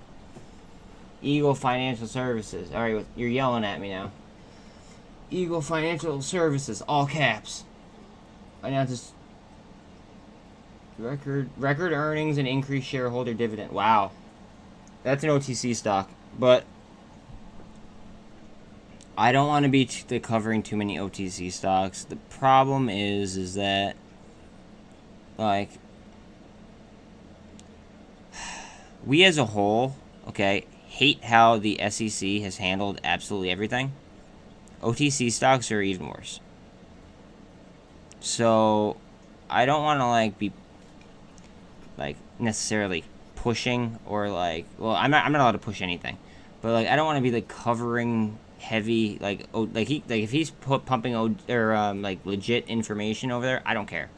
But I don't want to be covering OTC stocks. Even if they are going to run, just because, like we're already, like, pissed off about how this market's being run, and this one's even fucking, like, more, like, in line than, like, the OTC market. You know what I mean? Like, I could see people getting, people getting screwed and then people getting pissed off. And I don't want that. So. No, bro, I know you're copy and pasting. I don't give a fuck. That's why I wanted to clear that up. Like, I don't care. Like, I don't care that, like, you're posting the DD. Obviously, it's legitimate. I know you. I trust you. I mean, you're a mod for a reason. You know what I mean? Like, I don't want to be covering, like, in charting and doing, like, full financials and stuff like that on a company that's not public.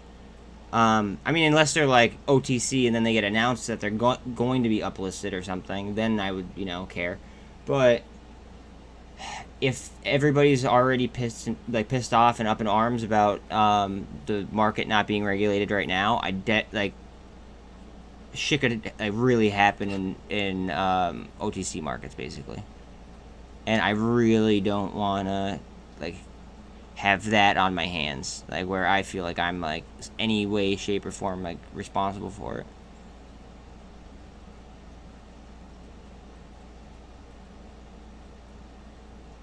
Like, I feel good, like, when I, like, make an observation, and then people make a fuck ton of money off of, like, an observation that I make. I like that. It's not financial advice, it's just, you guys being sponges. And it makes me feel good. But the same thing goes, like, the other way. Like, if something is down, I mean, like, it's gonna suck. You know what I mean?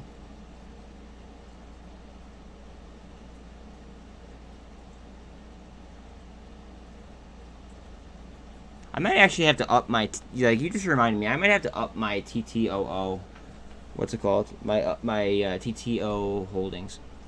Like, I have a few hundred, but, like, I should, like, really load up, because I have a very, very strong inkling.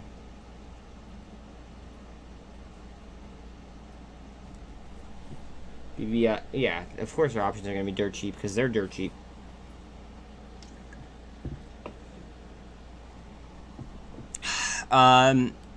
BBIG is a company where I believe that they're so hysterically undervalued that I want to own them long term, like long term. I don't know how long. I want to own them long term, and I don't want to have to worry about an expiration date.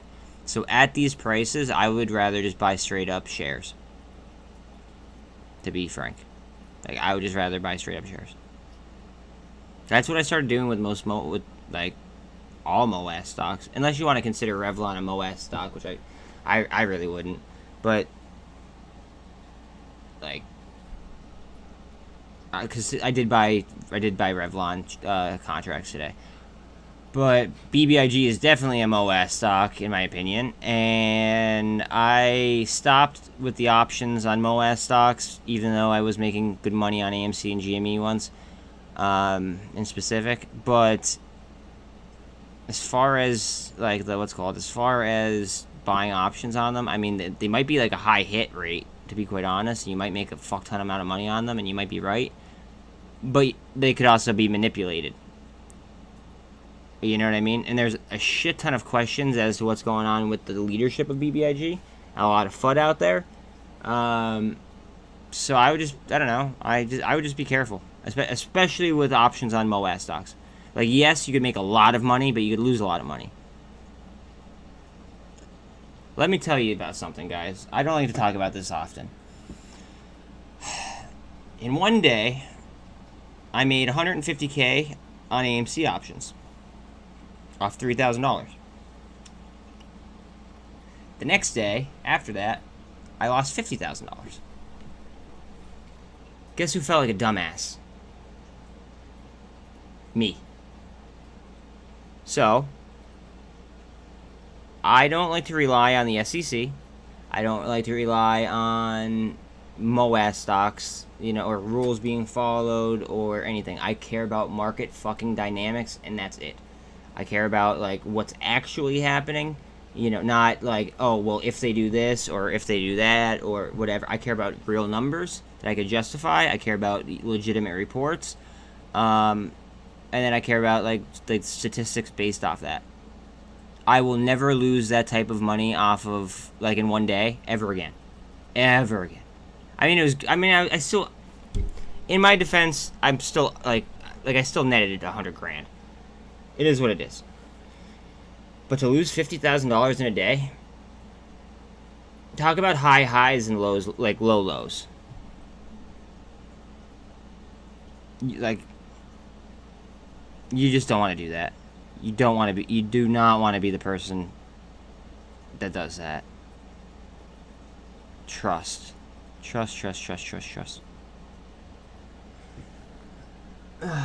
Alright. Sorry, copy and paste loan growth, interest lead, TFS Financial Corp in third quarter, paid dividend. Okay, exactly what I was talking about yesterday with BBIG, but now they have new CEO. Did you see the video that I posted? Are you in the, are you in the Facebook group? If you're in the Facebook group, the CEO of Zash, I believe it was, or maybe it was BBIG directly. It was Farnsworth, about, like, the whole hostile takeover bullshit. He actually put, like, an end to it, and I have the video on the Facebook, which is tagged at the top of chat. So okay, then yeah, then you're good. I mean, if you want to be bullish on it, like, why do you think I bought more straight stock? I told everybody what I bought, you know what I mean? Like, what I bought today. Like, I like it at these levels too, but I like it long term, like, indefinitely. Like, they, not only do they, like, own what they own, but, like, they could keep doing this over and over and over again with each different fucking company. It's kind of like DSS. Nobody really knows about DSS yet, but DSS could pretty much do the same fucking thing, actually. This looks like it's consolidating before a nice move, to be quite honest. Look at the MACD. That MACD just wants to twist up. But basically, like, I don't want to go ahead and I don't want to speculate on when. I don't want to keep adding dates to MOAS stocks. I played options on MOAS stocks for long enough. I'm playing options now on, like, more so regular type stocks, because, all right, when I found Revlon, guys, at $1 and fucking, I started tracking it at $1.50, and then, like, that's, like, when they dropped the hit piece, and then the next day it dropped to $1.10. That's when I was, like, buying it up in droves. I bought more straight stock than I did options, unfortunately, because now I say unfortunately, but it ran to fucking 900%. But if I bought options, I would have fucking made so much money. It didn't really start charting like a MOAS stock, like, let's say, like an AMC. It didn't really start charting like that until above 6, I want to say. And then it started to act really fucking weird. You could tell that, like, more and more and more and more institutions were getting into it, and it was becoming more manipulated. But even TBLT. I don't know if you guys have been here for a while. I don't know if you're new. TBLT charted very, very normal up until a certain point. And then after, like, it went viral, TBLT became almost a meme stock to fucking trade. Before that, it was like almost like perfect fucking like, I don't know, perfect charting, perfect charts.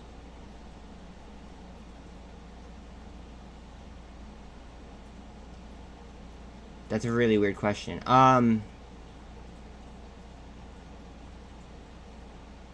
It all depends, bro.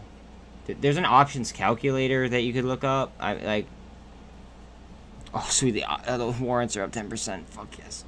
There's an options calculator. I would probably do that.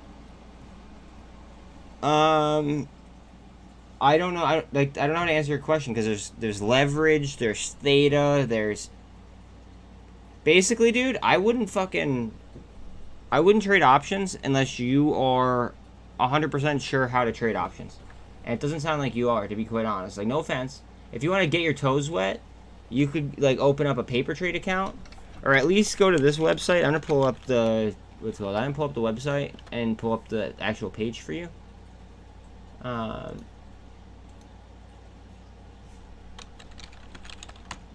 This is how I taught myself options.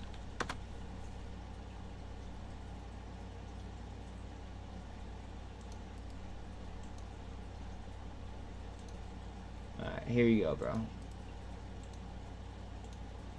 That's how I taught myself options. I can't answer the questions you're asking because like there's so many different ways to play options. Like are you gonna like buy them like naked, or are you gonna cover them? Are you gonna do an option strategy in order to protect like in order to hedge yourself? Like there's so many questions that I'd have for you. You know what I mean? Like I don't know. All I know is that when I'm fucking like throwing some real money up, I'm probably just gonna do like long straddles on fucking Tesla or something that's very volatile. I might do them on the TQQ or the SQQ or something like that. Might even do it on the NASDAQ itself. I don't know.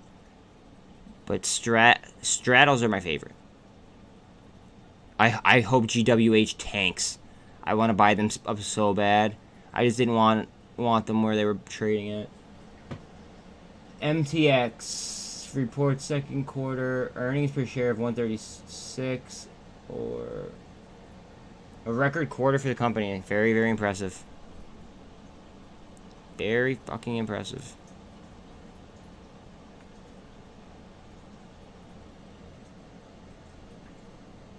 VTGN, not getting that fucking juice I really wanted to. What about that? Down 4%. SRNE barely up.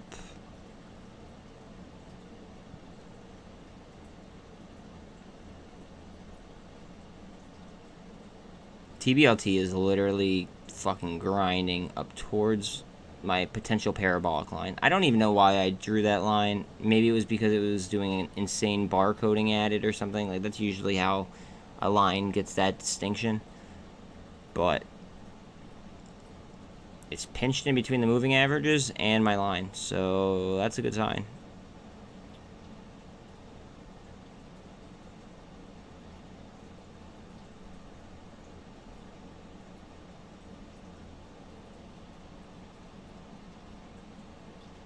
More dividends. Oh, I love it. Fucking love it.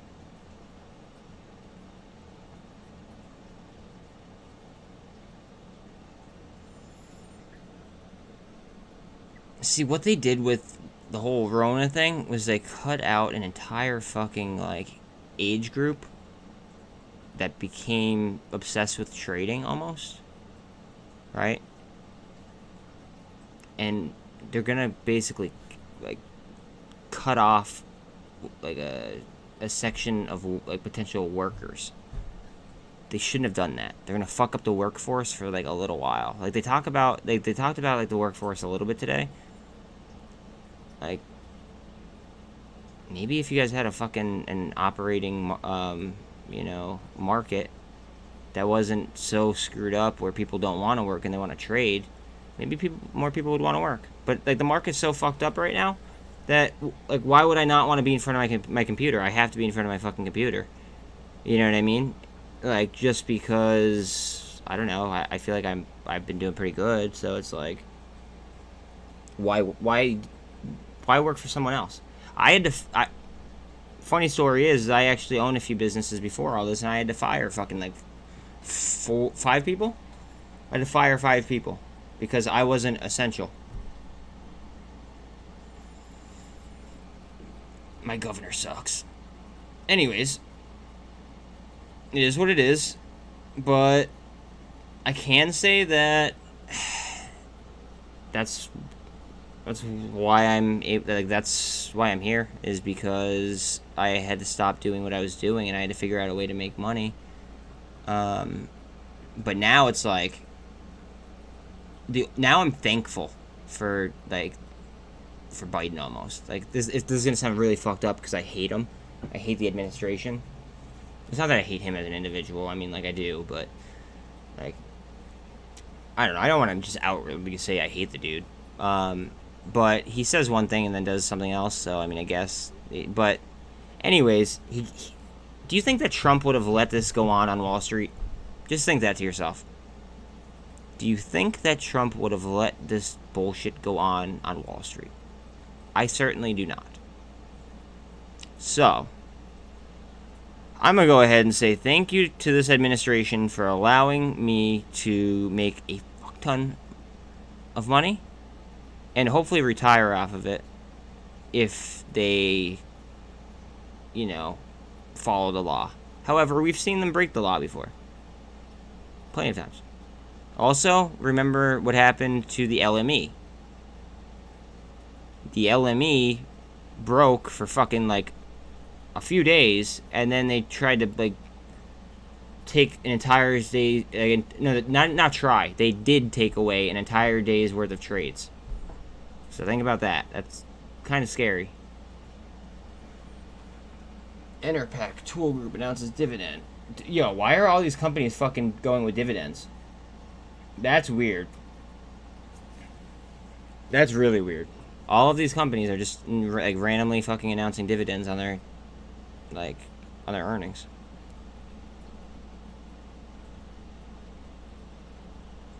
Alright, the 48's over the VWAP now. I don't know if that's going to do anything. We still need a MACD spin up.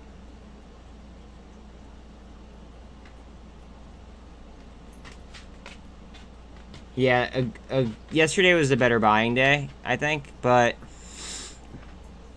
I think that we might face an options trap tomorrow, at which point that's when I'm going to unload. Like, I bought more today. I did. I bought yesterday too, but I bought more today. My goal was to DCA because I didn't want to buy at the top. I didn't want to buy at the bottom. I'm okay as long as like I do my research on the company. I feel like they're at low enough prices that as long as I like got like decent, you know, as long as I sniped that day, you know what I mean, I should be okay. So now tomorrow I have the last bit of that I want to DCA into. So, like, it is what it is. I mean, today I did buy things that were down, though. Like, I bought, like, the Redbox warrants when they were down. I bought PNGY warrants. PNGY warrants, I just want to tell you, they might be the most undervalued thing right now in the stock market. Well, let me... I'll explain that in a second. Let me go ahead and let me let Belle out. Come on, babe.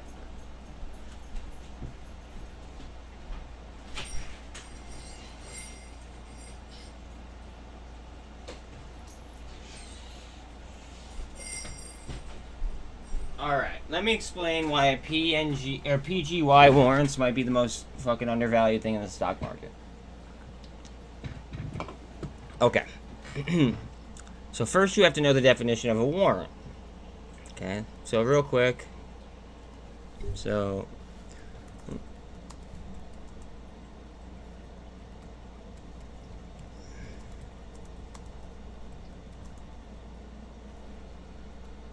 Alright, read this. stock warrant is a derivative contract between a public company and an investor. A warrant gives the holder the right to buy or sell shares of common stock to or from the issuing public company at a specified price before a specified date. Essentially, it's like a warrant, or it's like an option, but it's 1-to-1, and the Greeks are built in, kind of. Like that, in layman's terms, that'd be my definition. Okay, so let's look at PGY.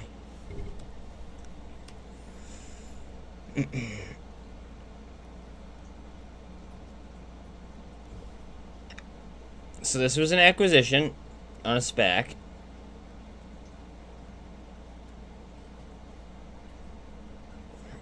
Let's see, they started trading last year in April. Okay, now this is why I load up on fucking on like SPAC pre-target warrants, just in case. Right, just like because they trade for fucking pennies, guys. Like literally, like I got Dune warrants for 5 cents. And it's a low float stock. Alright, anyways, PGY, all the way up to $18 right now in after hours. Alright, now the warrants, though. And also, warrants do not halt in after hours either. Okay? So I feel like that's important. So let's do PGY warrants. Now, these, before I even click on them, they are exercisable at $11.50. So basically, they should trade $11.50 cheaper, approximately, than the underlying, with PGY being the underlying. Okay, and the expiration date isn't for, usually warrants are like 5 to 10 years. It's not for a couple of years, okay? So look at the warrants, though. They're fucking only 70 cents. Now, remember, they should be $11.50 cheaper than the underlying. The underlying is at 18. So if this is supposed to be, you know, $11.50 cheaper than this, I mean, plus this, I guess, so like whatever. You know, it's still a couple hundred fucking percent, and it should be a layup of a trade. In theory. So I bought a good chunk of those. However, warrants, again, are a lot riskier. It's not. There's no guarantees on them. I mean, there's no. This is Wall Street, not Sesame Street. There's no guarantees in anything. But it should go for a couple 100%. Like it should. If it's gonna line up with this, and if this keeps running like it has been, then yes. And now, if this dives, then it should at least meet it in the middle somewhere, where the warrants would still be. You know, I'd still make a good profit on the warrants. But yeah.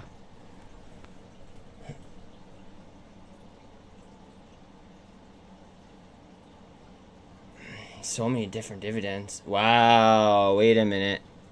On a daily, Apple is crossing the 13 over the 200.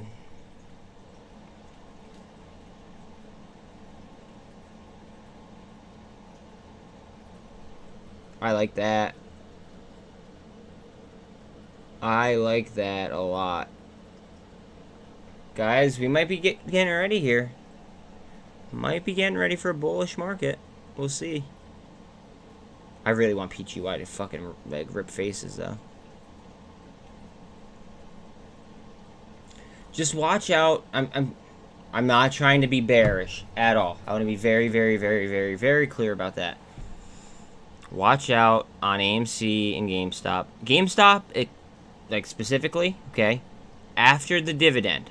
Because I feel like they should have covered before the dividend, to be honest with you.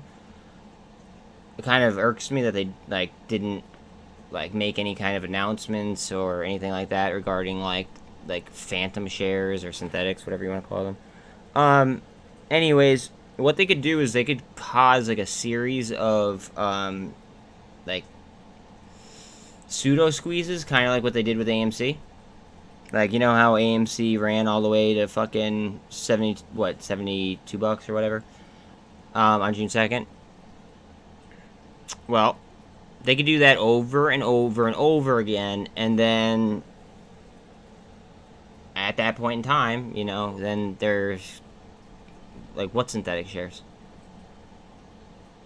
Like, so just keep that in mind. Like, that's one way that they could. And it's a lot easier to cause a gamma squeeze on them now that they're, 1/4 the price tag. Because more retailers could go ahead and afford to buy options. That's why AMC has the ability to gamma squeeze almost at, like, on cue. Because it really wouldn't take that much money from an institution to go ahead and finish building the gamma ramps that, like, are built by retail.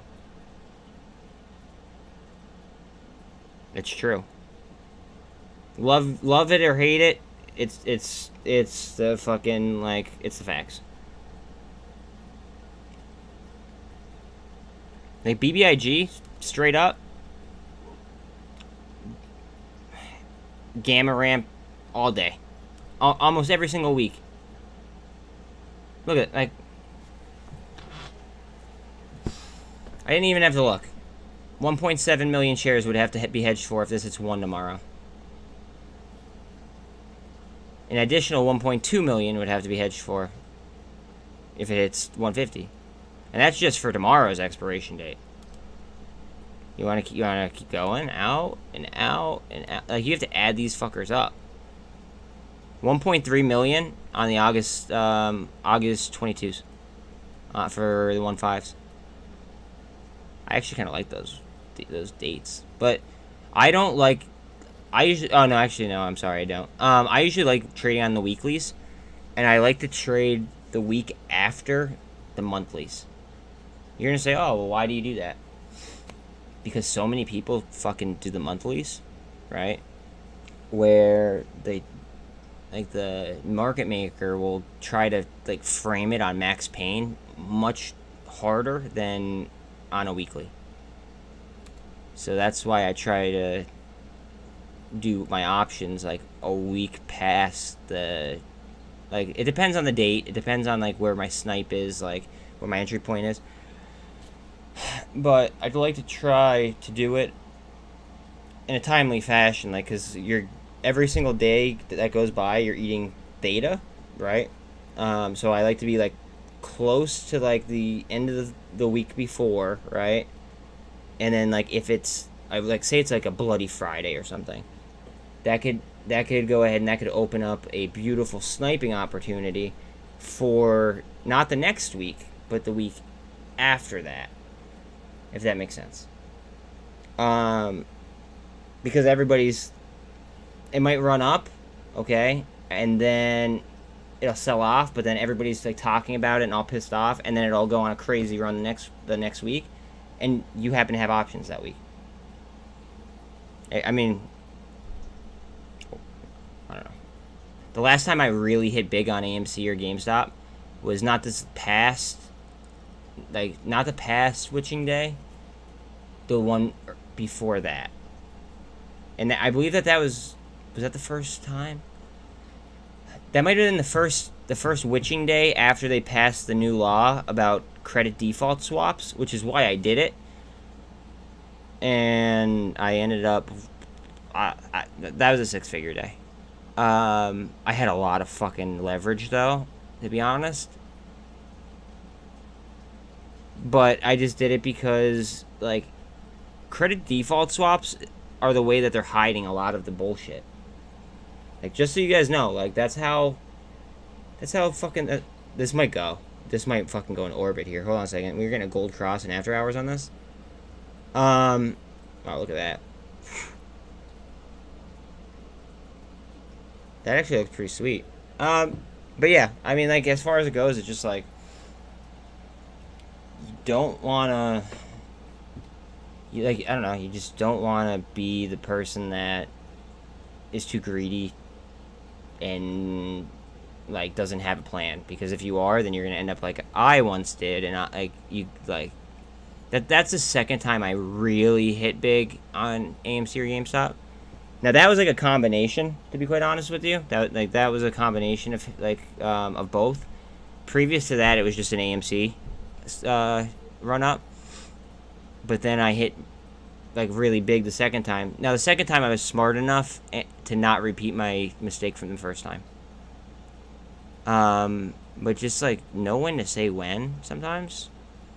I mean, I'm not like trade how you will. Just like I don't know, take what I've said and like think about it because it's not a fun feeling. It actually makes me miserable to even think about. But I feel like I have a duty to share that shit with you guys. So like, I don't know. So you guys don't end up like fucking like really making like a life-changing mistake. That's all.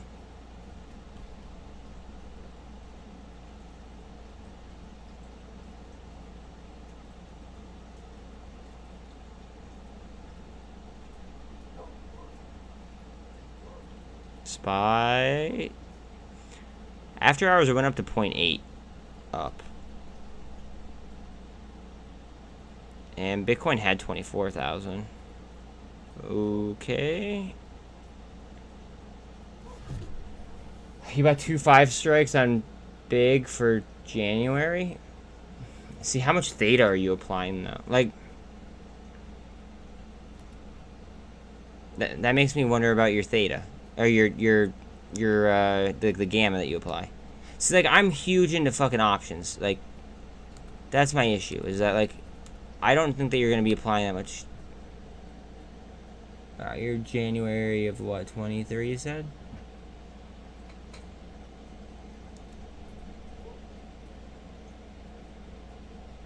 Huh. Oh wait, 2 5s. What are these current two? Like, where are these ones at? See, like, that's a lot of gamma to apply. That would be that'd be like mega balls though to do. To be quite honest, that'd be like like this should go like to the upside heavy. Actually, now that I'm thinking about it, like look how many are off. Right, this should go like this might move a lot tomorrow. Unless they could always short the shit out of it, and you know maybe they might pull some illegal shit. But, I mean, to be quite honest with you, like, I was about to say, like, you might not apply that much gamma being that high, but, like, it's a decent amount of gamma for being as far out as you are and as far up as you are.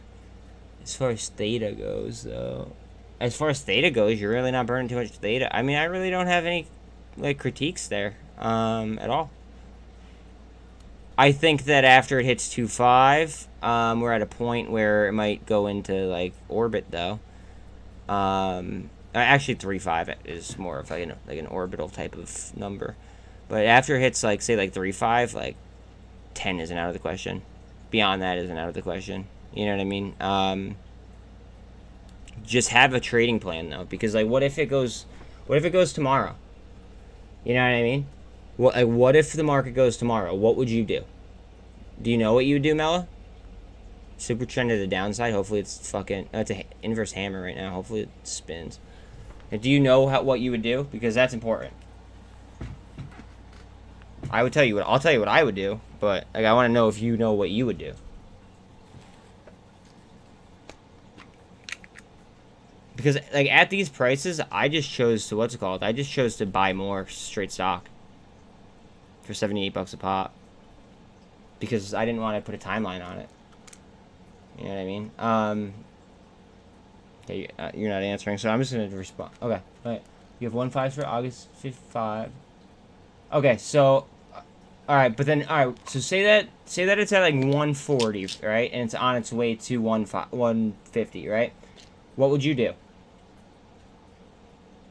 Like, would you just sell them then? Or like say tomorrow we just started ripping, right? Just started to tear it. Right? And say that tomorrow it went to 140, right? Or like it was on its way to 150. What would you do? How would you react? Because that's important. Like having a trading plan is fucking important. Like I can't teach anything, but like being prepared is like the one thing I could like say like, hey, like you guys might want to do this. 1 second and I'll answer you.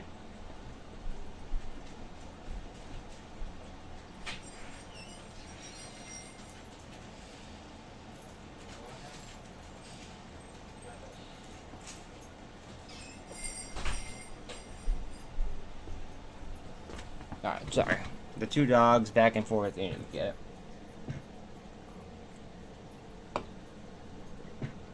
Okay, but do you use the profits or do you just profit take?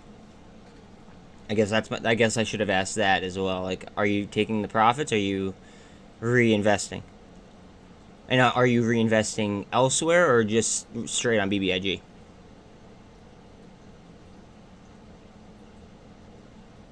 We certainly want Tesla to run with Apple. Take and reinvest? Okay, so you do both. Okay. So what I do, first of all, I like to, unless I'm doing like a leap, like I just did on, what did I do it on? I did leaps on Revlon, and I bought a leap on Go EV because I don't know how long it's gonna take. And they were cheap as balls. Anyways, what I usually do is I usually buy short-term contracts. I try to snipe them at a low, right? Like, if I thought that something was... Alright, you know, Revlon is actually a perfect example. Alright, so look at the volume.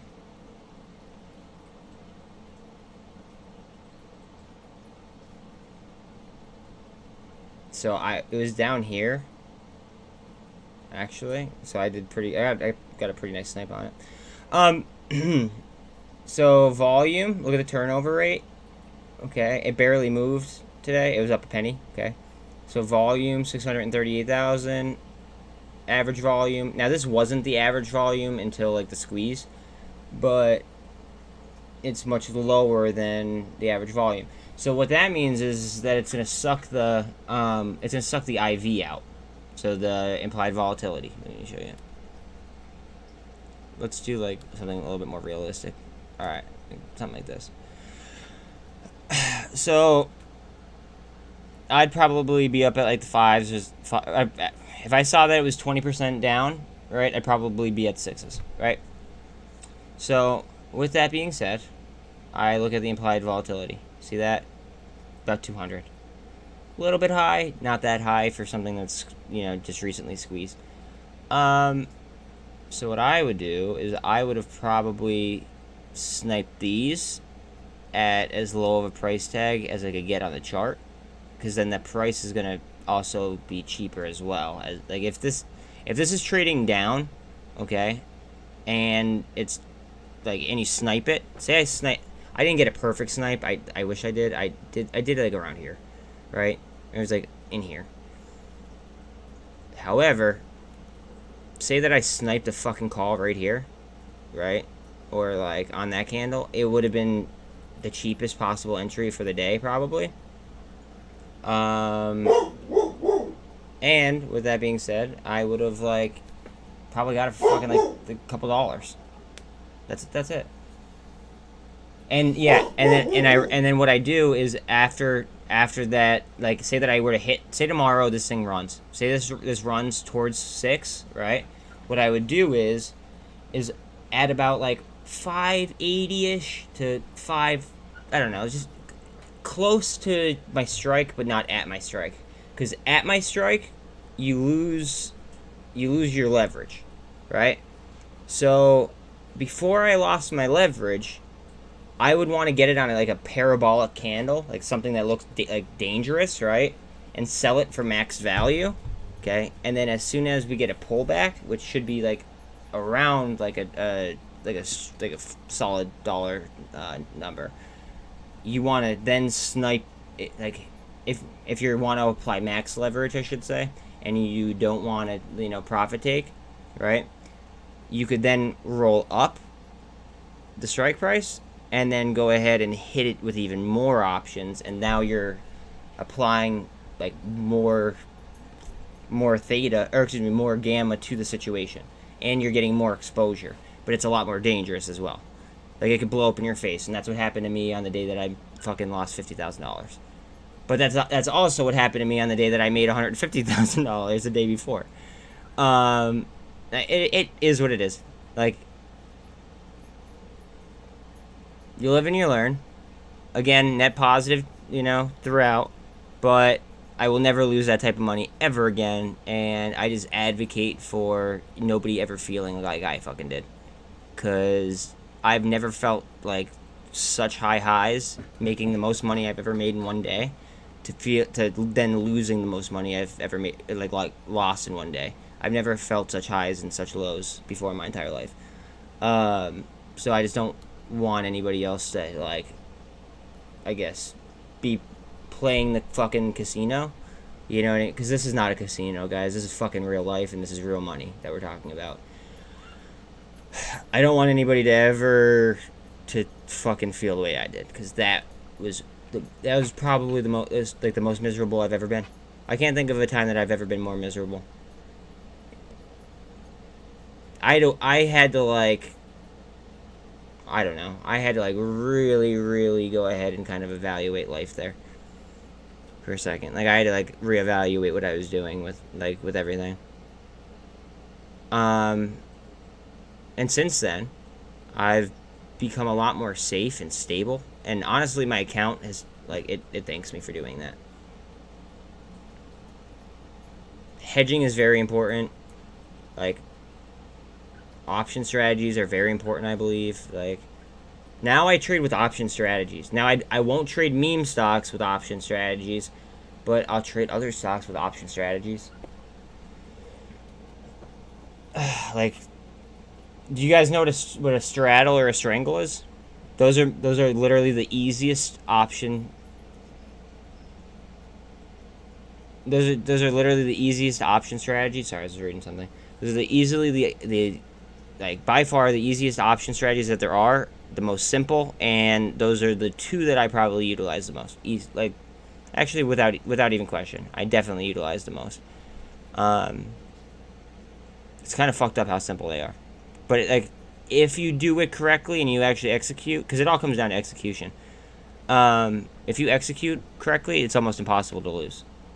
But again, this is Wall Street, not Sesame Street, so there's no such thing as a sure thing.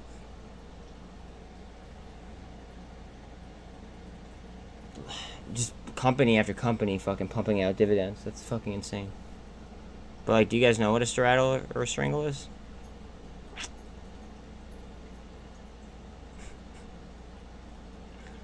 That's insane. Nobody? Okay. I guess we won't touch on straddles or strangles. But that's how I plan on trading, like, higher end options after this is all said and done. First, I want to move. Wow, SkyX is still up. First, I want to move, and I want to open a few different, sources of revenue, because if you guys didn't know this fact, all right, this is a fact. More millionaires than most have at least 7 like ways of revenue. So they have, like, at least 7 streams of, revenue. So I want to get myself up to, around 7, give or take. And then I'm going to go ahead and I'm going to heavy trade again. After I have, like, autonomous businesses set up. It might only take, like, a little while, but it won't take long. Like, I'll still be following the market. I will always trade. But I might not be able to do, like, fucking 14-hour streams. You know what I mean? That's, like, really the only difference. Ash Rock? Wait a minute. Okay, hold on. I'm going to go ahead and I'm going to do us all a favor. My dad just said he might be here in a few minutes, so I might have to go on mute in a minute. But, hold on a second. What the fuck is it? So, guys, just so you know, BlackRock has a bunch of, like, subsidiaries that end in rock. Does that make sense? Okay. And I've never heard of Ash Rock before. I've heard of Sage Rock. I've heard of Blue Rock. AROC. Okay. AROC. Oh, Arch Rock, not Ash Rock. Alright, let's see. What was it? AROC. Let's see what they're about. I want to see who's holding them, because that's important. But Sage Rock, one of their subsidiaries, they're a private fund for high net worth individuals only. So if you guys ever see a holder in something called like Sage Rock, those are high net worth individuals that are being represented by BlackRock. Just so you guys know. And BlackRock is the largest. This is funny. You guys want to know who owns them? 15.63% owned by BlackRock. 10.78 owned by Jeffrey Hildebrand. Vanguard owns 10.27%. Ernest Partners owns 8.6%. Dimensional owns 6.23%. Invesco 5%. State Street owns 4%. Geode owns the next. Like it goes on and on and on. Charles Schwab, Invesco, Morgan Stanley, BNY Mellon, New York State Retirement Fund. Wow, Wells Fargo, Renaissance, State of Wisconsin. You guys know I love when states and fucking teachers and shit get involved. Citadel. Florida State Board of Administration. All right, this is getting added to the fucking list. A-Rock.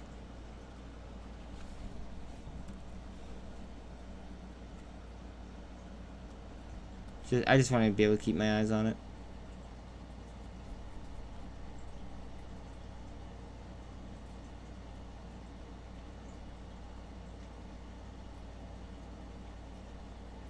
I can't believe room is literally chilling at 150, like in the 150s. That's crazy. Crazy. If you guys were following my channel before, you guys should have got in pretty early. I have a 114 entry.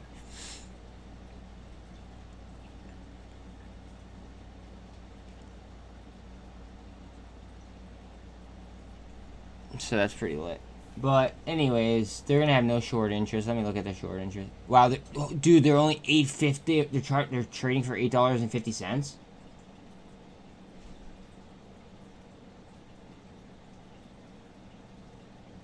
I'm buying them. Higher lows. I mean, like there are lows, but before that, it was just constantly higher lows. Okay, let me expand this out a little bit. They have a gap. They already filled the gap, but they're not at their all-time low. Their all-time low was in 2020. It was during the C word.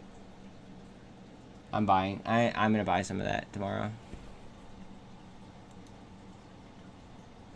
Alright, 1 second. I gotta get my dog at the door. My other dog. What's up, baby?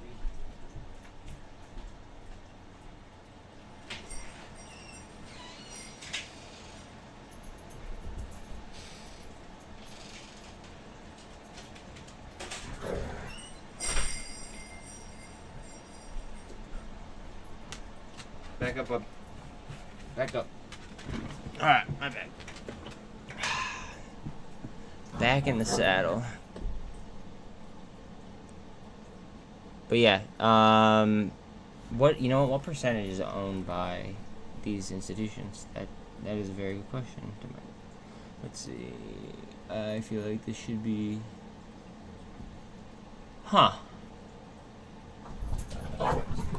86% of the company is still available on public float. And also, this may be a decent inflation hedge as well. Keep in mind, BlackRock is who advises, like, Biden. Alright, guys, my dad's here. Let me just throw you guys on mute. I'm going to show you guys some DD, so just follow along.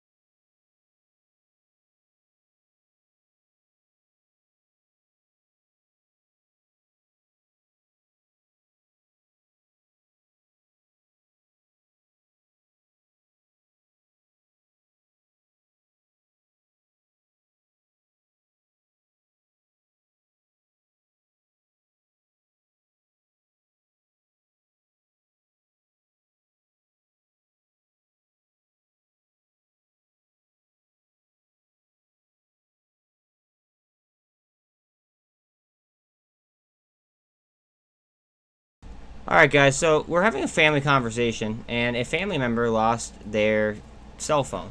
Okay? Well, no, it was stolen. Oh, alright. Sorry, it was stolen. Okay? It was stolen. Now, she had cryptocurrency on it, okay? But chances are, knowing her, she did not store the key phrase, right? What are the chances of her going ahead and receiving those funds?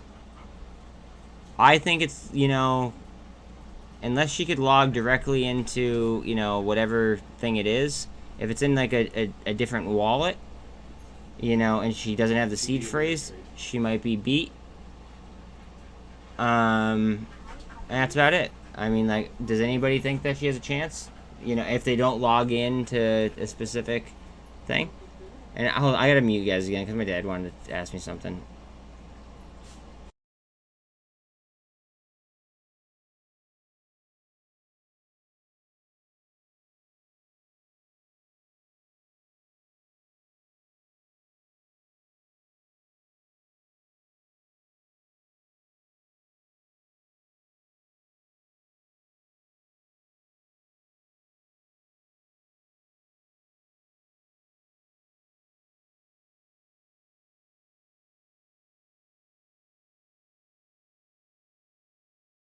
Alright. Alright, I'm unmuted, by the way. I'm unmuted, but yeah. That sucks. I mean, like, that's a rough 24 hours, it sounds like. Yeah, she was really dying. I mean, what do you guys think? Is there any chance on her getting her crypto back? It sounds to me like, at first I was kind of like, there's no fucking way. But now I just learned that they were all on exchange, which I would never do, personally. I would keep everything off exchange with everything going on. With, like, everybody defaulting and this, that, and the third. However, hers were on exchange, so she should be fine in theory. Shit like that, where somebody's phone is stolen or whatever, it's just a reminder to always, always, always make sure that you store your fucking seed phrase somewhere. Always. There's no excuse for it. I don't care. No excuse for. This is so funny. It's like still running. There's no excuse for not doing that. Just my opinion. I feel like you want me to say something. Do you want me to put it on mute again? Okay.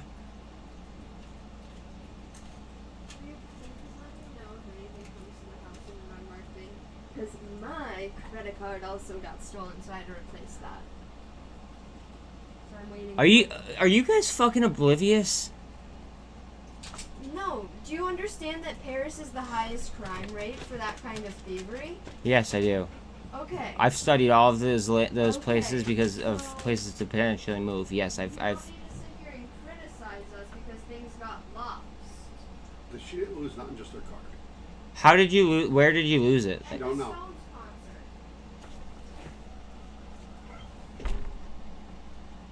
What I would say next would get me in trouble. I'm just not gonna comment. I'm sorry that happened to you, Casey.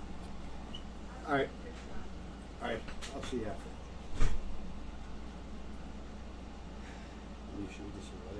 Well, Dad, the last time that we went to a fucking Stones concert, she almost got abducted.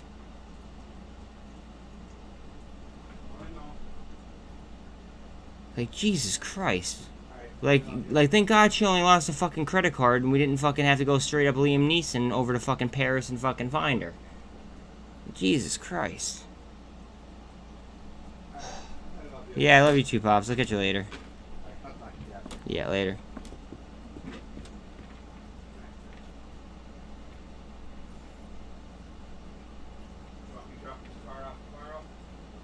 Just keep it. I'm not going anywhere. Alright, guys. So, now that my dad is gone, I want to just give you guys a little bit of insight. So, we went to a concert in... That one was in Philly. My sister was like 18 maybe? 19? maybe she was 20. I don't even know. Like, I go to a lot. Like, I like the Rolling Stones. Like, this, like, honestly, I have a Rolling Stone shirt on right now. I'm not even fucking joking. This is a throwback. No joke. Rolling Stone shirt on right now. Anyways, so my sister just went to the show in Paris, okay, with my aunt. Both of them, okay, one had her purse, her wallet, everything stolen, okay? And then my sister at the Rolling Stones concert lost her credit card. So, the first Rolling Stones concert that my sister went to was in Philadelphia. And she almost got fucking abducted. Straight up. Like, if my one older cousin wasn't there, like, my sister would have been abducted. And then to go to Paris and then lose a credit card, like, you should be, like, kind of, like, aware that some fucked up shit might happen. And, you know, like, I don't know, just have your shit on lock. Not her, though. And then she actually, like, made a comment about me as she walked out the door because, like, I brought that up. But, like, god damn. Self-awareness, guys. That even relates to the stock market, though. Like, self-fucking-awareness. Like, wow, look at fucking the Qs. I love it. That's beautiful. 314. Almost 314. Guys, just, like, seriously, fucking, like, be aware of your surroundings. Be aware of what the fuck is happening here. What's SPY G up right now? Holy fuck. That just slipped my mind. I just bought a fuck ton of SPY G.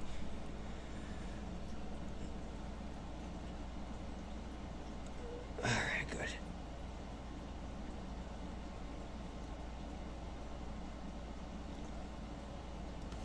Yeah, I just bought some SPY G.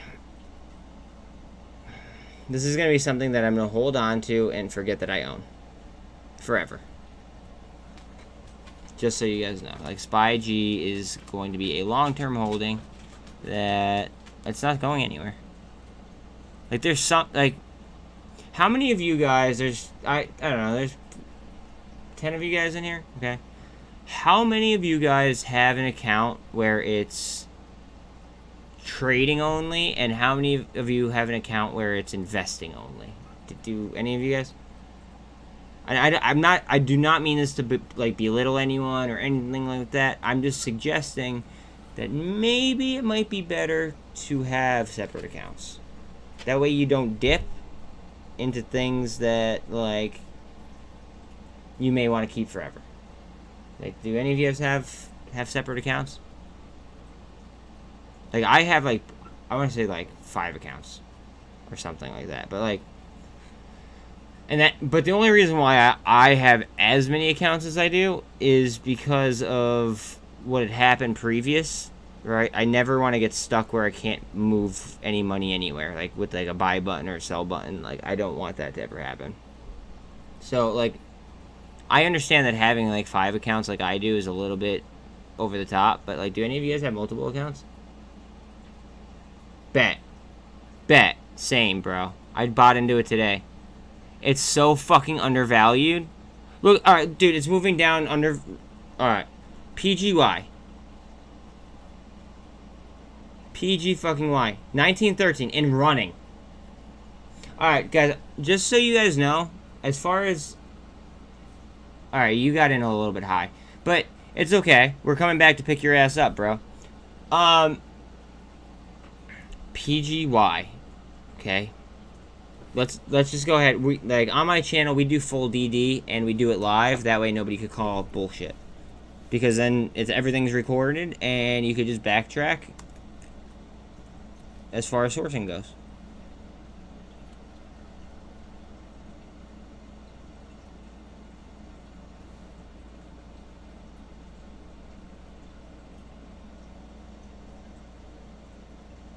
I just want an easy thing that I could just go ahead and click on.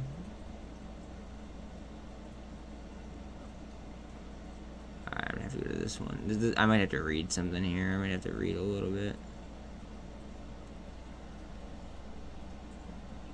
That's all, like, dude. Alright, so I bought a couple $100 worth, but, like, the reason why I say that is I turned $1.10 into $40 the next day on DWAC-W.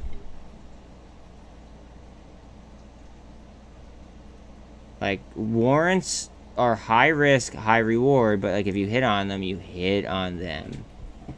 Hi, Trish. We're talking about PGY warrants. I bought into PGY warrants today. Just so you know. And PGY is ripping in after hours. I know you do. That's why that's why I said it. Because, like, I have them a little bit lower than you do.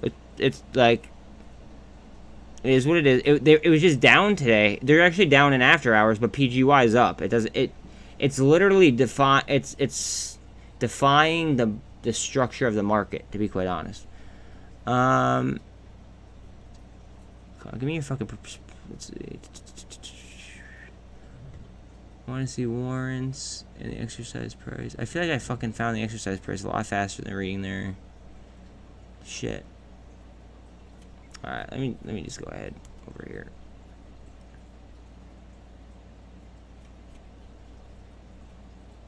I'm gonna have to read the fucking Edgar. Please don't make me read the Edgar.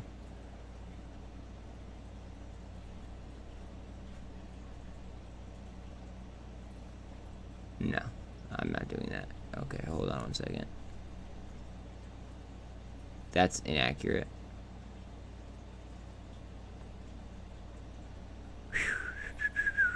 See, this is why a lot of people like fuck up, because they will not go ahead and they will not do shit like this.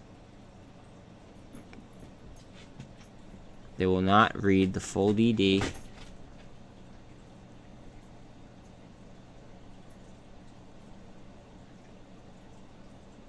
PGY, where's PGY? Give me PGY warrants, baby, come on.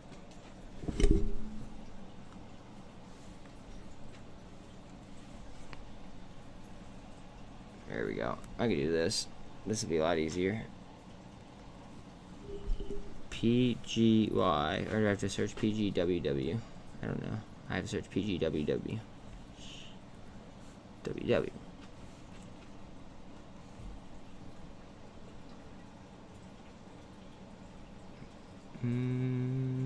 Analyze. I'm almost positive that they're 1150, but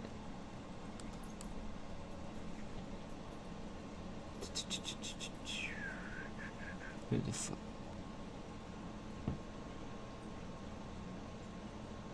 I've looked this up before and it was fucking 1150. I just wanted to show you guys.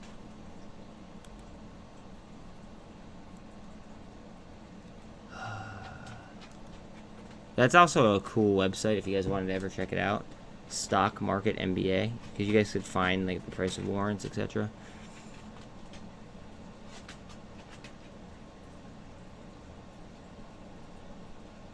What's in it? It's like Pagaya Technologies, isn't it? I think that's the full name. Maybe look at this. It's up 5% after hours, and the warrants are down somehow, mysteriously. EJF acquisition.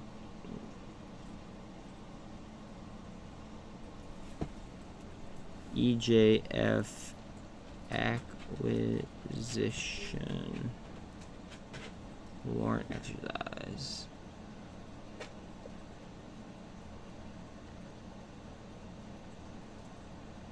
Okay, so you have 5 years on expiration on them. Just so we all know. So 5 years. Okay, and it's exercisable at 1150. So we have like 5. They just combined like less than a month ago. So we have almost 5 years before they ever expire. And they're exercisable at 1150. So why in the fuck are they trading at 65 cents? When PGY, and this might be the most like underrated play on Wall Street. I'm gonna make a video on this. You get like, hold on a second.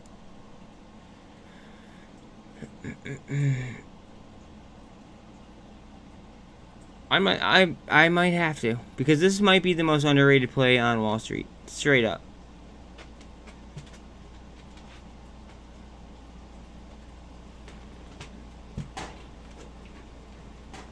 Yeah, I think I'm going to. All right, guys, bear with me.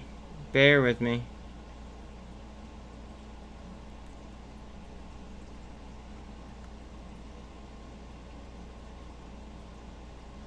Oh, yeah, TBLT, that looks nice. Looks real nice. Alright, so let's go ahead and let's look at... Alright, we're just gonna do it like this. We're gonna go like right off the top. Hope you guys don't mind.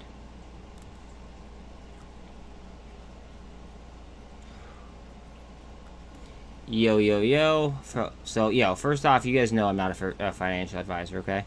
I'm going to talk about what might be the most underrated market plumbing play in, like, on Wall Street. It seems like it could be a straight up layup, and disclaimer, I am already long. Alright, but here we go. EJF. It is trading now under PGY. I will show you that in a second, okay? So they went ahead and they picked up the company, okay? The warrants are exercisable at 11.50, okay, and they're 5-year warrants. Now look at this. So if they're exercisable at 11.50, in theory they should trade about $11.50 plus, whatever they're currently trading at, behind the underlying being PGY or EJF acquisition. Okay. Look at this. So bang. Now we are up to 18.75. Now look at the warrants though. They're at 65 cents. So take 18.75 and then subtract what, 12.20 from them? That's what PGYWW, like, in theory should be worth. But again, this is Wall Street, not Sesame Street, so nothing's a sure thing. I do need subs, guys, okay, in order to go ahead and get monetized. I would really appreciate it if you guys would sub, like, share, but, like, this is a market, like, plumbing situation that's going on. So just be aware of that. Although warrants, I do want to go ahead and put a disclaimer out there. Warrants are probably, other than options, they are going to be your more riskier type of derivative. So it's not for the faint of heart. You know what I mean? Make sure you know what a warrant is and everything before you were to make a play like this. But this could be one of the best layups out there. I stream all day, every day. I hope to catch you guys on the next live stream. Later. Okay. Good enough. Good enough. Yeah, no one's going to talk about PGY. No, I'm not getting off, bro. I bought TBLT warrants as well, Trish. I have a fuck ton of TBLT, but I bought like a fuck ton of warrants as well. So we'll see what happens there. I'm getting really good vibes because of the Apple earnings and the Amazon earnings, to be quite honest.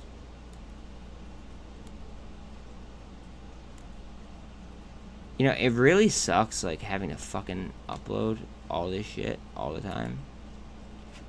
But I will say that I'm definitely gaining a very large, like, audience by doing so. So I gotta keep it up.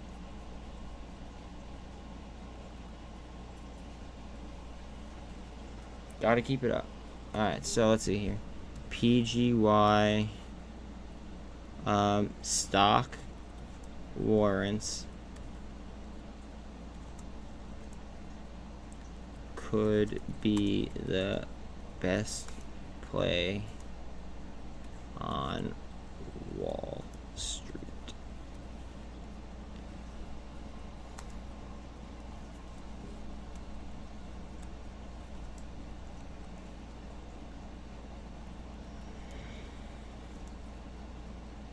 Market plumbing / market dynamics.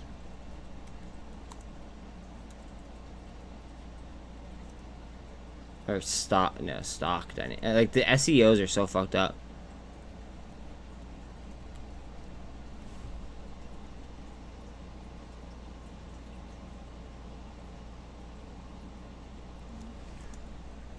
PGY.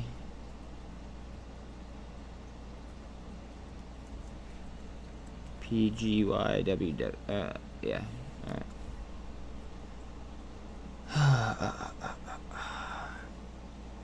Downloads. Buzz thumbnail. Bang. No, that shouldn't be there.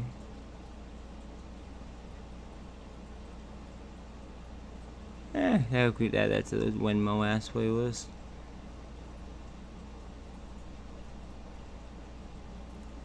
This is the shitty part.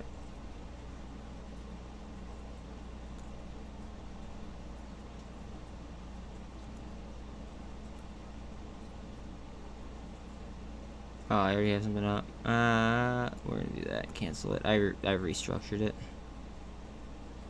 And then PGY, PGYWW, PGY warrants.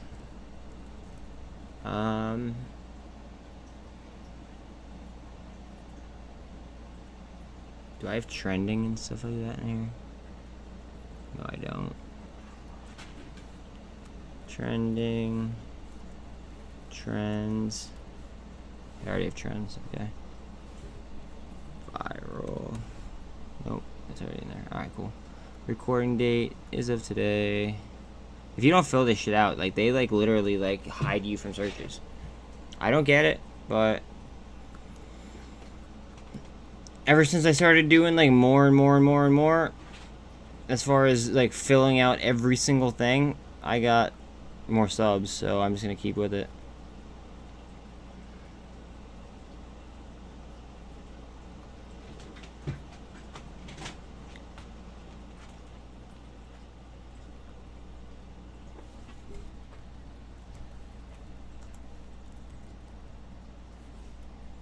$462 today. Fuck yeah. Alright.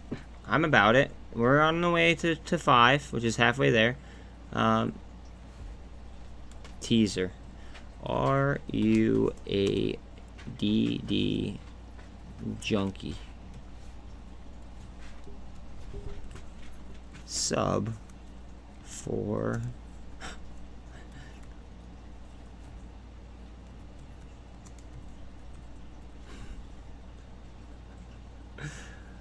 oh god, I gotta have fun somewhere, you know what I mean?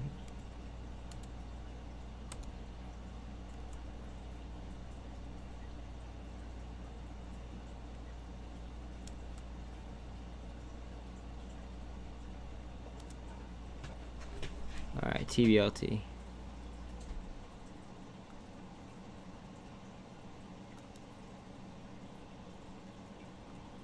Later, Trish. Sorry, I didn't see you there.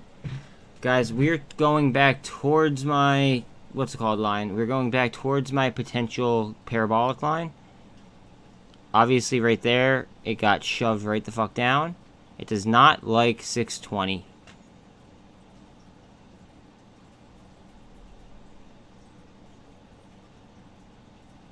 TYDE is down. Jesus.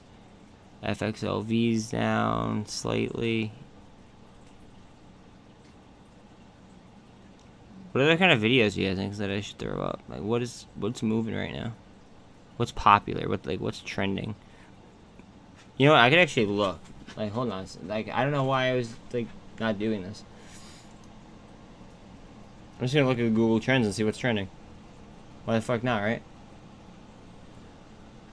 And I'm gonna avoid Amazon and Apple because I know that those are probably gonna be trending.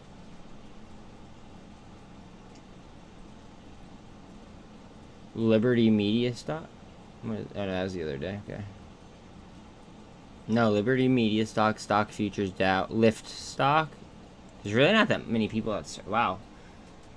more people search during the middle of the night about stocks than they do, like, now. What the fuck is Liberty Media?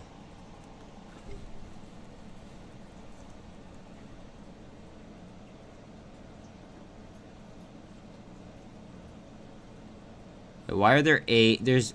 I don't like this. Okay, so that is definitely a what's called. That has got to be a SPAC. Like, do you guys see how... Like, there's there's W's, there's just different, like, many different classes. I don't like that, because, like, then I, like, get in deep on one, and then that's not the mover. It's the other one that's the mover, which kind of sucks. Lyft. I might be able to, like, make some kind of catchy kind of content with Lyft. Lyft. What is Lyft doing?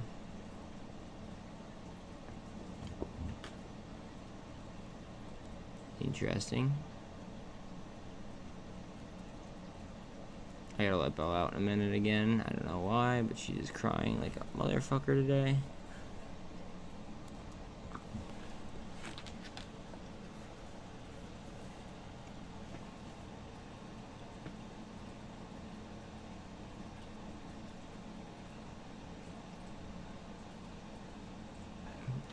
Ooh, that's bad though. So wait a minute. Okay, so this is gonna be actually better than. So I'll do maybe I might do an Uber video. Hold on a second. What is Uber trading at? They're at 23. Insider buys though. Okay, this is a little bit interesting. First in the nation Uber partnership though. Like, that's huge. That is fucking huge.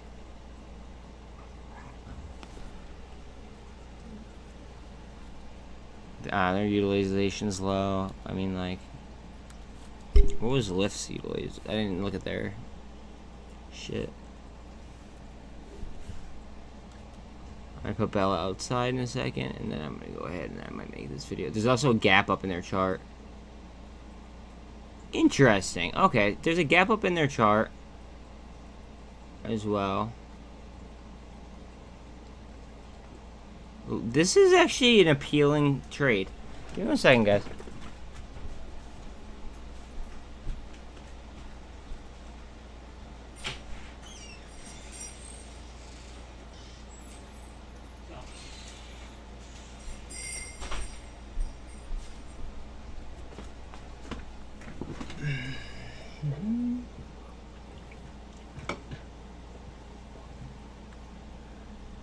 This is like a really appealing trade.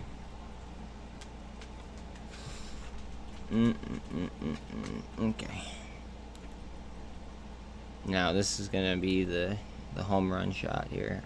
No, notice how also the short volume has picked up, or the percent of SI has picked up. Alright, so first thing I like to do is average days on long. 44.53, so like 45 days. I had a long day. All I did was fucking do numbers in my fucking head all day. What is 45 days earlier than today?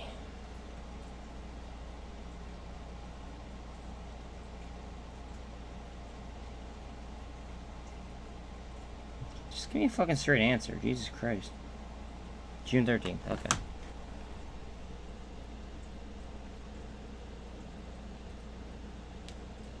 So June 13th means that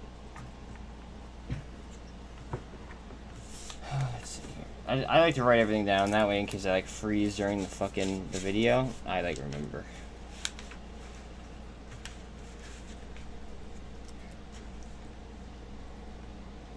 June 13th. And the high was 1520. We'll call it 1524. 1524. 50%. It could even be less than that. Just so we're all aware. It could be less than that. And keep in mind also the utilization is nowhere near 100. So that is worth noting. All right, so let's look at FTDs.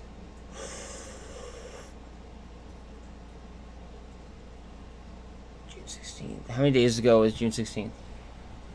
I just did 45 days, right? And that was June. What did I say? So June 3rd. Guys.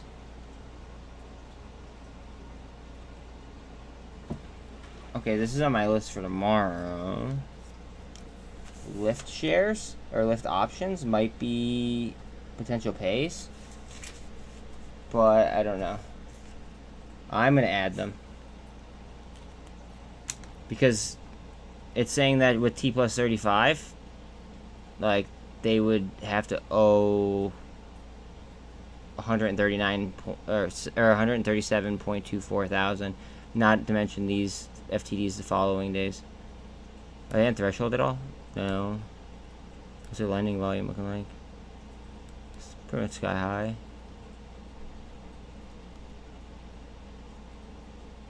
Ooh, they're dropping the number of loans as well. Okay, this could be good.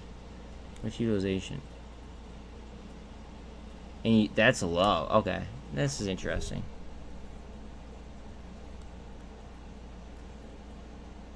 They do have a large amount of shares, but again, this is a fucking almost a little over $4.5 billion company.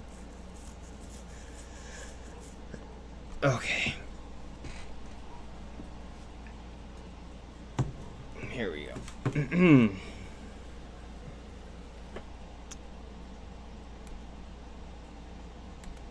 Guys. Alright, by now you guys know I'm not a financial advisor, okay? I want to show you something that's very, very interesting, at least to me.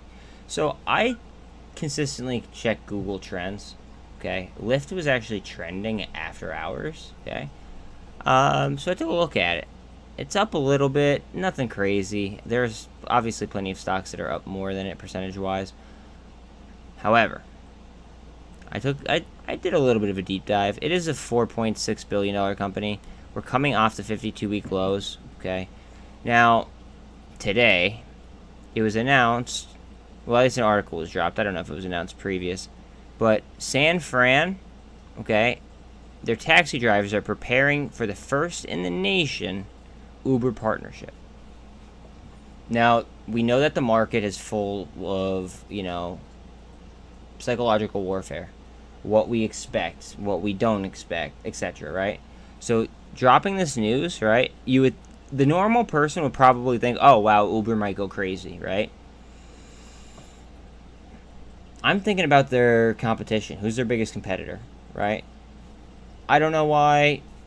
I just figure, you know, they might catch a little bit of, you know, some tailwinds. So I took a look at them, okay? I didn't even look at their holders yet. We're going to do fundamentals, holders, all that good, happy stuff. Fundamentals. Okay, less people were going out after vid, so that makes sense as to why the enterprise value would go down. There's still going to be book share positive. $9.6 billion EV. PE to earnings, let's see, 41.59. And they're expected to bring in a whopping $4.23 billion. It's pretty solid, okay? Let's see the holders. I didn't even look at this before I went ahead and clicked the button. Rakuten Group, interesting. FMR, Vanguard has a big stake. BlackRock has a decent stake. JP, State Street, BlackRock, Vanguard. I always refer to them as the big three. They are in three. Those three are in, you know, probably the biggest plays out there that I could find. I don't have to read every single one of these. You guys could tell, like, they have a lot of backing. Okay, let's go to shorts real quick, because this is interesting. Actually, you know what? Let me touch back on that. I want to go to insiders first. They sold at the top, guys. They sold at the top. They knew that. They knew things were going south. Okay, they knew things were going south, and even the last sale was only worth. It was sub $10,000. That could be a tax bill. Who knows? Think about it like that. Let's go to shorts. Okay, this is where things get a little bit juicy. Nothing too crazy. We're going to go ahead and we are going to expand here. Now, I know you guys are going to point to utilization. Utilization is, you know, it's not where it needs to be for, like, a short squeeze. This might be more of, like, a fundamental, like, slow short squeeze, potentially. But more fundamentals and, you know, market capitalization, I guess. All right. So, if we go ahead and we click on average days of loan, I've already done that for us. It comes out to June 13th. The high of the day was $15.24. So that means once this gets up to $15.24, then that would mean that at least 50% of the shorts would be underwater. Okay. So look at these. T plus 35 on top of these, right? 3 days from right now. 3 days. And then we have, you know, a couple down here. Nothing crazy. Right? I don't believe we're on the ever threshold. No. Security lending volume. Huh. After that gap down, right? That's a pretty big spike. I don't know, guys. All I'm saying is that if the market decides to get pretty bullish, right? We're talking about almost 14% short interest on the float, and we're talking about a company that could go ahead and pick up a lot of market capitalization. And again, these like Lyft may move in sympathy because of the news from Uber, right? I mean, it is what it is. All I know is that when I need a ride, if I pick up my phone, I'm looking at Lyft first, because Lyft usually has the best rates. Just saying. I'll leave it there. I'm not a financial advisor. Please like, sub, share. I do need subs in order to get monetized. Obviously, the most key aspect. And I am live all day, every day. In fact, I'm actually live right now. But feel free to join us at any point in time, and I hope that you guys have a great day. Later. Alright. I felt like that was way too... Like, I get way too, like, fucking rehearsed when I'm doing those. Newsmax is trying to deal with Verizon. That's interesting. Who... So they're with Comcast, though, right? So... Verizon, Comcast... That's actually pretty good for Newsmax. Is Newmax... What's it called? Is Newsmax, publicly listed? I doubt it, but...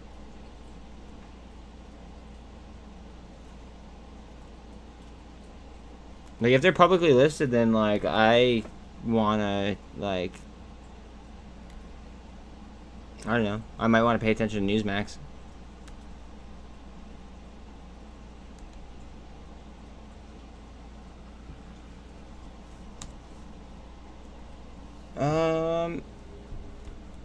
Lyft. Uber.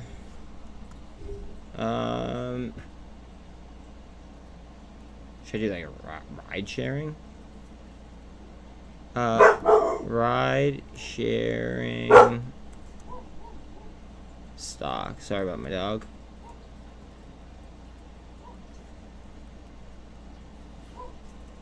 I don't know. Ride share. Their SCOs are so fucking hard. I'm just trying to like perfect them. Ride sharing. Okay. Oh wait, fuck. Alright. That was a fuck up. Hold on a second, guys. That was a little mini fuck up. I could easily go ahead and fix this.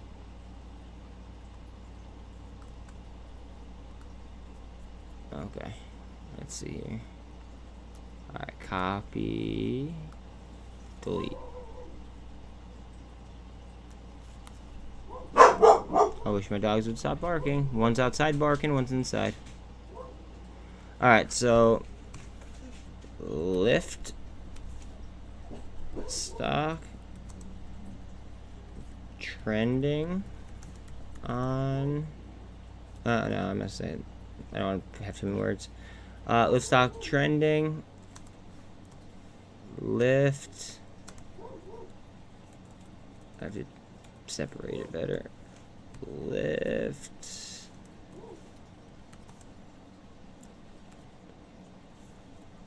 Trends. Potential. Gap up. Full DD. Alright, good enough. Because you want to keep it under 75 words. It's really, really fucked up. And I gotta autocorrect that.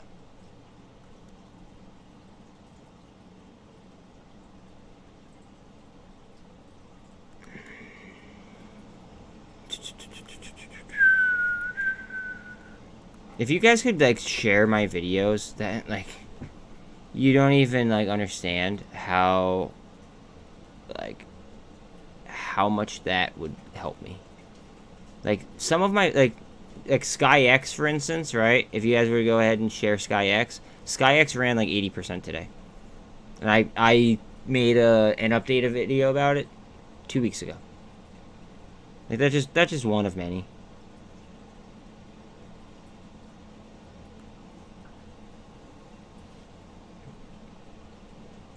It's good for Republicans. To be honest with you, it's good for Republicans. However, it might not impact the market. It might impact the market all of a sudden randomly tomorrow. You know what I mean? But I mean, that's about it.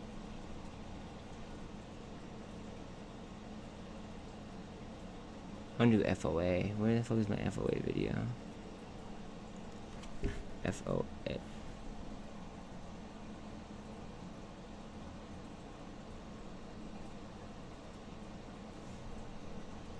I want to get them on, like, I want to get people on my fucking, like, how do I say this? I want to get people, like, on my retirement playlist, because, like, the stocks have been booming. Like, every single one of them, it's fucking booming. Video. What is on that list? Let's do ARVL next. ARVL. In case they skip FOA. It's just such a pain in the ass to like, throw those up. Alright, add these. Buzz the MOAS. Are you a DD junkie?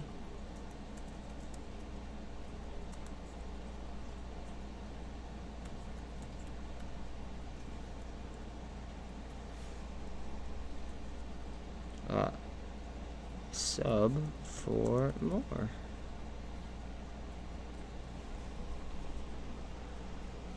Okay, that's there. And I could upload that shit. Bang. Look at that, 2 videos. 1,000. But I gained like 260 something this week, I think. Or this month. 462. Wait, let's refresh just for shits and gigs. So I'm at 462 right this second. I wasn't even 450 today. So like, I'm growing at a very rapidly rapid pace. It just, I need to keep momentum going. Really, like, it is what it is. But like, I'm sorry, I'm posting things about SkyX before they run 80%, and then like I just don't know how I'm not getting like the exposure I need because of the percentages we're hitting. I don't know. I'm definitely buried when it comes to it.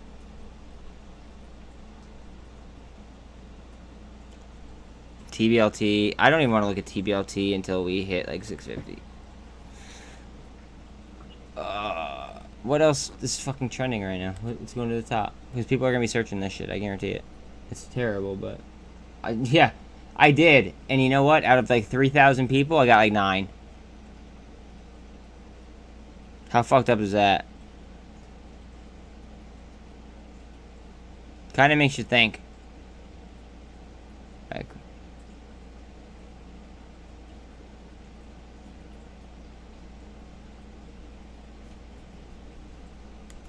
you know, I'm just gonna make a fucking general video. Very, very fucking general video.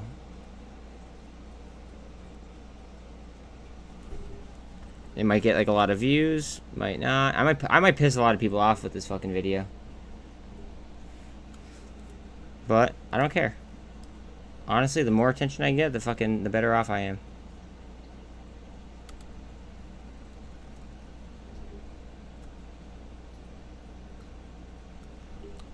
How many people do you think are gonna be searching fucking Apple and Amazon tonight?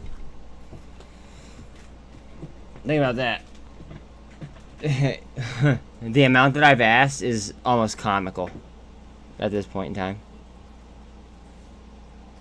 It's kind of shitty to think about, but like it's like the amount that I've asked is kind of shitty. Like I've asked too many times.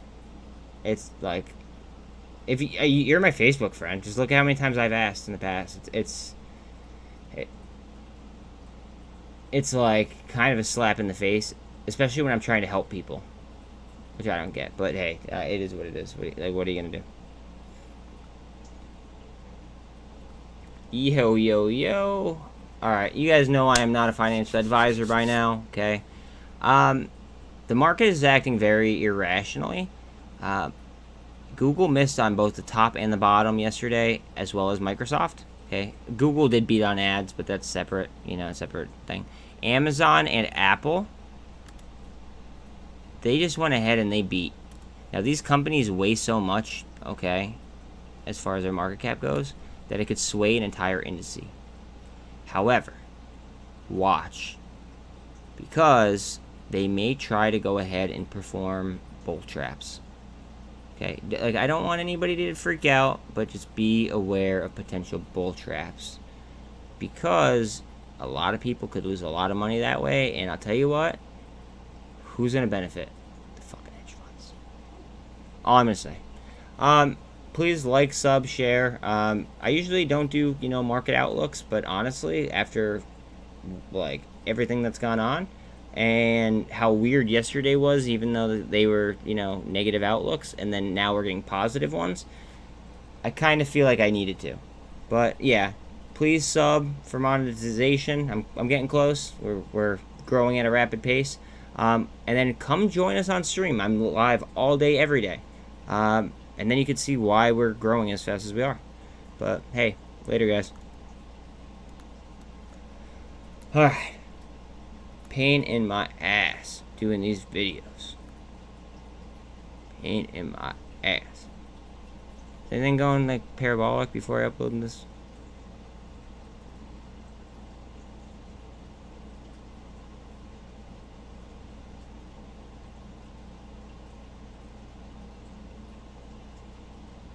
Alright, I feel like I have like a minute.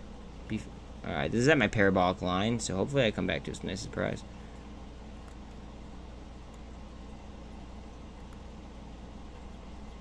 I need to upload. It just like I don't know. I kind of feel like it's like unhealthy. How many like how long I'm live for? How long like I don't know. Just like how long I'm live for? How much content I'm putting out? It's just insane. And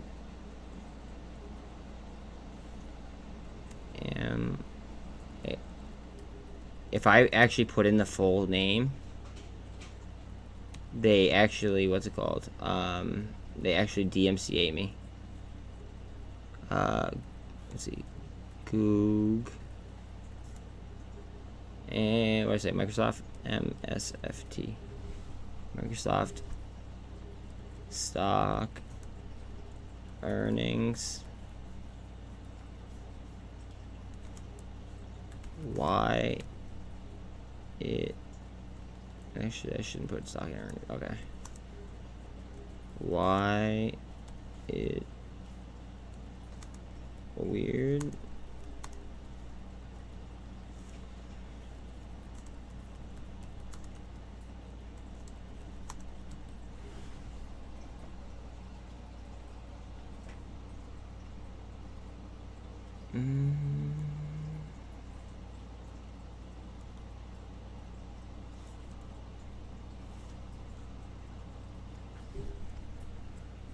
Wait, no, I can't even put AMZN. APP. See, I gotta put APP. That sucks. Alright, TSLA. Oh, no, I don't want to write Tesla. Oh, I meant Google. Goog. Why didn't I capitalize those? That's just very stupid. MSFT.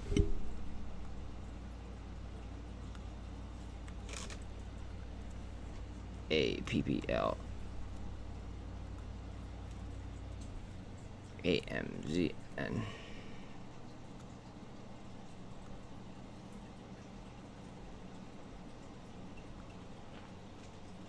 Oh, I appreciate that. Like, the whole thing is just like,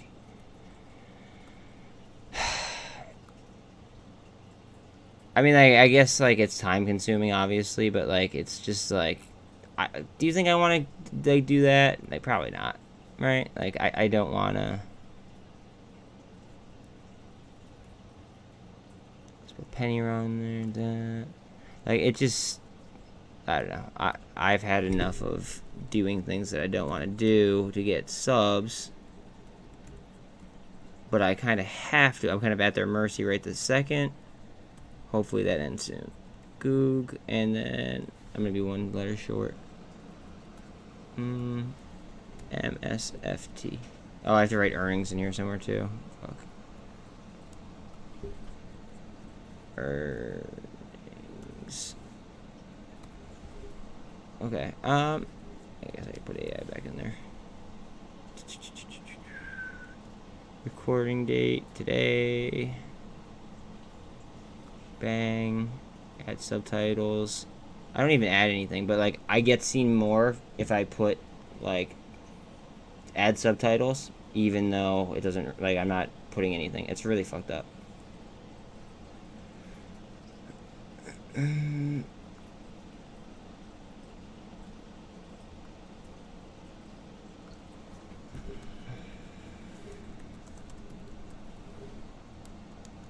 I got one more sub since I posted the last video.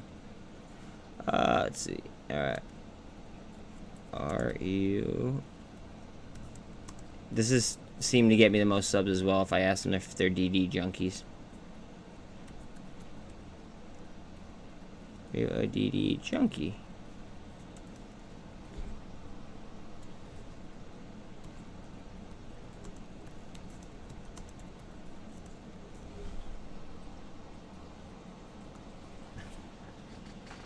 Send me a meme back. That's fine, I don't care.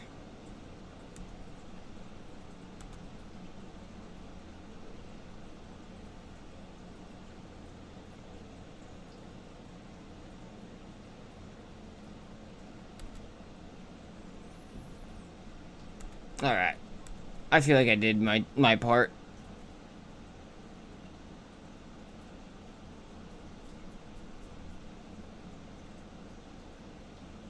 Sometimes I try my best to be like the devil's advocate too, to be quite honest. I've tried my best to be like the devil's advocate, like about like watching out for this or watching out for that. And everyone just wants to be like eternally bullish, but like those are the people that are gonna get fucking slaughtered.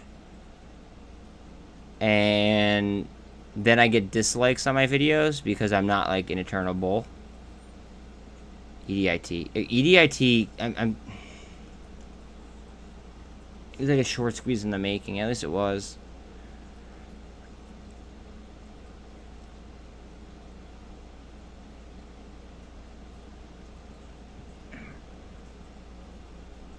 And I don't want to make like an I told you so video because like there's a lot that I could like put in there, but like I'm kind of feeling like I should I have to, but I like that would be cocky. Hi, Viral. I can't answer that. I'm not a financial advisor, homie. I can tell you what I bought today, and you can make your own judgments, because that would be legal. And as far as options go, you know, the market would be closed, so you wouldn't even be able to see. I bought today with literally, I just had extra change in my account, so I bought Dune W. It was like 6 cents. I bought some Redbox warrants. I bought TYDE early. I bought Revlon calls. I bought Revlon stock. I bought FXLV. I doubled down because I had a previous position really cheap. I bought SpyG. That's probably the safest of all the ones that I got. And there's no such thing as a safe thing. This is Wall Street, not, you know, Sesame Street. Yeah, I bought TBLT warrants. I forget if I said that I bought Snapchat, but I did. I bought BBIG at the price that they were at. I figured I'd DCA a little bit. I bought MJXL straight up, even though it's a leveraged ETF. I just think that the value outweighs the potential dividend moving forward. I bought VRM. I got more VRM. My original entry is 114, but I bought another Revlon contract. I bought the PGY warrants. I bought FOA. I bought DSS. I bought a Go EV contract, and that's it. I went shopping today a little bit. And then tomorrow I intend on unloading more, thinking that we might get a dip, because I think that we're gonna get a dip for even though they beat, right? I think we're gonna get a little bit of an option strap, and at that point in time, that's when I'm gonna unload, and then the rest is gonna be, you know, whether or not it plays out. That's kind of it. But yeah, I can't what's it called? I can't give you financial advice. But at the same time, I could still tell you what I bought, because I don't feel like that should not be illegal by any means.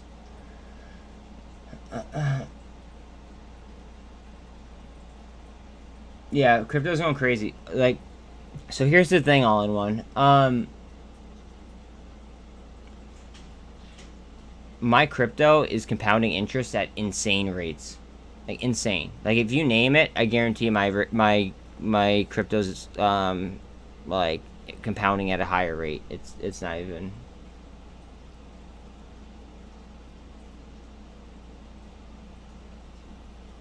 I'm holding it. It's chances are it's gonna become a huge short squeeze, potentially. Just saying. Now wait until you see the T+2 data on it. Like we're not gonna see T+2 data on it. We're not gonna see T+2 data on until Monday. And watch out on Redbox too. Redbox might go crazy, but again, I'm in the warrants, so I mean, I don't know. 1 second.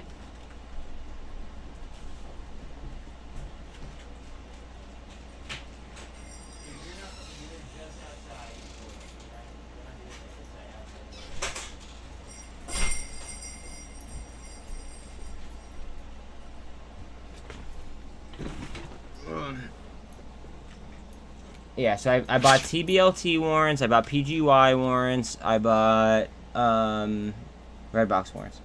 I already had Redbox warrants, but I bought more. Like after that report came out about the Attorney General, I bought more.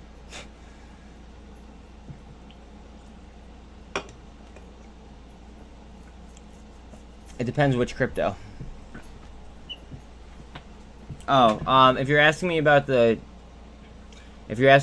staking, I got grandfathered into Nexo, and they ended it for new users, unfortunately. But the rates that I get are just like, they're not fair. Like they would be unsustainable if they kept doing it for people. So that's probably why they ended up, you know, cutting it. But I'm just happy I got in, to be quite honest. Like, it's.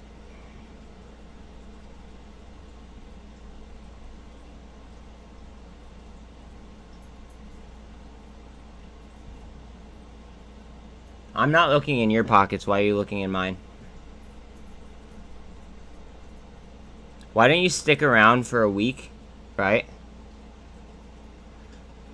And see what types of percentages, like, we talk, right? And just go based off percentages rather than dollar figures, because that's what we do here. We don't talk about dollars. We talk about percentages.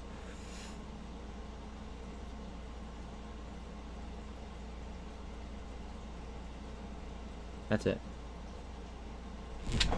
Bitcoin's moving? Okay, how's that?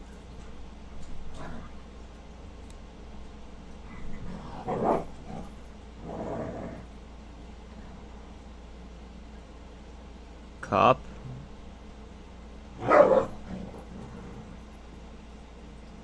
Yep, I think you're right. Let's see. I can tell that you're new. It's okay. Watch us for a week. Watch us for a week, and then ask me again the same exact question. Oh, that's funny. Is it? I mean, it's okay.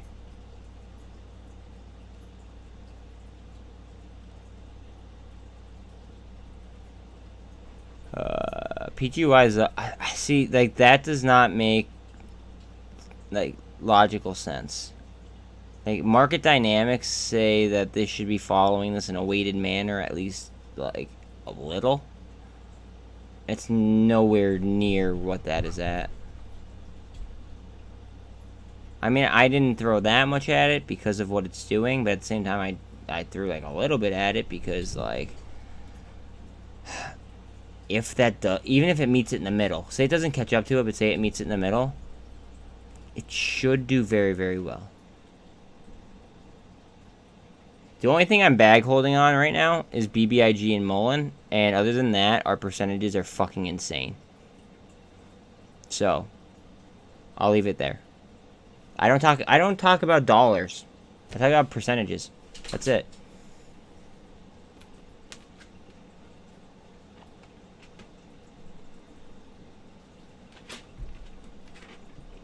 I feel like that's, you know, like, I feel like that's fair.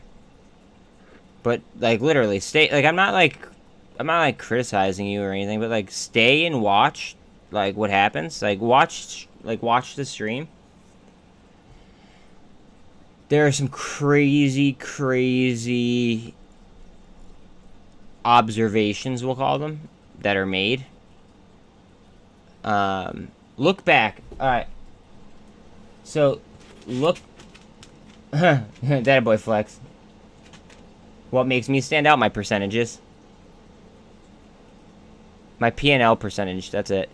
That's what stands out. Go. You know what? I got one for you. I got one for you. Hold on a second.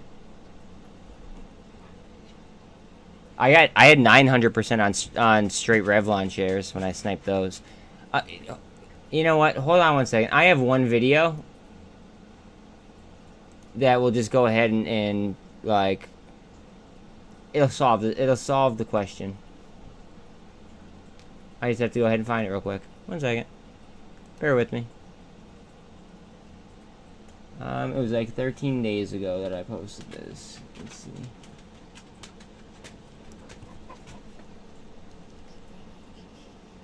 Like, we're about 2 weeks maximum ahead of the rest of retail usually. Alright, that's 10 days ago, 12 days ago, alright, 13 days ago.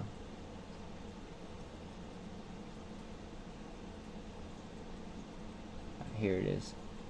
I gotta get this video up. Yo, what is up, guys? I didn't realize that that was what's it called. I didn't realize that was still on. Alright, here we go.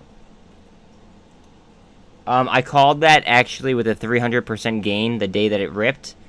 The original call on live stream that I mentioned was $22 entry. You could actually go back in time and actually timestamp it if you do the live videos. That's fine. Here is a link. Look what... Okay, first watch the video, right? Watch the video, and then look and see what happened to that stock today. Oh, I have a follow-up video, actually. There's so many of them. It's so funny. It's, like, not even fair, actually. Let's see.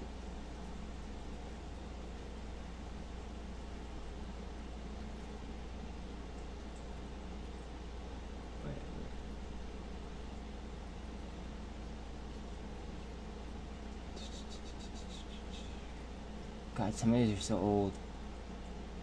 It's so funny.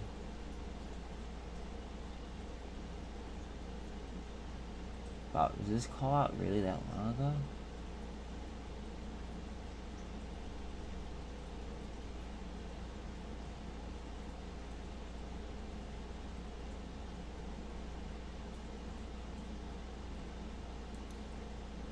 So this was actually before I,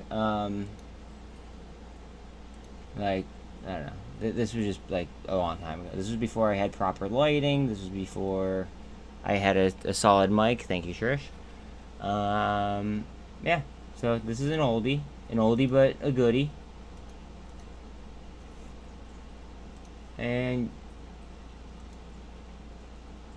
Hist says wait, what? There you go. Hey, have fun. Have fun. There's two videos for you that should prove why this channel is probably the most profitable one, percentage wise.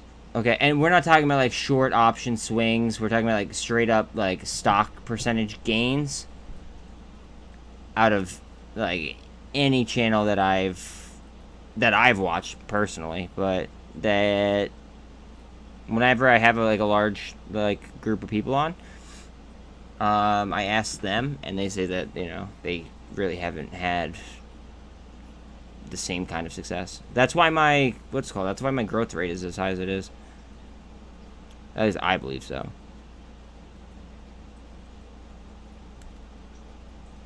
Oh, I called Tblt really, really early too. That was one of them. Called VRM at 1:14 on live stream, and all of this could be date. The best part is nobody could ever tell me that like I didn't do something because everything is recorded, and you could go back in time and look, or you could like if I really felt like it, I could go ahead and clip it, but I just don't really feel like doing it. I'd rather just like let my like work like I just happen naturally.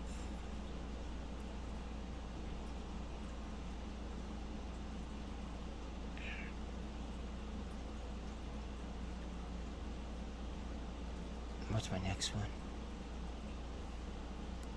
Tomorrow we might bull trap, but we'll see.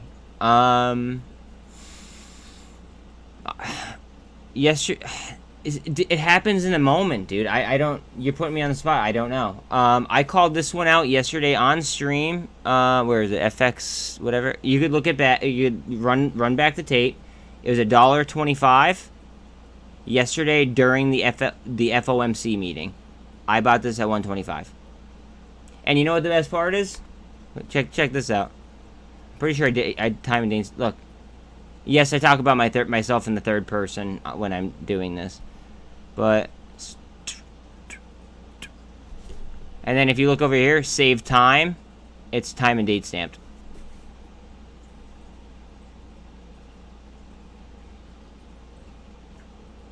But see, the thing is you putting me on the spot about future stuff, that's borderline financial advice, and I'm not a financial advisor, so I'm not going to answer it. I'd rather not answer it and like live by the cover my ass policy.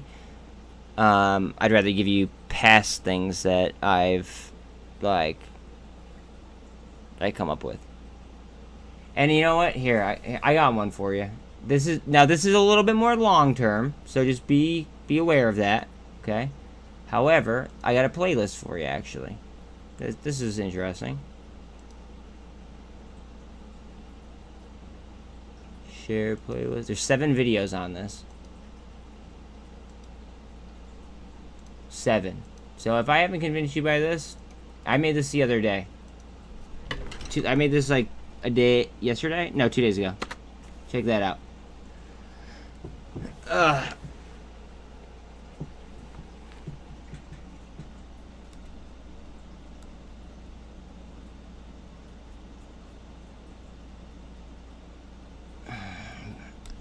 I accept your challenge, basically. Like, there is no way in hell that any other streamer is putting up the type of percentages that we are putting up. No problem, dude. I got them for days. Like,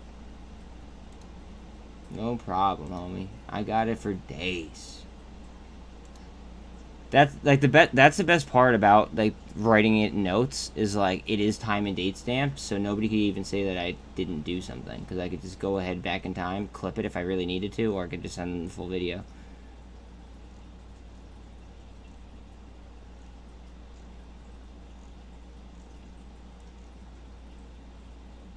I want to find this this one upload. This is like before I did live streams. Or no, these are all live streams. Okay, stream one month. Oh, here we go. Here's the one I want to show you.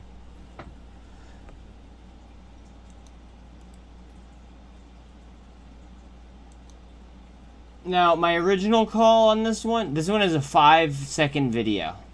This one is a 5-second video. Just keep that in mind. So, like, you could, like, literally... maybe. Let me look at the fundamentals first. Yeah, bro, it's to grow the channel. I need to get monetized ASAP. I either need to get monetized, or I need to go get, like, quit and go get a real job. Because right now, I'm putting in more work than, I've been putting in more work right now than everybody in the sector except for Bloomberg. And Bloomberg is a fucking, like, conglomerate. So, like, that's really saying something. I have a stream going almost 24 hours a day. Whether it's crypto or whether it's straight stock. Yeah.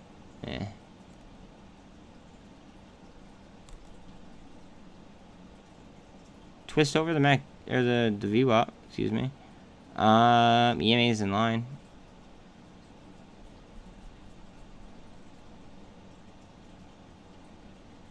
Yeah, but if like anybody's outworking me, then like I want to shake their hand. Because my whole goal is to not be outworked. I actually told my subs that, like maybe like a month ago. I promised them that I like refused to be outworked, and I'd like to think that I followed through with my promise.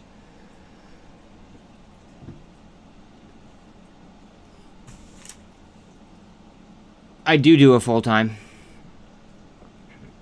I do that.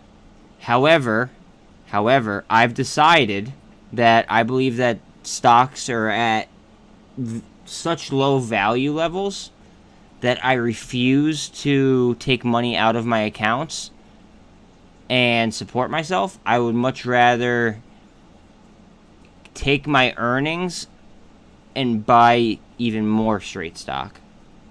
Okay, for like a long-term like retirement play.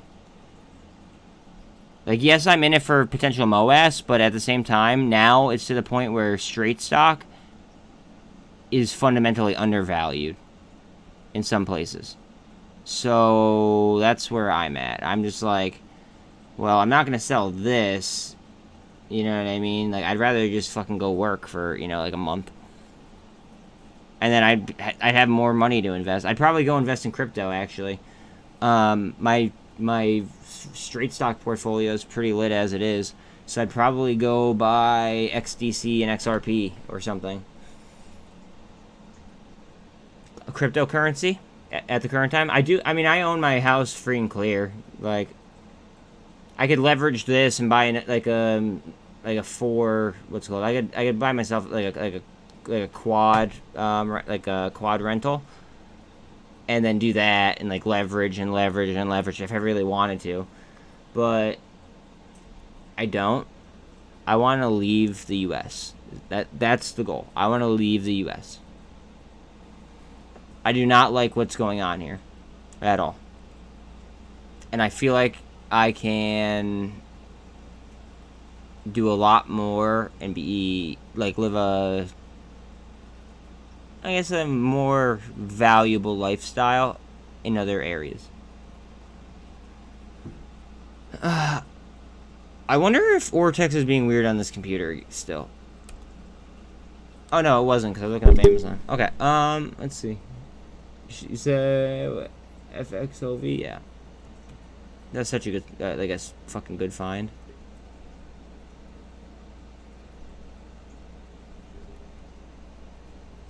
I didn't bottom ticket though. I wish I did.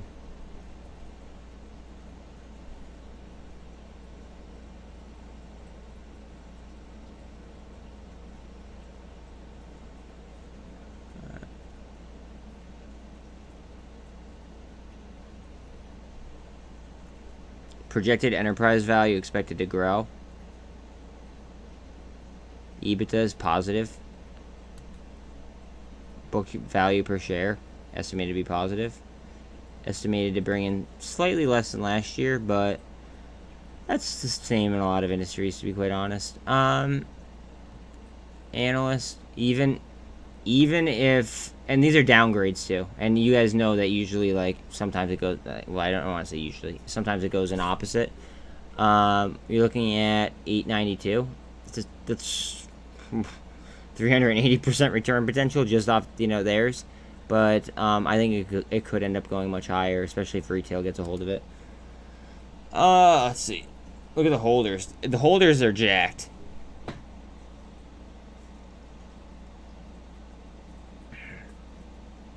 BlackRock. Mark Wahlberg.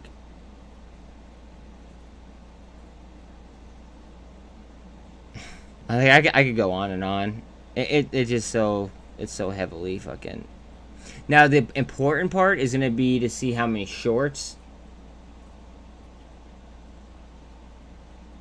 It might go way but okay, so in theory, now again this is theoretical, okay? In theory, there is no top to a short squeeze. Remember that. In theory, there is no top to a short squeeze. Right?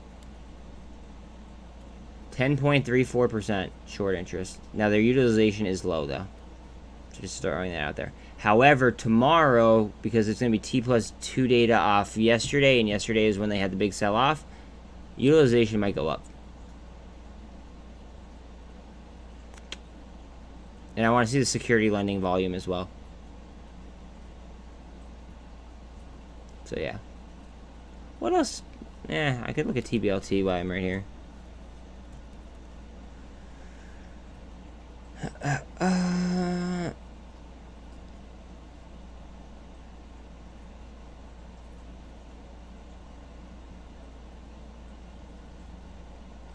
Getting there to 100.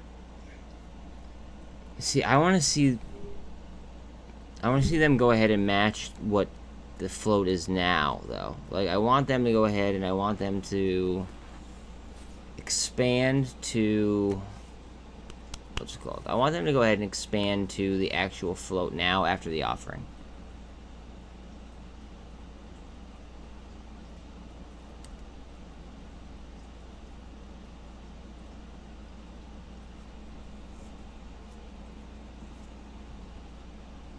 We'll see. I'm really not even worried, though. WeWork could easily turn into a short squeeze as well, but I'm not in that. I just have it up. I'm going to invest in AROC tomorrow, though. I'm like 99% sure about that. I want PGY to keep going as well. I am worried about a potential, like, potential drop. I mean, like, it is what it is. But I am like nervous that they're gonna bullshit, or that they're gonna go ahead and try to like option trap people tomorrow. We'll see. I just did them. They're like 10.34%, but we're not gonna really know until tomorrow, bro. Oh, you know what? I want to do PTI or PTPI.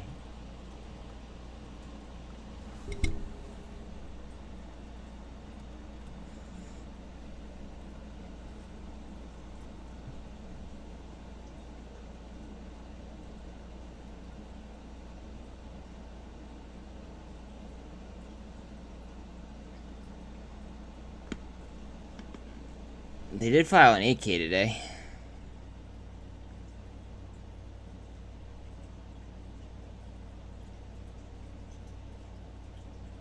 Oh, okay, yeah, it was about the, what's it called?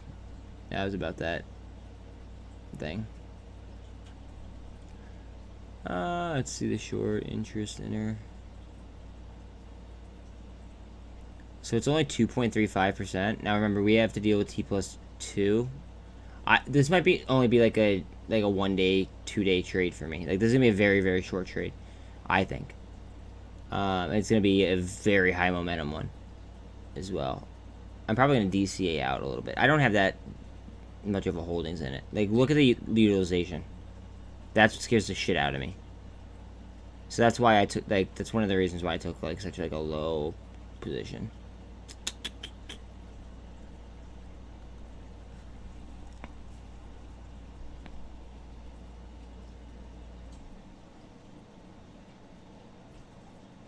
Enterprise value is dropping. EBITDA, no projection for this year. Last year was slightly negative. Book value per share, though, holding up all right.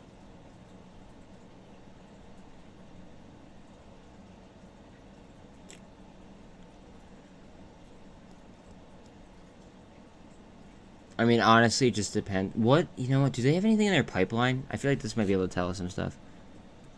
Pipeline... Petros.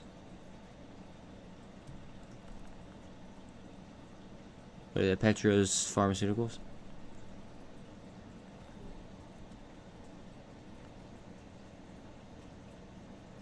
Fuck. Is it really? Do I have to download something? I really don't want to.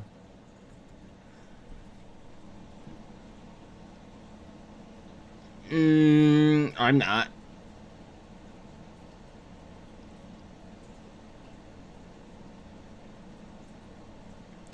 I think we're gonna defy odds, okay, and I think we're gonna get it up, and have straight like we are gonna erect on it. That's what I'm thinking. Straight up erection.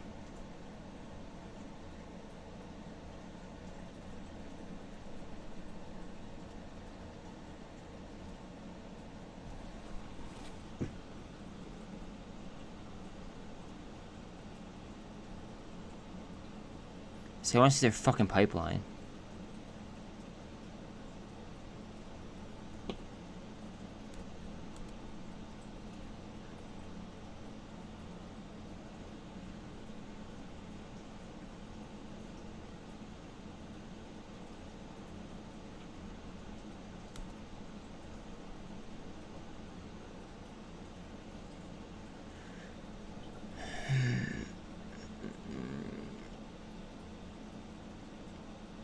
If this is about people rather than drugs, I'm gonna be pissed. Okay, it's about fucking people.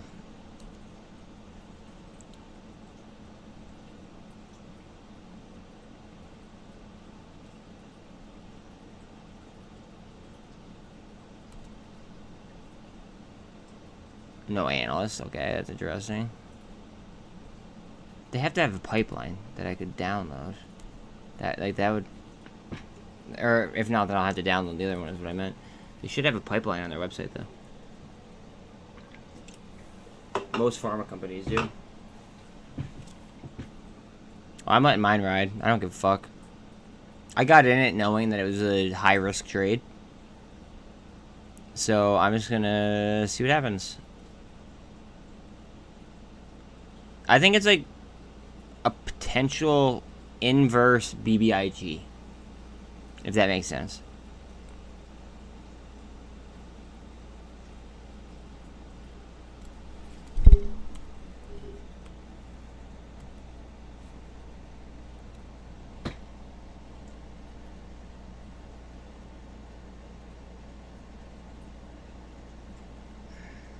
See, I didn't want to have to download that, but now I have to.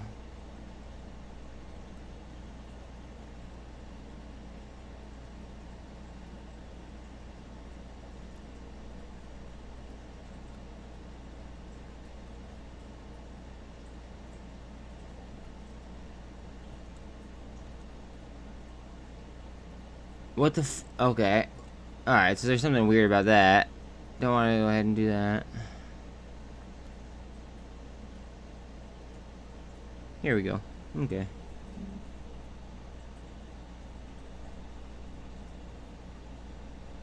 Are you serious? I have to be a fucking member? I don't want to do this. Okay, can't do that there.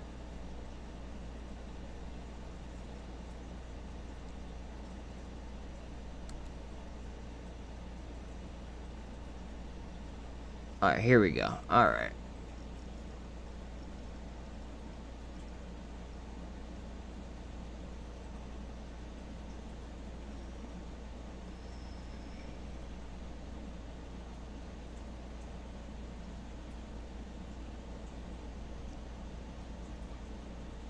Phase 1.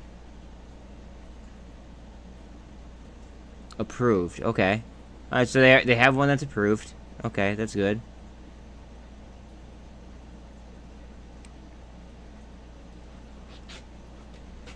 Two approved. Okay. 3 approved. Love it.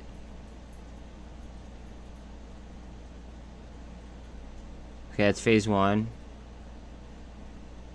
4 approved. 5 approved. 6 approved. 7 approved. Alright, so they have 7 approved and 2 in phase 1. Yeah, they're old. I was looking at them like, I feel like months ago.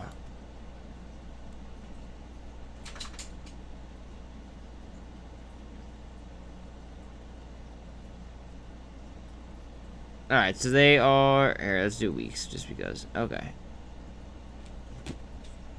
Alright, 2020.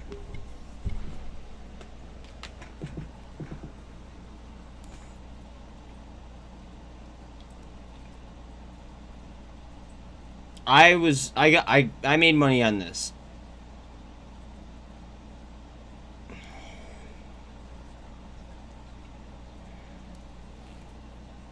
Trish, we're not gonna know until after recess because apparently they're tired and they need a nap or something. Fucking old people. It is what it is. Like, they hear a bill out and like they need a nap before they could like process it or something. I don't know. They're just a bunch of babies. So like I guess they talked about it. Yeah, they are. They're lazy as fuck. My dad works for the government, right? And his boss, when he first started, like this was like last year, 2 years ago, 3 years ago. It was a few years ago. I don't know. He works for. Actually, you know what? Because I'm on live stream, I'm not gonna sit here and I'm not gonna say who he works for. But they told him, "Hey, why didn't you slow down? You're making us all look bad. That's not how we do things around here." That was on his first day at work.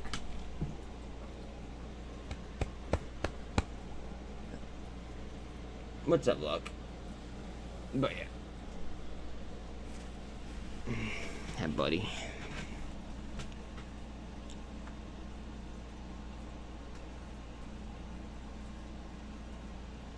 But to tell somebody, like, hey, you're working too hard and you're gonna make us look bad, like, that's just fucked up. Get down, bud. Get down, dude. Alright, hold on 1 second. I just gotta feed them real quick. I either gotta feed them or I gotta take them out. 1 second. Alright, which one is it? Food or outside? Food or outside? Outside? Okay, well, I got you, dog.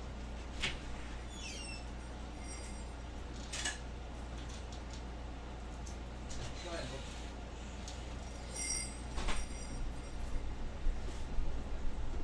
bro. Alright, that one was outside.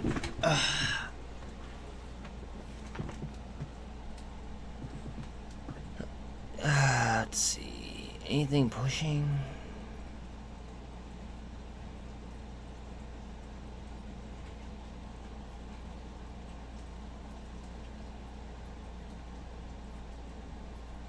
I have no idea. I'll be honest, bro. I've made enough money off of AMC and GameStop options where I don't care about my shares anymore. I'll just let them sit and I have my share lending off, so you know that way nobody like freaks out. I will just let it.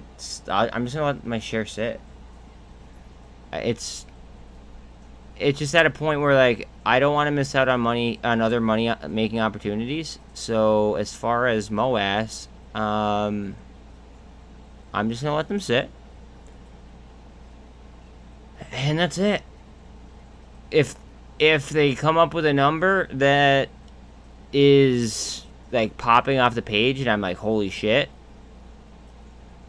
then I'm gonna pay attention. Otherwise, not interested.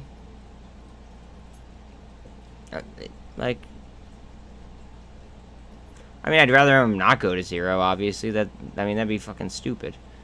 But, like, I've just made a decision that I'm in it to hold until they're offering ridiculous amounts of money in order to go ahead and fix the problem. However, I do want to say that I do think that they are going to cause a series of pseudo squeezes on it to erase the synthetic shares that may or may not be on it. I can't say that there are, I can't say that there aren't, but I feel like they're going to go ahead and they're going to do their best to you know, go ahead and run a series of pseudo squeezes.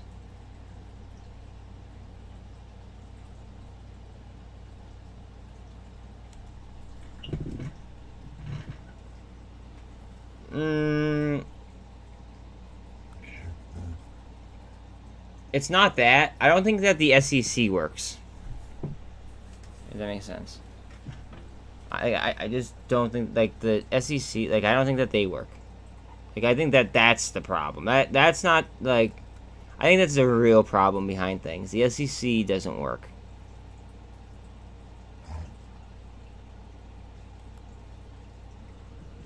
Oh, okay, this is not working as they planned.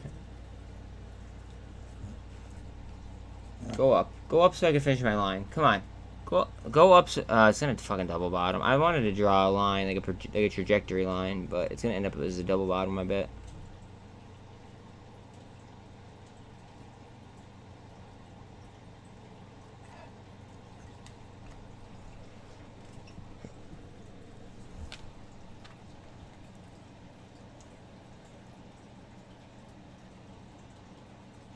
That's true. So many shares are owned by so many shares are owned by hedge funds that they could like legally do it as well. And then on top of that, then you have the series of the possibility of rehypothecation. So it's like kind of like a mixed deal. This might be an inverse. Hold on a second. This might be an inverse. Or not inverse. A descending wedge. Excuse me.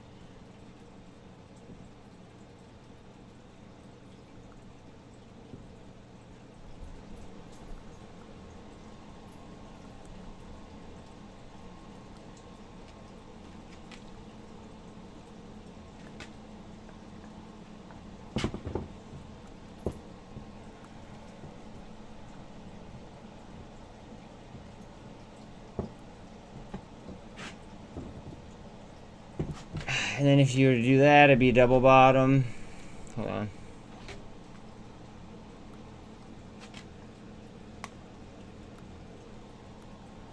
Let's see if it pops back in a trend. I hope it could come down all the way to here, but we'll see. It definitely has some support there. Yeah, it definitely is. I mean, like that. I mean, I actually already have this level drawn out of 23,760.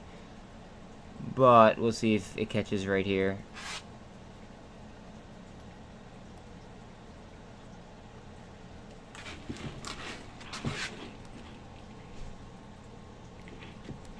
Like, do you see why I drew it off these bottoms? I drew it off these tops. That's why that resistance is there.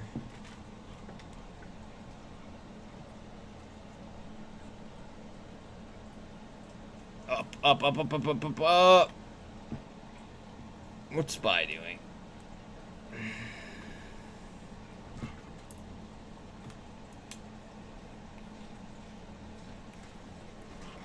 Alright, 1 second. Just gotta let the other dog out, and I don't know what this one wants. Come on, Belle. What are you doing, baby? Go ahead, go fetch. Girl.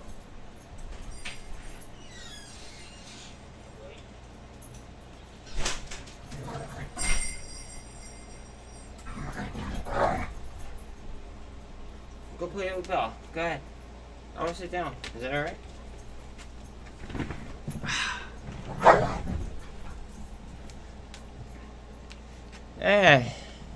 But see, you know what the thing is that if you know how to play the stock market, and this isn't a dig at anybody, just to be very clear. If you know how to play the stock market, then you can really make money in any situation, like any type of market. The TQQ and the SQQ, as well as the UVXY, has been like fucking gold. At least for me. Just saying.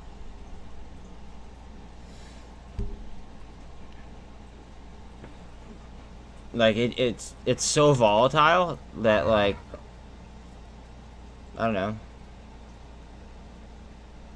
Like it's like, I don't know, it's solid. You know what I mean? Like I can't even hate on it. Now, like, the worst type of market, in my opinion, is gonna be like just a sideways market where there's no volatility whatsoever. I mean, obviously I want a booming stock market, like I want it to go up. However, you make more money on the way down than you do on the way up. So it's very important to know how to make money going down, because if not, then you're fucked.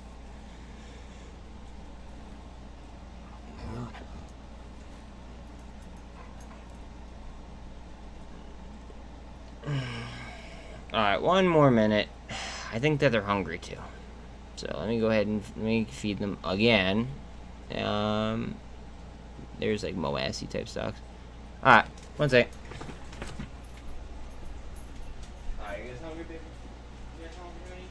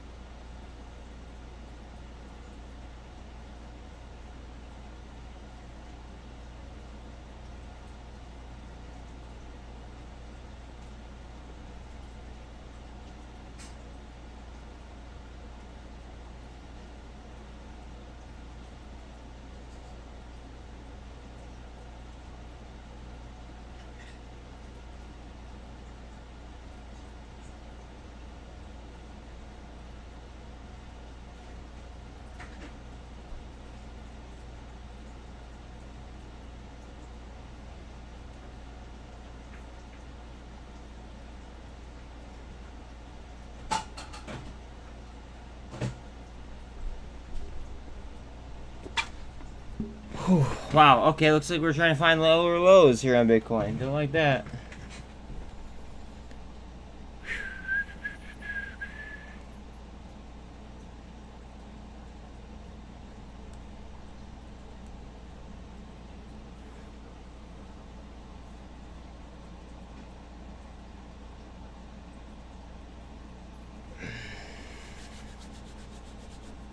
Wow.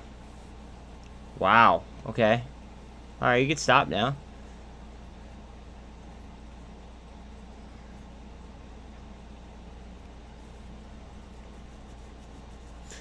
The question is other crypto following it?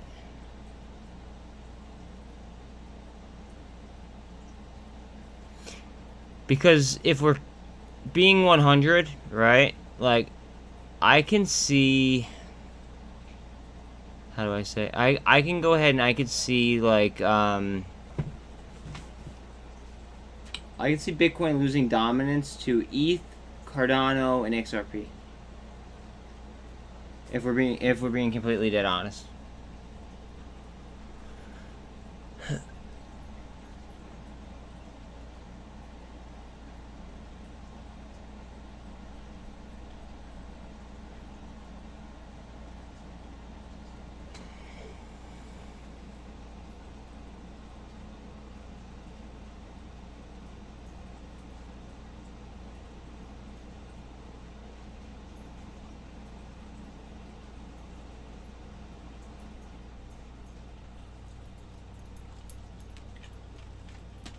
I knew Pick was gonna be trash.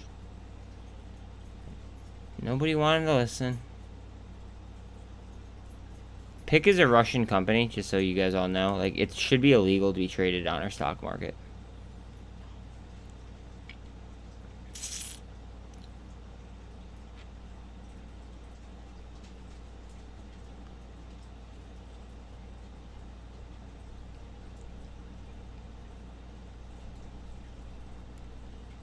Alright, so now SPY might pick up. If we keep this trend going, that's reverse trend. Oh, IINN. Whew, 7%.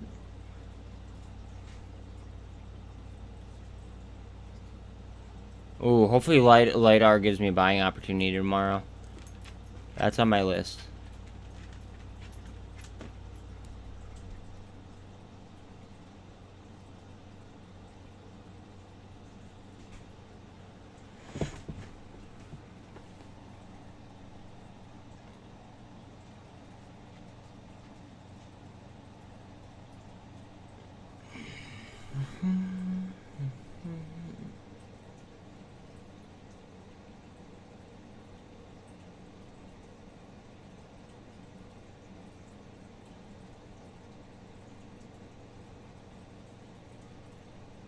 Wow, holy fuck.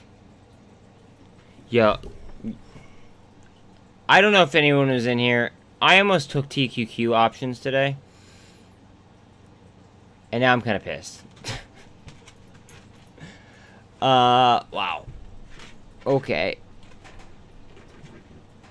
Fuck.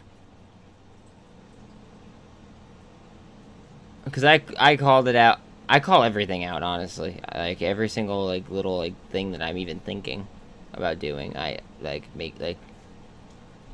It could be a terrible idea. And, like, I'm still gonna say it. Oh, man.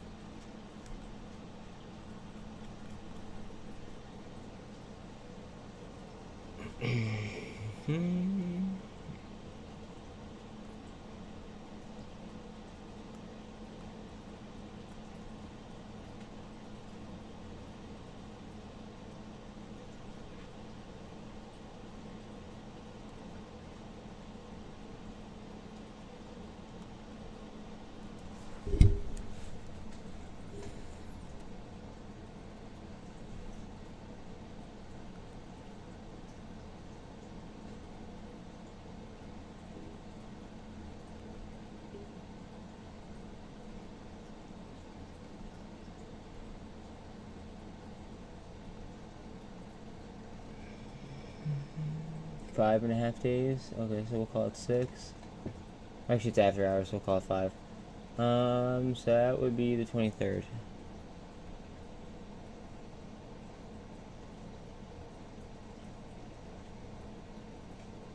Okay, so 5.5 days. I guess we're gonna have to go with that.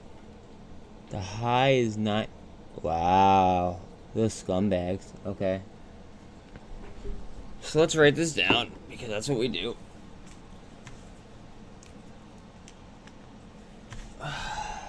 As of 7/28. As of 7/28. TBLT has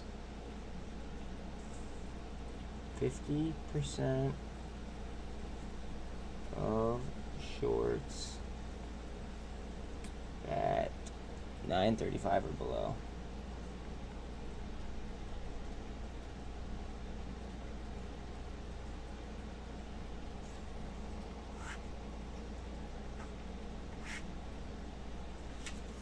That's fucked.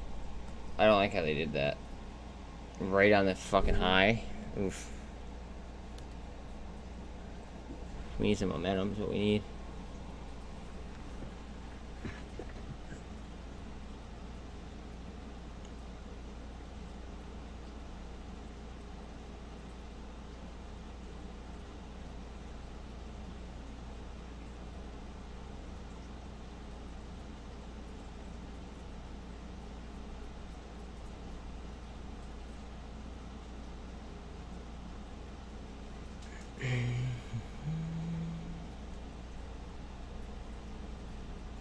PGY up after hours. I love it. I have no idea why the fucking warrants are headed down. That makes no sense fundamentally, but alright.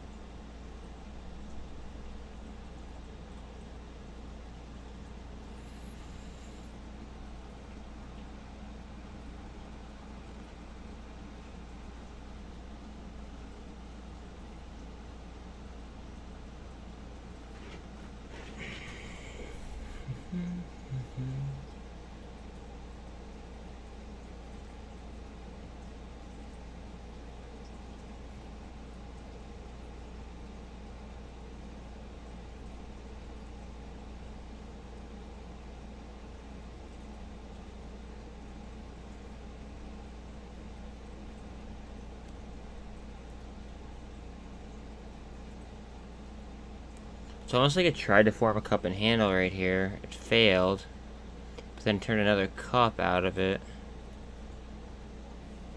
Then there's really not much too much volume here to decipher what the fuck's going on.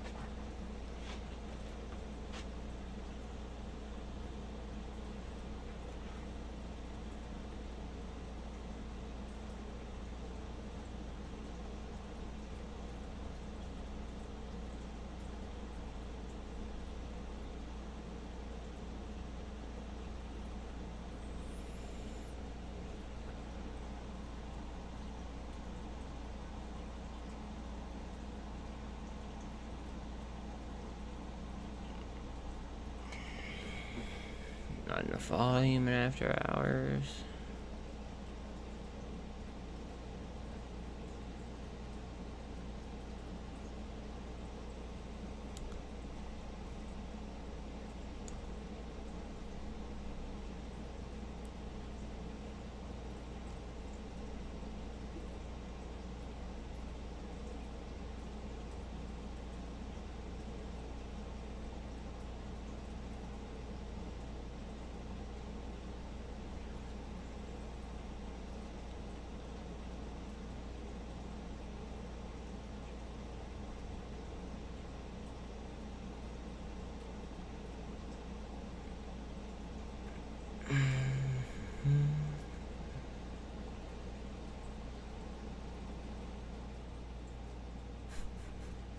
Guys, I just want to let you know I posted a video about this 2 weeks ago before it ran 70% today.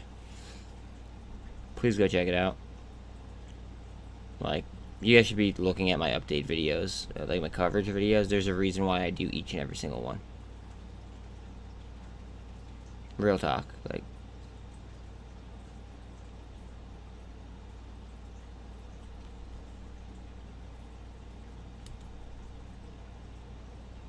Like I literally, like, I don't do them for fun.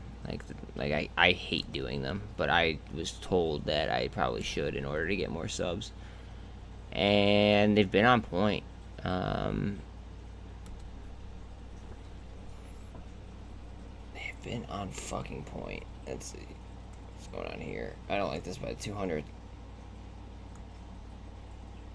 Maybe this is what it needed, honestly, though. Maybe it needed to come down towards the 200, do a little bit of volume before it bounced.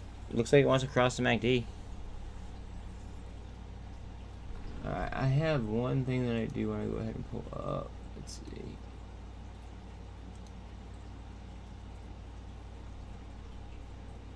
If anybody is new in here, I want you to go ahead and... I'm about to attach something. I'm about to attach a link to something. I want you guys to go look at it and then go look what the stock did today. That's it. And look at the date that I posted it.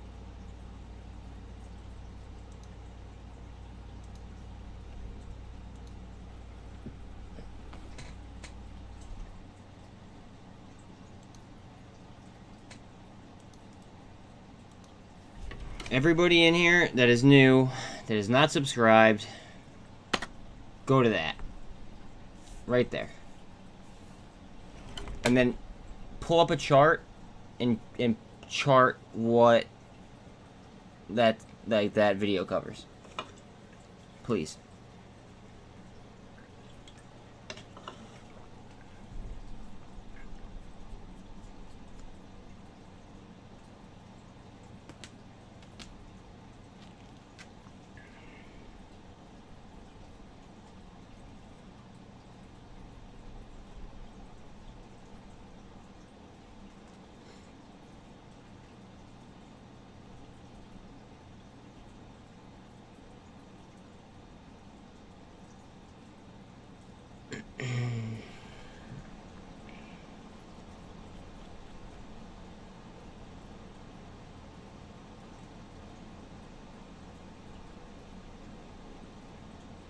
Carvana could go into a short, like a straight up short squeeze, just so you guys know. And then VRM might place like some sympathy off that. Just throwing that out there. Like Carvana had short squeeze type numbers.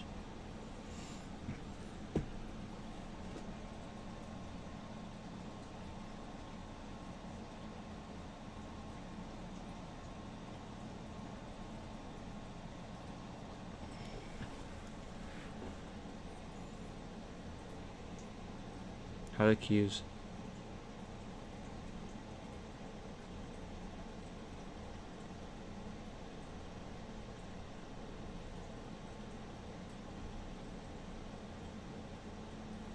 Wow. Okay, 313 and a half ish.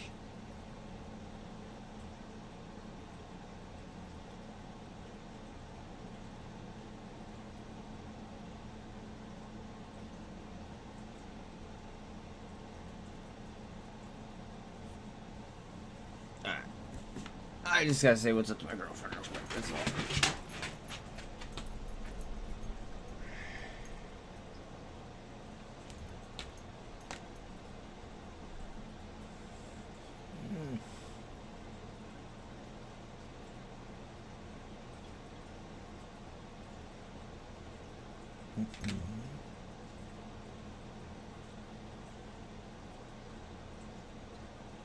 Oh, one of my mods is absolutely killing it on Ethereum Classic. Holy shit.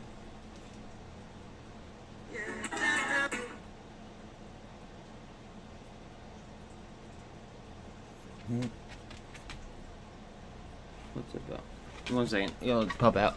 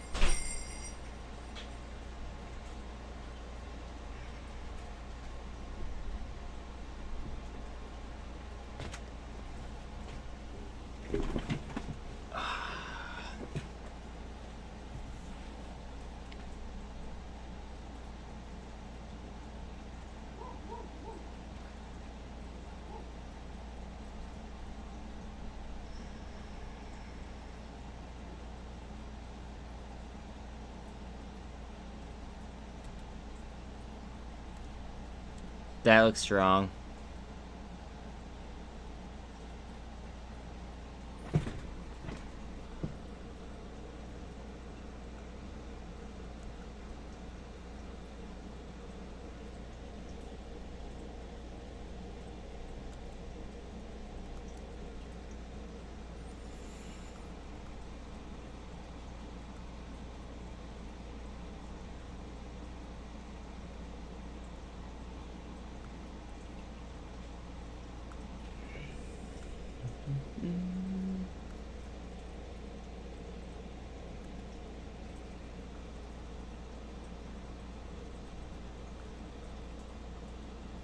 Wow, that actually be cutting that already up, I bet.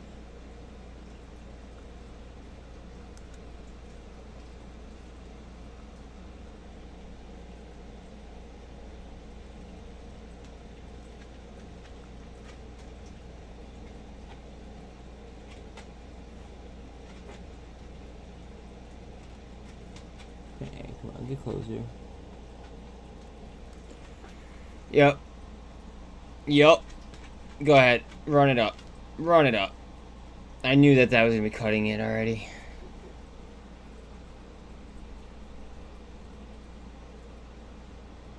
Spy. What are we doing?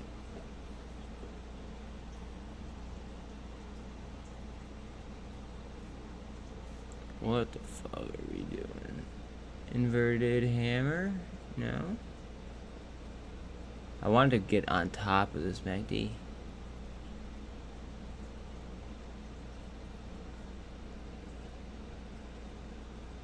$15 left on it for it to flop, but I mean either way it looks like an inverted hammer. Come on, give me a reversal. Go up. Up, up, up, up, up. I don't want to see any red.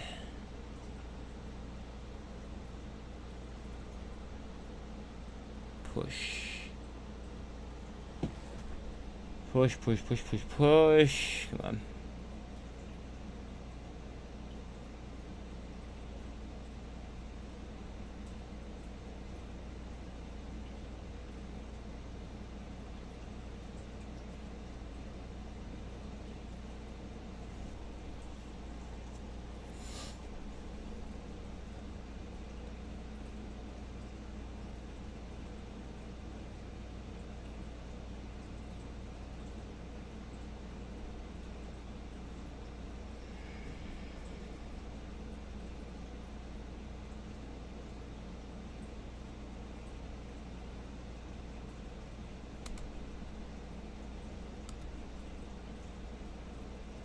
Alright, so this green line that I have drawn, for anybody that's actually listening, it is a potential parabolic line.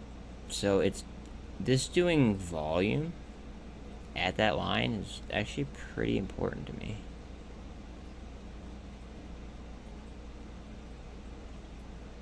Stand the fuck up. Go ahead.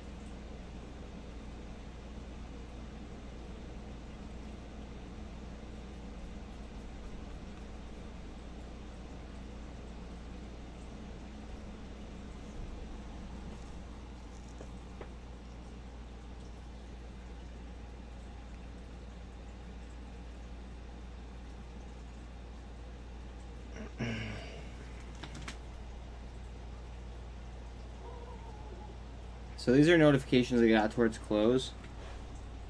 Bitcoin is on the move, 3.12% in the last 5 hours. XRP up 3% in the last 4 hours. ALF 0 up 5% in the last 4 hours. Interesting.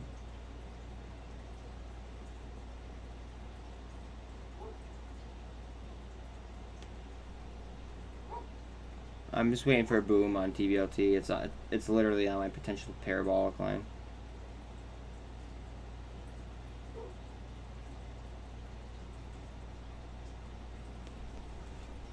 Oh man. That's a large volume candle as well. Hopefully we get some follow-up. I like to see some overall bullishness though in Bitcoin and SPY.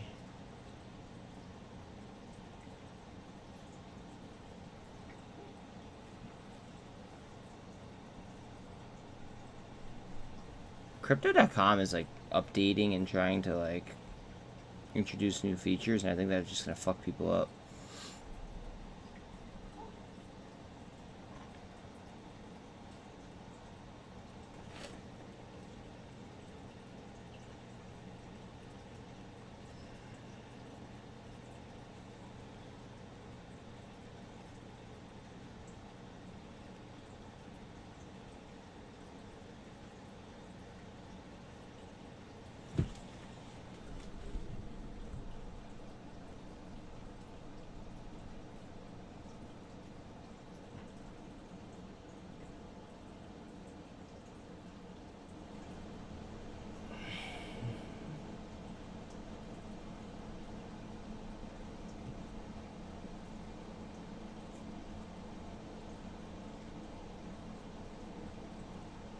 Run. Run, you motherfucker. You won't. I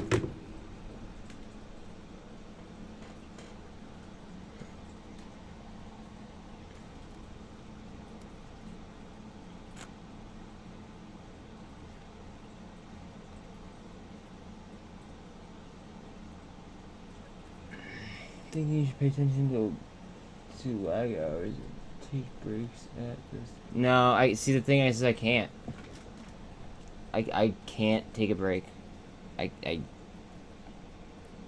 have to continuously put on content, because like even when I'm not streaming, like even like when I am on break, I'll stream an XRP chart. But the thing is, like, what I'm doing right now as far as growth is working. Clearly, because I mean, like, I was at like less than 250 a month ago.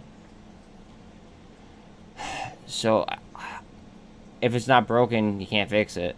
You know what I'm saying? I just can't lose the momentum that I currently have, because that would be a mistake. I agree. Like, I know that like what I'm doing right now is unsustainable, but I'm gonna keep doing it at least until I monetize, for sure.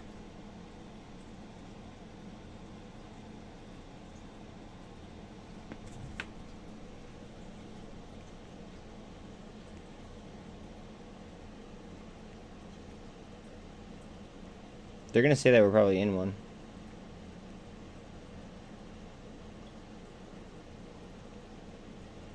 I think that we were gonna control a downtrend, and I think that all they have to do is literally like legalize XRP, and I think that we could pull ourselves out due to technology.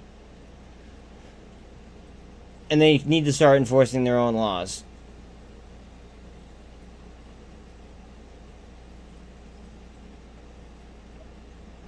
Which do you want me to click on though? There's so many. Can you, like, do you have Reddit? I know you said that you don't have Facebook. Do you have Reddit? If you have Reddit, can you post it in the group's Reddit? Because, like, there's a lot of things that are popping up when I search. Oh yeah, of course. I know. That was old news. Old news.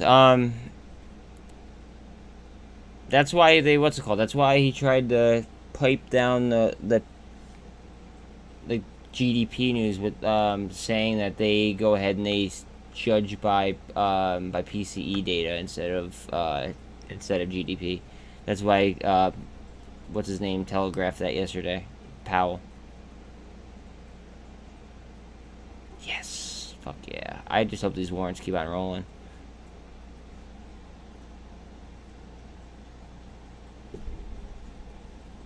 Okay, download Coinbase if you don't understand Coinbase Pro. Actually, wait. Hold on a second. Trish, hold on a second.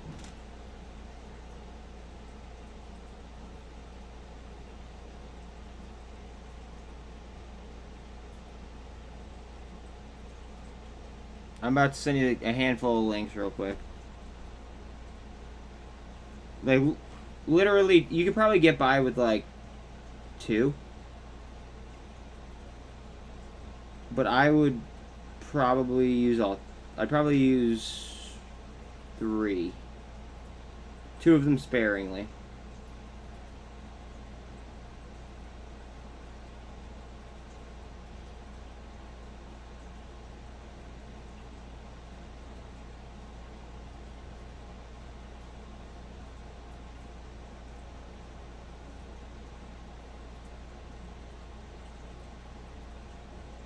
Alright, there's one.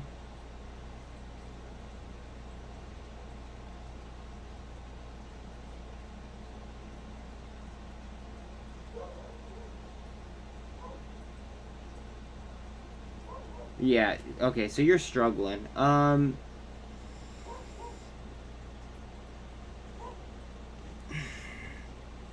can tell you my largest holdings.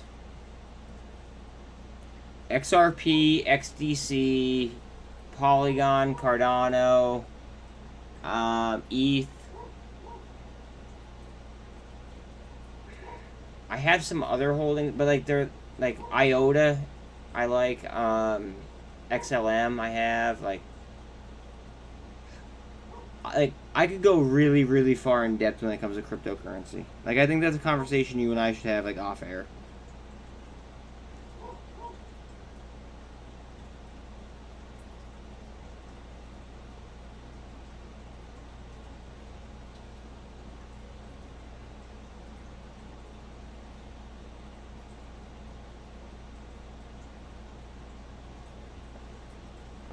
Personally, I like to buy my crypto.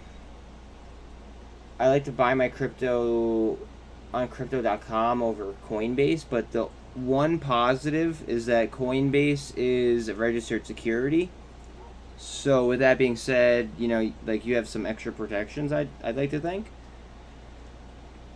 However, if you're buying something that's not Ethereum based, or like say that say Coinbase doesn't offer it in their native asset, like their native form, crypto.com will offer it, which is why I like crypto.com, I guess, like a nice chunk more. It's just like if it's Ethereum, like if it's built on the Ethereum blockchain, then chances are it's going to be safer if you keep it on a hot wallet, being crypto.com. Now, I know you said I know that you said that you're not familiar with crypto, so me saying hot wallet is probably confusing for you. By hot wallet, I mean like an exchange.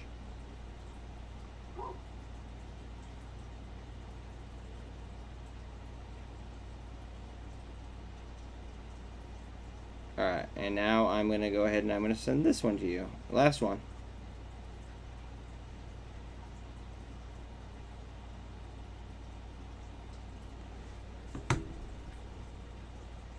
Exactly.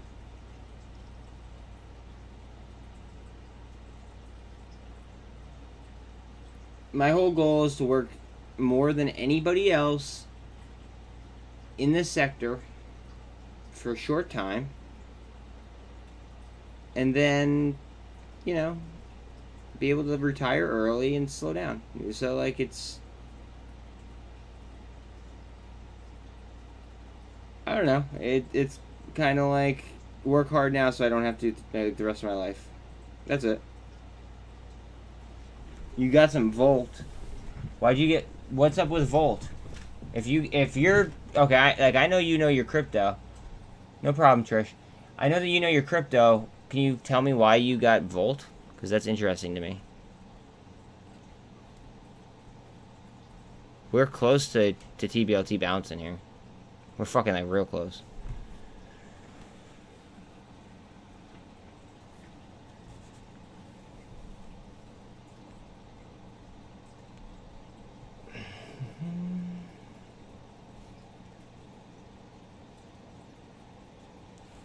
I'm having a good day here. I didn't realize that there's only 6 minutes till I'm done with work, but yeah. So today was a great day, again. But, yeah, that's all. But, how was your day, hon?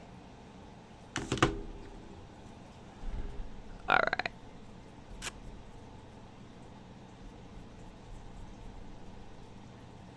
Redbox Guys, Redbox might fucking go ballistic. Look at my... If you guys don't know why... Okay. Basically, the Attorney General is looking into, like, the deal. And it might get frozen completely. If that happens, the shorts are fucked. Fucked. So I would actually watch my last... It was like one of my like last uploads as well. Just go check out my last upload. You had about 5K in Lotto?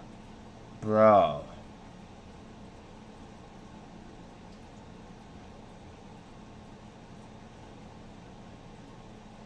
$5K on Lotto? Shit. You're wild, bro. You're a wild boy. I don't know. I couldn't do that. I think to myself, like, is this a responsible decision? And then I go from there. And what you're talking about, that just doesn't seem responsible. Especially right now. Like, right now is like there's like value plays all over the fucking board.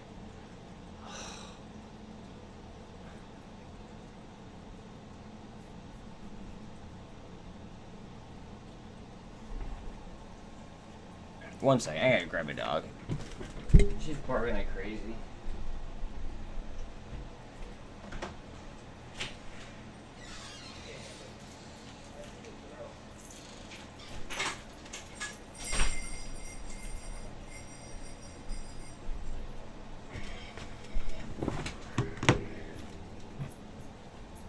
Tblt is gonna be a fucking monster tomorrow, I hope. I just hope that we don't get option trapped, guys. Just watch out for that. If we do, I happen to have some dry powder to drop down. So wish me luck with that. But I'd rather certain things go down and not the whole fucking market. Because then everybody will be miserable. I don't like dealing with everybody when they're miserable. On everything. Alright, so you know how the market opened, alright, you know how Google and Apple just had excellent, Google and Microsoft had bad earnings and the market went up, right?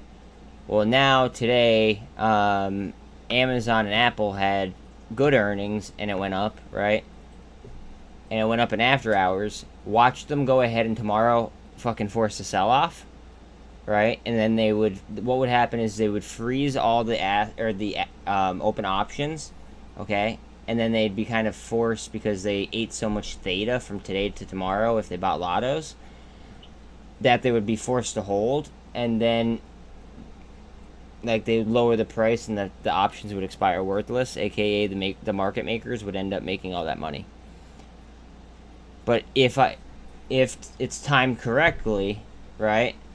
I could go ahead and if there was an option trap and say it's going down pretty fast, if I snipe an entry for next week, right, I can make a lot of money doing it like that.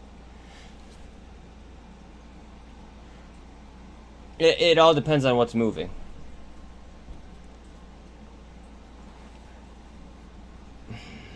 Go ahead, pop. Pop, pop, pop, pop, pop. But also at the same time, if they if their margins get like pushed to like some hard limits, it might put them in jeopardy of like moving positions around, etc. That's all.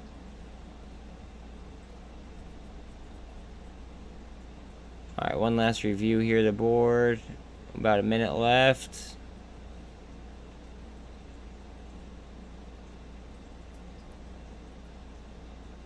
This is pissing me off. I have no idea why the fuck it's not following PGY. Makes no sense. I bought it. Bella, stop. I bought in it today too. Fuck. Bella, please, it's enough. I hope GWH goes down because I want to make an entry there, and I want to get deeper into ADN as well. So I'm hoping that those make a move lower. I doubt it though.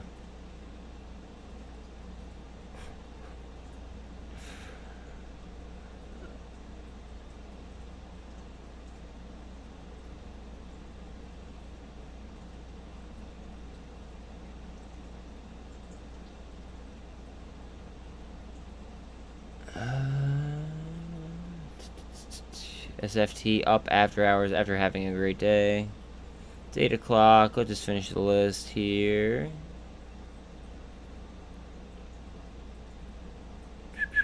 After hours. Finish just under 140. XRP. Okay.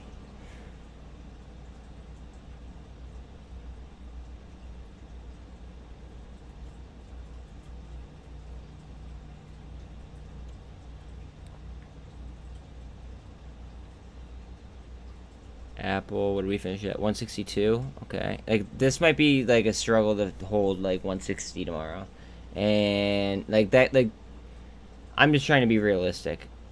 Like that might struggle to hold 850. You know, like and Tesla moves, as we all know, so like they could easily option trap.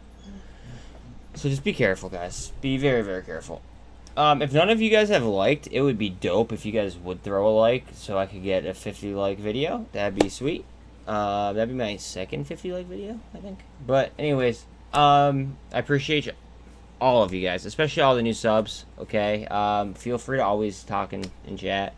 But I'm going to sign off. I'm also going to be starting a live stream for crypto because that's what I do when I'm not streaming stock market. But you guys have a good evening, and I will talk to you guys later.